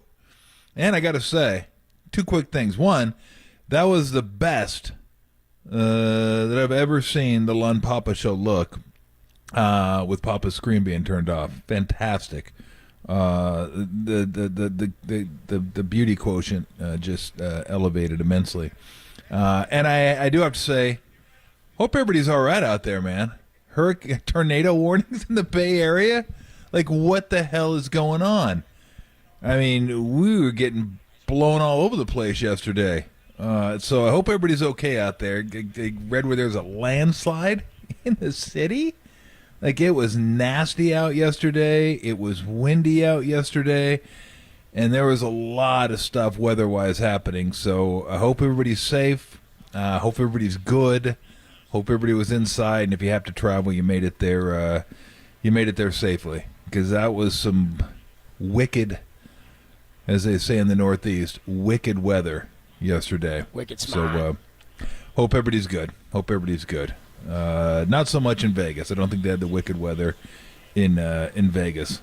What's up, man? What's up, dude? It's actually pretty ugly. Yeah, it's pretty nasty here, and it's funny you mentioned that. Like, I don't think it's as bad as it was, or it is right now in San Francisco. Yeah, it was brutal yesterday. I mean, I was watching video last night. I know Murph's power got blown out at one point, and our guys are grounded, dude. Murph and Marcus, their flight was canceled this afternoon. Murph, Marcus, Walter. Was it who else was really? coming out? Yeah, and both of our digital guys, Michael and Austin, who were flying out. So they're working on getting on later flights tonight. But I think Marcus and Murph are going to fly out tomorrow afternoon to make sure they can get here. So they'll probably do the show from the city tomorrow. But yeah, dude, it's so seriously, yeah, everybody be safe. I mean, I saw there was tons of flooding and trees getting knocked down and power lines and whatnot. So closures. So everybody make sure you're being safe. Yeah. And I assume I heard it was going to lighten up a little bit, but the rain's going to continue in Las Vegas. It just rained in Alameda for it rained pretty hard for like 40 minutes, and then it died down. But yeah, today the wind isn't nearly what it was yesterday. Like here, it's probably about 12 miles an hour. So, it's a breeze, no doubt. But yesterday, Alameda was, 25 to 35 for 8 hours. I mean, it blew. The last time we had a windstorm like that, I looked out my backyard and half my fence was gone. Like, it was just gone. I had no fence back there. I was like, so I went back and checked. I go, I still got a fence. Yes. I got a fence. Fence is good. Gauges the severity of the storm. Do I have a fence? Yeah. Somebody in our neighborhood, though. We went for a walk today, and somebody in our neighborhood, half their fence was gone. Just gone. They had like the green netting going across it. So, yeah, it was some serious wind yesterday. So, yes, we hope everybody's safe. Yes, everybody be safe. You made it through yesterday and continue to be so. And careful if you're on the roads for sure. And if not, like stay put. Don't go anywhere. Yes. Because you don't have to. You listen to us. Yeah, listen to us. You're good to go. Free entertainment right here for you. Streaming. Twitch.tv/thesportsleader, YouTube, KNBR.com, all that good stuff. How was the weekend in general, bro? Well, because mine's been hectic. I went up to Napa to the Giants Fan Fest event on Saturday, and then turned around Saturday night, flew out here. By the way, really, really fun conversations on Saturday with Bob Melvin, Matt Williams, some of their good faces and names in the Giants organization. But landed in Vegas Saturday, maybe the quietest Saturday night I think I've ever seen in Vegas. And I figure it's just because I imagine it's just calm before the storm. Right? If you're here the Saturday before the Super Bowl, like a week before, you're probably not here as a fan of the game. You're probably here for some other event. Pretty quiet in the hotels and whatnot. Yeah. And I didn't see really any fans. And then today is the first day you're starting to see people trickle in. I've seen a lot of McCaffrey jerseys, handfuls of some Chief stuff, but really, really I've seen more 49ers gear. And I kind of anticipated that would be the case, just being on how close we are. Bro, what is that behind you? Can you, pull the cord on the entire operation there? Me? You look like you got a what do you mean what's behind me? This thing? Oh, dude, this guy right here. This is box? That a porta potty? Dude, do you think I could fit that? That would thing? be so sweet if we had a porta potty right behind there. Wouldn't it be walking away? I'll be back, guys. I'm going to the bathroom. Just give me 1 sec. Wait. Bam. Yep. Just go through that little door. You got to open that thing. I want to see what's in that thing. I'm curious now. Cope's going to go open it up. There we go. Cope's going to go back there. Get the gray door. Let's see. What do we have? Open it up. Wasn't a toilet. Not a toilet. No, nothing Not in a there? toilet. No, but I did sit down and Holler goes, looks like an outhouse. Yeah. Somebody on the YouTube chat hit it. They said it looks like a trash chute.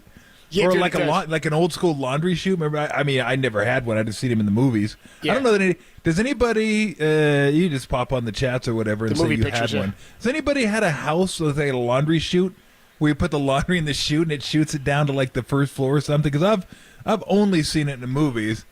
Now, Tim said all his relatives in Kentucky had it. I was going to say that's got to be a Midwest thing for sure. That's something, a basement thing, Tim says. That's something I'd never even considered.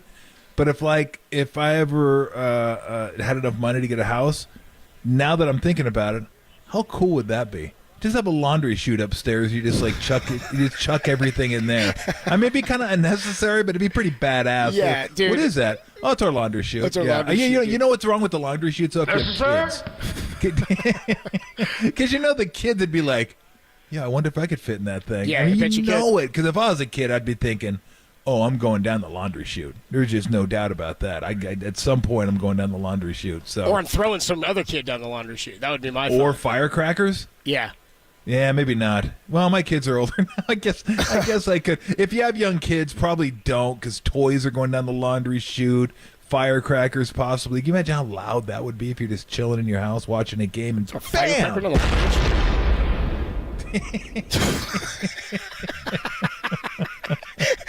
Like, what was that? I love the idea, by the way. Gary Radnich used to he got like a sauna put in his house. You know what I mean? Yeah, designed one into his home. Tom's talking about designing in a laundry chute. That's what Tom. When I make it big, when we do a cribs of Tom's house, he's like, "This is my chute. This is where I throw. It's where I throw laundry, kids, fireworks, anything really. This is incredible. Just toss it down this pit." Or how about the dude? How about the thinking of all stuff the like cheeses? that? How great would a dumbwaiter be?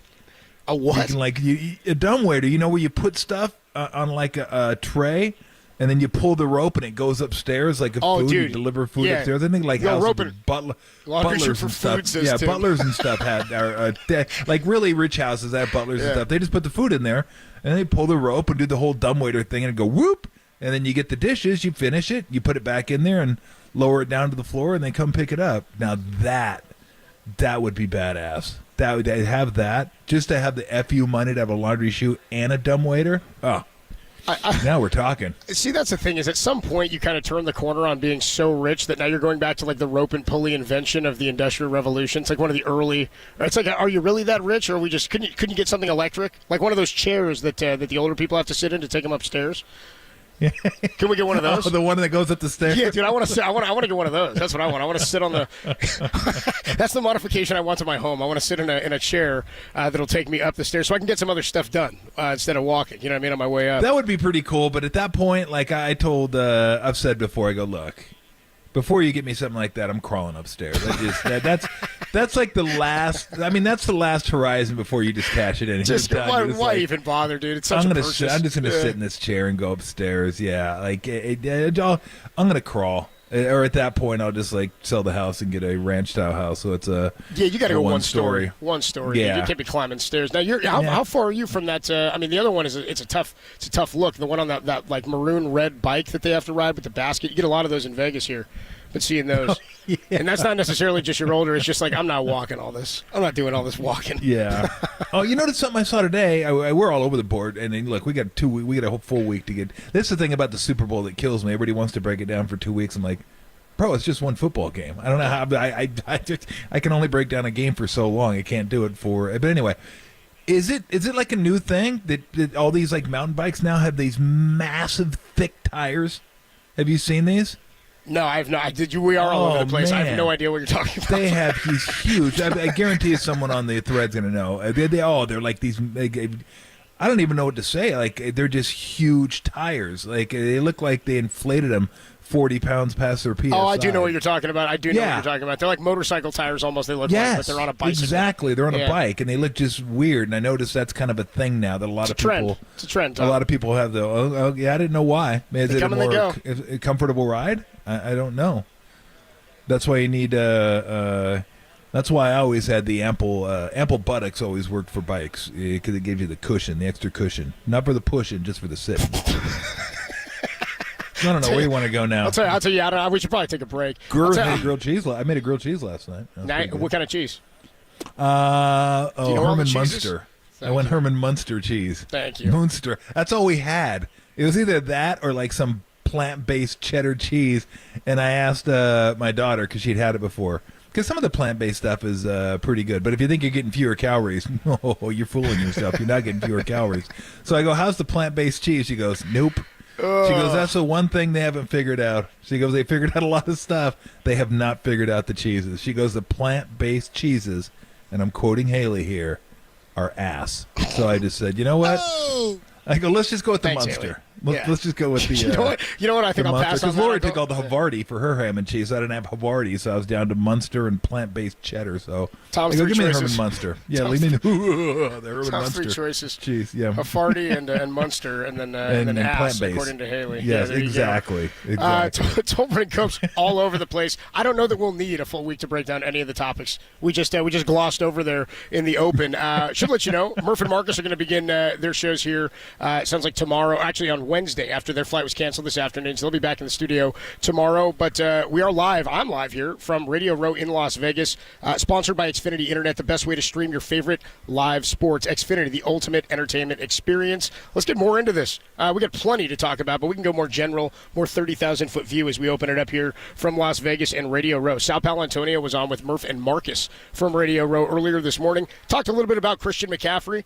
Do you think Christian McCaffrey has to be the MVP for the 49ers to win this game? If you were going to rank the players by quality in this game, you'd probably go Mahomes, then CMC. Does he have to win the MVP for the Niners to win? That's coming up next. Tolbert and Copes, live from Vegas, only here on the Sports Leader. Livermore, shout out to you for supporting KNBR, Livermore's Sports Leader.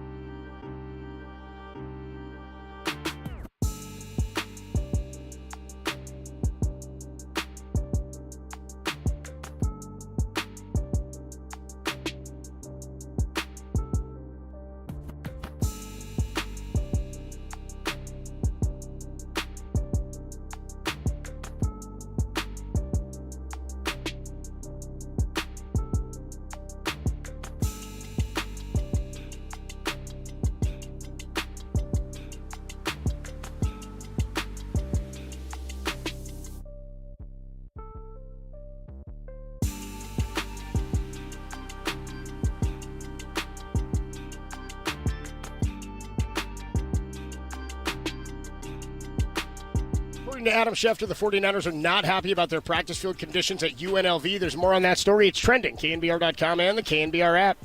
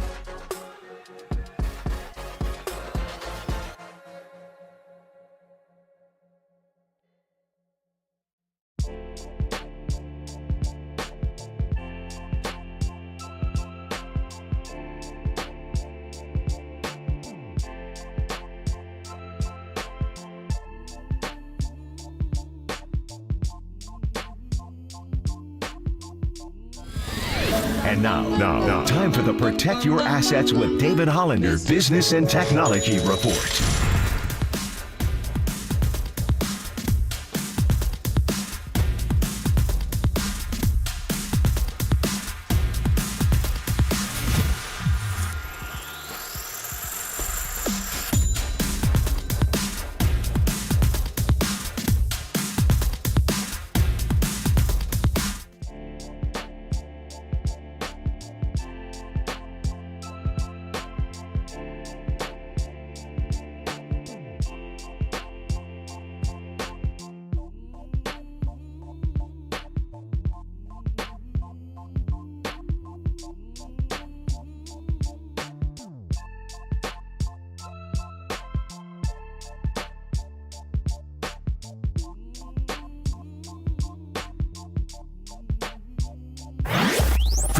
Faithful. This is Super Week. That is Tolbert and Copes, live from Radio Row in Vegas. Sponsored by Xfinity Internet, the best way to stream your favorite live sports. Xfinity, the ultimate entertainment experience on KNBR.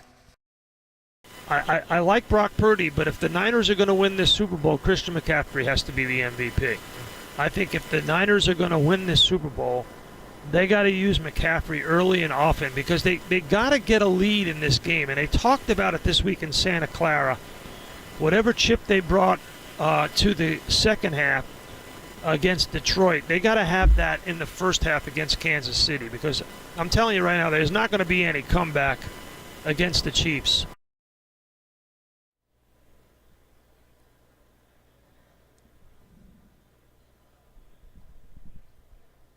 I've got no.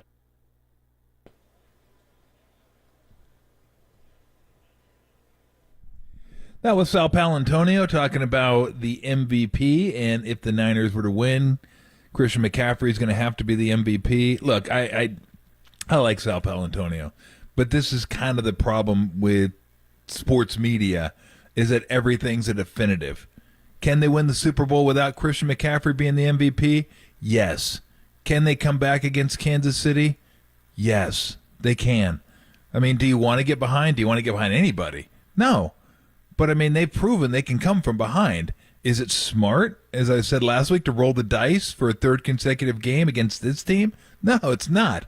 But to say definitively they're not going to come from behind, I don't buy that at all. To say Christian McCaffrey has to be the MVP, I don't buy that at all. I think Brock Purdy could be the MVP. Hell, I think Deebo Samuel could be the MVP. In fact, I think that's probably value-wise the best bet. If you want to bet a Niner, bet Deebo. Deebo's probably going to get some rushes in this game. Hell, he might even return a kick in this game. We've seen him do it. So, to me, Deebo Samuel could very easily be the MVP. I mean, you could see Deebo Samuel score a couple touchdowns, have 90 yards catching, 40 yards rushing. I could easily see that. And he could be the dominant player in this game. So, no, I don't think Christian McCaffrey has to be the MVP. I think they have to get him going, and I think he's going to have to. I think between him and Deebo, it'd be good to see him get 25-plus carries in the game. But, no, I don't think he has to be the MVP. I don't buy that. He's most likely, but I don't buy it. Maybe not most likely. Purdy's most likely because he's a quarterback, but I don't. Yeah, I don't think that McCaffrey has to be. And that's the thing. You'll hear it all week. Everyone's going to have a strong opinion on this game. But the strong opinions to me that are just definitive, like you can't do this or you have to do that or you can't win without doing this, I don't buy any of that from anybody. I don't care how long you've been in this game or whatever game you've been in. I've been around a long time, and I've watched a lot of sports. And when you watch a lot of sports, we all know that things happen that you couldn't possibly have accounted for. You just can't account for everything.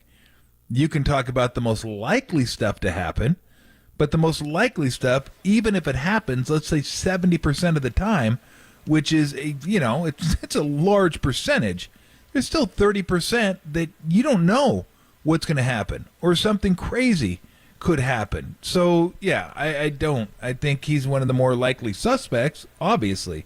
And he's the best running back in the game. He's the focal point of their offense. So, sure, it makes sense to say that. But, again, I'm not going to be surprised if I think the Niners have 5 guys that could win it. I mean, Kittle can go off for a big game, although Purdy has to get it to him. So can Ayuk, but Purdy has to get it to him. The thing Debo has going for him is Purdy doesn't always have to get him the ball. He could hand off the ball to him, and Debo could do something crazy. We've seen it do him. Hell, we've seen Debo throw for a touchdown pass before in an NFC Championship game. So, yeah, Debo to me, if Debo is the best player on the 49ers team, there's no reason they can't win that game. There's no reason why he couldn't win the MVP. Yeah, I'm with you. I don't think that Christian McCaffrey has to win the MVP for the Niners to win. Do you agree that Christian McCaffrey is if we're like ranking talent in the game? I don't think there's any dispute Mahomes is, but yeah, McCaffrey's probably the second best player in the game, right? Yeah, I would say so. I would agree with that. Yeah, and if we did the exercise that we kind of did with the Lions, and you were to take the top 5 guys from each team's offense, like their skill position guys, I think in the top 10, you'd probably, or the top, 6 or 7, you'd probably have all of the Niner guys there, and then you'd have Rashee Rice and those guys behind him. Travis Kelce's near the top, of course. He and George Kittle are both right there, but I think that there are so many weapons that, and it's kind of what we talked about in the beginning of the year. You and I were doing our fantasy discussions about which players would be, I don't know, have great years for the Niners, and we thought, maybe it dilutes a little bit, like when the Warriors got Kevin Durant, because there's so many mouths to feed. It never happened. We had weeks where like all 4 guys plus Purdy went off.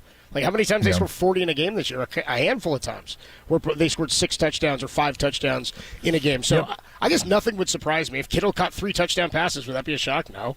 No, no, not at all, dude. If Debo ran for 2 and caught 1 or threw for, like, again, there's so much talent here. I don't think he has to. I do think he has to have a great game for them to win. I do think he's got to carry the ball a number of times, and I do think he's got to pick up some good chunk plays. He's got to catch the ball out of the backfield, which is basically what he does. It's not asking for anything different. I just don't think he has to. I don't think he has to go for 150 and 2 touchdowns for the Niners to win this game. Yeah, I don't think he has to have a great game. I think he has to have a Christian McCaffrey game, which is great by most people's standards. So if he's like normal Christian McCaffrey, that's going to be good enough. The interesting part, if you want to talk about the top 4 players, offensive players in this game, I mean, you probably go in no particular order: Mahomes, Kelce, McCaffrey, and maybe Debo. I mean, you could put Purdy in there, but you could easily put Debo in there as well. So I mean, this is going to be kind of like because this game for me, generally speaking, it would be very easy to just take the Chiefs. Best quarterback, best coach, underdogs. Boom. We're done. We're moving on. But it's a different type of game because Kyle Shanahan's also one of the best coaches in the game. He's just not Andy Reid. Andy Reid is the best coach in the game. Purdy has had a hell of a year. No one's going to mistake him for Mahomes. And Kelce is great. Kittle ain't that far behind. In fact, Kittle was first-team All-Pro this year ahead of Kelce. And then if you want to talk about the 2 receivers and the running backs, it's a landslide for the Niners. I mean, I love Pacheco, and Rice is coming on, but come on. I mean, we got Niners have McCaffrey, Debo, and Ayuk. So, again, to me, that's a landslide. So you got a quarterback who, in Mahomes, is on pace to be one of the greatest ever to play the game, and Kelce on pace to be one of the on track to be one of the greatest talents to ever play. Absolutely, already. But I mean, Kittle very well could be on that Hall of Fame track. Yeah. And I don't think there's any doubt about that. Left tackle, absolutely on a Hall of Fame track. Running back on a Hall of Fame. So, I mean, it's not like when you look at the Chiefs and go, best quarterback, best coach, you're like, okay, that's done, because you start looking at the rest of the team, and you're like, well, the Niners definitely have a better team as a whole than the Chiefs do.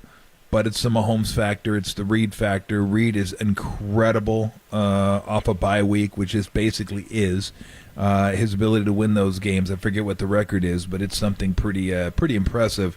So this becomes a kind of a tougher handicap. Like, what do you like? I mean, I know we're both going to like the Niners because we've already lost money on the first 2 games of the postseason. Seriously. Might as well make it a trifecta. Well, but Mahomes helped us out. That's what's so funny here. Is I bet Mahomes last week, and because I think I told you my logic last week was if I bet because we both thought Ravens. I was like, man, I can't logically not take Mahomes points. I'm like, if I go to bed at night and Mahomes won that game and I had money on the Ravens, I'm going to be so mad at myself. So I was like, screw it. I'll just sleep better if he loses and I get the points. I was like, I'd rather lose especially and get when the it went points. to 4.5. I was like, I'm like, what the hell? Now you're like forcing me to do it now. I don't really want to do it, but you're kind of forcing me to do it. So we'll get into that, the handicapping aspect. I got some fun stats that we'll get to later. Oh, yeah, we got plenty of stuff. And my Vinovich segment. Don't forget, we got to get to Bill Vinovich later. Whole segment. Oh, Vinovich. Saving that segment for this week. We'll get to your thoughts on this, by the way, as well. Does Christian McCaffrey have to do the? Does McCaffrey have to win the MVP in this game in order for the 49ers to win? 415-808 KNBR 808-5627. And do you envision the 49ers being able to mount a comeback against this Chiefs defense like they have in each of the last 2 weeks? We'll get to your calls in just a bit. 415-808-5627. 808 KNBR is the number to call. When we come on back, though, it has been 29 years without a 49ers Super Bowl victory. It's been a long 29 years. I think we're due for another dynasty. What do you say? We'll talk about that next, only here on the Sports Leader.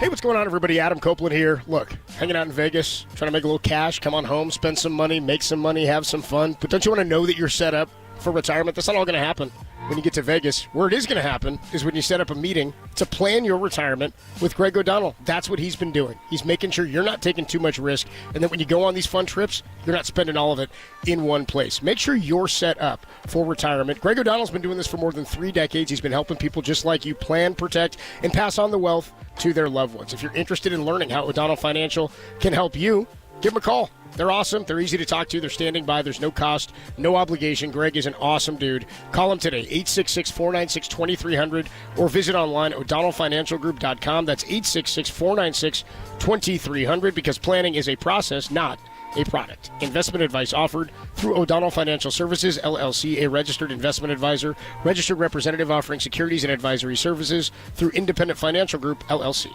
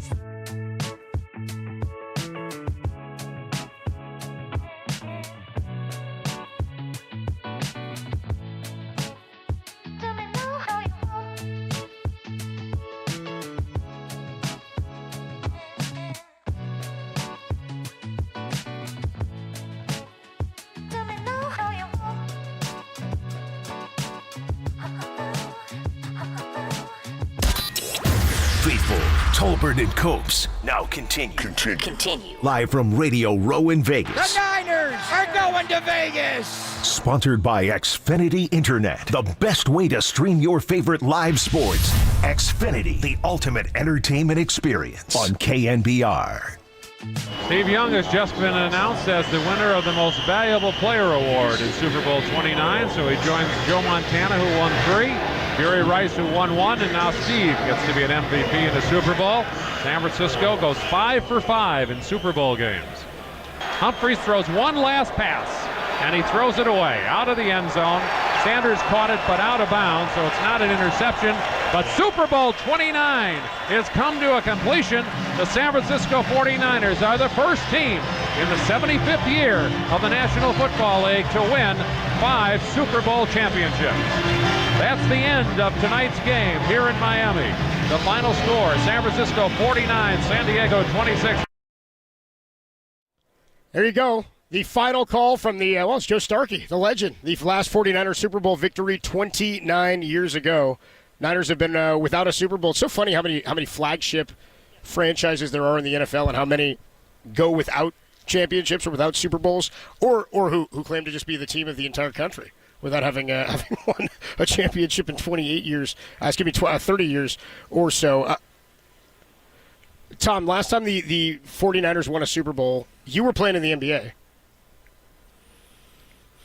Yeah, I guess I was. I might have been retired by 95. Was I still playing? You're never even Maybe I was still playing. I don't know. I can't remember my career.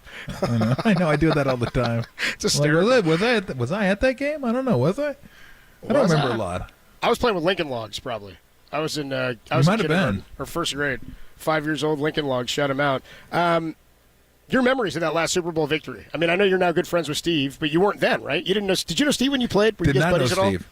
Did not know Steve. I didn't know many of the Niners. We knew I knew some of the Giants. I knew Will, Matt Williams I'd met, Robbie Thompson I had met, because I met him backstage at a Van Halen show. So we were all back there kind of hanging out. So, and then I used to go to Giants games, so I met them. And I knew Trevor Wilson, too. So, oh, yeah, you were a Trevor Wilson guy. That's right. I go down to the locker room, hang out with Trev, and I met some of the Giants that way. I didn't meet a lot of the 49ers. I didn't, a couple of them come to the games. Ronnie would come to some games, so I met him, talked to him a little bit. But other than that, unless they came to the games, I didn't really go over there for a bunch of games. So I did not know Steve, but I remember watching that game intently. I always watch 49, or always watch the games intently, of course. But when you're laying 19 points, you're watching it very intently. That's an insane spread, dude. That's a wild spread. Oh, it was incredible. But then it was just like touchdown, touchdown, touchdown, touchdown, touchdown, touchdown, touchdown. I was like, oh my gosh, they made it look like so easy. It was just like almost practice, just ripped right through them. And then I remember the final, they had a chance to cover with the Humphreys. He went into the end zone late from about the 40. He threw it out of the end zone. I go, perfect. I don't have to worry about anybody batting it around. I go, he threw it 5 yards deep. Nice cash ticket and move on. But yeah, that was about as dominant. Like, I think they won by 23. Wasn't it like 49-26, something like that? I think that's what he said in the final there. That's what Starkey said. So, maybe it seeped in without me paying attention, but it was worse than that. Like, it was worse than that. It felt like a 50-point game. Like, that's what it felt like watching the game. Like, they could play 10 times, they would never win. Ever. Like, it might make one semi-close, and if the Niners really wanted to, they could have won by 40. They could have. They were just that much better. There are not a lot of Super Bowls. Some of the Dallas Super Bowls, the 49er Denver Super Bowl, where you watch like a half of football, you're like, it's over. This team just has no chance whatsoever to win. So, like, in that period of time, because, again, I'm not a sports fan at that point. Like, my parents are big 49er fans. We had season tickets at the time. But, like, when I look back, it's so funny to remember, like, to see in context how Steve was trying to get the monkey off his back, right? Like, that was a thing. We all look back now, and because Steve was an analyst for so long, he's a friend of the show, we know him, and we know he was one of the all-time greats. But in football, it's like you gotta win the Super Bowl to keep that definition. Had you not, you're just always a guy who was close, but you couldn't win the big one. What in the scope of, because again, you're not in the media in the way you are now at that point. Yeah. You've still been a pro athlete at that point. Yep. Do you remember what that meant in sports and in the Bay Area, watching that happen and the Niners getting a fifth one? Because that in and of itself, as a sports fan, had to be pretty crazy for you. I Not mean, crazy, look, but like an interesting the Niners. I'd been a sports fan since like 79, 80, and I remember the first Niner Bengals Super Bowl. I was actually kind of half babysitting watching that Super Bowl because it was an adult party, and they put all the kids in the room with me. I had like 3 kids in there with me. I was, what was I at the time, 15? Yeah. I was babysitting like 4 kids that were like 5 and under. I was just like, okay. So I was kind of playing with them, watching the Super Bowl, playing with them, keeping them busy, watching the Super Bowl, go out and get a sandwich for them and drinks and stuff like that. So, yeah. I did a little babysitting. Instead of losing money on that Super Bowl, I actually made a little money on that Super Bowl, which was nice, but I had to work for it. So they were always the dominant team, like throughout the 80s, because I was a Rams fan, of course, until they moved to St. Louis. So you always had to go up against the Niners. Niners were always on TV. Monday Night Football, the Niners were featured heavily. Sunday game of the week, Niners were featured heavily, and they were the dynasty of the 80s. So, yeah, I remember watching them a lot, and Joe Montana and Dwight Clark and Freddie Solomon and then Jerry and John Taylor, Brent Jones, Francis. I mean, all those guys. So, yeah, I don't remember exactly what – like, it didn't really resonate with me because I'm not from here, like that 5 was a lot. But I knew how much Steve Young wanted it.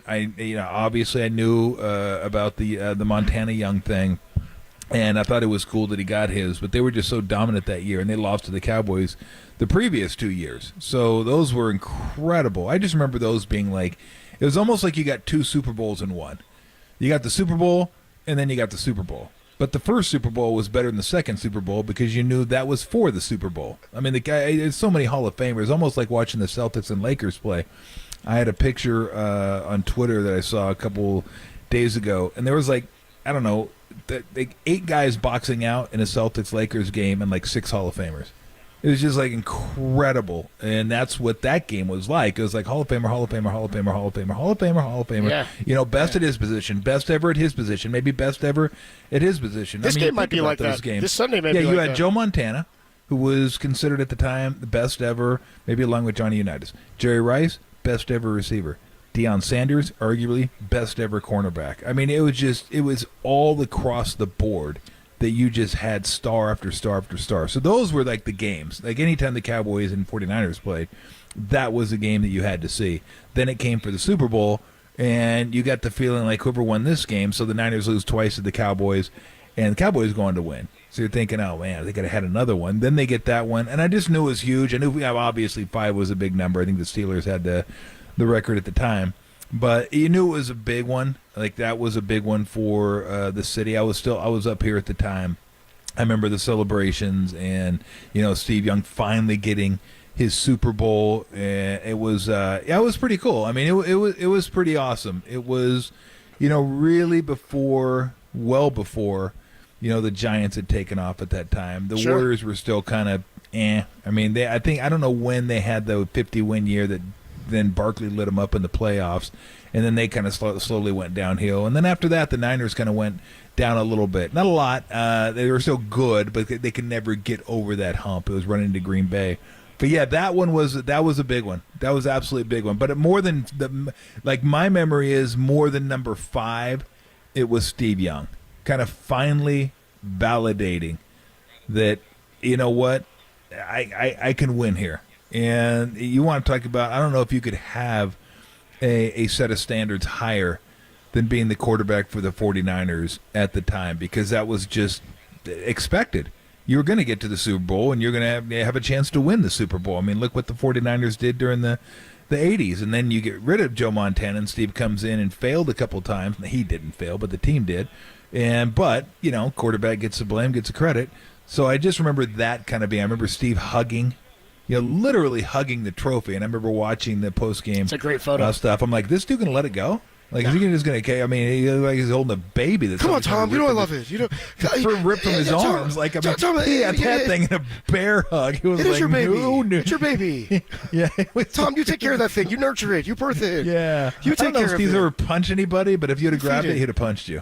He would have absolutely punched you in the face if you'd have tried to grab that trophy. But that's kind of what I remember, just the absolute, utter dominance of the 49ers in that game. Again, the first half, maybe I've watched the first half like that. Maybe it was maybe it was the Niners over the Broncos where you're just like, it's game over. These guys have zero chance in that game. That's how I felt about this. But it was just Steve was just absolutely on fire. He was incredible. He always tells the story about Mike Shanahan being mad after the game because he wanted him to throw for 7 touchdowns. He's like, you left one out there. You left one out. It's like, dang. Come on, Mike, get through 6 points? Yeah, I got 6, Mike. What do you want me to do? He wanted 14 a quarter. I wanted got 7. 14 first, second, third. He only got 7 in the fourth. I mean, the question really I'm asking to all the listeners, and we'll get to your calls and your thoughts. I see you, Frank, hanging on the line. 808 KNBR 415-808-5627. The number to call and to text the Golden State Lumber and Building Materials text line. What would a 49ers championship, what would a Super Bowl victory mean to you? Like me, I've said this for a couple of weeks now. The most hungry sports fan in the Bay Area is the 35-ish-year-old 49er fan.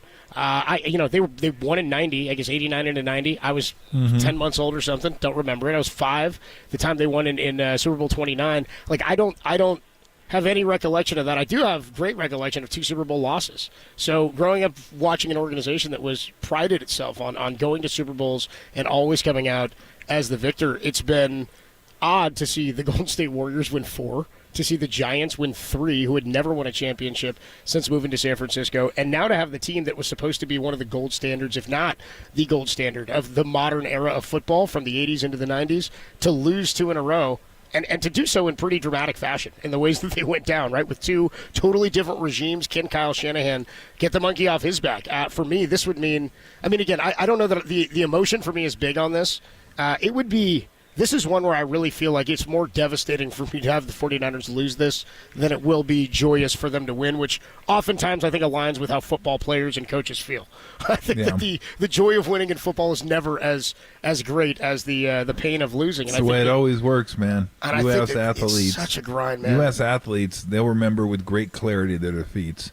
They just will, because it hurts so much. You just remember it all the time. I can remember a lot of stuff from the Oklahoma game that is just that I don't remember from big wins that we had.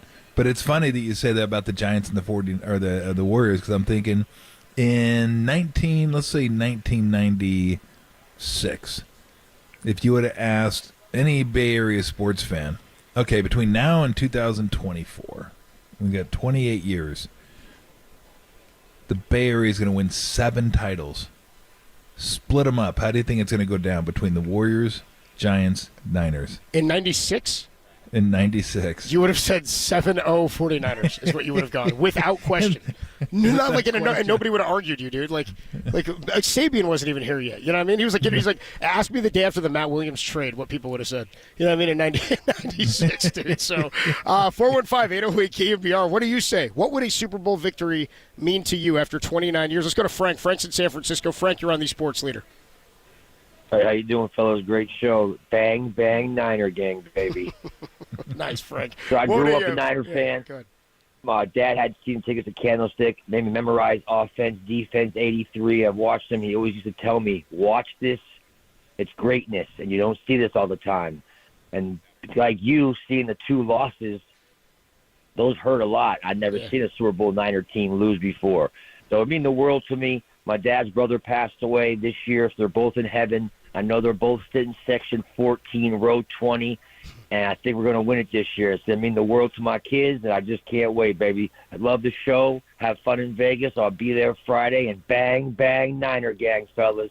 Dude, Bang Bang Niner Frank, thanks for the call, dude. Dude, that's something that's become a common theme, and I think that every time you get close to a first championship for a generation, you start to feel that trickle down, man. The relationship you have with your parents or your grandparents or whoever taught you the game, we keep saying that, but that's sort of become a theme, and that's a lot of times I think what the emotion is tied to. It's the companionship, the bond that you and a family member or a friend or a group of people have over something that neither of you have any control over, but you just sort of let your soul fall victim to it. You just sort of give in. 808 KNBR, what would a 49ers Super Bowl victory after 29 years mean to you, especially if you're around my age? I mean, that's something that I think it means something different to us when we haven't seen one. We don't remember a Super Bowl title, and we've seen 7 championships, to Tom's point, from elsewhere. 415-808-KNBR.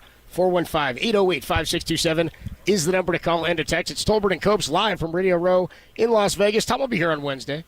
Nobody worry. Yes, they will. Only here on the Sports Leader.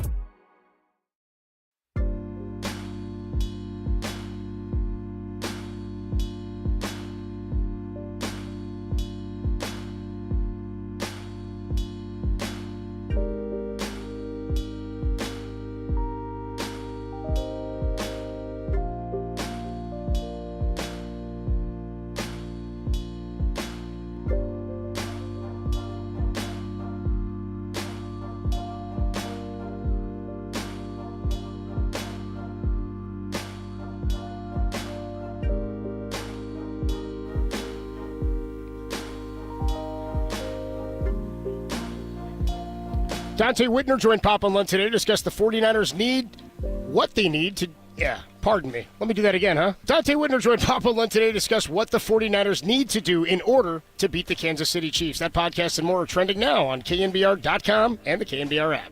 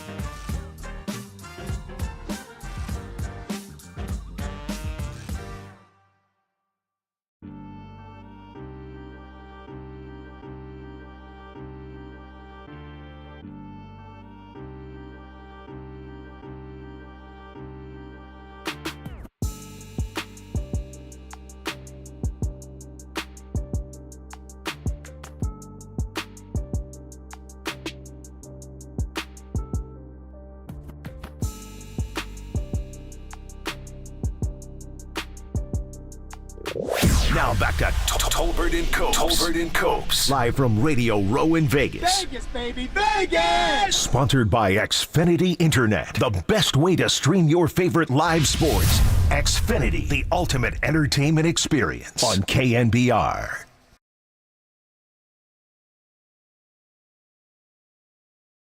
Are we alive back there, Las Vegas? How we feeling?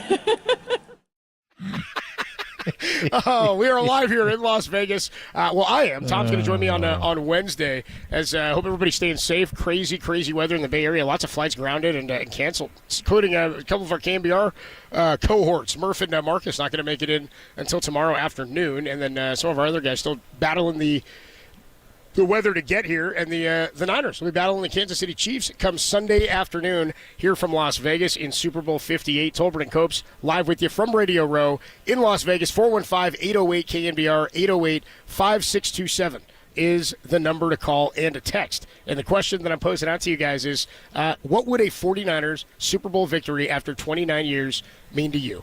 For me, it would mean, for me, again, I really do think it's about the not having the agony that I was having at halftime of last week's game that we felt in the first quarter and the first half of the Packers game, that you felt at the goal line, that nerves of the goal line fades that are thrown by Colin Kaepernick instead of handing it to Fred Gore, and then the what could have beens for the Jimmy Garoppolo loss 4 years ago. Let's go back out to the phone lines. Joyce is up in Marin. Joyce, I know Marin's having some crazy weather. Hope you're staying safe. What would a Super Bowl victory mean to you, Joyce?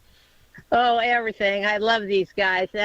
My family has had season tickets since 1955 at Kezar, and I had my first game there at 55, and then we had season tickets at the Stick, and now we were lucky enough to get tickets through the lottery for season ticket holders, and we went to Florida to the game 29, and it was one of the best road trips we've ever taken. It was a blast. So I'm really looking forward to a big win. 1 point's good enough, but a big win would be nice. I appreciate the call, Joyce. Thanks so much. Yeah, I mean, I'd appreciate two. I'd appreciate two. Me too. Me 2.5. About 13. Me 2.5. How about 13? Yeah, part of me is gone. It's funny. I don't feel as angsty about this one, at least right now. Maybe it's because it's the 2-week ramp up and there's just so much going on with this game. But the matchup for this one does feel different. The Packers one was like the big fear of an upset, right? You've got the hottest team in football playing great football. Then you had the Lions, who were, maybe the team that was going to knock you off, had many playmakers, stop the run, which you do well, and running the football offensively. I thought that was going to be a tough matchup, and kind of went back and forth on that. But this one, I don't know. It's just it's the illogical fear and logical fear of just Patrick Mahomes is having to face him. Let's go out to our guy James. James is in New York. James, what would a 49ers Super Bowl mean to you? What's up, guys? A 49ers Super Bowl, for me, I can die in peace. I mean, it would be amazing. The last time I saw them win, I was 14 years old. It was 1995. It's been a long time, and I try not to think about it. But man, if we were able to wake up Monday morning and we're Super Bowl champions, can you imagine? I can't even think about it. It's incredible. But I got to ask you, if you were 14 in the last one, you don't think how many did you get? 3? How many did you get to see win? I mean, I guess I was like, you're not gonna die happy yet. You got to get this one too. I got to get this one. I'm greedy. We've been through so much with this football team. They've come so close the last few years. It's like, why not us? Why not now? Let's just go and let's just do it. You know what I mean? I'm praying. I'm hoping. And guys, I love the show all the way from Staten Island, New York. We love you. Love, dude. I try to get out to Santa Clara as much as we can. And you guys make my day. Thank you so much. Hey, James, though, you got to be honest. If you get this one 15 years from now, you're going to say the same thing. You're right. I would need another one. I need one more. I'm not going to lie. I may even say it next year. You will. You absolutely Why not, will. dude? Yeah, you reserve the right to opt into that next year, Greedy James. All right? Yeah, exactly. You're greedy SOB, James. All right, dude. Let's go get one for you. All right. I want James to die happy. You know what I mean? Can't have James rolling over in his grave. Oh my god, that's hysterical. So basically, he wants to get one. Basically, the only thing that's going to make James happy if he gets one right before he dies, and that's going to be it. Yeah. Then he'll be happy. But if not, the next year he's going to be like, "What are we doing? I can't believe we're doing that." By the way, he said he saw the last one I saw them win, which is the last one they won 29 years ago. He said he was 14. Yep. It means he was born in 80. It means he was alive for all 5 of the Super Bowl victories, dude. He probably remembers 3 to 4 of them. But I hear it, man. If you're in New York like that too, there's something about being a fan of a team in a state where, like Paulie Mack would always talk about being in high school and having to deal with New York Giants fans because he went out to high school in New York, and I'm like, that has to be I can't imagine being a Giants fan and going to school in LA right now. with what's going on this offseason, like having to deal with that. But the emotions around it, the illogical fan emotion, it's that taste that they haven't felt one. You take it for granted. Think about all the kids right now, Tom, who've seen Warrior titles, who have been around for all 4 of these, maybe from 13 years old to wherever they are now, from the time it started, right in the prime of their fandom. In 25 to 30 years, if the Warriors don't win another one or sniff another one, what's the fan base going to think? They'll probably, the guys who were built around the fans who came because of this team and this dynasty, will be clamoring for more. I think in the exact same way. Oh, there's no doubt. I mean, you know who the Johnny-come-lately fans are. They're the ones who want to fire Steve Kerr. They're the ones who want to get rid of Kyle Shanahan if he doesn't win. Like they just that this is what we're supposed to have, and they want like, how could we not win? Are you kidding me? We've been to 2, we lost, we deserve this one. It didn't work that way. But I get it. I mean, I haven't had that feeling in a long time where I was like, oh gosh, I hope they win. This would really be awesome if they win. Like, I root for the Giants. I root for I'd like to see the Niners do well. And again, I always tell people, because I'm not fans, I'm not diehard like you or like a lot of the callers, but I want them to win because I know people in the organization. I like to see good people have success. I want to see them win. And through interviewing some of the players and knowing a couple of the players, you want to see them have success too, if they're good people. Like for me now, it's more about rooting for good people than it is teams. And I understand most people don't care about that. They're not going to meet them that much really anyway, so they just want to root for the laundry. And I totally get that because that's where I was before I started playing. Now, if the Angels got to the World Series, maybe I would feel that way. Like I know Arizona, if they played in the Final Four, I would feel that way. Like, I'm just like any other fan where I'm cussing at the TV. What are you doing? That was stupid. Why'd you take that shot? You're fair weather. You're not fair weather, but it's like there's stuff that you care. Not fair weather, but I'm going, Tom, you tell me how dialed into Arizona football were you like 10 years ago? Were you still locked in like you are now? Oh yeah, no, I've always been. I mean, ever since I went there, that's my about school. Arizona. So okay, yeah, you are diehard there. Yeah. You can ask me about Desert Swarm. Rich Rod, you were in on. You were all. Teddy Bruschi, absolutely. Ortiz Jenkins, come on, Keith Smith, Rob. You knew Nicky Foles was going to do big things. Like you were. No, I didn't. No, nobody did. Dude. I did not. So, but it's like, I mean, when it's your school, like then you're invested. You wore the your colors school. you played for him, yeah. Yeah, and it's specifically basketball, obviously. Sure. Now, do I care as much about them now as I did when Luke coached? Probably not. I still care a lot about him, and I'd really like to see him do well. I like Tommy Lloyd a lot, but it's different when you played for the guy who's still coaching. Yeah, it's a like then you're really tied. You feel like you got blood in there. Like I definitely have skin in this game because he coached me, and we went to the Final Four, and I always feel like our team kind of started that. So yeah, but other than that, it's different now. But I get it. I used to I'd get so upset when the Rams lost growing up. Like, they couldn't beat the Cowboys in the playoffs, and that Steelers Super Bowl was like, God, it just felt like it was so close until Stallworth got that big pass. It just was like, oh, man, because the Steelers were like, they were the team back then. They're like the Chiefs. They were like, oh, God, the Steelers is going to be awesome. They came out on fire. They took the lead. That was great. Angels against the Red Sox. Angels, the playoffs, just, oh, man, against the Brewers. Those were, brutal. So, I know I've been there. I've had the stomach where you just felt like you got kicked right in the stomach and you're miserable that entire day. And it's almost a miserable experience watching the game because you're waiting for something bad to happen. And when it does, it's like, oh, you got to be kidding me. Like, when is the year? When is our year? When are they going to do something?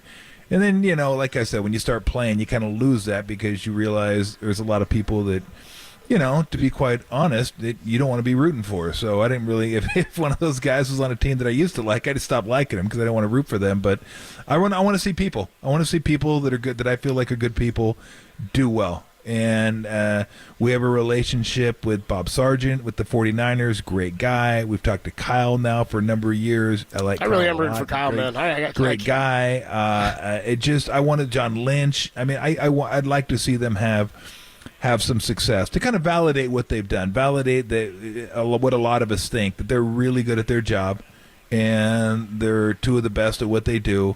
And when you win, the pressure's off to have to validate it. Now you got to continue to do what they do because we talk about the bar being raised all the time, but to at least get that one. Because I'll tell you what it meant for Lute. He didn't have to go around being the best coach in college basketball that didn't have a title. It was just one, but it meant a lot to have that. Like, you are a champion, and they cannot take that away from you ever. So, the Giants got that. Bochy, hell of a guy. Bochy got 4. I know. It's Bochy awesome got 4. seeing it. It is. Yeah. It's awesome seeing him win, and that's why vicariously, we rooted for I didn't really root for him, but it was cool to see the Astros win because Dusty, right? I mean, you don't have any tie. Yeah, everybody hated the Astros, but Dusty. Everybody loves Dusty. Dusty's an awesome dude. So you're happy for him. You're the exact he's a opposite. good dude. Yeah, you're the opposite of DeRocher. You're not the forget these nice guys, give me some a-holes that can play. You're like, forgive me, I want my nice guys and I want to win with them. It's nice to root for good I don't guys, mind dude. a-holes just as long as I don't know about them.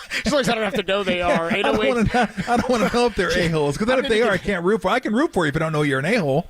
I don't have to get beers with you. I just want you to win games for me. Exactly. Just go win. 808 KNBR is the number to call. Back to the phone lines. Ash is in San Francisco. Ash, what would, after 29 years, a 49ers Super Bowl mean to you? Ash? You got Ash? Yep, I'm here. What's going on, Ash? You're on the Sports Leader. Hey, guys. So this would mean absolutely everything to me. Football is family. 105 on Sundays was everything to me. And just recently, my grandma, she passed in June. She came from overseas to take care of me. Sorry to hear that. Thank you, guys. Yeah, her way of getting close to me was sports. So immediately she got involved in the Giants run. We absolutely loved that. She got into the Warriors run. And the final one was that Niners one. We got close in 20. I remember vividly crying on the blanket that she would always use in the winter when we lost that game and when Jimmy overthrew it. And I just felt like, maybe there was something special about this year. She's watching from above. Things got a little tight during Detroit. But when they came back, I had that blanket wrapped around me. I'm going to have it with me. I'm going to Vegas this weekend. We have my in-laws in Henderson, so we're going to be there. I just feel like this is it. I'm 31, so this I kind of can relate to you. Yeah, I totally get it. This is the last one that I need on the bingo card for Bay Area sports. And I'll take your guys' answer off air, but I wanted to see what you guys thought about my fandom. If I take the Chiefs money line, just in case, just to hedge, just in case. And I'll take you guys' answer off air. Thank you guys so much. I love the show, and hopefully I'll see you guys around in Vegas this weekend. Thanks, man. Yeah, I hope we so will too, be Ash. there. We're thinking about You you, don't brother. do what my buddy does. He's a huge Red Sox fan, and he bets against me. He goes, well, if they lose, at least I win. I'm like, oh, man. I can't. I don't even know how you could do something like that. But he does bring up Ash is a something. gambler. He's a gambler. Yeah, that's something. I was going to say, he does bring up something that we don't talk about. We talk about the fandom aspect and being involved in the game and all that. But it really can be a family thing. I know you've talked about many times, being with your mom, going to games, grandpa, watching the games. That's super cool. I remember when we were watching the Giants run. My family's not huge baseball fans. They're Angel fans, so they're not baseball fans. They're like, I don't want to watch this crap.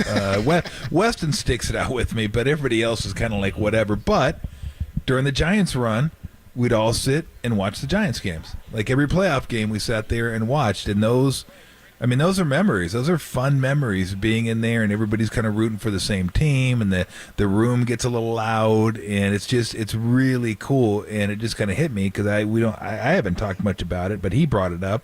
There's just a lot of people, and I think you're probably one of them, that just a lot of your memories, sports memories, are tied to really good memories that you have with your family members. And that's one of the great things about sport, no matter your thoughts on a variety of different topics. When you're a fan of one team, you're a fan of one team, and everybody's in, and everyone's cheering, and everybody's having a good time when it's going well. And then if it doesn't, everybody can commiserate together. But I'm sure that's a huge aspect of it for a lot of people. Well, and what's cool about the difference between this one and the Giants one is nobody had seen the Giants get one, right, in 2010. Yeah. Like everybody, my uncle and my grandpa and my mom, we all wanted to see the same thing, and we got to experience a run of something that we had never felt together. But with this one, it's like the generation above me and Ash's grandmother and probably family members of his and other people out there who are my age are going, dude, but my parents have been telling me about how great this run was and how this was the way 49er football operated. Like, I can't imagine in 30 years. Can you imagine? Like, try to explain to a kid today what the Warriors were like.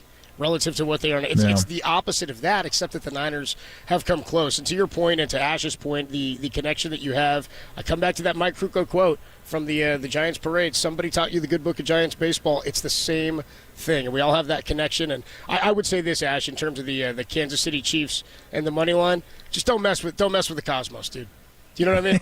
If we're going in for grandma, don't mess with the Cosmos. You know what I mean? That'll be worth, because then you won't care. You won't really care how much you win if the Chiefs win it, right? You really won't. After the emotion you talked about, that'd be my advice. That said, if you're just a betting man, not a bad play, because you're going up against Mahomes.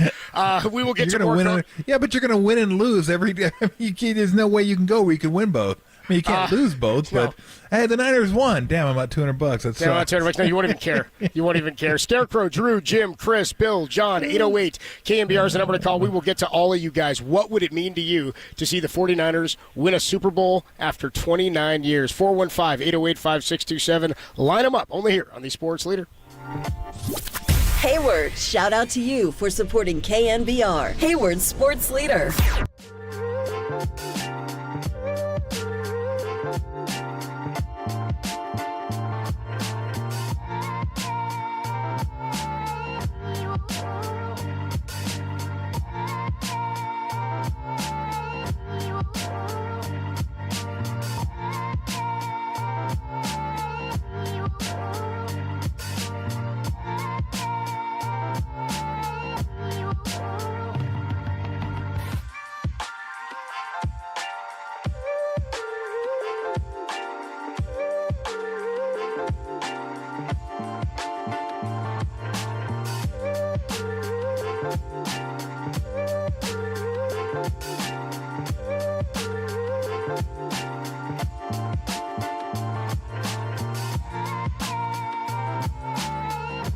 ESPN Sal Paolantonio joined Murph and Marcus this morning and believes Christian McCaffrey needs to be the Super Bowl MVP in order for the 49ers to win. That podcast and more trending now on KNBR.com and the KNBR app.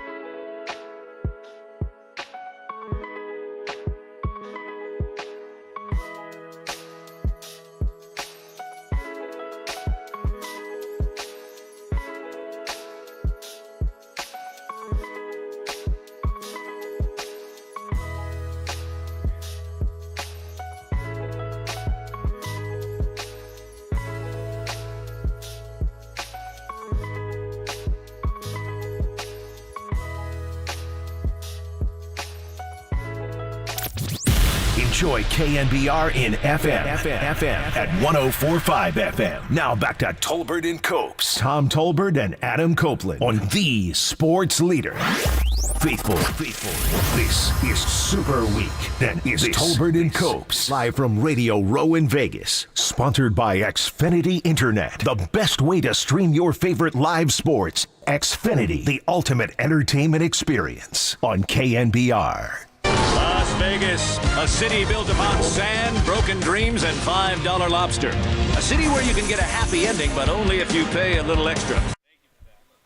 Tolbert and Copes live with you. Super Bowl 58 right around the corner, coming your way on Sunday, 3:30. We'll have kickoff for you right here on KNBR 104.5 and 680, the Sports Leader. Pregame starts at 11 a.m. We've got some special coverage, 10 a.m. on Saturday this week. You're going to get Dieter Kurtenbach taking you a Super Bowl preview show 10 until noon, and then we're going to roll into all 5 Super Bowl victories in sequential order. The first 4 going from noon till midnight. Then you'll get the final one leading you into the pregame show, the Super Bowl 29 victory on Sunday morning. 808 KNBR 415-808-5627 is the number to call and the number to text. Let's go out to Scarecrow. Scarecrow is in Patterson. The question I've got for you guys is, what does a 49ers Super Bowl mean to you after 29 years? Scarecrow, you're on the Sports Leader.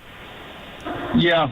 Guys, I go back to a time when the 49ers training camp was at St. Mary's at Moraga, and I started adding up all of the championships that have been won by Bay Area teams, and I'm talking about the A's and the Raiders and the Giants and the Warriors, and realizing all of a sudden that probably in a year or so we're going to have one baseball team, one football team, one basketball team, one hockey team, and the kind of hit that the Bay Area sports scene has taken.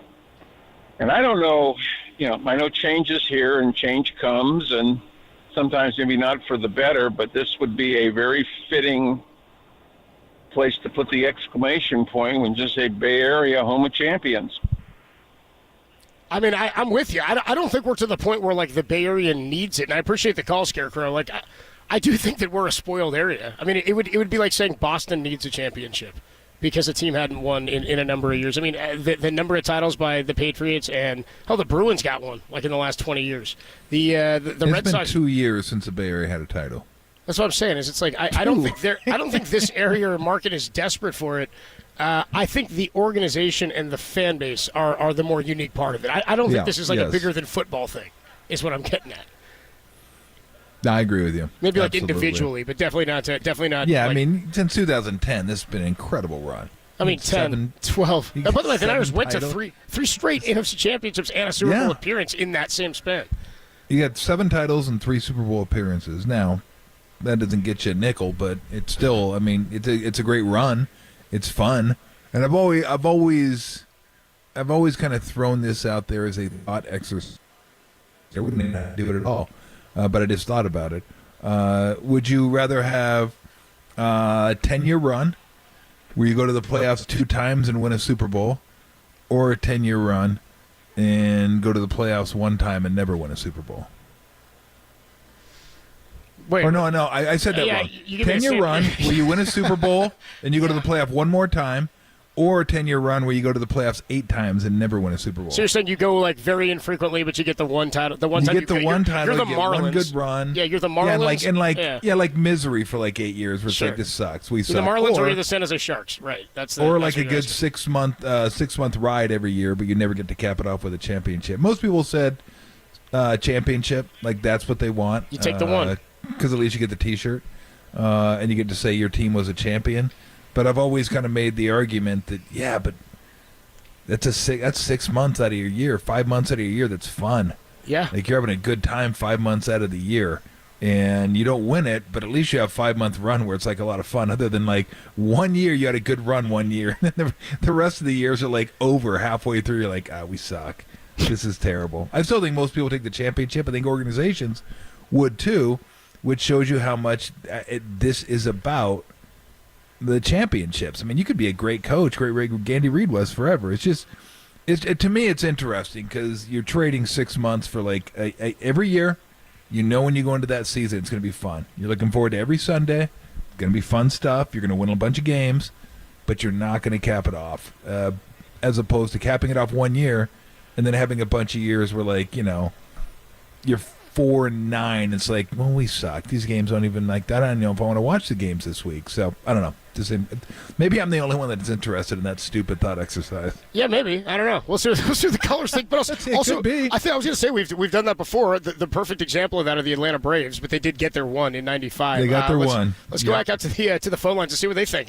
Look, because I think 49er fans who have been in that spot for this period of time, we've had exactly what you're talking about. Nobody feels good about being that close. So I can't imagine anybody is going to fall on the side of, let's just keep doing this and being competitive and hanging around the bowl. Jim is in Goleta, California. Jim, you're on the Sports Leader. What would a bowl mean to you? Thanks, guys. So, Jerry Kramer at the Packers, when he wrote his book, said, it was like Camelot. And I think the Niners have this blend of, skill and youth and what have you. And they got Shanahan, who's, there have been a couple times where things didn't work out. I think it's seizing the opportunity and reaching that Camelot because, especially now how teams are formed and not held together, I think it's just a great opportunity that doesn't come along. I don't think they're the Cowboys. That's for, T-shirts and second-place trophies. So I think it's Niners' time. I appreciate the call, Jim. What do you think about that, Tom? Does it obviously it legitimizes the team, but also to the point that you're making, it's not like the Marlins were a solidified organization after winning in 1997 and then tearing it down. And I'm using them as an example because I just try to think of one-off teams that sort of flared up, and then disappeared. And that's a good example. They won again in 2003, but same thing: flare up, win, and then dissipate and tear the team down. So I do think that this team is still built for long-term stability. I think that the way the organization's been run, it's clearly a culture thing. We had the discussion about Kyle being the best, if not one of the top 2 or 3 coaches maybe in all of football right now. So I do think, yes, it legitimizes you, and I do think that this kind of stuff can snowball. I do think that what the 49ers have already built, they've proven they can be a first-place team and continue to win a first-place schedule. They've proven they can get to the NFC Championship, not with ease, but with regularity under this regime. I don't see why, yes, legitimizing this would be big, but I don't see why this couldn't be the starting point of rolling into something special. Yeah, like for a generation. It's kind of funny to me that, and I said if Kyle wins this one, that validates him because he's won a championship. It's like I don't have to be that guy that's one of the top 5 coaches that's never won a Super Bowl. But if he wins this game, is he a better coach than he was before the game? No, because it'll be looked upon like he'll be looked upon that way. Like his stature will have risen. But really, what's the? I mean, you were in 3 straight NFC Championship games. I mean, I think we know he's a good coach. Like that's how you. I mean, that's how everybody knew Andy Reid was a good coach. Like he kept getting there. Now he lost, so he didn't get that validation until he got to Kansas City. But you rack up 10, 12 wins a year, and you get to championship games, and you get to Super Bowl. I mean, you're a really good coach. Or just something that happens during those games. Talk about a small sample size. I mean, how many games has Kyle coached in the regular season the last 4 years? Maybe take away the injury year, and how many? This will be the second Super Bowl. So you're basically going like 2-game sample size over 50 games or so. So to me, that kind of legitimizes who you are as a coach, but that's not the way it's looked at. So yes, for my money, I won't look at him any differently if he wins or loses, like in terms of can this guy coach. I know he can coach. If you get the big one, then it just changes everything, and everybody looks at you a little bit differently. Everybody looked at Andy Reid differently after he won the first one with Kansas City, and now the second one's like, oh yeah, this guy's the best coach in football. But he was that guy. He was the best coach in football that had never won a championship. So yeah, I think it'd be nice for Kyle. Like, look, I'll go back to Lute. Lute wasn't a better or worse coach after he won a championship. He was always a great coach. Always. Arizona was always really good. But they ran like Santa Clara. You lose to a 15 seed. Oh, you can't win. You go to the tournament, you choke all the time. Yeah, but what about the 30 games you played during the regular season each and every year, and you win 26, 27, 28 of those every single year? Like that, I think that tells you how good a coach is versus one game. But this is it, man. This is America, right? Where sports are about championships. Period. Fans don't care what you do during the regular season. They want a ring. They want the T-shirt. They want the hoodie.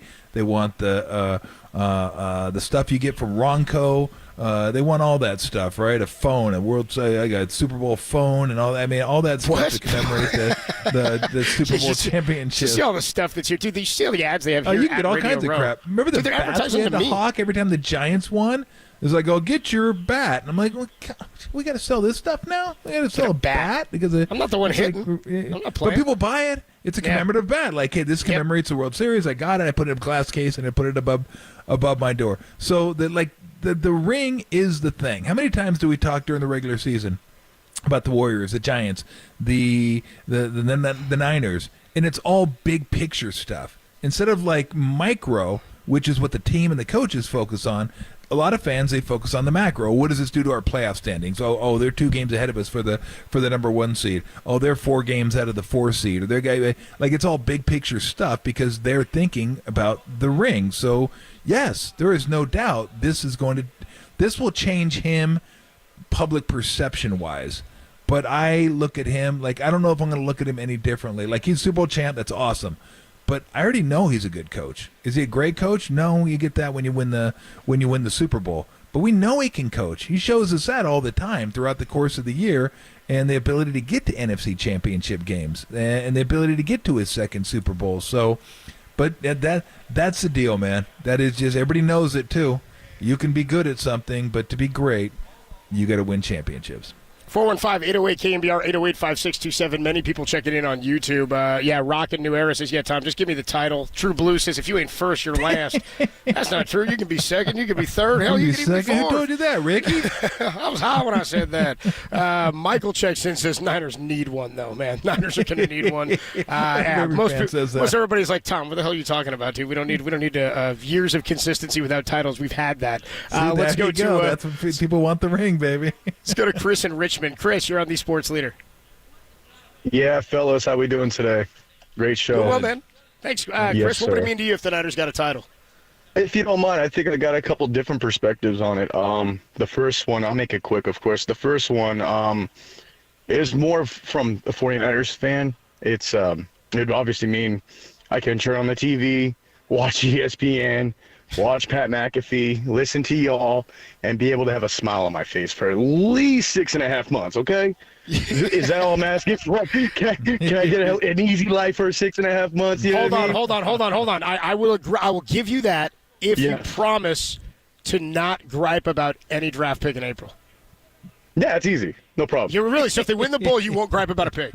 No, I never did. Not at all. Oh, you never did? No, because if I griped about the pick, I'd be on the other boat with going against Brock Purdy. So, yeah. What about grabbing kicker again? Yeah, how about another kicker? How about another one? What would you say to that? You never know.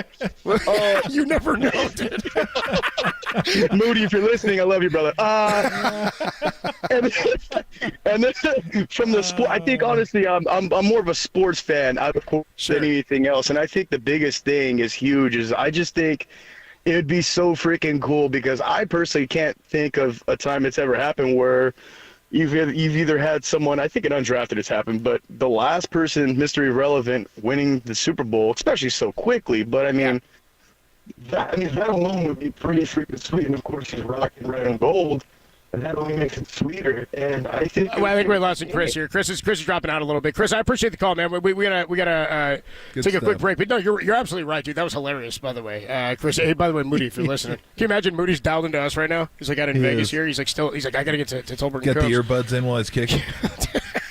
Dude, it's like listening to us while he's trying to bend one inside. That right upright from the right hash. Tolbert and Copes with you. I'm live from Radio Row in Vegas. Tom will be out here Wednesday morning. 415-808-KNBR. We are going to catch up with Brent Jones, but we will keep the calls coming. 415-808-5627. 808-KNBR is the number to call. Bill, John, Scott, Sergio, and another John who's out in Catani. We will get to all your calls next, and many of you checking in on the YouTube and the Golden State Lumber and Building Materials texts and chats. That's all coming up next. Tolbert and Copes, more of your calls on the Sports Leader.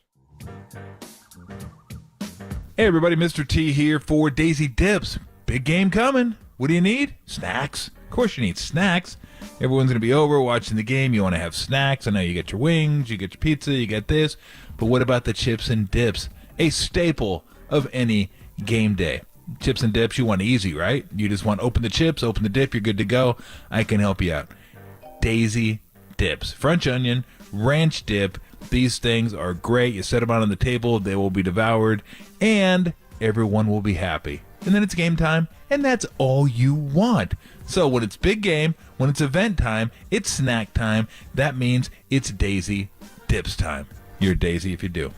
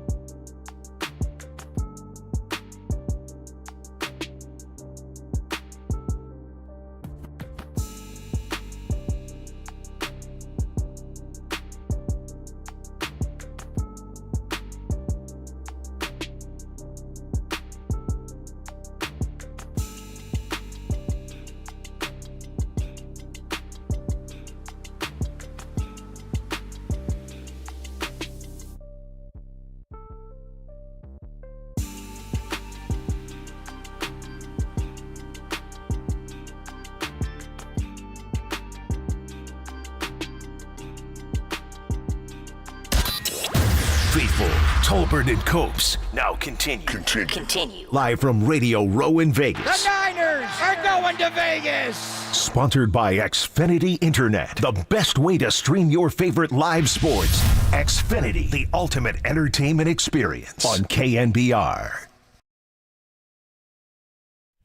Tolbert and Copes back with you. Super Bowl week, Super Bowl 58 coming your way Sunday afternoon, 3:30 kickoff. We'll have pregame for you right here, 11 a.m. Myself, Dennis Brown, John Lund from Allegiant Stadium in Las Vegas, where we'll be on hand for Super Bowl 58. And actually, we'll start our Red and Gold Road to Vegas replays tonight from 9 to midnight every night this week following Sports Phone KNBR. You're going to get one of the great Niner victories of 2023. We'll start tonight with a victory over the Dallas Cowboys. Week 5 moved the Niners to 5-0, a Sunday night football victory over the Cowboys. The Niners just absolutely hammered Dallas. Thought we'd get another chance in the postseason. We held up our end. Niners held up their end of it. Cowboys could not get out of the first round. Let's go back out to the phone lines. 415-808-KNBR. 808-5627 is the number to call and to text. Let's go to Bill. Bill is in Vacaville. Bill, what would a 49er victory after nearly 30 years mean to you?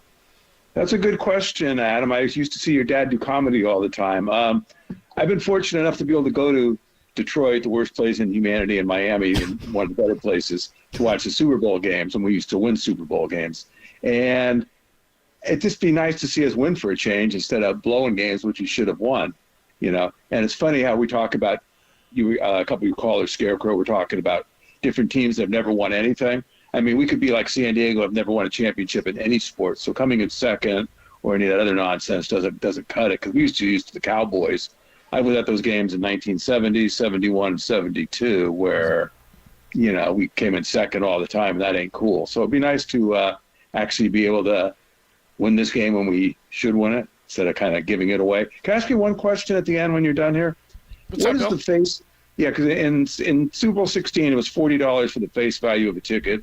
Super Bowl 23 was $100, and each year they kept raising it because it became more of a game for corporates than the real fans that go to the games. Our memories were the real fans went to the games, like my buddies and I went to Detroit, which was horrible, went to Miami, which was fun. So I'm curious, what's the face value of a ticket for the Super Bowl now? Actual face value, not what the scalpers who are getting the tickets and if you know how the tickets come into these ticket agencies' hands. I mean, we all know how the NFL has this policy where every player gets so many tickets. Yeah. They've changed that stuff. Bill, I appreciate the call, man. Yeah, we got to run. I'll get you a couple of things here. I can tell you this. I know that there are suites going for the game that are more than Brock Purdy's salary.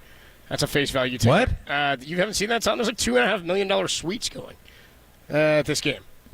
Holy smokes. More than Brock Purdy makes, man. That's unbelievable, dude. I'm looking at, as of February 2nd, which is, 3 days ago, so last Friday, 300-level tickets going for $5,508 to $6,653. So you're talking $5,000 to $6,000, $5,500 to $6,600 for face value. 100 level, you're getting up to about $8,300 at peak. The 200 level, about $77. Yeah, it's expensive. Yeah, it's pricey, and again, it's probably the most expensive, and it's not across the board. Last year it was this, now next year it's this, and then next year it's by city. If this were in Miami, it wouldn't be priced the way it's priced. It's Las Vegas. Can you pay in chips? You can.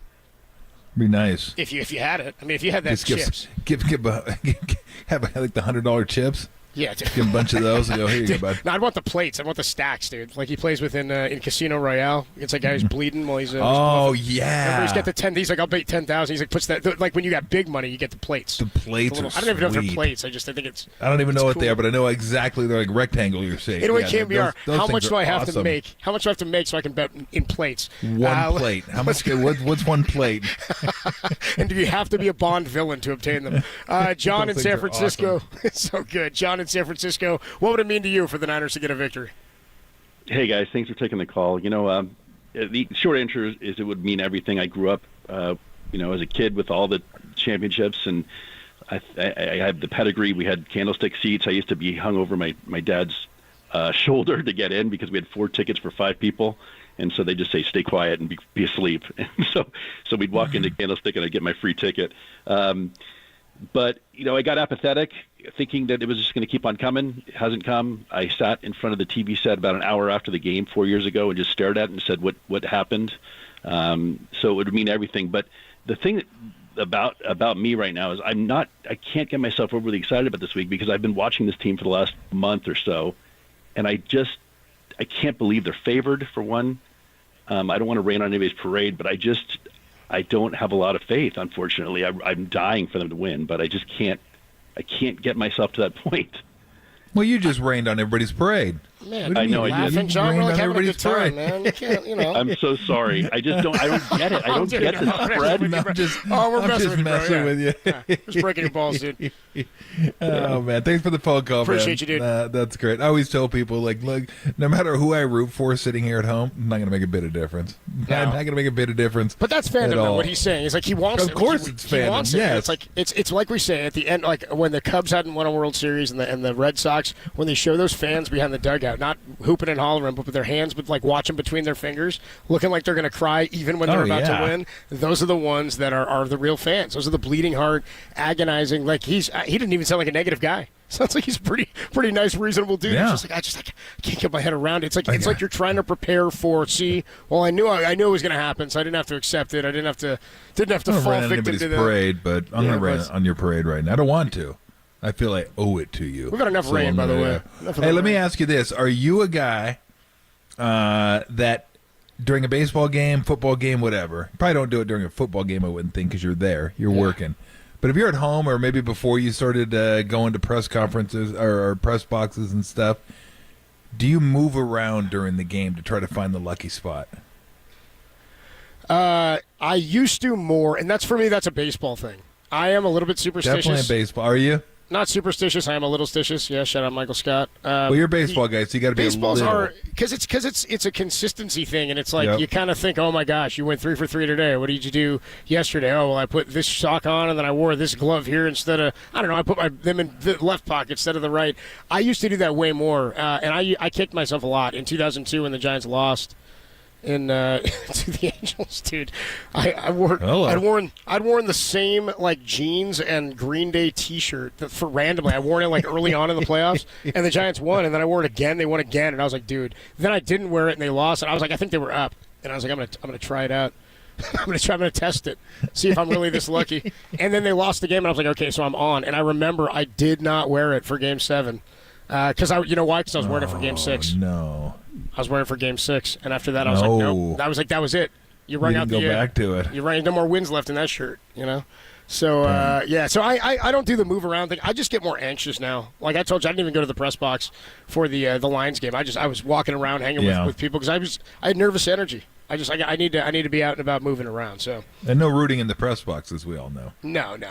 Mike Silver though. No drinking beer in the press box, as we all know. And I found out at a Giants World Series game. Oh well. Oh yeah, I had a big 32-ounce beer in the press box. I didn't go to the press box much, so I didn't know. 32. And Sabian walked in and goes, "Oh, you're living pretty good, aren't you?" And I didn't know any idea what he was talking about. And I go, "Yeah, just enjoying the game." Yeah. And then after he left, Major League Baseball lady came over. Excuse me, sir. You can't have that up here. You can't have that in here. This is a working area. You can't drink the beer up there. So you know what I did? You left? I chugged it and threw it in the garbage. Attaboy. And then I go, okay, we're done. I won't bring another one in here. We're solid. Attaboy. Learn my lesson. But I wasn't going to waste the beer. You kidding Come me? on, dude. Come on. What? To bend to her like, will? I don't think so. To bend to the will of Rob Manfred? No way. $25. I was I don't you think getting so. that from me? My cold dead claws. Scott's in Vallejo. My cold dead claws. Scott's in Vallejo. But not happy yet because your teams haven't won at all. Scott in Vallejo, we're on the Sports Leader. What's up, bro? Hey, I wanted to touch on a couple of these crazy prop bets on Bovada. Yes. All right, give me just a couple. Because we'll get to all of them on Friday. Hold on. You got to. I got to tell you how to find it because you won't believe me. All right, so go on, select football, requested wagers, right? And there you will find a list of wagers where there's actually one that has a title, Taylor Sniffed. So in this prop bet, Chiefs win the Super Bowl. They go to the White House where Taylor Swift accompanies the team, endorses Joe Biden, and he is seen sniffing her hair. Oh, come on. That's it. It's on Bovada, dude. Thanks for the call, Scott. What are the odds? I'll get you the odds. He told me how to find it. He didn't tell me what the odds are. I was like, this guy worked for the site. What's going on here, dude? We'll get Baba Booey there in a minute. Yeah, we'll get you the odds. I thought Sergio's in Hollister. Sergio, you're on the Sports Leader. What would it mean to you to see a Niner victory? Hey, guys, great show. So my Niner fandom started Super Bowl 29. I was about 7 years old watching Steve Young throw all his touchdown passes. I was like, all right, this is my team. They're awesome. So after that, I followed them religiously, and it'd just be nice to see them actually cash one in as I'm invested. All these years following transactions, the off season, because it's been heartbreak ever since. I started at the top of the mountain, and now it's just heartbreak ever since. I can go through all the losses. You guys don't have time for that, but you're talking Kyle Williams, Richard Sherman tip, Garrison Hurst breaking his knee, like all those stuff. It's just I want to see them at the mountaintop now that I'm so invested. You know what I mean? How bad do you want it, Sergio? Really bad. Thanks for the call, Serge. Appreciate it, bro. Dude, that was good. Cut that laugh into this. Really bad. He broke into something serious quick. John is in Qatar. You should have rephrased it. You should have rephrased the question instead of how bad do you want it. How serious a crime would you commit to have them win the Super Bowl? Well, I want to know. Like, seriously, what's to the point where Niner fans are? That one guy's like, I want to die happy. I'm like, you were alive for all 5 of the wins. Like, Niner fans, you get to an irrational spot. Not 49er fans, but fandom in general, where you're like, I'll do anything. Just give me one. Give me I don't one. know. Does being born the year they won the first one count, though? No, because that's what I'm saying. Like, I'm 90. I was born 89, and they win it in what, January or February 90, right? The 89 season. So same sort of thing. Again, doesn't count. And but even when you were 5, that doesn't really count. No, either. But he was 14 when they won their 5th. That's definitely counts. He was like 10, or counts. what was he? Was he like? Yes. He was like 10 when he's really bad. That's bad. Sergio. How bad's he wanted? John is in Katati. John, what would a Super Bowl title mean to you? And what kind of crime would you commit to get it? Oh, man, I've been committing a crime all along, just watching it every season, every Sunday, and then not getting there. And so I'd like this so I can justify all of my watching and, tell my wife, hey, I'm watching the winning team. And just them getting there after being so close all these years, and then not getting in. It's going to be great for them to get in there. Finally, just getting there is huge, okay? Yeah. And I agree with what you said about getting CMC in there as MVP. I think he's got to be the big deal in there. I also think if Brock can run more and do what he did in the last game, I think we can do pretty good there. And also, we have to really get after Mahomes and stymie him. So John, that's all I got. Before we let you go, John, you said you want to be able to say to your wife, "I'm watching the winning team." Is she hard on you when the Niners lose? No, but she likes to rub it in sometimes that she doesn't really like it. Of course, she doesn't like football anyway. Oh, see, you know what, John? Just suck it up. You know what? Suck it up and hit some Bachelor, okay? It's going to hurt for a while. Bachelor, though, bro. Maybe a little Temptation Island. Yeah. You got it's not a great batch. There you but go. You just go ahead and suck it up, watch a couple of those. You'll get it, man. Then you get your good. Sundays back, brother. It's all about compromise. Yeah, that's it. Yeah, thanks a lot. We need this title for John and Katati. John, thanks for the call, man. We do appreciate it. Ron in Oakland and Andy in Idaho. Sorry we didn't get you. We will get some more calls a little bit later in the show. Plenty more to come. We got to catch up with our guy Brent Jones. Apparently, Brent Jones is gonna be out here at some point this week in Vegas. I'm looking around. I don't see him now, but I think we may get him on a second time later in the week if he is in fact hanging out and walking around. Adam Copeland live from Las Vegas. Tom is back in the Bay, but he'll be here Wednesday morning for the show on Wednesday afternoon. Niners and the Chiefs Super Bowl 58. It's coming your way on KNBR on Sunday afternoon. When we come on back, let's catch up with our guy, Brent Jones, the Super Bowl winning tight end. He was there last time the Niners got one. We'll check in with him. What would it mean to him for the Niners to get a title? That's next on the Sports Leader.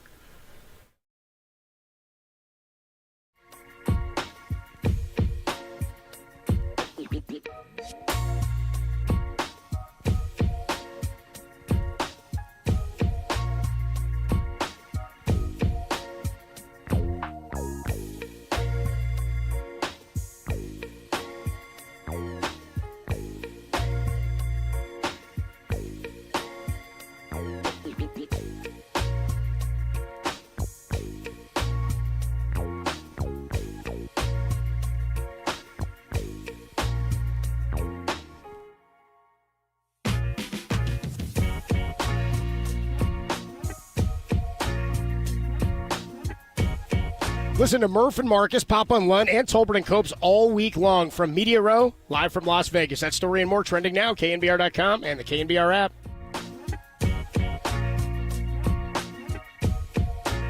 going on, everybody? Adam Copeland back here. My good friend Steve Moskowitz hanging out with me on the line. A new week, a new conversation. Steve, I got my documents. What happens if I file or I go to file and I can't pay my taxes?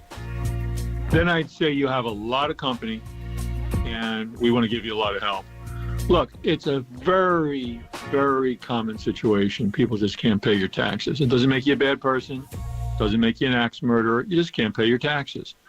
So what we do is we listen to you. We hear your needs for your business, your family, your life. Then we go to the government and we say, look, we need to cut a deal, and here's what we need. And the bottom line is we want to give you back a normal life. But whatever you do, don't stick your head in the sand. Don't wait until one of these new IRS agents comes and ruins your life, your business, your marriage. Don't wait until they go to your clients and say, don't pay you, pay IRS. That can just put you out of business.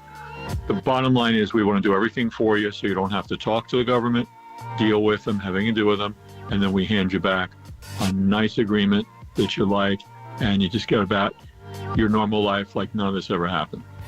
That's why let's see Moskowitz take care of it for you. You are in good company. 1-888-TAX-DEALER. Find him online at MoskowitzLLP.com.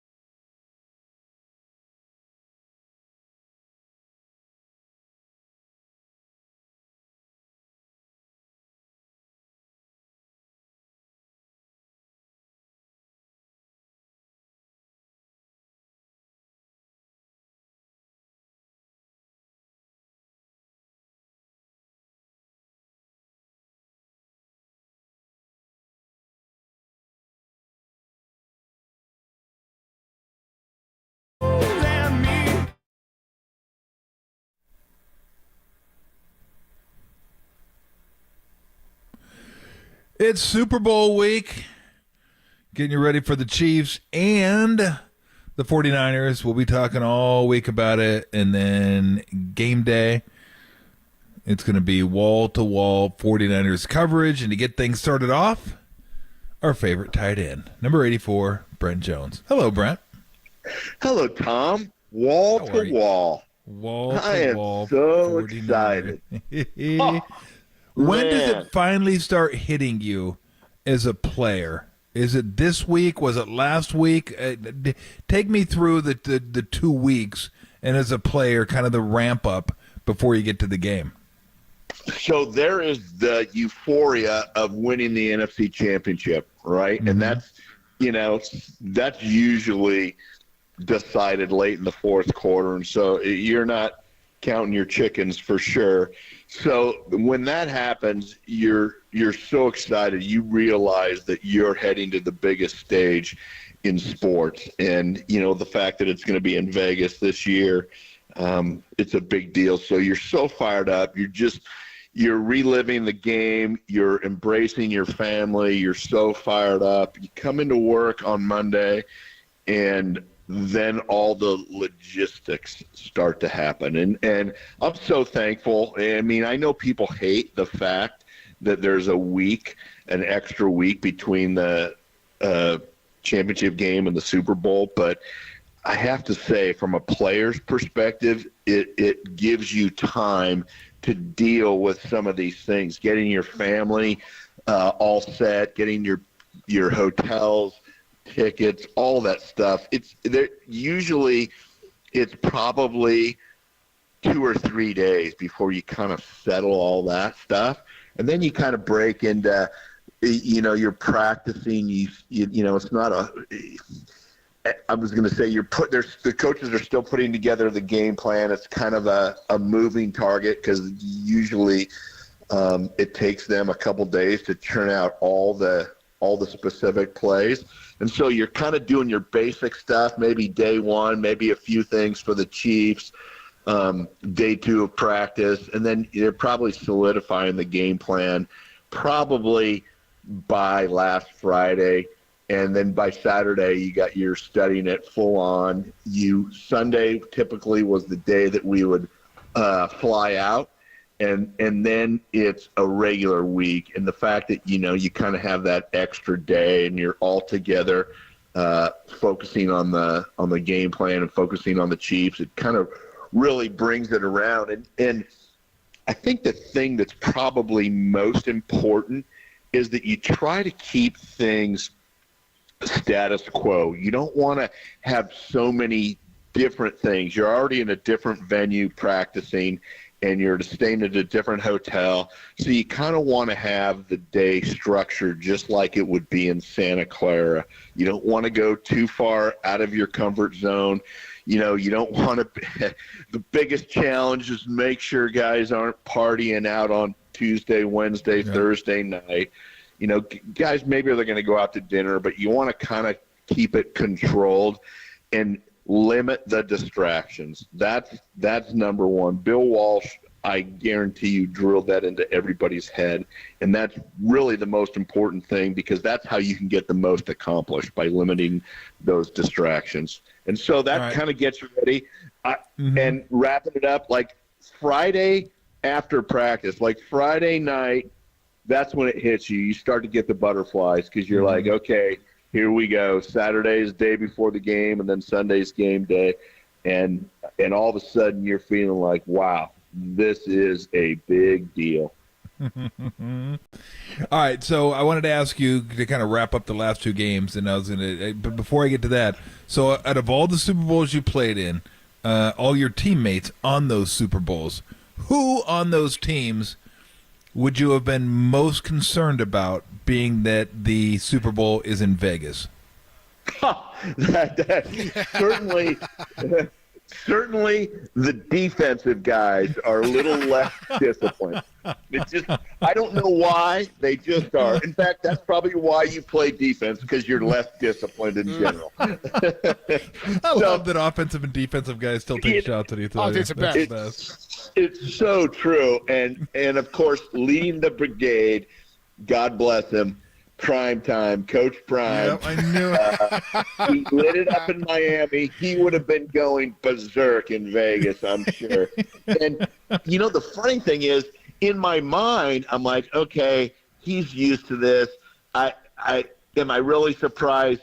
No. And I think I've said this before, but it was our other defensive back ducklings that wanted to be like Primetime Junior that would follow him around, and they aren't capable of dealing with it. And so it's like, hey, I get it. You're prime time. And I'm saying he was a great teammate, a great locker room guy. But he had one glitch during Super Bowl week. I think it was Thursday night. I'm pretty sure it was a Thursday night. And he and the fellow defensive back ducklings followed him out and probably showed up at 3 a.m. And there was hell to pay at that Friday morning meeting. Yeah, I remember reading about that. Him and Jerry kind of going out a little bit, and that was But that's the thing. You're right, Dion. You never worry about it. It's the guys that are hey, he's used to. He can handle it. I mean, he doesn't even come into the defentive huddle. He just stands out there and is like, "Yeah, I got my guy. I'm Whatever." good. I don't care. I don't care what the call is. I'm good. I got this guy. I'm good. So ball's not coming this side. So before we get to Super Bowl specific, let me ask you where you're at with the last two games, because they both had some similarities in that the run defense was, if it wasn't terrible, it was closer to terrible than good. The ability to get out and kind of establish who you are and your identity, non-existent in both those games. The resiliency and the fight was fantastic, and the ability to stay focused, calm, and come from behind in both those games was off the charts. I mean, it really was. It's funny to think about the Detroit game, where at the end of the game, they had a better grasp of that game than they did against the Packers, who they had to come back on their last drive, but the Lions had the bigger lead in that game. So, like, where are you at when you think of what they've done? They've done what they've needed to do to get to the Super Bowl, and they've done it probably in a way that most teams can't do. But where are you at with, like, the run defense and what they're going to be focusing on? Just focus on those two and kind of where you're at heading into the Super Bowl. Well, first and foremost, let's face it, we came out really sloppy in the first half of both of those games. And had we played somebody that had a little bit more firepower than the Packers did, we could have been in trouble in that game. But we did come out in the second half, play much better, and come around. Very similar story in the Lions game. Then it felt like at the end of the game, we had control. But this is a game I don't feel we can play half a game and still come out on top. We've got to play a full game. Do I think the Chiefs are the most talented team I've ever seen? I do not. But I do think their defense is pretty good, and I do think Patrick Mahomes can will his team to victory. He's just that good, and he makes, third-string wide receivers look like champions, and has got a few wide receivers Super Bowl rings that probably would never get them. And so I think that we're going to have to play a full game. Going back to that, I think one of the causes of our first half sloppiness in the past couple games has been, I don't want to just harp on the defense because the offense wasn't great either in the first half, but the defense sometimes controls, for this team, I feel like it controls the emotional lever and how we are playing. And when our defense is flying around and hitting guys and being aggressive and getting sacks, not pressures, but actual sacks, the momentum and the energy that spills over into the sideline and into the offense is palpable. And so we've been pretty sloppy at tackling. And I'm not going to say it's just been the last couple games. It's really been for a good part of the year. And there's games where we played better, but we had been sloppy tacklers. Pacheco, the running back for the Chiefs, is a hard runner. He's a grinder. He's a keep those legs moving. kind of a Roger Craig-esque type of back that just keeps those legs pumping, and he's kind of a combo between Roger Craig and Ricky Waters, so he's a little bit of a slasher. And the Chiefs' offensive line is pretty decent, and so we have got to come out early and be tackling well and be aggressive and help control that line of scrimmage. If we're rushing the passer, man, I think the right side of their line is not as good as people would expect. I think we're going to see maybe some overloads on that side, put the Chiefs, under pressure. Mahomes is good at getting rid of the ball, but the right tackle, Juwan Taylor, I think is kind of the weak spot. And so I would hope that we would overload that side, have a lot of Bosa that side, maybe bring a corner or a safety or a backer off of that, blitz early and get a couple of hits on Mahomes. That would be great. But we're going to have to be good tacklers. I think our defensive overall, our group is pretty good in terms of the way that we kind of rally to the ball. I think so. This is different. The number one receiver for the Chiefs is Travis Kelce. We all know that. He's a big guy. He's not as quick as he used to be, but he's still lumbering. Great sense and feel for where the open hole is, where to shut it down and turn around and get the ball delivered on the spot from Mahomes.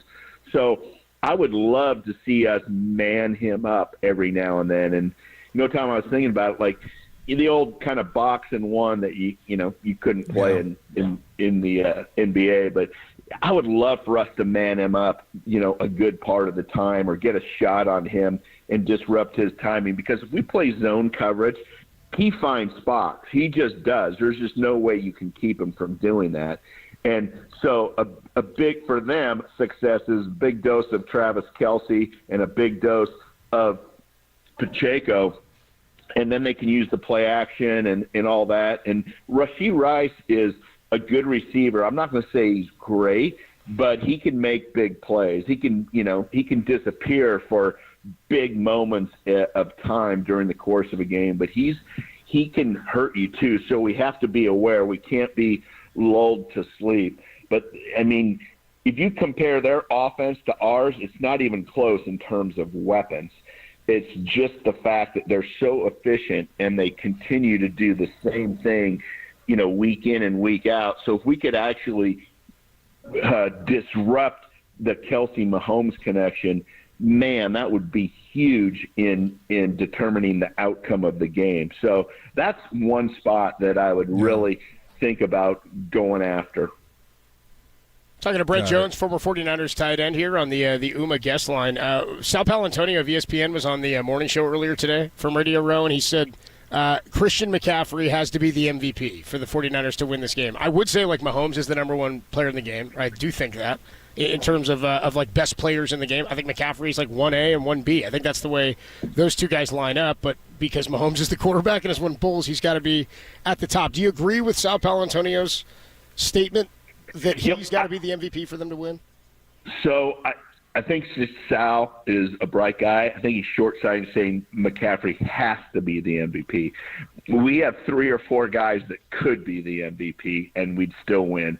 What I do believe, though, is we're going to get a heavy dose of Christian McCaffrey. I don't think the Chiefs' run defense is in the top 15 in the NFL. I think that that's their weakness, and I think that Baltimore completely choked that game by getting away from the run game. I don't know what they were thinking, but they just completely went away from the rush game. And I think Christian McCaffrey, a heavy dose of Christian with some play action, is really going to be the 49ers' approach to this game. I also think that he has been underutilized in the pass game these last several weeks. I think this is a game for him to break out in the receiving side of things as well. I think, if he ends up being the MVP, great, I'll take it. But whether he is or not isn't going to matter. I think he's going to get his yards, both rushing and receiving, and I think we're going to see an awful lot of him getting successful carries and really kind of gashing that Chiefs run defense. But that can lead to big plays down the field with Brock Purdy. You guys know if the quarterback steps up and throws 3 touchdowns and wins the game, he's going to be the MVP no matter how many yards the running back rushes for. It's just typically the way things go. So, in terms of MVP, that thing kind of takes care of itself. But I do think Christian is gonna be due for a big game. But I also think, there are some parts of the Kansas City defense that we could take advantage of. You mentioned manning up Kelsey time from time to time. The Niners play predominantly zone, and Kansas City usually carves up a zone. Kelsey, in particular, carves it up. He just knows where the soft spots are. He just I always use the term that in basketball, a guy just knows how to play basketball. And so that just means play breaks down. He can find the open spots. He knows what to do. He doesn't need the structure all the time. That's what I think of Kelsey. He's just a ball player. If the play isn't what it was supposed to be, he's going to make it work, and Mahomes is going to make it work. So I was thinking, how tough is it if you're predominantly a zone team to maybe go to a little bit more man in this game, being that Mahomes in the Chiefs offense and really Kelsey just kind of slice up zone defenses, kind of sitting back, and that's kind of what the Niners have been. How difficult is that if Steve Wilks wanted to say, you know what, we're going to play more man? Do they have the personnel to do it? And how difficult is it, I guess, is my question. Well, it certainly gets you out of your comfort zone, right? Because that's not what you've relied on, and that's not what Steve Wilks has dialed up this year. I would just think that you could maybe think about taking a linebacker out to spy a quarterback. If you're playing Lamar Jackson, all of a sudden you've got to spy him, right? So in a sense, you're taking that guy out of coverage and out of the overall scheme, and he's kind of in there on the quarterback. Well, I would do the same things. It's rare that you see a tight end that's this dominant, but I would think about doing the same thing with Kelsey, where maybe even if you didn't change the whole coverage to man, maybe run a zone, but, have somebody, line up over the top of him. That's very rare nowadays in a 4-man front.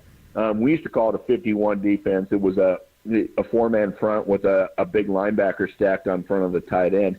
And grab him and hold him and disrupt his timing and kind of get in his face and maybe have someone over the top.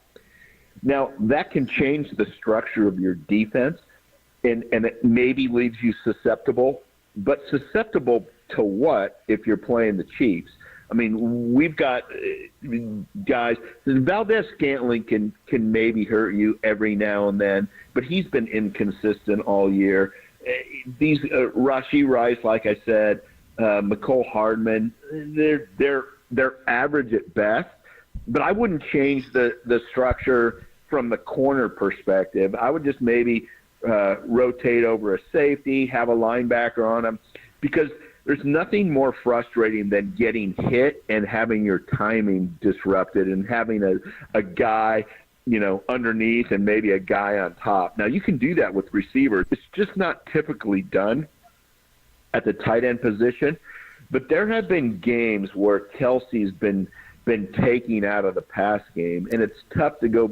I wish I would have known. There was a game this year where somebody took him out, and he had like 1 or 2 catches, and I would have loved to seen the all 22. But I think they were getting in his face in the the first 5 yards, which disrupts him and changes his trajectory, and then it takes Mahomes' eyes off of him because he's like, oh, okay, somebody's in our zone right there, and so he looks away. Now he can always come back to that, but I just think calling for something different that maybe the Chiefs haven't seen on film, because really this offense operates.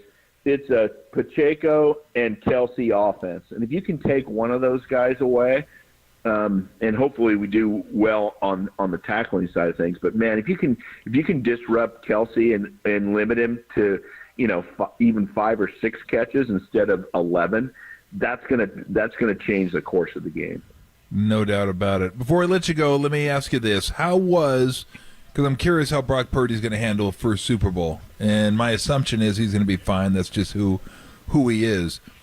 And you weren't there for Joe's first Super Bowl. How was Steve for his first Super Bowl? Because we all know the whole Joe-Steve thing and how much this meant to him. I was just telling Copes that I recounted the post-game presser with Musburger, how Steve held that thing in both arms like a mom holding her baby. Like, if you touch this, I'll kill you. Like, that's what it, like, you're not getting this trophy away from me, ever. I'm going to keep it here. I might hold it forever. But what was he like before the game? Because he was so good. Like, that was, you could turn that off at halftime if you really wanted to. That game was over. It could have been 70-20. Like, if you guys really wanted to, like, that was as dominant a performance as I've ever seen in the first half. Everything was clicking. Everything was humming. It was just bap, bap, bap, bap, bap. And it was like game over before you knew it. Was he pretty calm, cool, collected before the game? I know you roomed with him. How was he feeling before that, being that it was obviously a huge moment?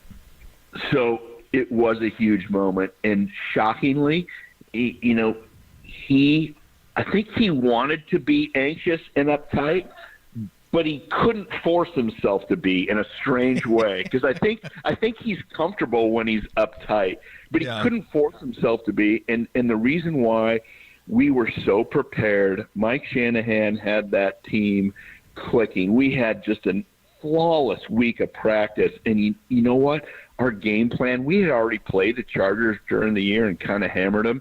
And basically we said, if they come out and play us in the same style of defense, we're going to run the table on these guys. And they did absolutely nothing different than when we played them during the regular season. And so I think Steve came out and he was cool on the first drive, and bang, bang, bang, and we're in the end zone. And I don't think he ever got nervous or uptight, because he just knew that we were going to throttle these guys. And it's weird because I think back, and no disrespect to the Chargers, but I think back also to the 89 Super Bowl with Joe, and we were playing the Broncos. Yeah. And Mike Holmgren had told us all week how great the Broncos defense was, and this is the coverages they play, and we saw them on film. And I remember the day before the game, Mike come up to me and saying, well, what do you think? And I said, I think we're going to throttle these guys. You've been building them up all week.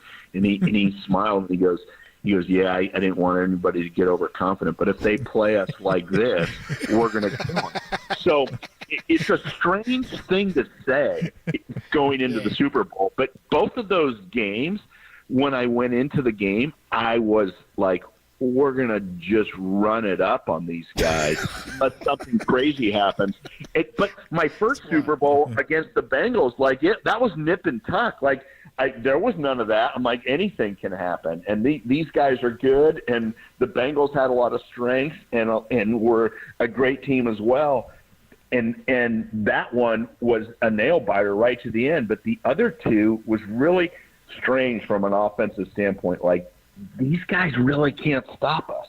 And I think Steve, going back to your question, he knew that. As much as he wanted to force himself to be nervous and uptight and brooding and he was prepared. Mike Shanahan had him so confident. And my guess is if you asked him, he would say the same thing. He'd be more uptight for a regular season game against the Falcons. I mean, it was just strange, but that's the way it ended up being. And I think it was just because of the film, the preparation, the fact that we had already played them and beat them pretty good. There was nothing really to have him worried about. It's strange. Well, it's funny, Brent, you say that. I know we got to run, but he talks about that, and he's told us a story before that at the end of the game, he goes, Mike was actually a little, maybe upset, the wrong word, but perturbed, because he wanted 7 touchdowns for Steve, and he thought you guys left a touchdown out there on the table, and he was like, how come you didn't get 7? I was like, gee, 49-26 wasn't good enough. So obviously he had you guys prepared. He thought you guys were going to score 50. Yeah, tell him there was one other guy that was perturbed, that his roommate, that he threw everybody a touchdown. What the hell? What do you mean we're out in the fourth quarter? I haven't gotten mine yet. Hey, he got you 10,000. Okay, you're good. Yeah, I'd say the Super Bowl ring does make up for it, but looking back all these years, hey, That's okay. You should have told him, Joe got me one. Dude, you kidding me? You can't give me one? Man. If we would have played it into the fourth quarter, Joe would have got me a couple more. Hey, brother, enjoy the game. We will look forward to talking to you after it, and hopefully we will be kind of going over the season and 49ers Super Bowl champs. That would be super cool. So I am psyched for you guys to be down there. Are you guys both going? I'll be there. Copes is already there. I'm be here there right Wednesday. now, bro. Cool. Yeah, I submitted my my flight schedule and the cost of my flights, and Cope shut it down. So, oh, dude, that didn't cross my desk. That didn't cross my desk. Brutal. That's horrible. You guys are going to have fun. I'm an old guy. I'm not into the hoopla anymore. I'm happy to watch it on TV. Hey, Joe would have got it for you. Joe would have handled it. I want to get some feedback. In fact, I need to talk to you guys like Thursday or Friday. I want to know what's going on down there. All right, we will let you know. And look, Copes is right. You should ask Joe for some of that Guinness money. Bro. You could have got a flight down here. Yeah, holy cow. He's a model. He's doing Guinness. That sucker. Some of the Skechers cash, dude. Come on, dude. Gift keeps on giving. Yes, it does. The rich get richer, Brent. Oh, man. Yes, We'll talk to you later, All right, bro. Brent. Have a great week. All right, guys. Have a blast. Enjoy the game. We'll talk to you Monday, man. We're going to be champs next Monday. There you go, Brent. Have a good one, man. All right, great stuff. Former Love that 49er tight end, and we'll He's still the get one best. more hit with him next week. Maybe we'll do it later this week, too. We'll see what happens with schedule. It does get busy down here at Radio Row. I'm live from Las Vegas, 415-808-KNBR, the number to call and to text. You can stream us all over the place. I'll tell you how you can win a 49er jersey. We got it coming up in just a bit here on Tolbert and Copes. When we come on back, I'll get you what's going on with the 49ers in their practice field today, a little update, and dang it, I'm here at Radio Row, but I missed the Roger Goodell press conference because I had to do the show. I missed it. I'll tell you what he said. Some wild scheduling stuff coming your way in the NFL. That's all next, only here on the Sports Leader.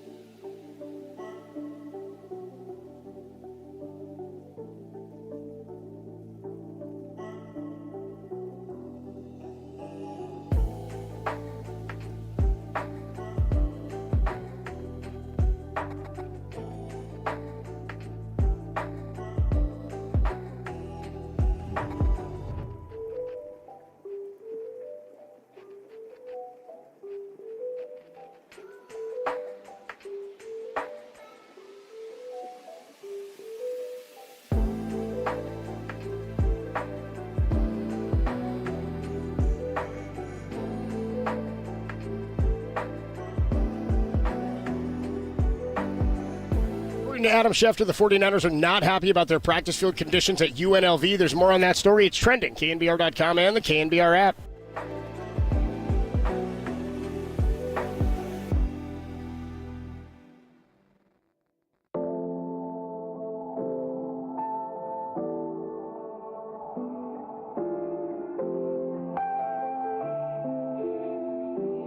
Hey, what's going on, everybody? Adam Copeland here for Underdog Fantasy. Playoffs are heating up. You can still play along. That's right. We still got a big game coming your way on Sunday and lots of ways to get in on the action with Underdog Fantasy and their Pick'em game. I'm already looking at the longest total yard for Christian McCaffrey.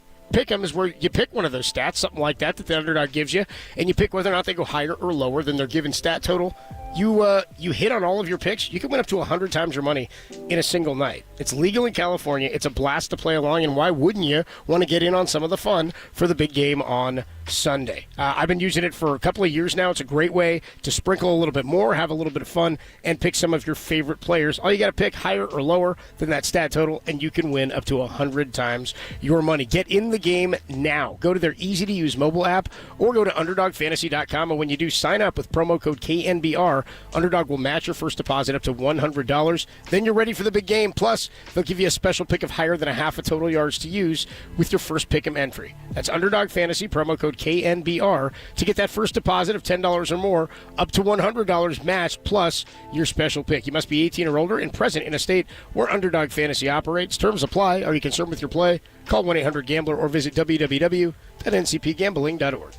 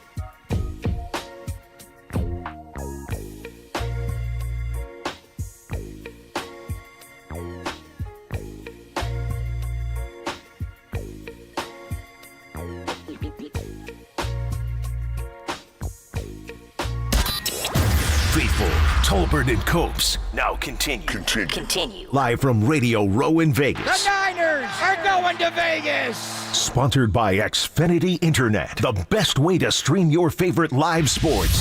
Xfinity, the ultimate entertainment experience on KNBR.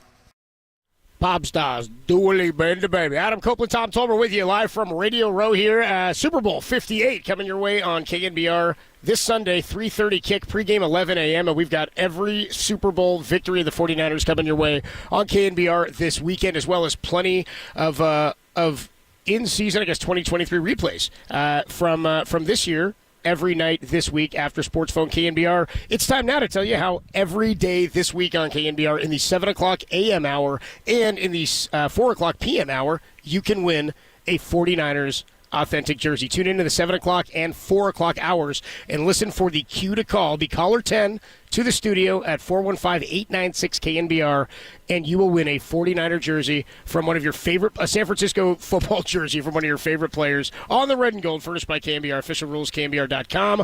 Today we're giving away an Elijah Mitchell jersey. How about that? You'll get one jersey or give away 2 jerseys a day all week long. Tim, what's the cue to call? Hand off to Gibbs. Ball! He fumbled the ball! He got hit. He fumbled the ball. The 49ers have the ball! Bang! When you hear that, in the rest of today's 4 o'clock hour, be caller 10 to the studio at 896 KNBR, 415-896 KNBR, and you will win an Elijah Mitchell jersey. And we'll do it again tomorrow and the next day and the next day and the next day. Tolbert and Copes, let's check in with Matt Mayoko. 49ers apparently having some very soggy, spongy, soft practice conditions today, and they're not happy about it. I don't know what it means. I don't know how it happened. We'll get the the lowdown on it from Matt Mayoko next on the Sports Leader. Hey everybody, Mr. T here for Xfinity. For those of us with houses, they all have a common theme. Well, they got a roof, and they probably have a bad Wi-Fi spot too. You know, somewhere in your house that the connection just isn't hitting. And if you have multiple family members in your house, it's not going to do. Everyone's on a device, phone, tablet, watching the TV, streaming, gaming, working, schooling, whatever they're doing. Everyone wants reliable Wi-Fi that has speed. What you don't want is whining. Yeah, hey, what's going on with the Wi-Fi over here? Yeah, you don't need that. You want everyone to be taken care of. Don't worry. If you have wall-to-wall Wi-Fi from Xfinity, you could have just that. Extremely fast, extremely reliable Wi-Fi with tremendous coverage. That's what you want. Everyone taken care of, everyone doing their thing, everyone getting the exact same Wi-Fi. You don't want different Wi-Fis in different rooms. Isn't going to cut it. With wall-to-wall Wi-Fi, that's exactly what you're going to get. So get wall-to-wall Wi-Fi on Xfinity's 10G network for reliable connection throughout your entire home. Go to Xfinity.com, call 1-800-XFINITY, or visit an Xfinity store today. You love sports, you love high def, you love fast, reliable Wi-Fi with incredible coverage? You will love Xfinity.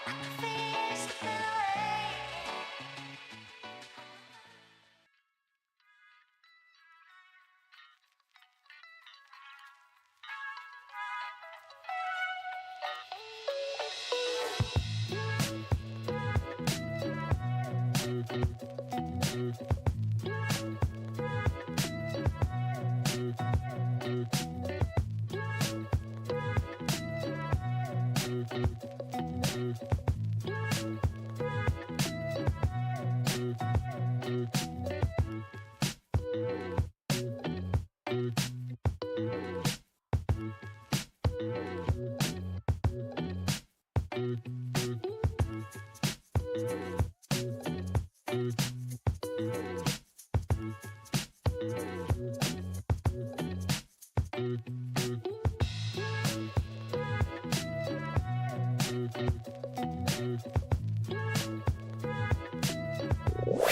back to Tolbert and Copes. Tolbert and Copes. Live from Radio Row in Vegas. Vegas, baby, Vegas! Sponsored by Xfinity Internet. The best way to stream your favorite live sports. Xfinity, the ultimate entertainment experience. On KNBR. Faithful. Here's NBC Sports Bay Area's Matt Mayoko bringing the latest Niner news to Tolbert and Copes. Sponsored by the Dolan Law Firm. The best lawyers they hope you never need. DolanLawFirm.com. On the Sports Leader. Adam Copeland, Tom Tolbert with you here on a Monday, a rainy Monday from Las Vegas. Radio Row here for Super Bowl 58, and a man who is also here in Vegas. I saw him a little bit ago. Matt Mayoko joins us, our NBC Sports Bay Area 49ers insider. Matt, what's going on, man? How are you? I'm doing well. How's everything there?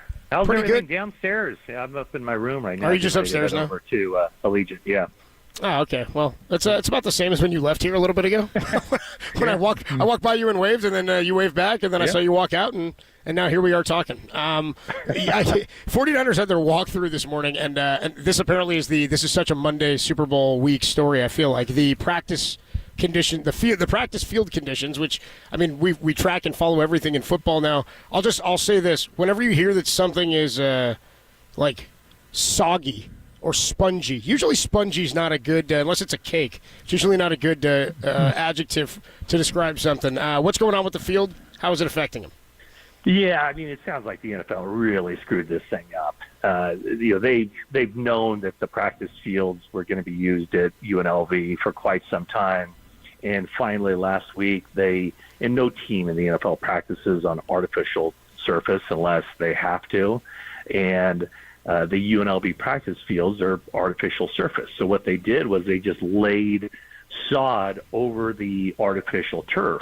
And when 49er representatives came out here a couple days ago to check out the conditions, they were appalled at how things looked and how things felt. And so it's very spongy. I don't know what they've done to try to remedy that situation, but I do know that I know the early conversations for the 49ers were, okay, well, let's go to opening night and then fly the team back to Santa Clara and have them practice on suitable practice fields Wednesday, Thursday, Friday, and then come back for the game. Obviously, that was probably very much a long shot. I don't think anybody wanted that to happen.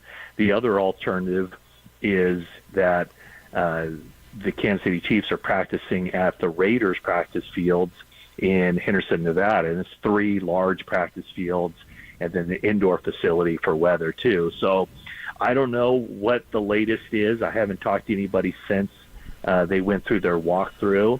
So I don't know if they plan on staying at UNLV, that the conditions have been improved at all, or whether they and the Chiefs can agree to share the same practice facility and, whatever the case, maybe move some times around as far as practice. Hearing Roger Goodell or reading what Roger Goodell had to say during his invitation-only press conference, he really downplayed it. I think it sounded like he was trying to blame the 49ers for having too high of standards, but the fact of the matter is the 49ers are not happy, and the NFL has really messed this thing up. That's amazing. Let me ask you this. Did Kansas City get first pick of practice facilities? I think the way it works is the AFC is assigned one and the NFC is assigned the other. So I don't think either side had a choice in the matter. It's just it's basically the home team. And I don't know if they do it so that the quote unquote home team gets, the better of the practice facilities. Generally there isn't a difference. Exactly. A lot of times they're at local college places. Like I know when it's in the Bay Area, one team practice at San Jose State, the other team practice at Stanford, and the fields where I'm sure Stanford's is top notch and all that, but I've never heard any complaints from the Carolina Panthers about the San Jose State practice field. So usually I don't think there's that much of a disparity between the two fields. I wanted to ask you this, just going back to what you said. You said every team in the NFL practices on grass unless they have to practice on turf.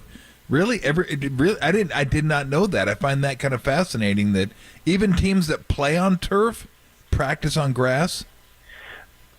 That is my understanding. And I know that, the 49ers, they used to have, I remember when they had an artificial surface field installed, and they never used it because it's such wear and tear on the body. And, I would be shocked if there's a team out there that practices on artificial turf, a dome team or whatever. Now, there are places in the country where whether you have to practice indoors, but if given the choice, I don't think there's an NFL team that chooses to practice on artificial turf over grass. That's wild. I never knew that because it's so obvious that everyone should have a grass field. It's better for the players, and it makes more sense for the players, but the owners are too cheap to keep putting in grass fields when they're making billions of dollars. It's like, but I didn't know that. I figured that if they're going to play on turf, they practice on turf. Wow, that's basically saying, yeah, grass is better for your body, but yeah, we don't really want to spring for it. So you're gonna practice on grass, play on turf. That's wild to me. Yeah, well, no, it's 100%. Players would much prefer to play on on natural grass surfaces, and so if there is a team out there that chooses to practice on artificial turf, I don't know of any. I don't know what that team is. And again, there are places where because of weather, in the winter months, whether it's probably Minnesota and Green Bay has a bubble. Detroit, and I'm sure a couple of weeks ago, Kansas City, Buffalo, I'm sure those teams were practicing. I doubt that those teams are getting outside in practice, but if I don't know of any team that has an outdoor artificial turf practice facility that they use as their main practice field. Interesting. Talking to Matt Mayoko, our 49ers insider from NBC Sports Bay Area on the Uber guest line. He's out here in Vegas as well. We haven't talked to you since last week and about, I guess late in the week and over this weekend we'd heard more about questions asked of Steve Wilks and of John Lynch, Kyle Shanahan, about effort from the defense. And I know Chase Young was a focal point last week or 2 weeks ago, I should say, in the game against the Lions. Or when was that? I'm losing all my days now. We had 2 weeks off before the game. 2 weeks ago, right? I think I'm good. Yeah. Anyway, I guess I want to get to the comments, the unacceptable comments, and John Lynch and Kyle saying, no, that lack of effort does not fit our culture. That's somewhat of a call-out, and all guys sort of representing. Yeah, they were upset. What was your take on this, and what can we expect from that or from a response from these defenders? Yeah, my first take was that, you could see it on that one particular clip that went viral. Right. And the other part of it was, a lot of times when that stuff happens, people and teams will tell you what you saw you really didn't see. Oh, it wasn't like that. Yeah, he was going hard. Whatever. And they try to kind of minimize what it was or downplay. But they took it head on, and they were like, there was full accountability there. And I was almost a little bit surprised at just how upfront and honest they were in dealing with that. So, there is this sense of responsibility that, the team has to, give their best effort. And when somebody's not doing it, they're called out privately and publicly. And so I really appreciated the fact that they were so honest when it came to that. And even a guy like Fred Warner was like, they're watching the film. There's a play or two where I could have done things a lot different. So who am I to say something about somebody else for their lack of effort? So I really thought that it was great the way they handled that. And, there's one game left, about 65 snaps on offense and 65 snaps on defense. And it would be pretty shocking because everybody's going to be watching to see anybody loafing it this week. pretty shocking they did it in an NFC Championship game, really. I mean, yeah. thinking about it. You know what? Yeah, the way I looked at it was, I tried to put myself in Chase Young's shoes, and it's totally not acceptable at all. But, I mean, it kind of looked to me like he was, okay, there were bodies in front of him. Okay, somebody's going to get him. And he kind of it was Jahmyr Gibbs, and then he kind of disappeared from sight. And then when he popped back into the picture, or Chase Young's line of sight, it was just a horrendous look. But clearly whatever Chase Young had to say for himself, or just watching the video, nobody accepted that was even close to being acceptable for him or anybody else. So it was pretty jarring to watch, because that went viral within minutes after that touchdown run, and just the way things were going too. I mean, at that point I think that must have been, was that 24-7 right there? Was that that might 21? Have been 21. They kicked a field goal to make it 20. Yeah, 21-7. Right. Yeah, that's right. So at that point, the team should have been scrambling and just scrapping for everything. So that was just simply a bad look. Do you think the defense, Wilkes, can change some stuff? Do they think that, hey, if we just keep playing this way, an effort will take care of itself? And I always said, Matt, that you blame the coaches, everybody wants Wilkes fired and all this, but never underestimate there's a possibility that the coaches could be telling the players to do one thing and they're not doing it. I mean, we always assume, well, players are doing what the coaches tell them to. That's not the truth. It happens all the time that players don't do what they're supposed to do. But take it from Tom. I've done it. I've seen it. I've seen it before. Hey, do this. Oh, I didn't do it. And the coach gets blasted. It's like, oh, I screwed that up. That was my bad. I'm not going to tell anybody, but it was my bad.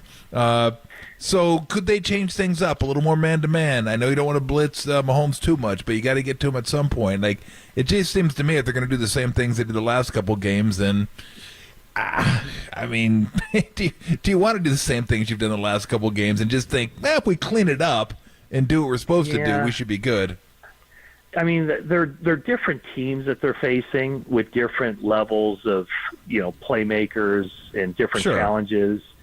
So, I mean, it's not like they're trying to reinvent the wheel here. I mean, it's not like the stuff that he's calling is just like, oh, you can't do that against these kinds of plays or this kind of offense. I mean, I mean, these aren't like new plays that the Packers beat the 49ers, rather than beat them, but you know what I'm saying.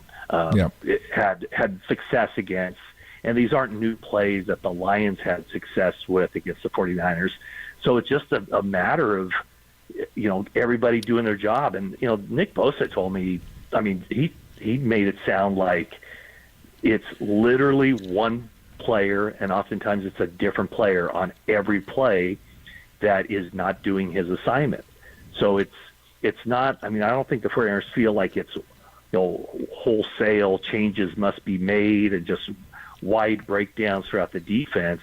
It's just everybody doing their job. And that's, when you play a team with explosive players like the Lions have, if one guy's out of position or not filling the right gap or not pursuing at the right angle, all that a 3 or 4 yard gain gets popped for 17 or 42. So I don't think that they feel like, okay, we just got to tear this up and do a lot of different stuff. Now, that said, Wilkes did tell me after that game that in the second half, they did play more man coverage. They did allow their linebackers to get downhill a little bit more. Mm-hmm. So they did some minor tweaks, but I don't know that there's anything that can be done other than, you play what you play, you know what you're good at, you do it, and then if you execute, you have a chance to keep the Chiefs offense in check, because they're, as good as they are and as great as they are at two positions, Kansas City isn't the offense that they've shown to be over the past 4 or 5 years. So, the 49ers defense should have the ability to look more like the 49ers defense that we've been accustomed to over the last 4 or 5 years. Yeah. Matt, we will we'll see you throughout the week here at Radio Row, but enjoy whatever you're off to tonight. I guess opening night festivities, and I'll talk to you maybe tomorrow. Sounds good. Thank you, gentlemen. All right, dude. Catch you later, Thanks, man. Matt. Good stuff from Matt Mayoko. Dude, interesting stuff about the 49ers field conditions. I mean, it's obviously played out throughout today, and it's, I guess, been going on for a couple of days. But Roger Goodell had some comments earlier today, I guess, when he spoke to the media, per Ian Rappaport of the NFL Network. The 49ers were, per Matt Mayoko, concerned about the practice fields in Vegas. Roger Goodell says that the field is softer than the 49ers are used to, but it was approved unanimously, is what he says.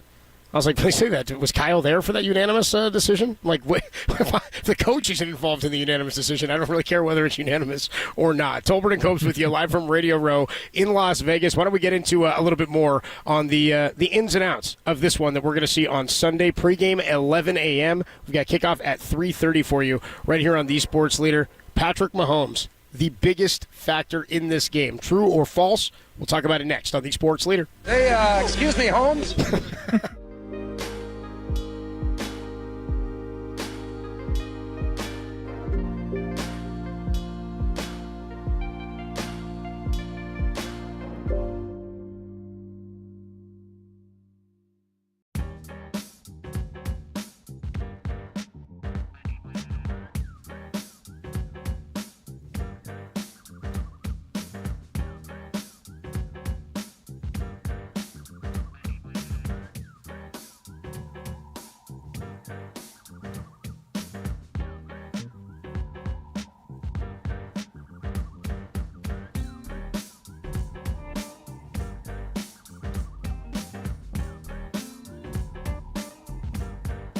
Dante Whitner joined Papa Lund today to discuss what the 49ers need to do in order to beat the Kansas City Chiefs. That podcast and more are trending now on KNBR.com and the KNBR app.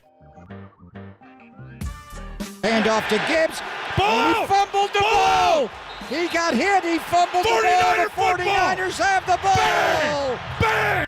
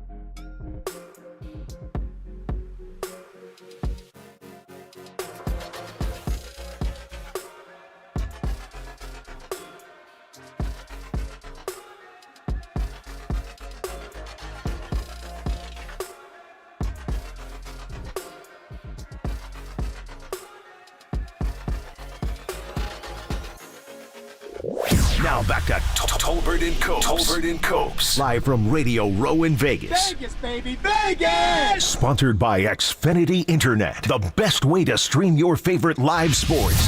Xfinity, the ultimate entertainment experience on KNBR.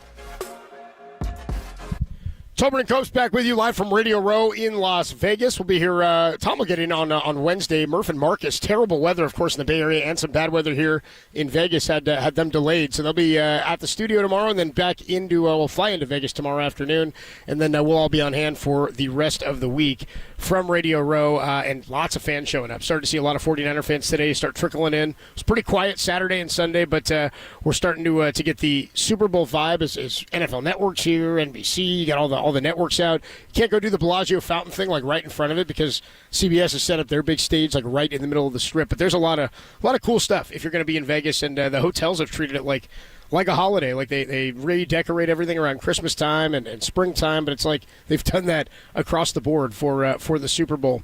You and I have talked, and everybody is, even if you're the most confident 49er fan, like the absolute most confident that they have what it takes to win this game and do it handily. And again, this is a game where I don't think anything surprises me. If the Niners lost by double digits, I guess I'd be surprised. That would surprise me a bit. But Mahomes, Super Bowls are so wild. They're just weird. It hasn't happened like that in forever. Like it seems like after decades of blowouts, there have been a string of really good games, really competitive games. So yeah, I expect a game. I mean, that's kind of what you expect anyway, with a 2-point spread. But yeah, I expect it to be really tight. Come down to the fourth quarter, and who can make a play? Like the Chiefs' victory over the Niners looked like it's an 11-point victory, but it really wasn't. Or was it 10-31? Was it 31-21 or 31-20? I forget what it was. Are you talking about the Super Bowl 54? Yeah, the one Damian Williams scored the late touchdown, but that wasn't it. I mean, that wasn't. It was 31-20 was the final. I mean, they were 31-20. Yeah. So 11-point victory, but we all know it wasn't an 11-point game. It was close. So yeah, I expect it to be the same thing. Come down to the fourth quarter, and as they say in football, look, you just got to make more plays than the other guy. Okay, that's what we got to do. Make them one-dimensional. Make plays. Beat me to it, dude. Hey, basically, Brent Jones said it too. He's like, we got to look. He's like, their only weapons are Kelsey and Pacheco. So if you can take away one of those, I was like, yeah, okay. Yeah, one-dimensional. That's where we're going. Make them one-dimensional. Just take one of them. If you take away Mahomes, that'd be awesome. Not going to happen, but awesome. Here's what Mahomes has become, and tell me if you agree. He's matched Tom Brady in the sense that it doesn't matter who he's facing. You can on paper find his advantage based on what he's done, and then make them a Super Bowl caliber team. I think week after week, when you look at his opponents, and because he's been at the top of his division, he's playing first place schedules, he's dissected teams in so many different ways. I mean, that 49er defense, 21 points allowed to him in the fourth quarter there. Right? I mean, they were up 20-10 going into the fourth. They get shut out 21-0 in the fourth. They outscored the Niners total in that quarter. So, in your mind, has he matched Tom Brady in that he can you can give him an advantage over almost any team on paper, or find the advantage and say he's the most important player in the game because he can change the game himself. You mean like if your team's playing against him, you're like, oh, believe. Like even if you're the this guy's gonna find just gonna find a way. That's what I mean. I think he found exactly like it does. Yes. Like at the end of a game, 13 seconds is too much. Yeah. Yeah. I mean that's absurd. It's a joke. 13 seconds too much. Oh, by the way, cool little question for you that I looked up yesterday. Tom Brady played in 9 Super Bowls with the Patriots. Mm-hmm. In those 9 games that he was the quarterback of the Patriots, how many points did they score combined in the first quarter? Oh, I think I saw this note. I don't think I saw it yesterday, but I saw it like a while back, or maybe it was last. I mean, it's obviously been around a couple of years. I don't know. Total points, is it something like 10? Something like 3. That's insane. They were shut out in 8 games. I was used to that was always a winning wager for just got to take under in the first quarter.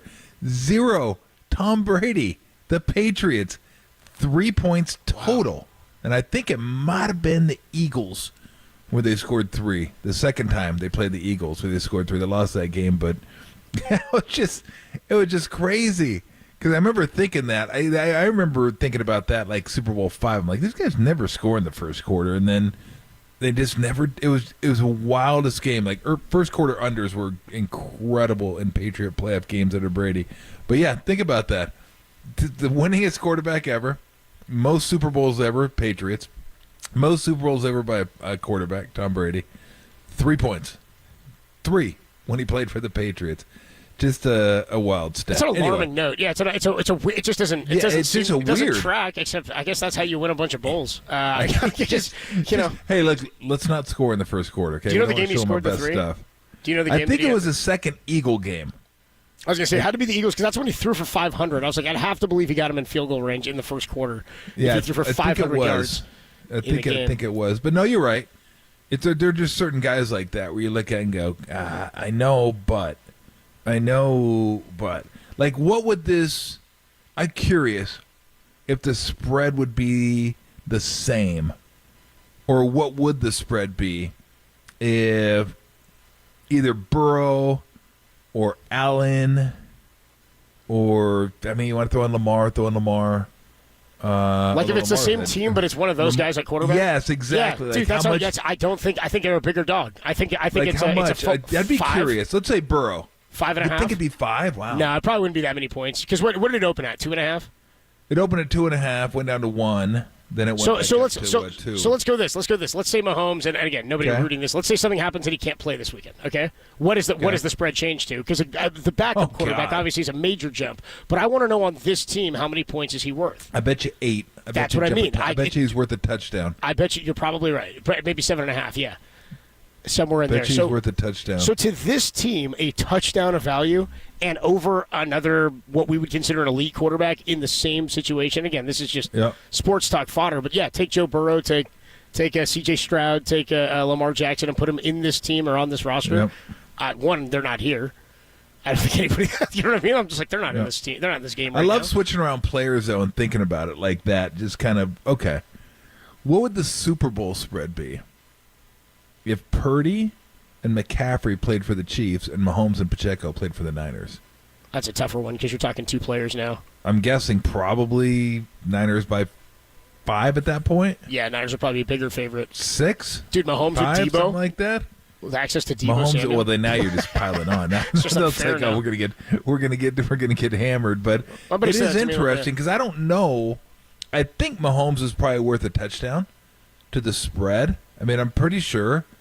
I don't know what's Purdy worth. 4, maybe. I don't know what he's worth. I really don't. Somebody that does projections would probably know all that stuff, like what each quarterback is worth to the spread. You have to assume. I mean, if your backup's good, it's going to be less. But just for the exercise, let's say they all had the same backup. Like, what's Purdy worth? What's Allen worth? What's Burrow worth? What's Stroud worth? What's Jackson worth? I guess we could probably figure out what Stroud was worth because Mills did play against the Browns earlier in the season, and then Stroud played against him in the playoffs. So. Well, the point total is a tough one to do, but to the point I was trying to make is I think, yes, he's the most important player and significant player in this game on either side of the ball for either team, right? So if he goes down, that's like you're game's deep over. Like deep trouble. If the Niners, anybody goes down, the Niners' first most valuable player, they can still win possibly. I would so you'd give the Niners a shot if it were Darnold this weekend. Well, not a great shot, no, but I'd still give him a shot. If I don't know who the hell is the backup for the Chiefs. Who is it, Derek? Somebody back there. Somebody's got to have a Chiefs number 2 for him. Oh, it's a Gabbert? It is Gabbert. Wow. It is Gabbert. Doesn't he have a ring from Tom? In Tampa Bay. I think you're right. Tampa Tom and I think you're right. Tampa Blank. So, going from Mahomes to Gabbert is a massive gap. Going from Purdy to Darnold, there's a big gap there, but not that big.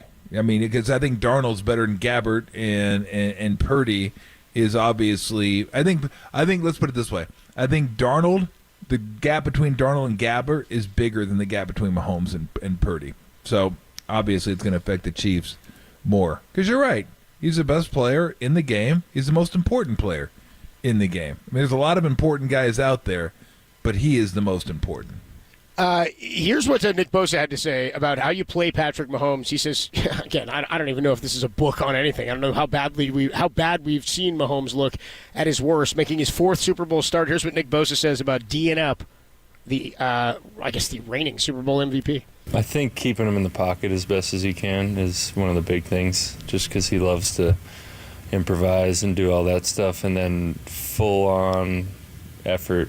Kyle called it defensive line stamina is the key to the game. How about that? Defensive line stamina. Defensive line stamina. I mean, we'll talk more later in the week, I guess, about what that means. But it is funny that oftentimes they say to make quarterbacks uncomfortable, you want to pressure them up the middle. Up the gut pressure is the way to bother a guy. I don't know that applies for Mahomes because he frequently is good at, to Bosa's point there, getting out of the pocket and creating. Somebody on the text line earlier said the scary thing is that he just figures out ways to beat you. You can have him dialed. It's sort of like watching a hitter. Like Kruko used to say, Albert Pujols didn't have a 2-pitch hole. You couldn't throw him the same pitch twice in an at-bat and get away with it because he would make you pay once he saw it. I kind of feel that way about Mahomes once he sees what you've got out there for him. If he struggles early on or things aren't working, if he can get a couple of stops and he's got the best defense he's ever had, I think he figures out a way with Andy Reid to beat you. Is this the worst offense in your mind that we've seen under Andy Reid and Mahomes? Probably. I mean, because everyone with Tyreek Hill was better. And, yeah, I would think so. I mean, Pacheco is probably as good a running back as they've had in a while. He does. Kareem Hunt probably. Hard. Yeah. Yeah, probably. I mean, that guy runs hard. You want to watch high knees. I mean, this guy, he's like a bucking bronco out there, man. It's like he has energy. Like, he has an overflow of energy every time he runs the ball. And he's just trying to, burn it off. It's incredible watching that guy run. So, I mean, he's really good. I like him a lot. Can't say that a lot about Rutgers players, to be honest with you, but I like him.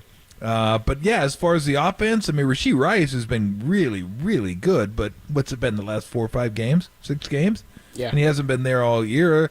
They dropped got some touchdowns early in the season, but you're right. He came on stronger at the end, but he'd been he was a guy who we thought was going to be better, and I think next year he'll be a bigger part of the offense. But yeah, I love when people say that they've been playing possum all year. I'm like, and these are like respected people that like handicappers are really maybe they've been playing possum this year, and I'm like, you really think you're going to play possum during a 17-game schedule? It's a Chiefs. Like you're just going to like not show. You know what? We need this game, but I don't want to show anything in case we get to the Super Bowl. Like what? That just doesn't. I can't say for sure, but I'm like, really? Like I just can't imagine anybody doing that at all during a regular season NFL game. Like we're going to play possum because we know we're getting to the bowl and we want to have some tricks up our sleeve. Like really, interesting take on that one. I just think they've gotten better, and I think Mahomes and Kelsey have elevated their game in the postseason. And Rashee Rice is coming around. Like, he's better now than he was during the regular season. So, but it's like again, Mahomes. It sounds stupid to say.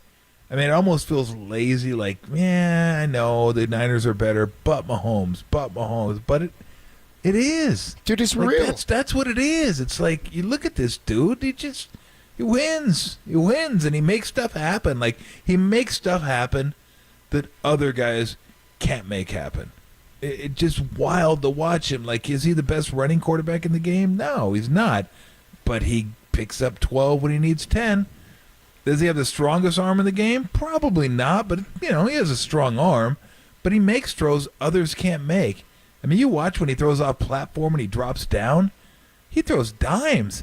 Not like he's just throwing sidearm and he barely gets it there. He throws sidearm and he catches guys in stride and they're running. Like, it's wild watching this guy do some of the stuff he does. Like, his pocket presence is A+. Moves around the pocket, and then if he can't find anybody, he runs. But he's still looking for somebody, and if somebody pops open out of the corner of his eye, whap, he gets it to him. I mean, he's one of the best to ever play the game. I don't know what's going to happen the rest of his career, but I think he's kind of, I always talk about, hey, give this guy a year. Give him a couple years so we can figure out what he is, and we can definitively say that's what this guy is. I think we know what this guy is. He's not going to fall off a cliff in the next 2 years and go, damn, what happened to Patrick Mahomes? He stinks. Like, we know what he is, and if he keeps going like this, he's going to go down as, now it's all about collecting championships. Like, he's one of the greatest to ever play the game at his position. He is. He's one of the greatest. I know rules have changed, all that, but this guy is awesome. That's what scares you. Like, when you need something. I'll tell you what, Niners get a 3rd and 12 late in the game. I'm not going to feel like, oh, they got the upper hand here. I'm going to feel like, oh, God, I hope they stop him. Because you just know, like, when that dude drops back, crap hat, like, oh man, it's kind of like Rodgers at the end of games. I mean, for those couple of years. I mean, they got the Niners 37 seconds a few years back, 2021. Remember that? Yep, Juszczyk exactly. scoring. People are like, what was Kyle doing, scoring with 37 seconds against Aaron Rodgers? I was like, well, I mean, what? So dumb. What's Juszczyk gonna do? Lay down the goal line? Let's score with 1 second left. Let's dial it up that way. This wasn't a running out of bounds at the wrong moment or scoring too quickly. Jimmy let it drive downfield. I mean, he made like 2 great throws. That one was incredible. Dude, the one to Adams? Yeah, wasn't that the one over Warner? Like, yeah, he just dropped it over Warner. Yep. Adams ran like an open space. Yeah, like Warner missed it by an inch, and the safety coming up missed it by, it's like, I mean, sometimes it happens. That's why those guys are Hall of Famers. That's why they're great. They do stuff like that. That's the kind of stuff I'm talking about. You know that at any moment, Mahomes can do something like that. Like you pointed out, throw to Kelsey last week. Like, that was an incredible throw. That was like 15 seconds almost. It was awesome. It was just an awesome throw. Like, that's what he does. And we know it. We've seen it now. It shouldn't surprise us, but when you're on the opposite side of it and you're rooting for the team that's playing him, yeah. If you go back to your earlier point, yeah, it's like, oh, God, is he going to do it again? Like, you half expect him to do it again. Because, like I said, growing up, I was a fan, too. You're a fan. Fans tend to get kind of doom and gloom, like, oh, here it comes. I know he's going to get it. I know they're going to do it. I know you with him, you just expect he's going to do it. And if they don't, you're like, whew, oh, dodged one there. Look, I know it's 3rd and 17, but we dodged one. Trust me, we dodged one with this guy. Like, you just feel like he's always going to find a way to pick it up. But yeah, he's that good. But if it wasn't for him, you look at this Chiefs team and go, Niners are better than this team. Yeah. They're better, like, across the board. But they're better than this team. Patrick Mahomes. Excuse me, Patrick Mahomes. Excuse me, Patrick Mahomes. Tolbert Copes with you. Radio Row. Just real quick, you were talking offense, and is this the worst they've had? Just by comparison, last year, the Chiefs averaged touchdowns per game, 3.6 touchdowns per game. That's pretty damn good. That's the first year without Tyreek Hill. They were 2nd in the league in touchdowns per game. This year, they are 16th in the league, 2.3. That's a full touchdown and a half lower this year, nearly a touchdown and a half lower per game this year than they were last season. When we come on back, let's get more into the player head-to-heads in this one. 2 of the greatest tight ends we've ever seen. go head-to-head yet again in Super Bowl 58. Travis Kelce, George Kittle, who plays the bigger role, who makes the bigger difference? That's next on the Sports Leader. San Rafael, shout out to you for supporting KNBR, San Rafael's sports leader.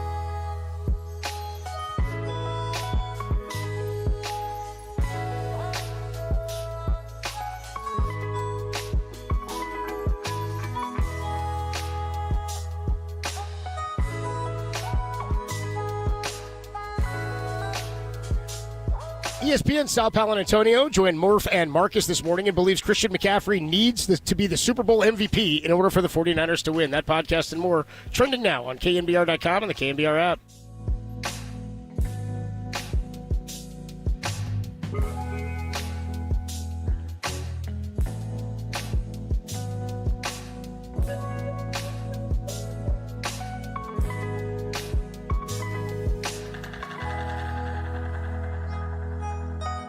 Hey everybody, Mr. T here for Xfinity. For those of us with houses, they all have a common theme.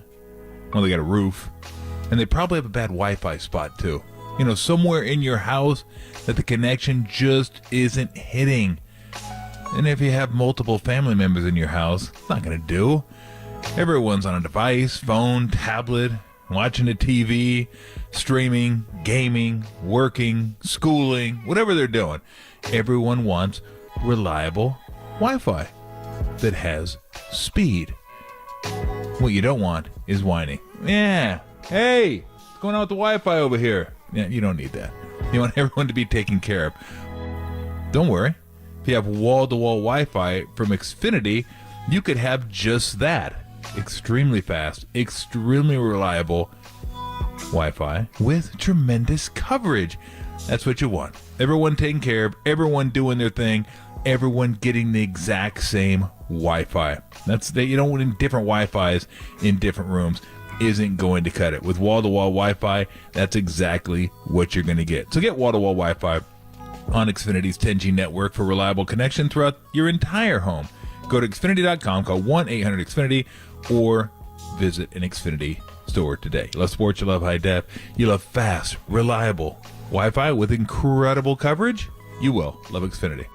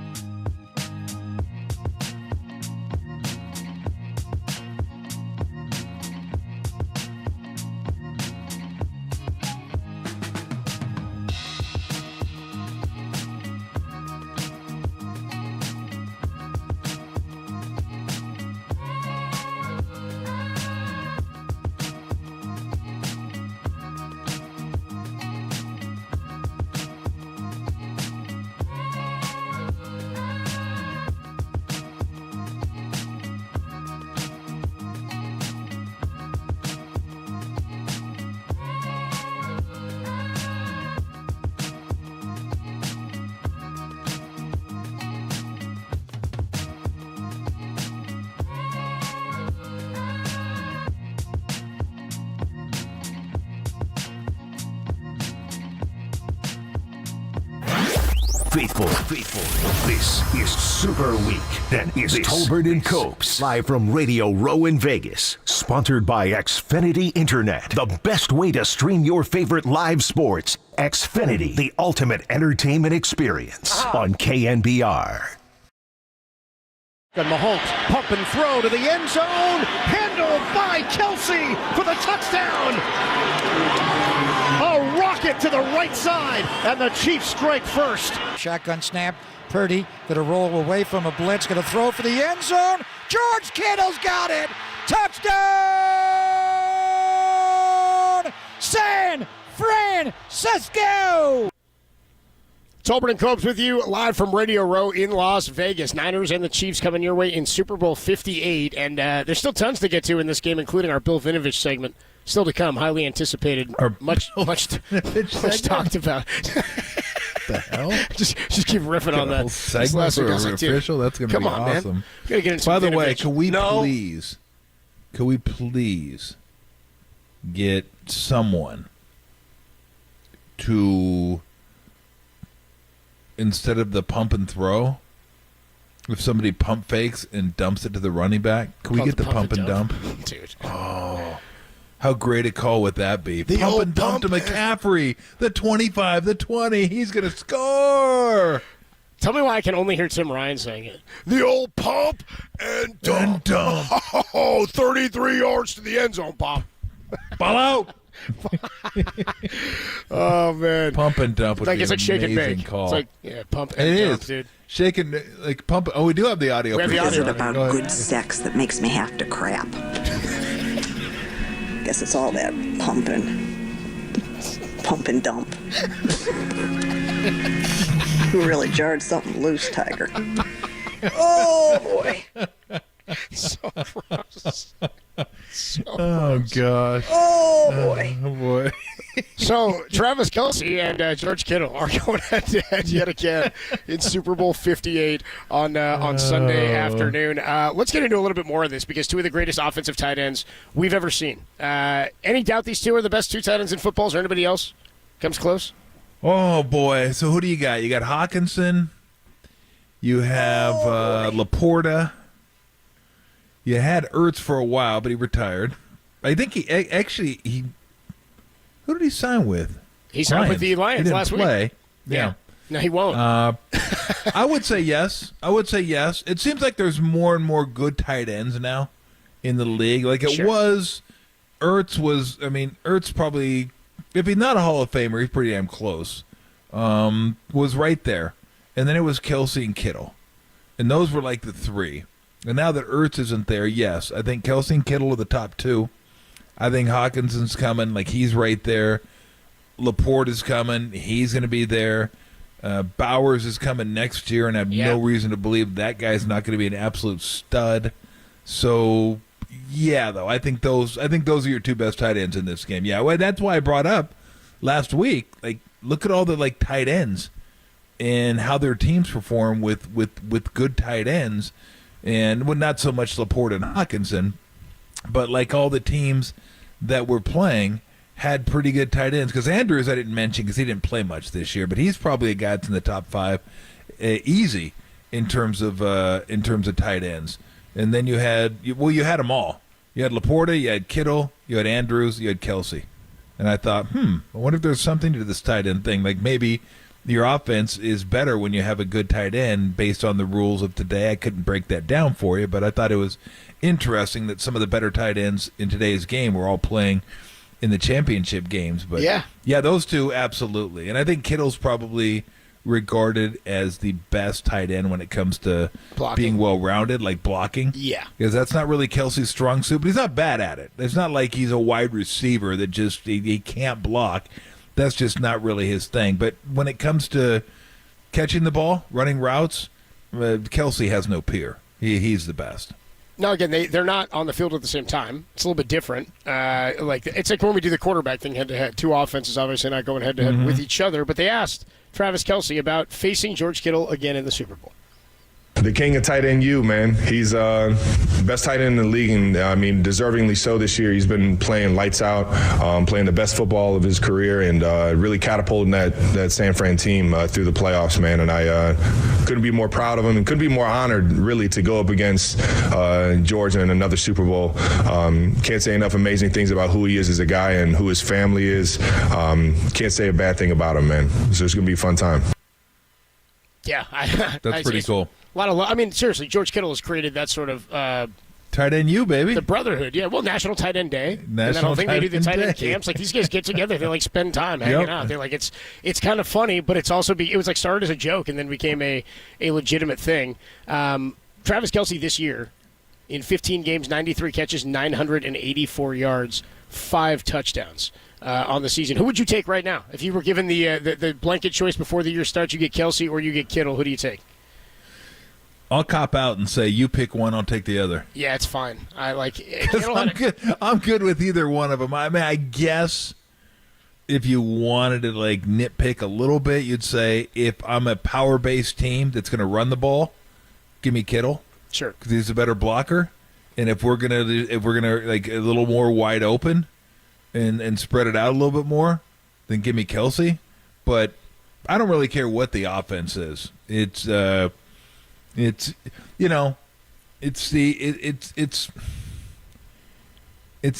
of one, half dozen of the other. I really don't care. I think that's how good they are. They're different, but they're both awesome. I mean, they really are. I couldn't choose one over the other because I think they're different, but they're both like Hall of Fame type tight ends. I guess you probably have to choose Kelce because he's no brainer, Hall of Famer, without a doubt. Again, I think Kelce.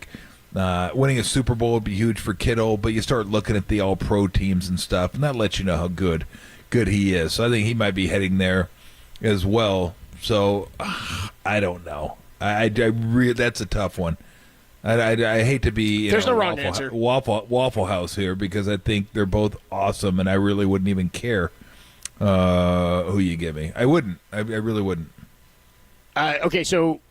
The numbers for Kittle this year, by the way. So Kelce had like 30 more catches. He had 93 grabs, I said.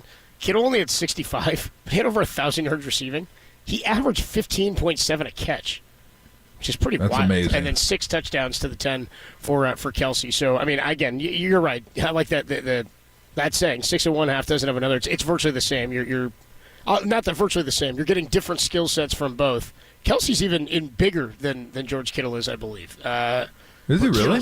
I think so. Wow. Maybe I'm wrong. Maybe I'll go Kittle because of hair. 6'4". Yeah, he's 6'5", 250. And he likes pro wrestling. You know, I changed my mind. I am going Kittle. Going Kittle? Not because I think he's better, because he loves wrestling and he has the hair. And when he makes catches, dude, or scores a touchdown, they play the Stone Cold Steve Austin music in the stadium. That's pretty awesome. There, that gives you the edge. It's like sick, dude. The shattering glass. Dude. And he wore the F the Cowboys shirt this year too. Remember that? He wore F Dallas, dude. How about that? I'm riding with Kittle. You can have Kelce. Yeah, I'll take Kittle. You take Kelce. Now that I think about okay, that's fine. You said you'll take the other one, so I'll take it. I will. I'm good. I'm all good. To hell with that. I do like the wrestling aspect of it, though. I do too. It's a good wrinkle. He's a guy you'd want to hang with. That's one of those dudes where I'm like, I think I'd enjoy having a beer with George Kittle. Yeah, I don't know. You know what? To be honest, I think they both are. I think they both know how to party. They might do it a little bit differently, but yeah, no. So yeah, I mean, yeah, you can give me Kelce. I'll be very happy taking Kelce, but I could either one of them. That's how good they are. They're like Kelce, absolutely man. Top of the line. It's like he's inventing haircuts. You see that? And the thing is, too, nobody knew. Yeah, exactly. It's crazy. Nobody knew this coming out of college. For what, nobody Kittle? Knew these guys. Yeah, for Kelce, knew these guys position has changed. This good. It's pretty amazing. Kelce came out of Cincinnati, and Andy Reid had to ask Jason, his brother, like, should we draft this guy? Because he was a little wild, got in a little bit of trouble at Cincinnati. I think he started off as a quarterback, if I'm not mistaken, and then came to Kansas City and kind of took off a little bit. But Kittle's from Iowa, and I always make the joke. When you're a tight end at Iowa, if you watch Iowa games, which I have, I try not to anymore. I'm trying to wean myself off of them because they're painful to watch. But they just don't throw the ball that much. Like, how can I tell if anybody is any good? that went to Iowa. Like, I have no idea. And then all of a sudden, it's like, oh, damn, look at Kittle. Oh, look at Hawkinson. Oh, look at Laporte. Like, what? Why aren't they throwing the ball more? They have these incredible tight ends. Well, because their why quarterback aren't they throwing the ball more? So I had no idea Kittle was good. And then all of a sudden, he's like, oh, dang. But you can block. Like, if you go to Iowa, you can block as a tight end pretty much. Like, you have to. I mean, that's just required. So you just think of Iowa guys as mostly blocking guys, and then when they can catch, you're like, oh, I know this guy can do both. I know he's good. So when Kittle took off, I knew who he was because, again, I watched college football quite a bit, but I had no idea that was going to be Kittle. I was just like, nah, maybe okay. He could block. I know that. He went to Iowa, so he could block. And then when he started catching and running and doing all the stuff he does, I was like, oh, damn, this guy's pretty good. This guy's really good. Oh, this guy's like all-pro, first-team all-pro. So, no, he's absolutely awesome. And I've said it many times before that him and Deebo Samuel are kind of like the heartbeat of the offense. The way they run, they get fired up. I think taking the hits they take fires up the team. They set they're tone. kind of Yep. they're the physical heartbeat of the offense, I think. Tolbert and Copes with you live from Las Vegas at Media Radio Row. We got a little bit more to get into. Where is everybody, by the way? Is everybody, that thing empty? It's empty, dude. Well, dude, There's like nobody there. Well, all right, well, I'm here, man. It's like I'm hanging. No, I know it's you just me, are, though. but I figured somebody else would be doing some shows. Tim said they're all at opening night. Is that what it is? Oh, do you know what it is? It's the media opening night. Yeah, I was just watching some on TV. I can see it right there, actually, on TV. Everybody's over. That's why Mayoko had to do the hit and get out of here, because the Chiefs are right now. They're at the podium, but they do a lot of the goofy stuff now, too. They're doing like Guillermo will show up probably from Jimmy Kimmel. Tonight's that night. I don't know. It's the opening night. I saw like there was little kids doing interviews with Mahomes and stuff. So that's Are you that's heading over? why You we're- going over? No, hell no. Oh, you're going to the blackjack table, aren't you? That's dude, just like I did last night, bro. Oh, boy. Your boy's up. Your boy's up.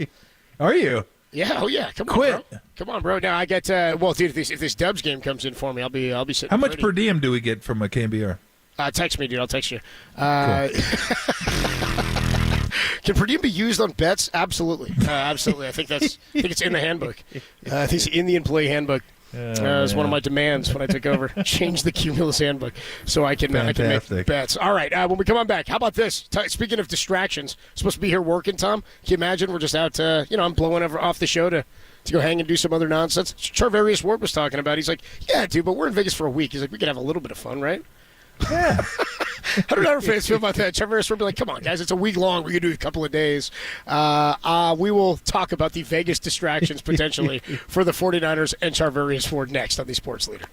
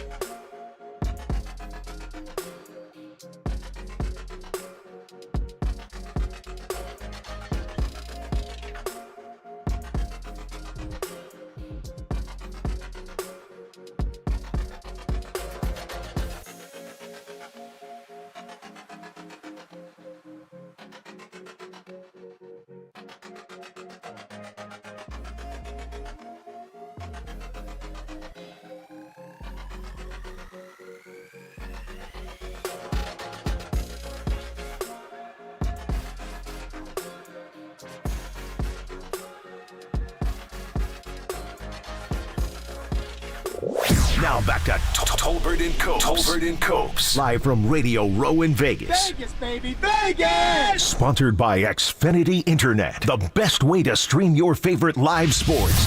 Xfinity, the ultimate entertainment experience on KNBR.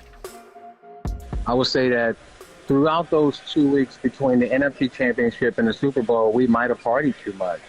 We might have hung out too much. We might have stayed out too late.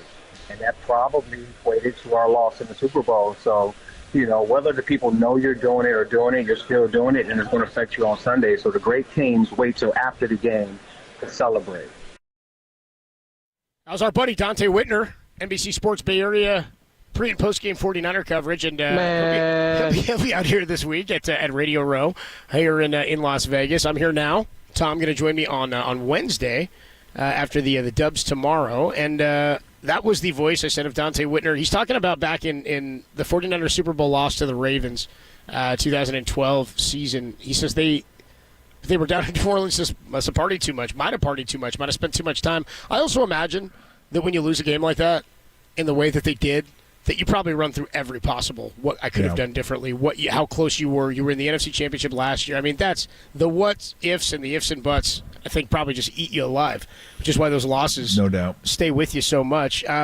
He joined Papa Lund today, which is when he made those comments, and he said he thinks that's a big reason they lost Super Bowl 47 was they partied too much in New Orleans. Having a Super Bowl in Las Vegas, way different beast, totally different. Now, the only thing that's not that different is I believe it's the only other open container city similar to Las Vegas, and that you just drink anywhere at all times of the day. They arrest you in Vegas if you don't have a drink in your hand when you're outside. Yeah, I walk around with I had a glass of water earlier, but I threw a lime in there just so I didn't get hassled. You should, just to be safe. By the fuzz, just to be safe.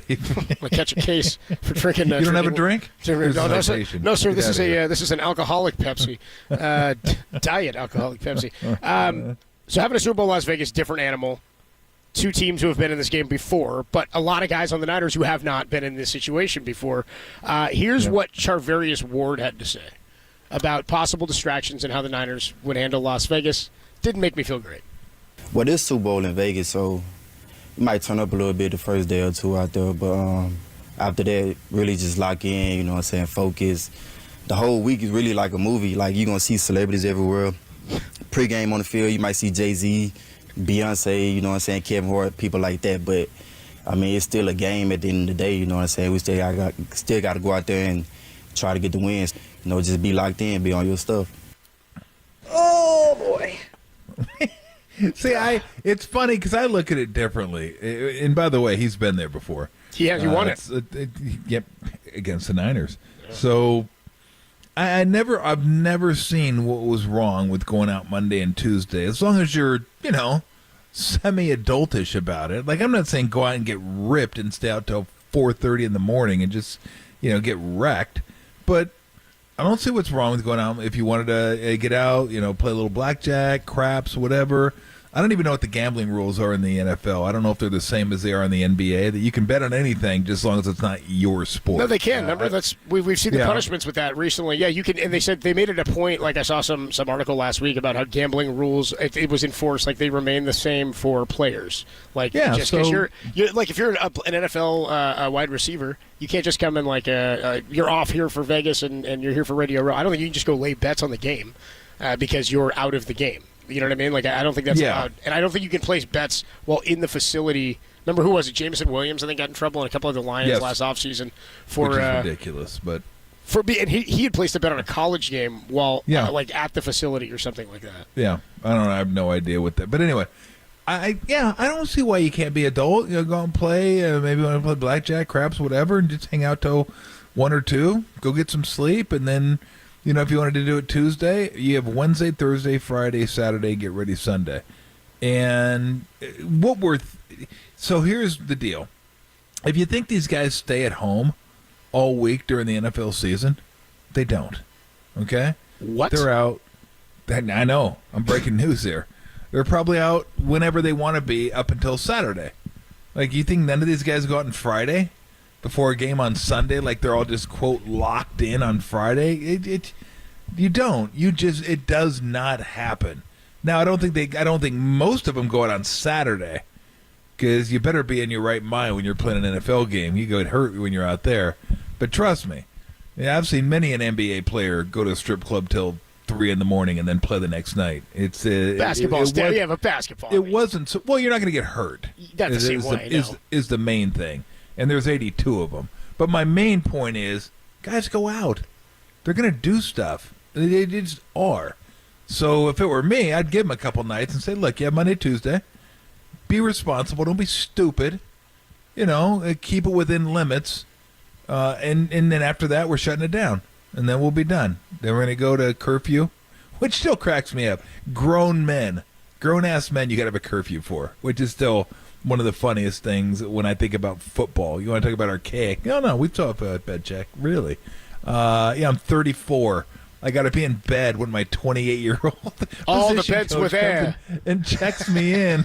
It's pretty good. It's pretty cracks me up. But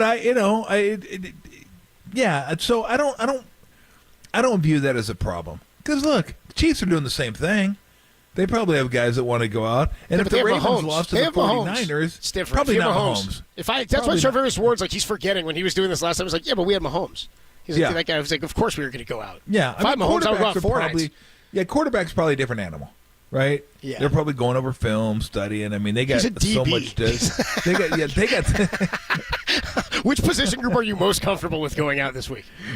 Going out. Let me put it this way: what position group do I think will go out and will have a good time? Oh, DBs and wide receivers. DBs and receivers, yeah. DBs and wide receivers, man. Definitely. Those are the guys. I mean, Brett Jones said, not Deion Sanders, but the Ducklings. His quote. That's not it. Mine. The guys, he said Deion I'm was good the with toughest, it. right? Like, I wouldn't look at that because again, Dante Whitner said, well, maybe we lost that because we went out too much. You don't think the Ravens had guys that went out? You think they all stayed inside? Like, so I don't know. It's just whoever is going to execute better on game day. But I don't know if that has a huge... It's not the 70s, right, where the Raiders were running New Orleans for like a week. They're going out just crushing the town. Like, I mean, God, I can only imagine the Raiders in New Orleans. My goodness gracious. But it's a different sport now, different game, different coverage. So, again, if guys went out Monday, Tuesday, whatever. I'm not going to sit here and have a problem with it. Just don't get too stupid, okay? There's a line between going out and then just go ahead and going out and getting ridiculous with it. So hopefully they know where that line is. If they do, be fine. I want Jake Moody in bed in like a half hour. I want him tucked in. Like Jake Moody better be Jake Moody better be in bed by like 6:30 tonight, tucked in, like with his booties on. See what movies are on pay-per-view. Yeah, dude. See what's up. Nothing higher than PG or PG-13. Yeah, I'm like, what you do need you your got? rested. Need your rest. Still in theaters. Still in theaters. What do we got? There we go. Tolbert and Copes with you from Radio Row in Las Vegas. Tom will be here on Wednesday, and when we come on back, we'll get ready to throw it over to Kerry Crowley, who's going to take you from 6 until 9 on Sports Phone KNBR, and then our Red and Gold Road to Vegas replays begin tonight. Want to relive a little glory, Niners and the Dallas Cowboys? You'll get that from 9 till midnight tomorrow. You'll get Niners and Seahawks. Wednesday, you'll get Niners and Eagles. Thursday, the Packer game. Friday, you get to relive the glory of that Detroit Lions game. Then Saturday and Sunday, we'll roll you all 5 Niners Super Bowls into pregame at 11 a.m. before Super Bowl 58. When we come on back, Kerry Crowley will take you at 6 o'clock up until 9, only here on the Sports Leader. Hey everybody, Mr. T here for Daisy Dips. Snacking should be easy. Should be real easy. Like just put it in the oven or open it up and let it rip. Well, that's what you do with Daisy Dips. No more mixing. No. You open the chips, you crack open the dip, whether it be French onion or ranch dip, and everyone's good to go. You don't have to worry about it. You don't have to worry about guests. You want to enjoy the game yourself, don't you? Yes, you do. So with snacks, think easy, think Daisy Dips. You're a Daisy if you do.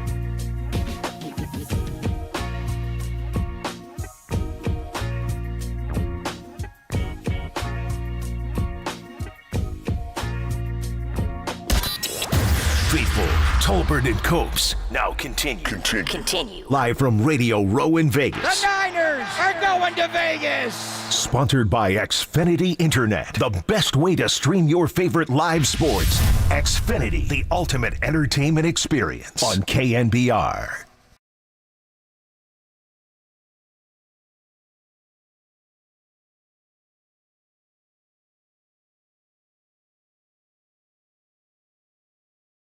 Guess it's all that pump and dump.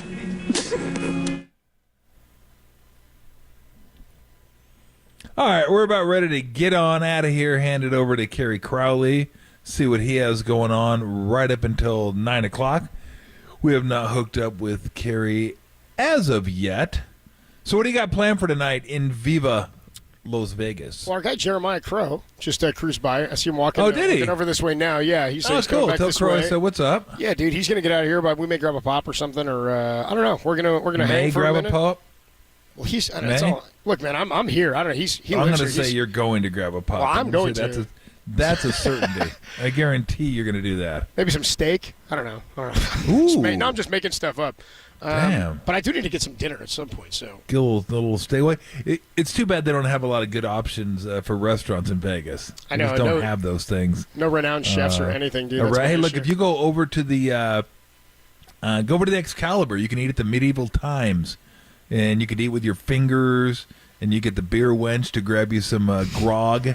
Bring me more swine. You can watch a show. We actually went to that. We took the family to that one. I think the boys were. What were the boys like? 8 and 6. That's Haley probably must fun. have been like. I think Haley must have been 2. I don't know if she went. Maybe they're a little bit older because I remember Haley being there. But oh my gosh, it was awesome for the boys. Bring me the finest. Awesome, and it was awesome as a parent watching them have a good time. Yeah. If you go there like on a date and you don't have any kids, you're gonna be like, this blows. Oh, man. this is terrible. This is like what are you doing? Just guys yelling. Yeah. Give me some grog, wench. I'm like, you don't have any utensils. You're just like, who will be my champion? Yeah, I don't know. I don't mind eating the chicken with my fingers, but vegetables, really? Like I gotta eat the vegetables. Worst part's the with my bathrooms fingers, too. Make you go to the bathrooms like old medieval times too. It's terrible. Yeah, you pee on hay. Yeah, just in that pit. They don't Just even that have like chamber toilets pot. or That's what it's called. urinals. Yeah, you get a chamber pot. Yeah, exactly. Well, it's the same as a spittoon. Yeah, it's all in one. Yeah. Make sure you have to bring the spittoon in with you when you go, and then bring it back out when you leave, so you have something to spit in. It encompasses everything. Treasure Island. But yeah, they have that over. I don't know what they have. God, I haven't been to the Luxor. We did go to the Luxor. Did they still have that the magician over at the Luxor? You know who's at the Luxor? We definitely have. I think we got your boy Carrot Top. I think he's at the Luxor. Oh, he's there. Yeah, he's there. He's there. And Dude, that guy's on juice. Oh, dude, he's jacked. He's huge. Yeah. He's yoked. Nobody wants to laugh at somebody who can kick their ass, dude. It's like nobody. But not many people were laughing at Carrot Top before. Nah, the anyway. king of props. King of props. But I want to say we went and saw because I don't think it was Excalibur. Yeah, it was the Luxor where they had. It was like one of those magicians that's a kind of a popular magician. Copperfield? No, it wasn't Copperfield. It was a younger guy, kind of like one of those edgier guys. Not Chris Angel. It might have been Angel. The Mind Freak? It might have. It was the Mind Freak because I do remember that being like the slogan. Yeah, the he Mind was here. Freak. He was. I don't know if he's still here, but he was at the Luxor for years. Yes, Chris Angel, Mind Freak. That was the guy we went and saw. It's pretty cool. Like we enjoyed it. But I mean, I just rarely go down to like the Luxor Excalibur combo. I'm never down this way either. No. Mandalay Bay is cool. Yeah. You're in there right now. I've stayed there a couple times now. Mandalay Bay is like super, super cool. So Final Four, March Madness. We've stayed there. MGM, which is I think Kitty Corner from Mandalay, or close to it. They have a really good book. Like I always like their book. They have the sky boxes up top. Cool boxes. I know all the guys that run the shop, so they let me go up there and sit down with my buddies, and we'll go up there and sit down and watch some games. Final Four, March Madness gets a little bit because then you get the high rollers that want to go up there, and most of them will let you go up there and watch. So we have a good time up there, except for the one time Jeffrey vomited on one of the chairs. That wasn't super cool. But other than that, chairs. Yeah, he was like I think he had too many IPAs and just like leaned over, and I'm like, bro, you just vomited on the chair. Yeah. What are we doing here? We're letting us up here, and you're like, you can't vomit on the chairs. And he goes, oh, my bad. Let me clean that up. So he cleaned it up. And then the waitress walked in. And he goes, yeah, I'll have a beer. I'm like, what? Yeah, attaboy. Beer? Boot and rally, you bro. Lost your, Pump you and dump. lost your last one. Like, what Pump are and you dump, doing baby. here? And then I went, okay, have a beer. I'm not sitting next to you, though. Need a Just beer, so you grab know. a beer. Yeah, I'm going to, you want beer, grab beer. Give me grog. I'll take grog. Carrie, what's going on? Pump and dump. You guys are talking about one of my favorite topics. How are you? Pump or dump? Or both? Either or, sometimes best together. Wow, fantastic. I didn't know you rolled like that, but I'm glad to know now. Coming in hot. That's very good. There you go. So what do we got going on tonight besides Niners? Nothing. Nothing. Now, we There you canceled go. Dubs OT. Coast made the executive decision. Warriors are playing. Nice. No one cares. No one cares. Yep. Not Shall tonight. be my decree on my way to Yeah. medieval times. Exactly. No Dubs OT this Medieval times. Medieval times. Bring me It's the some only thing dub- I just remember Jim Carrey, a cable guy. Yeah. Medieval times, where he's like, dude, get on your horse. I think this guy's serious. I need to go Dark back movie, in. but funny. I need to go back in. It's a dark comedy, dude, on Cable Guy. I haven't seen it in a long time. Yes, it Good is movie. dark, and it's dark the whole way through. But yes, funny stuff. So Niners tonight. Thoughts? I haven't talked to you about the. I mean, we got a week to go, so I don't need to, but I will. Just kind of your thoughts the Monday as we get rolling with Super Bowl week. Monday's always the worst for Super Bowl week because you've got the chaos that is the Super Bowl media night. So, Chiefs are going to talk for 2 hours in this massive arena. 49ers are going to talk for 2 hours in this massive arena. And no one's going to say anything of relevance. So once you get that out of the way, then you can start getting into the X's and O's, which I really love. And Super Bowl week's going to be great because it's a rematch. And so I guess just my initial thoughts are, I'm so glad that we have this turf discussion to dive in.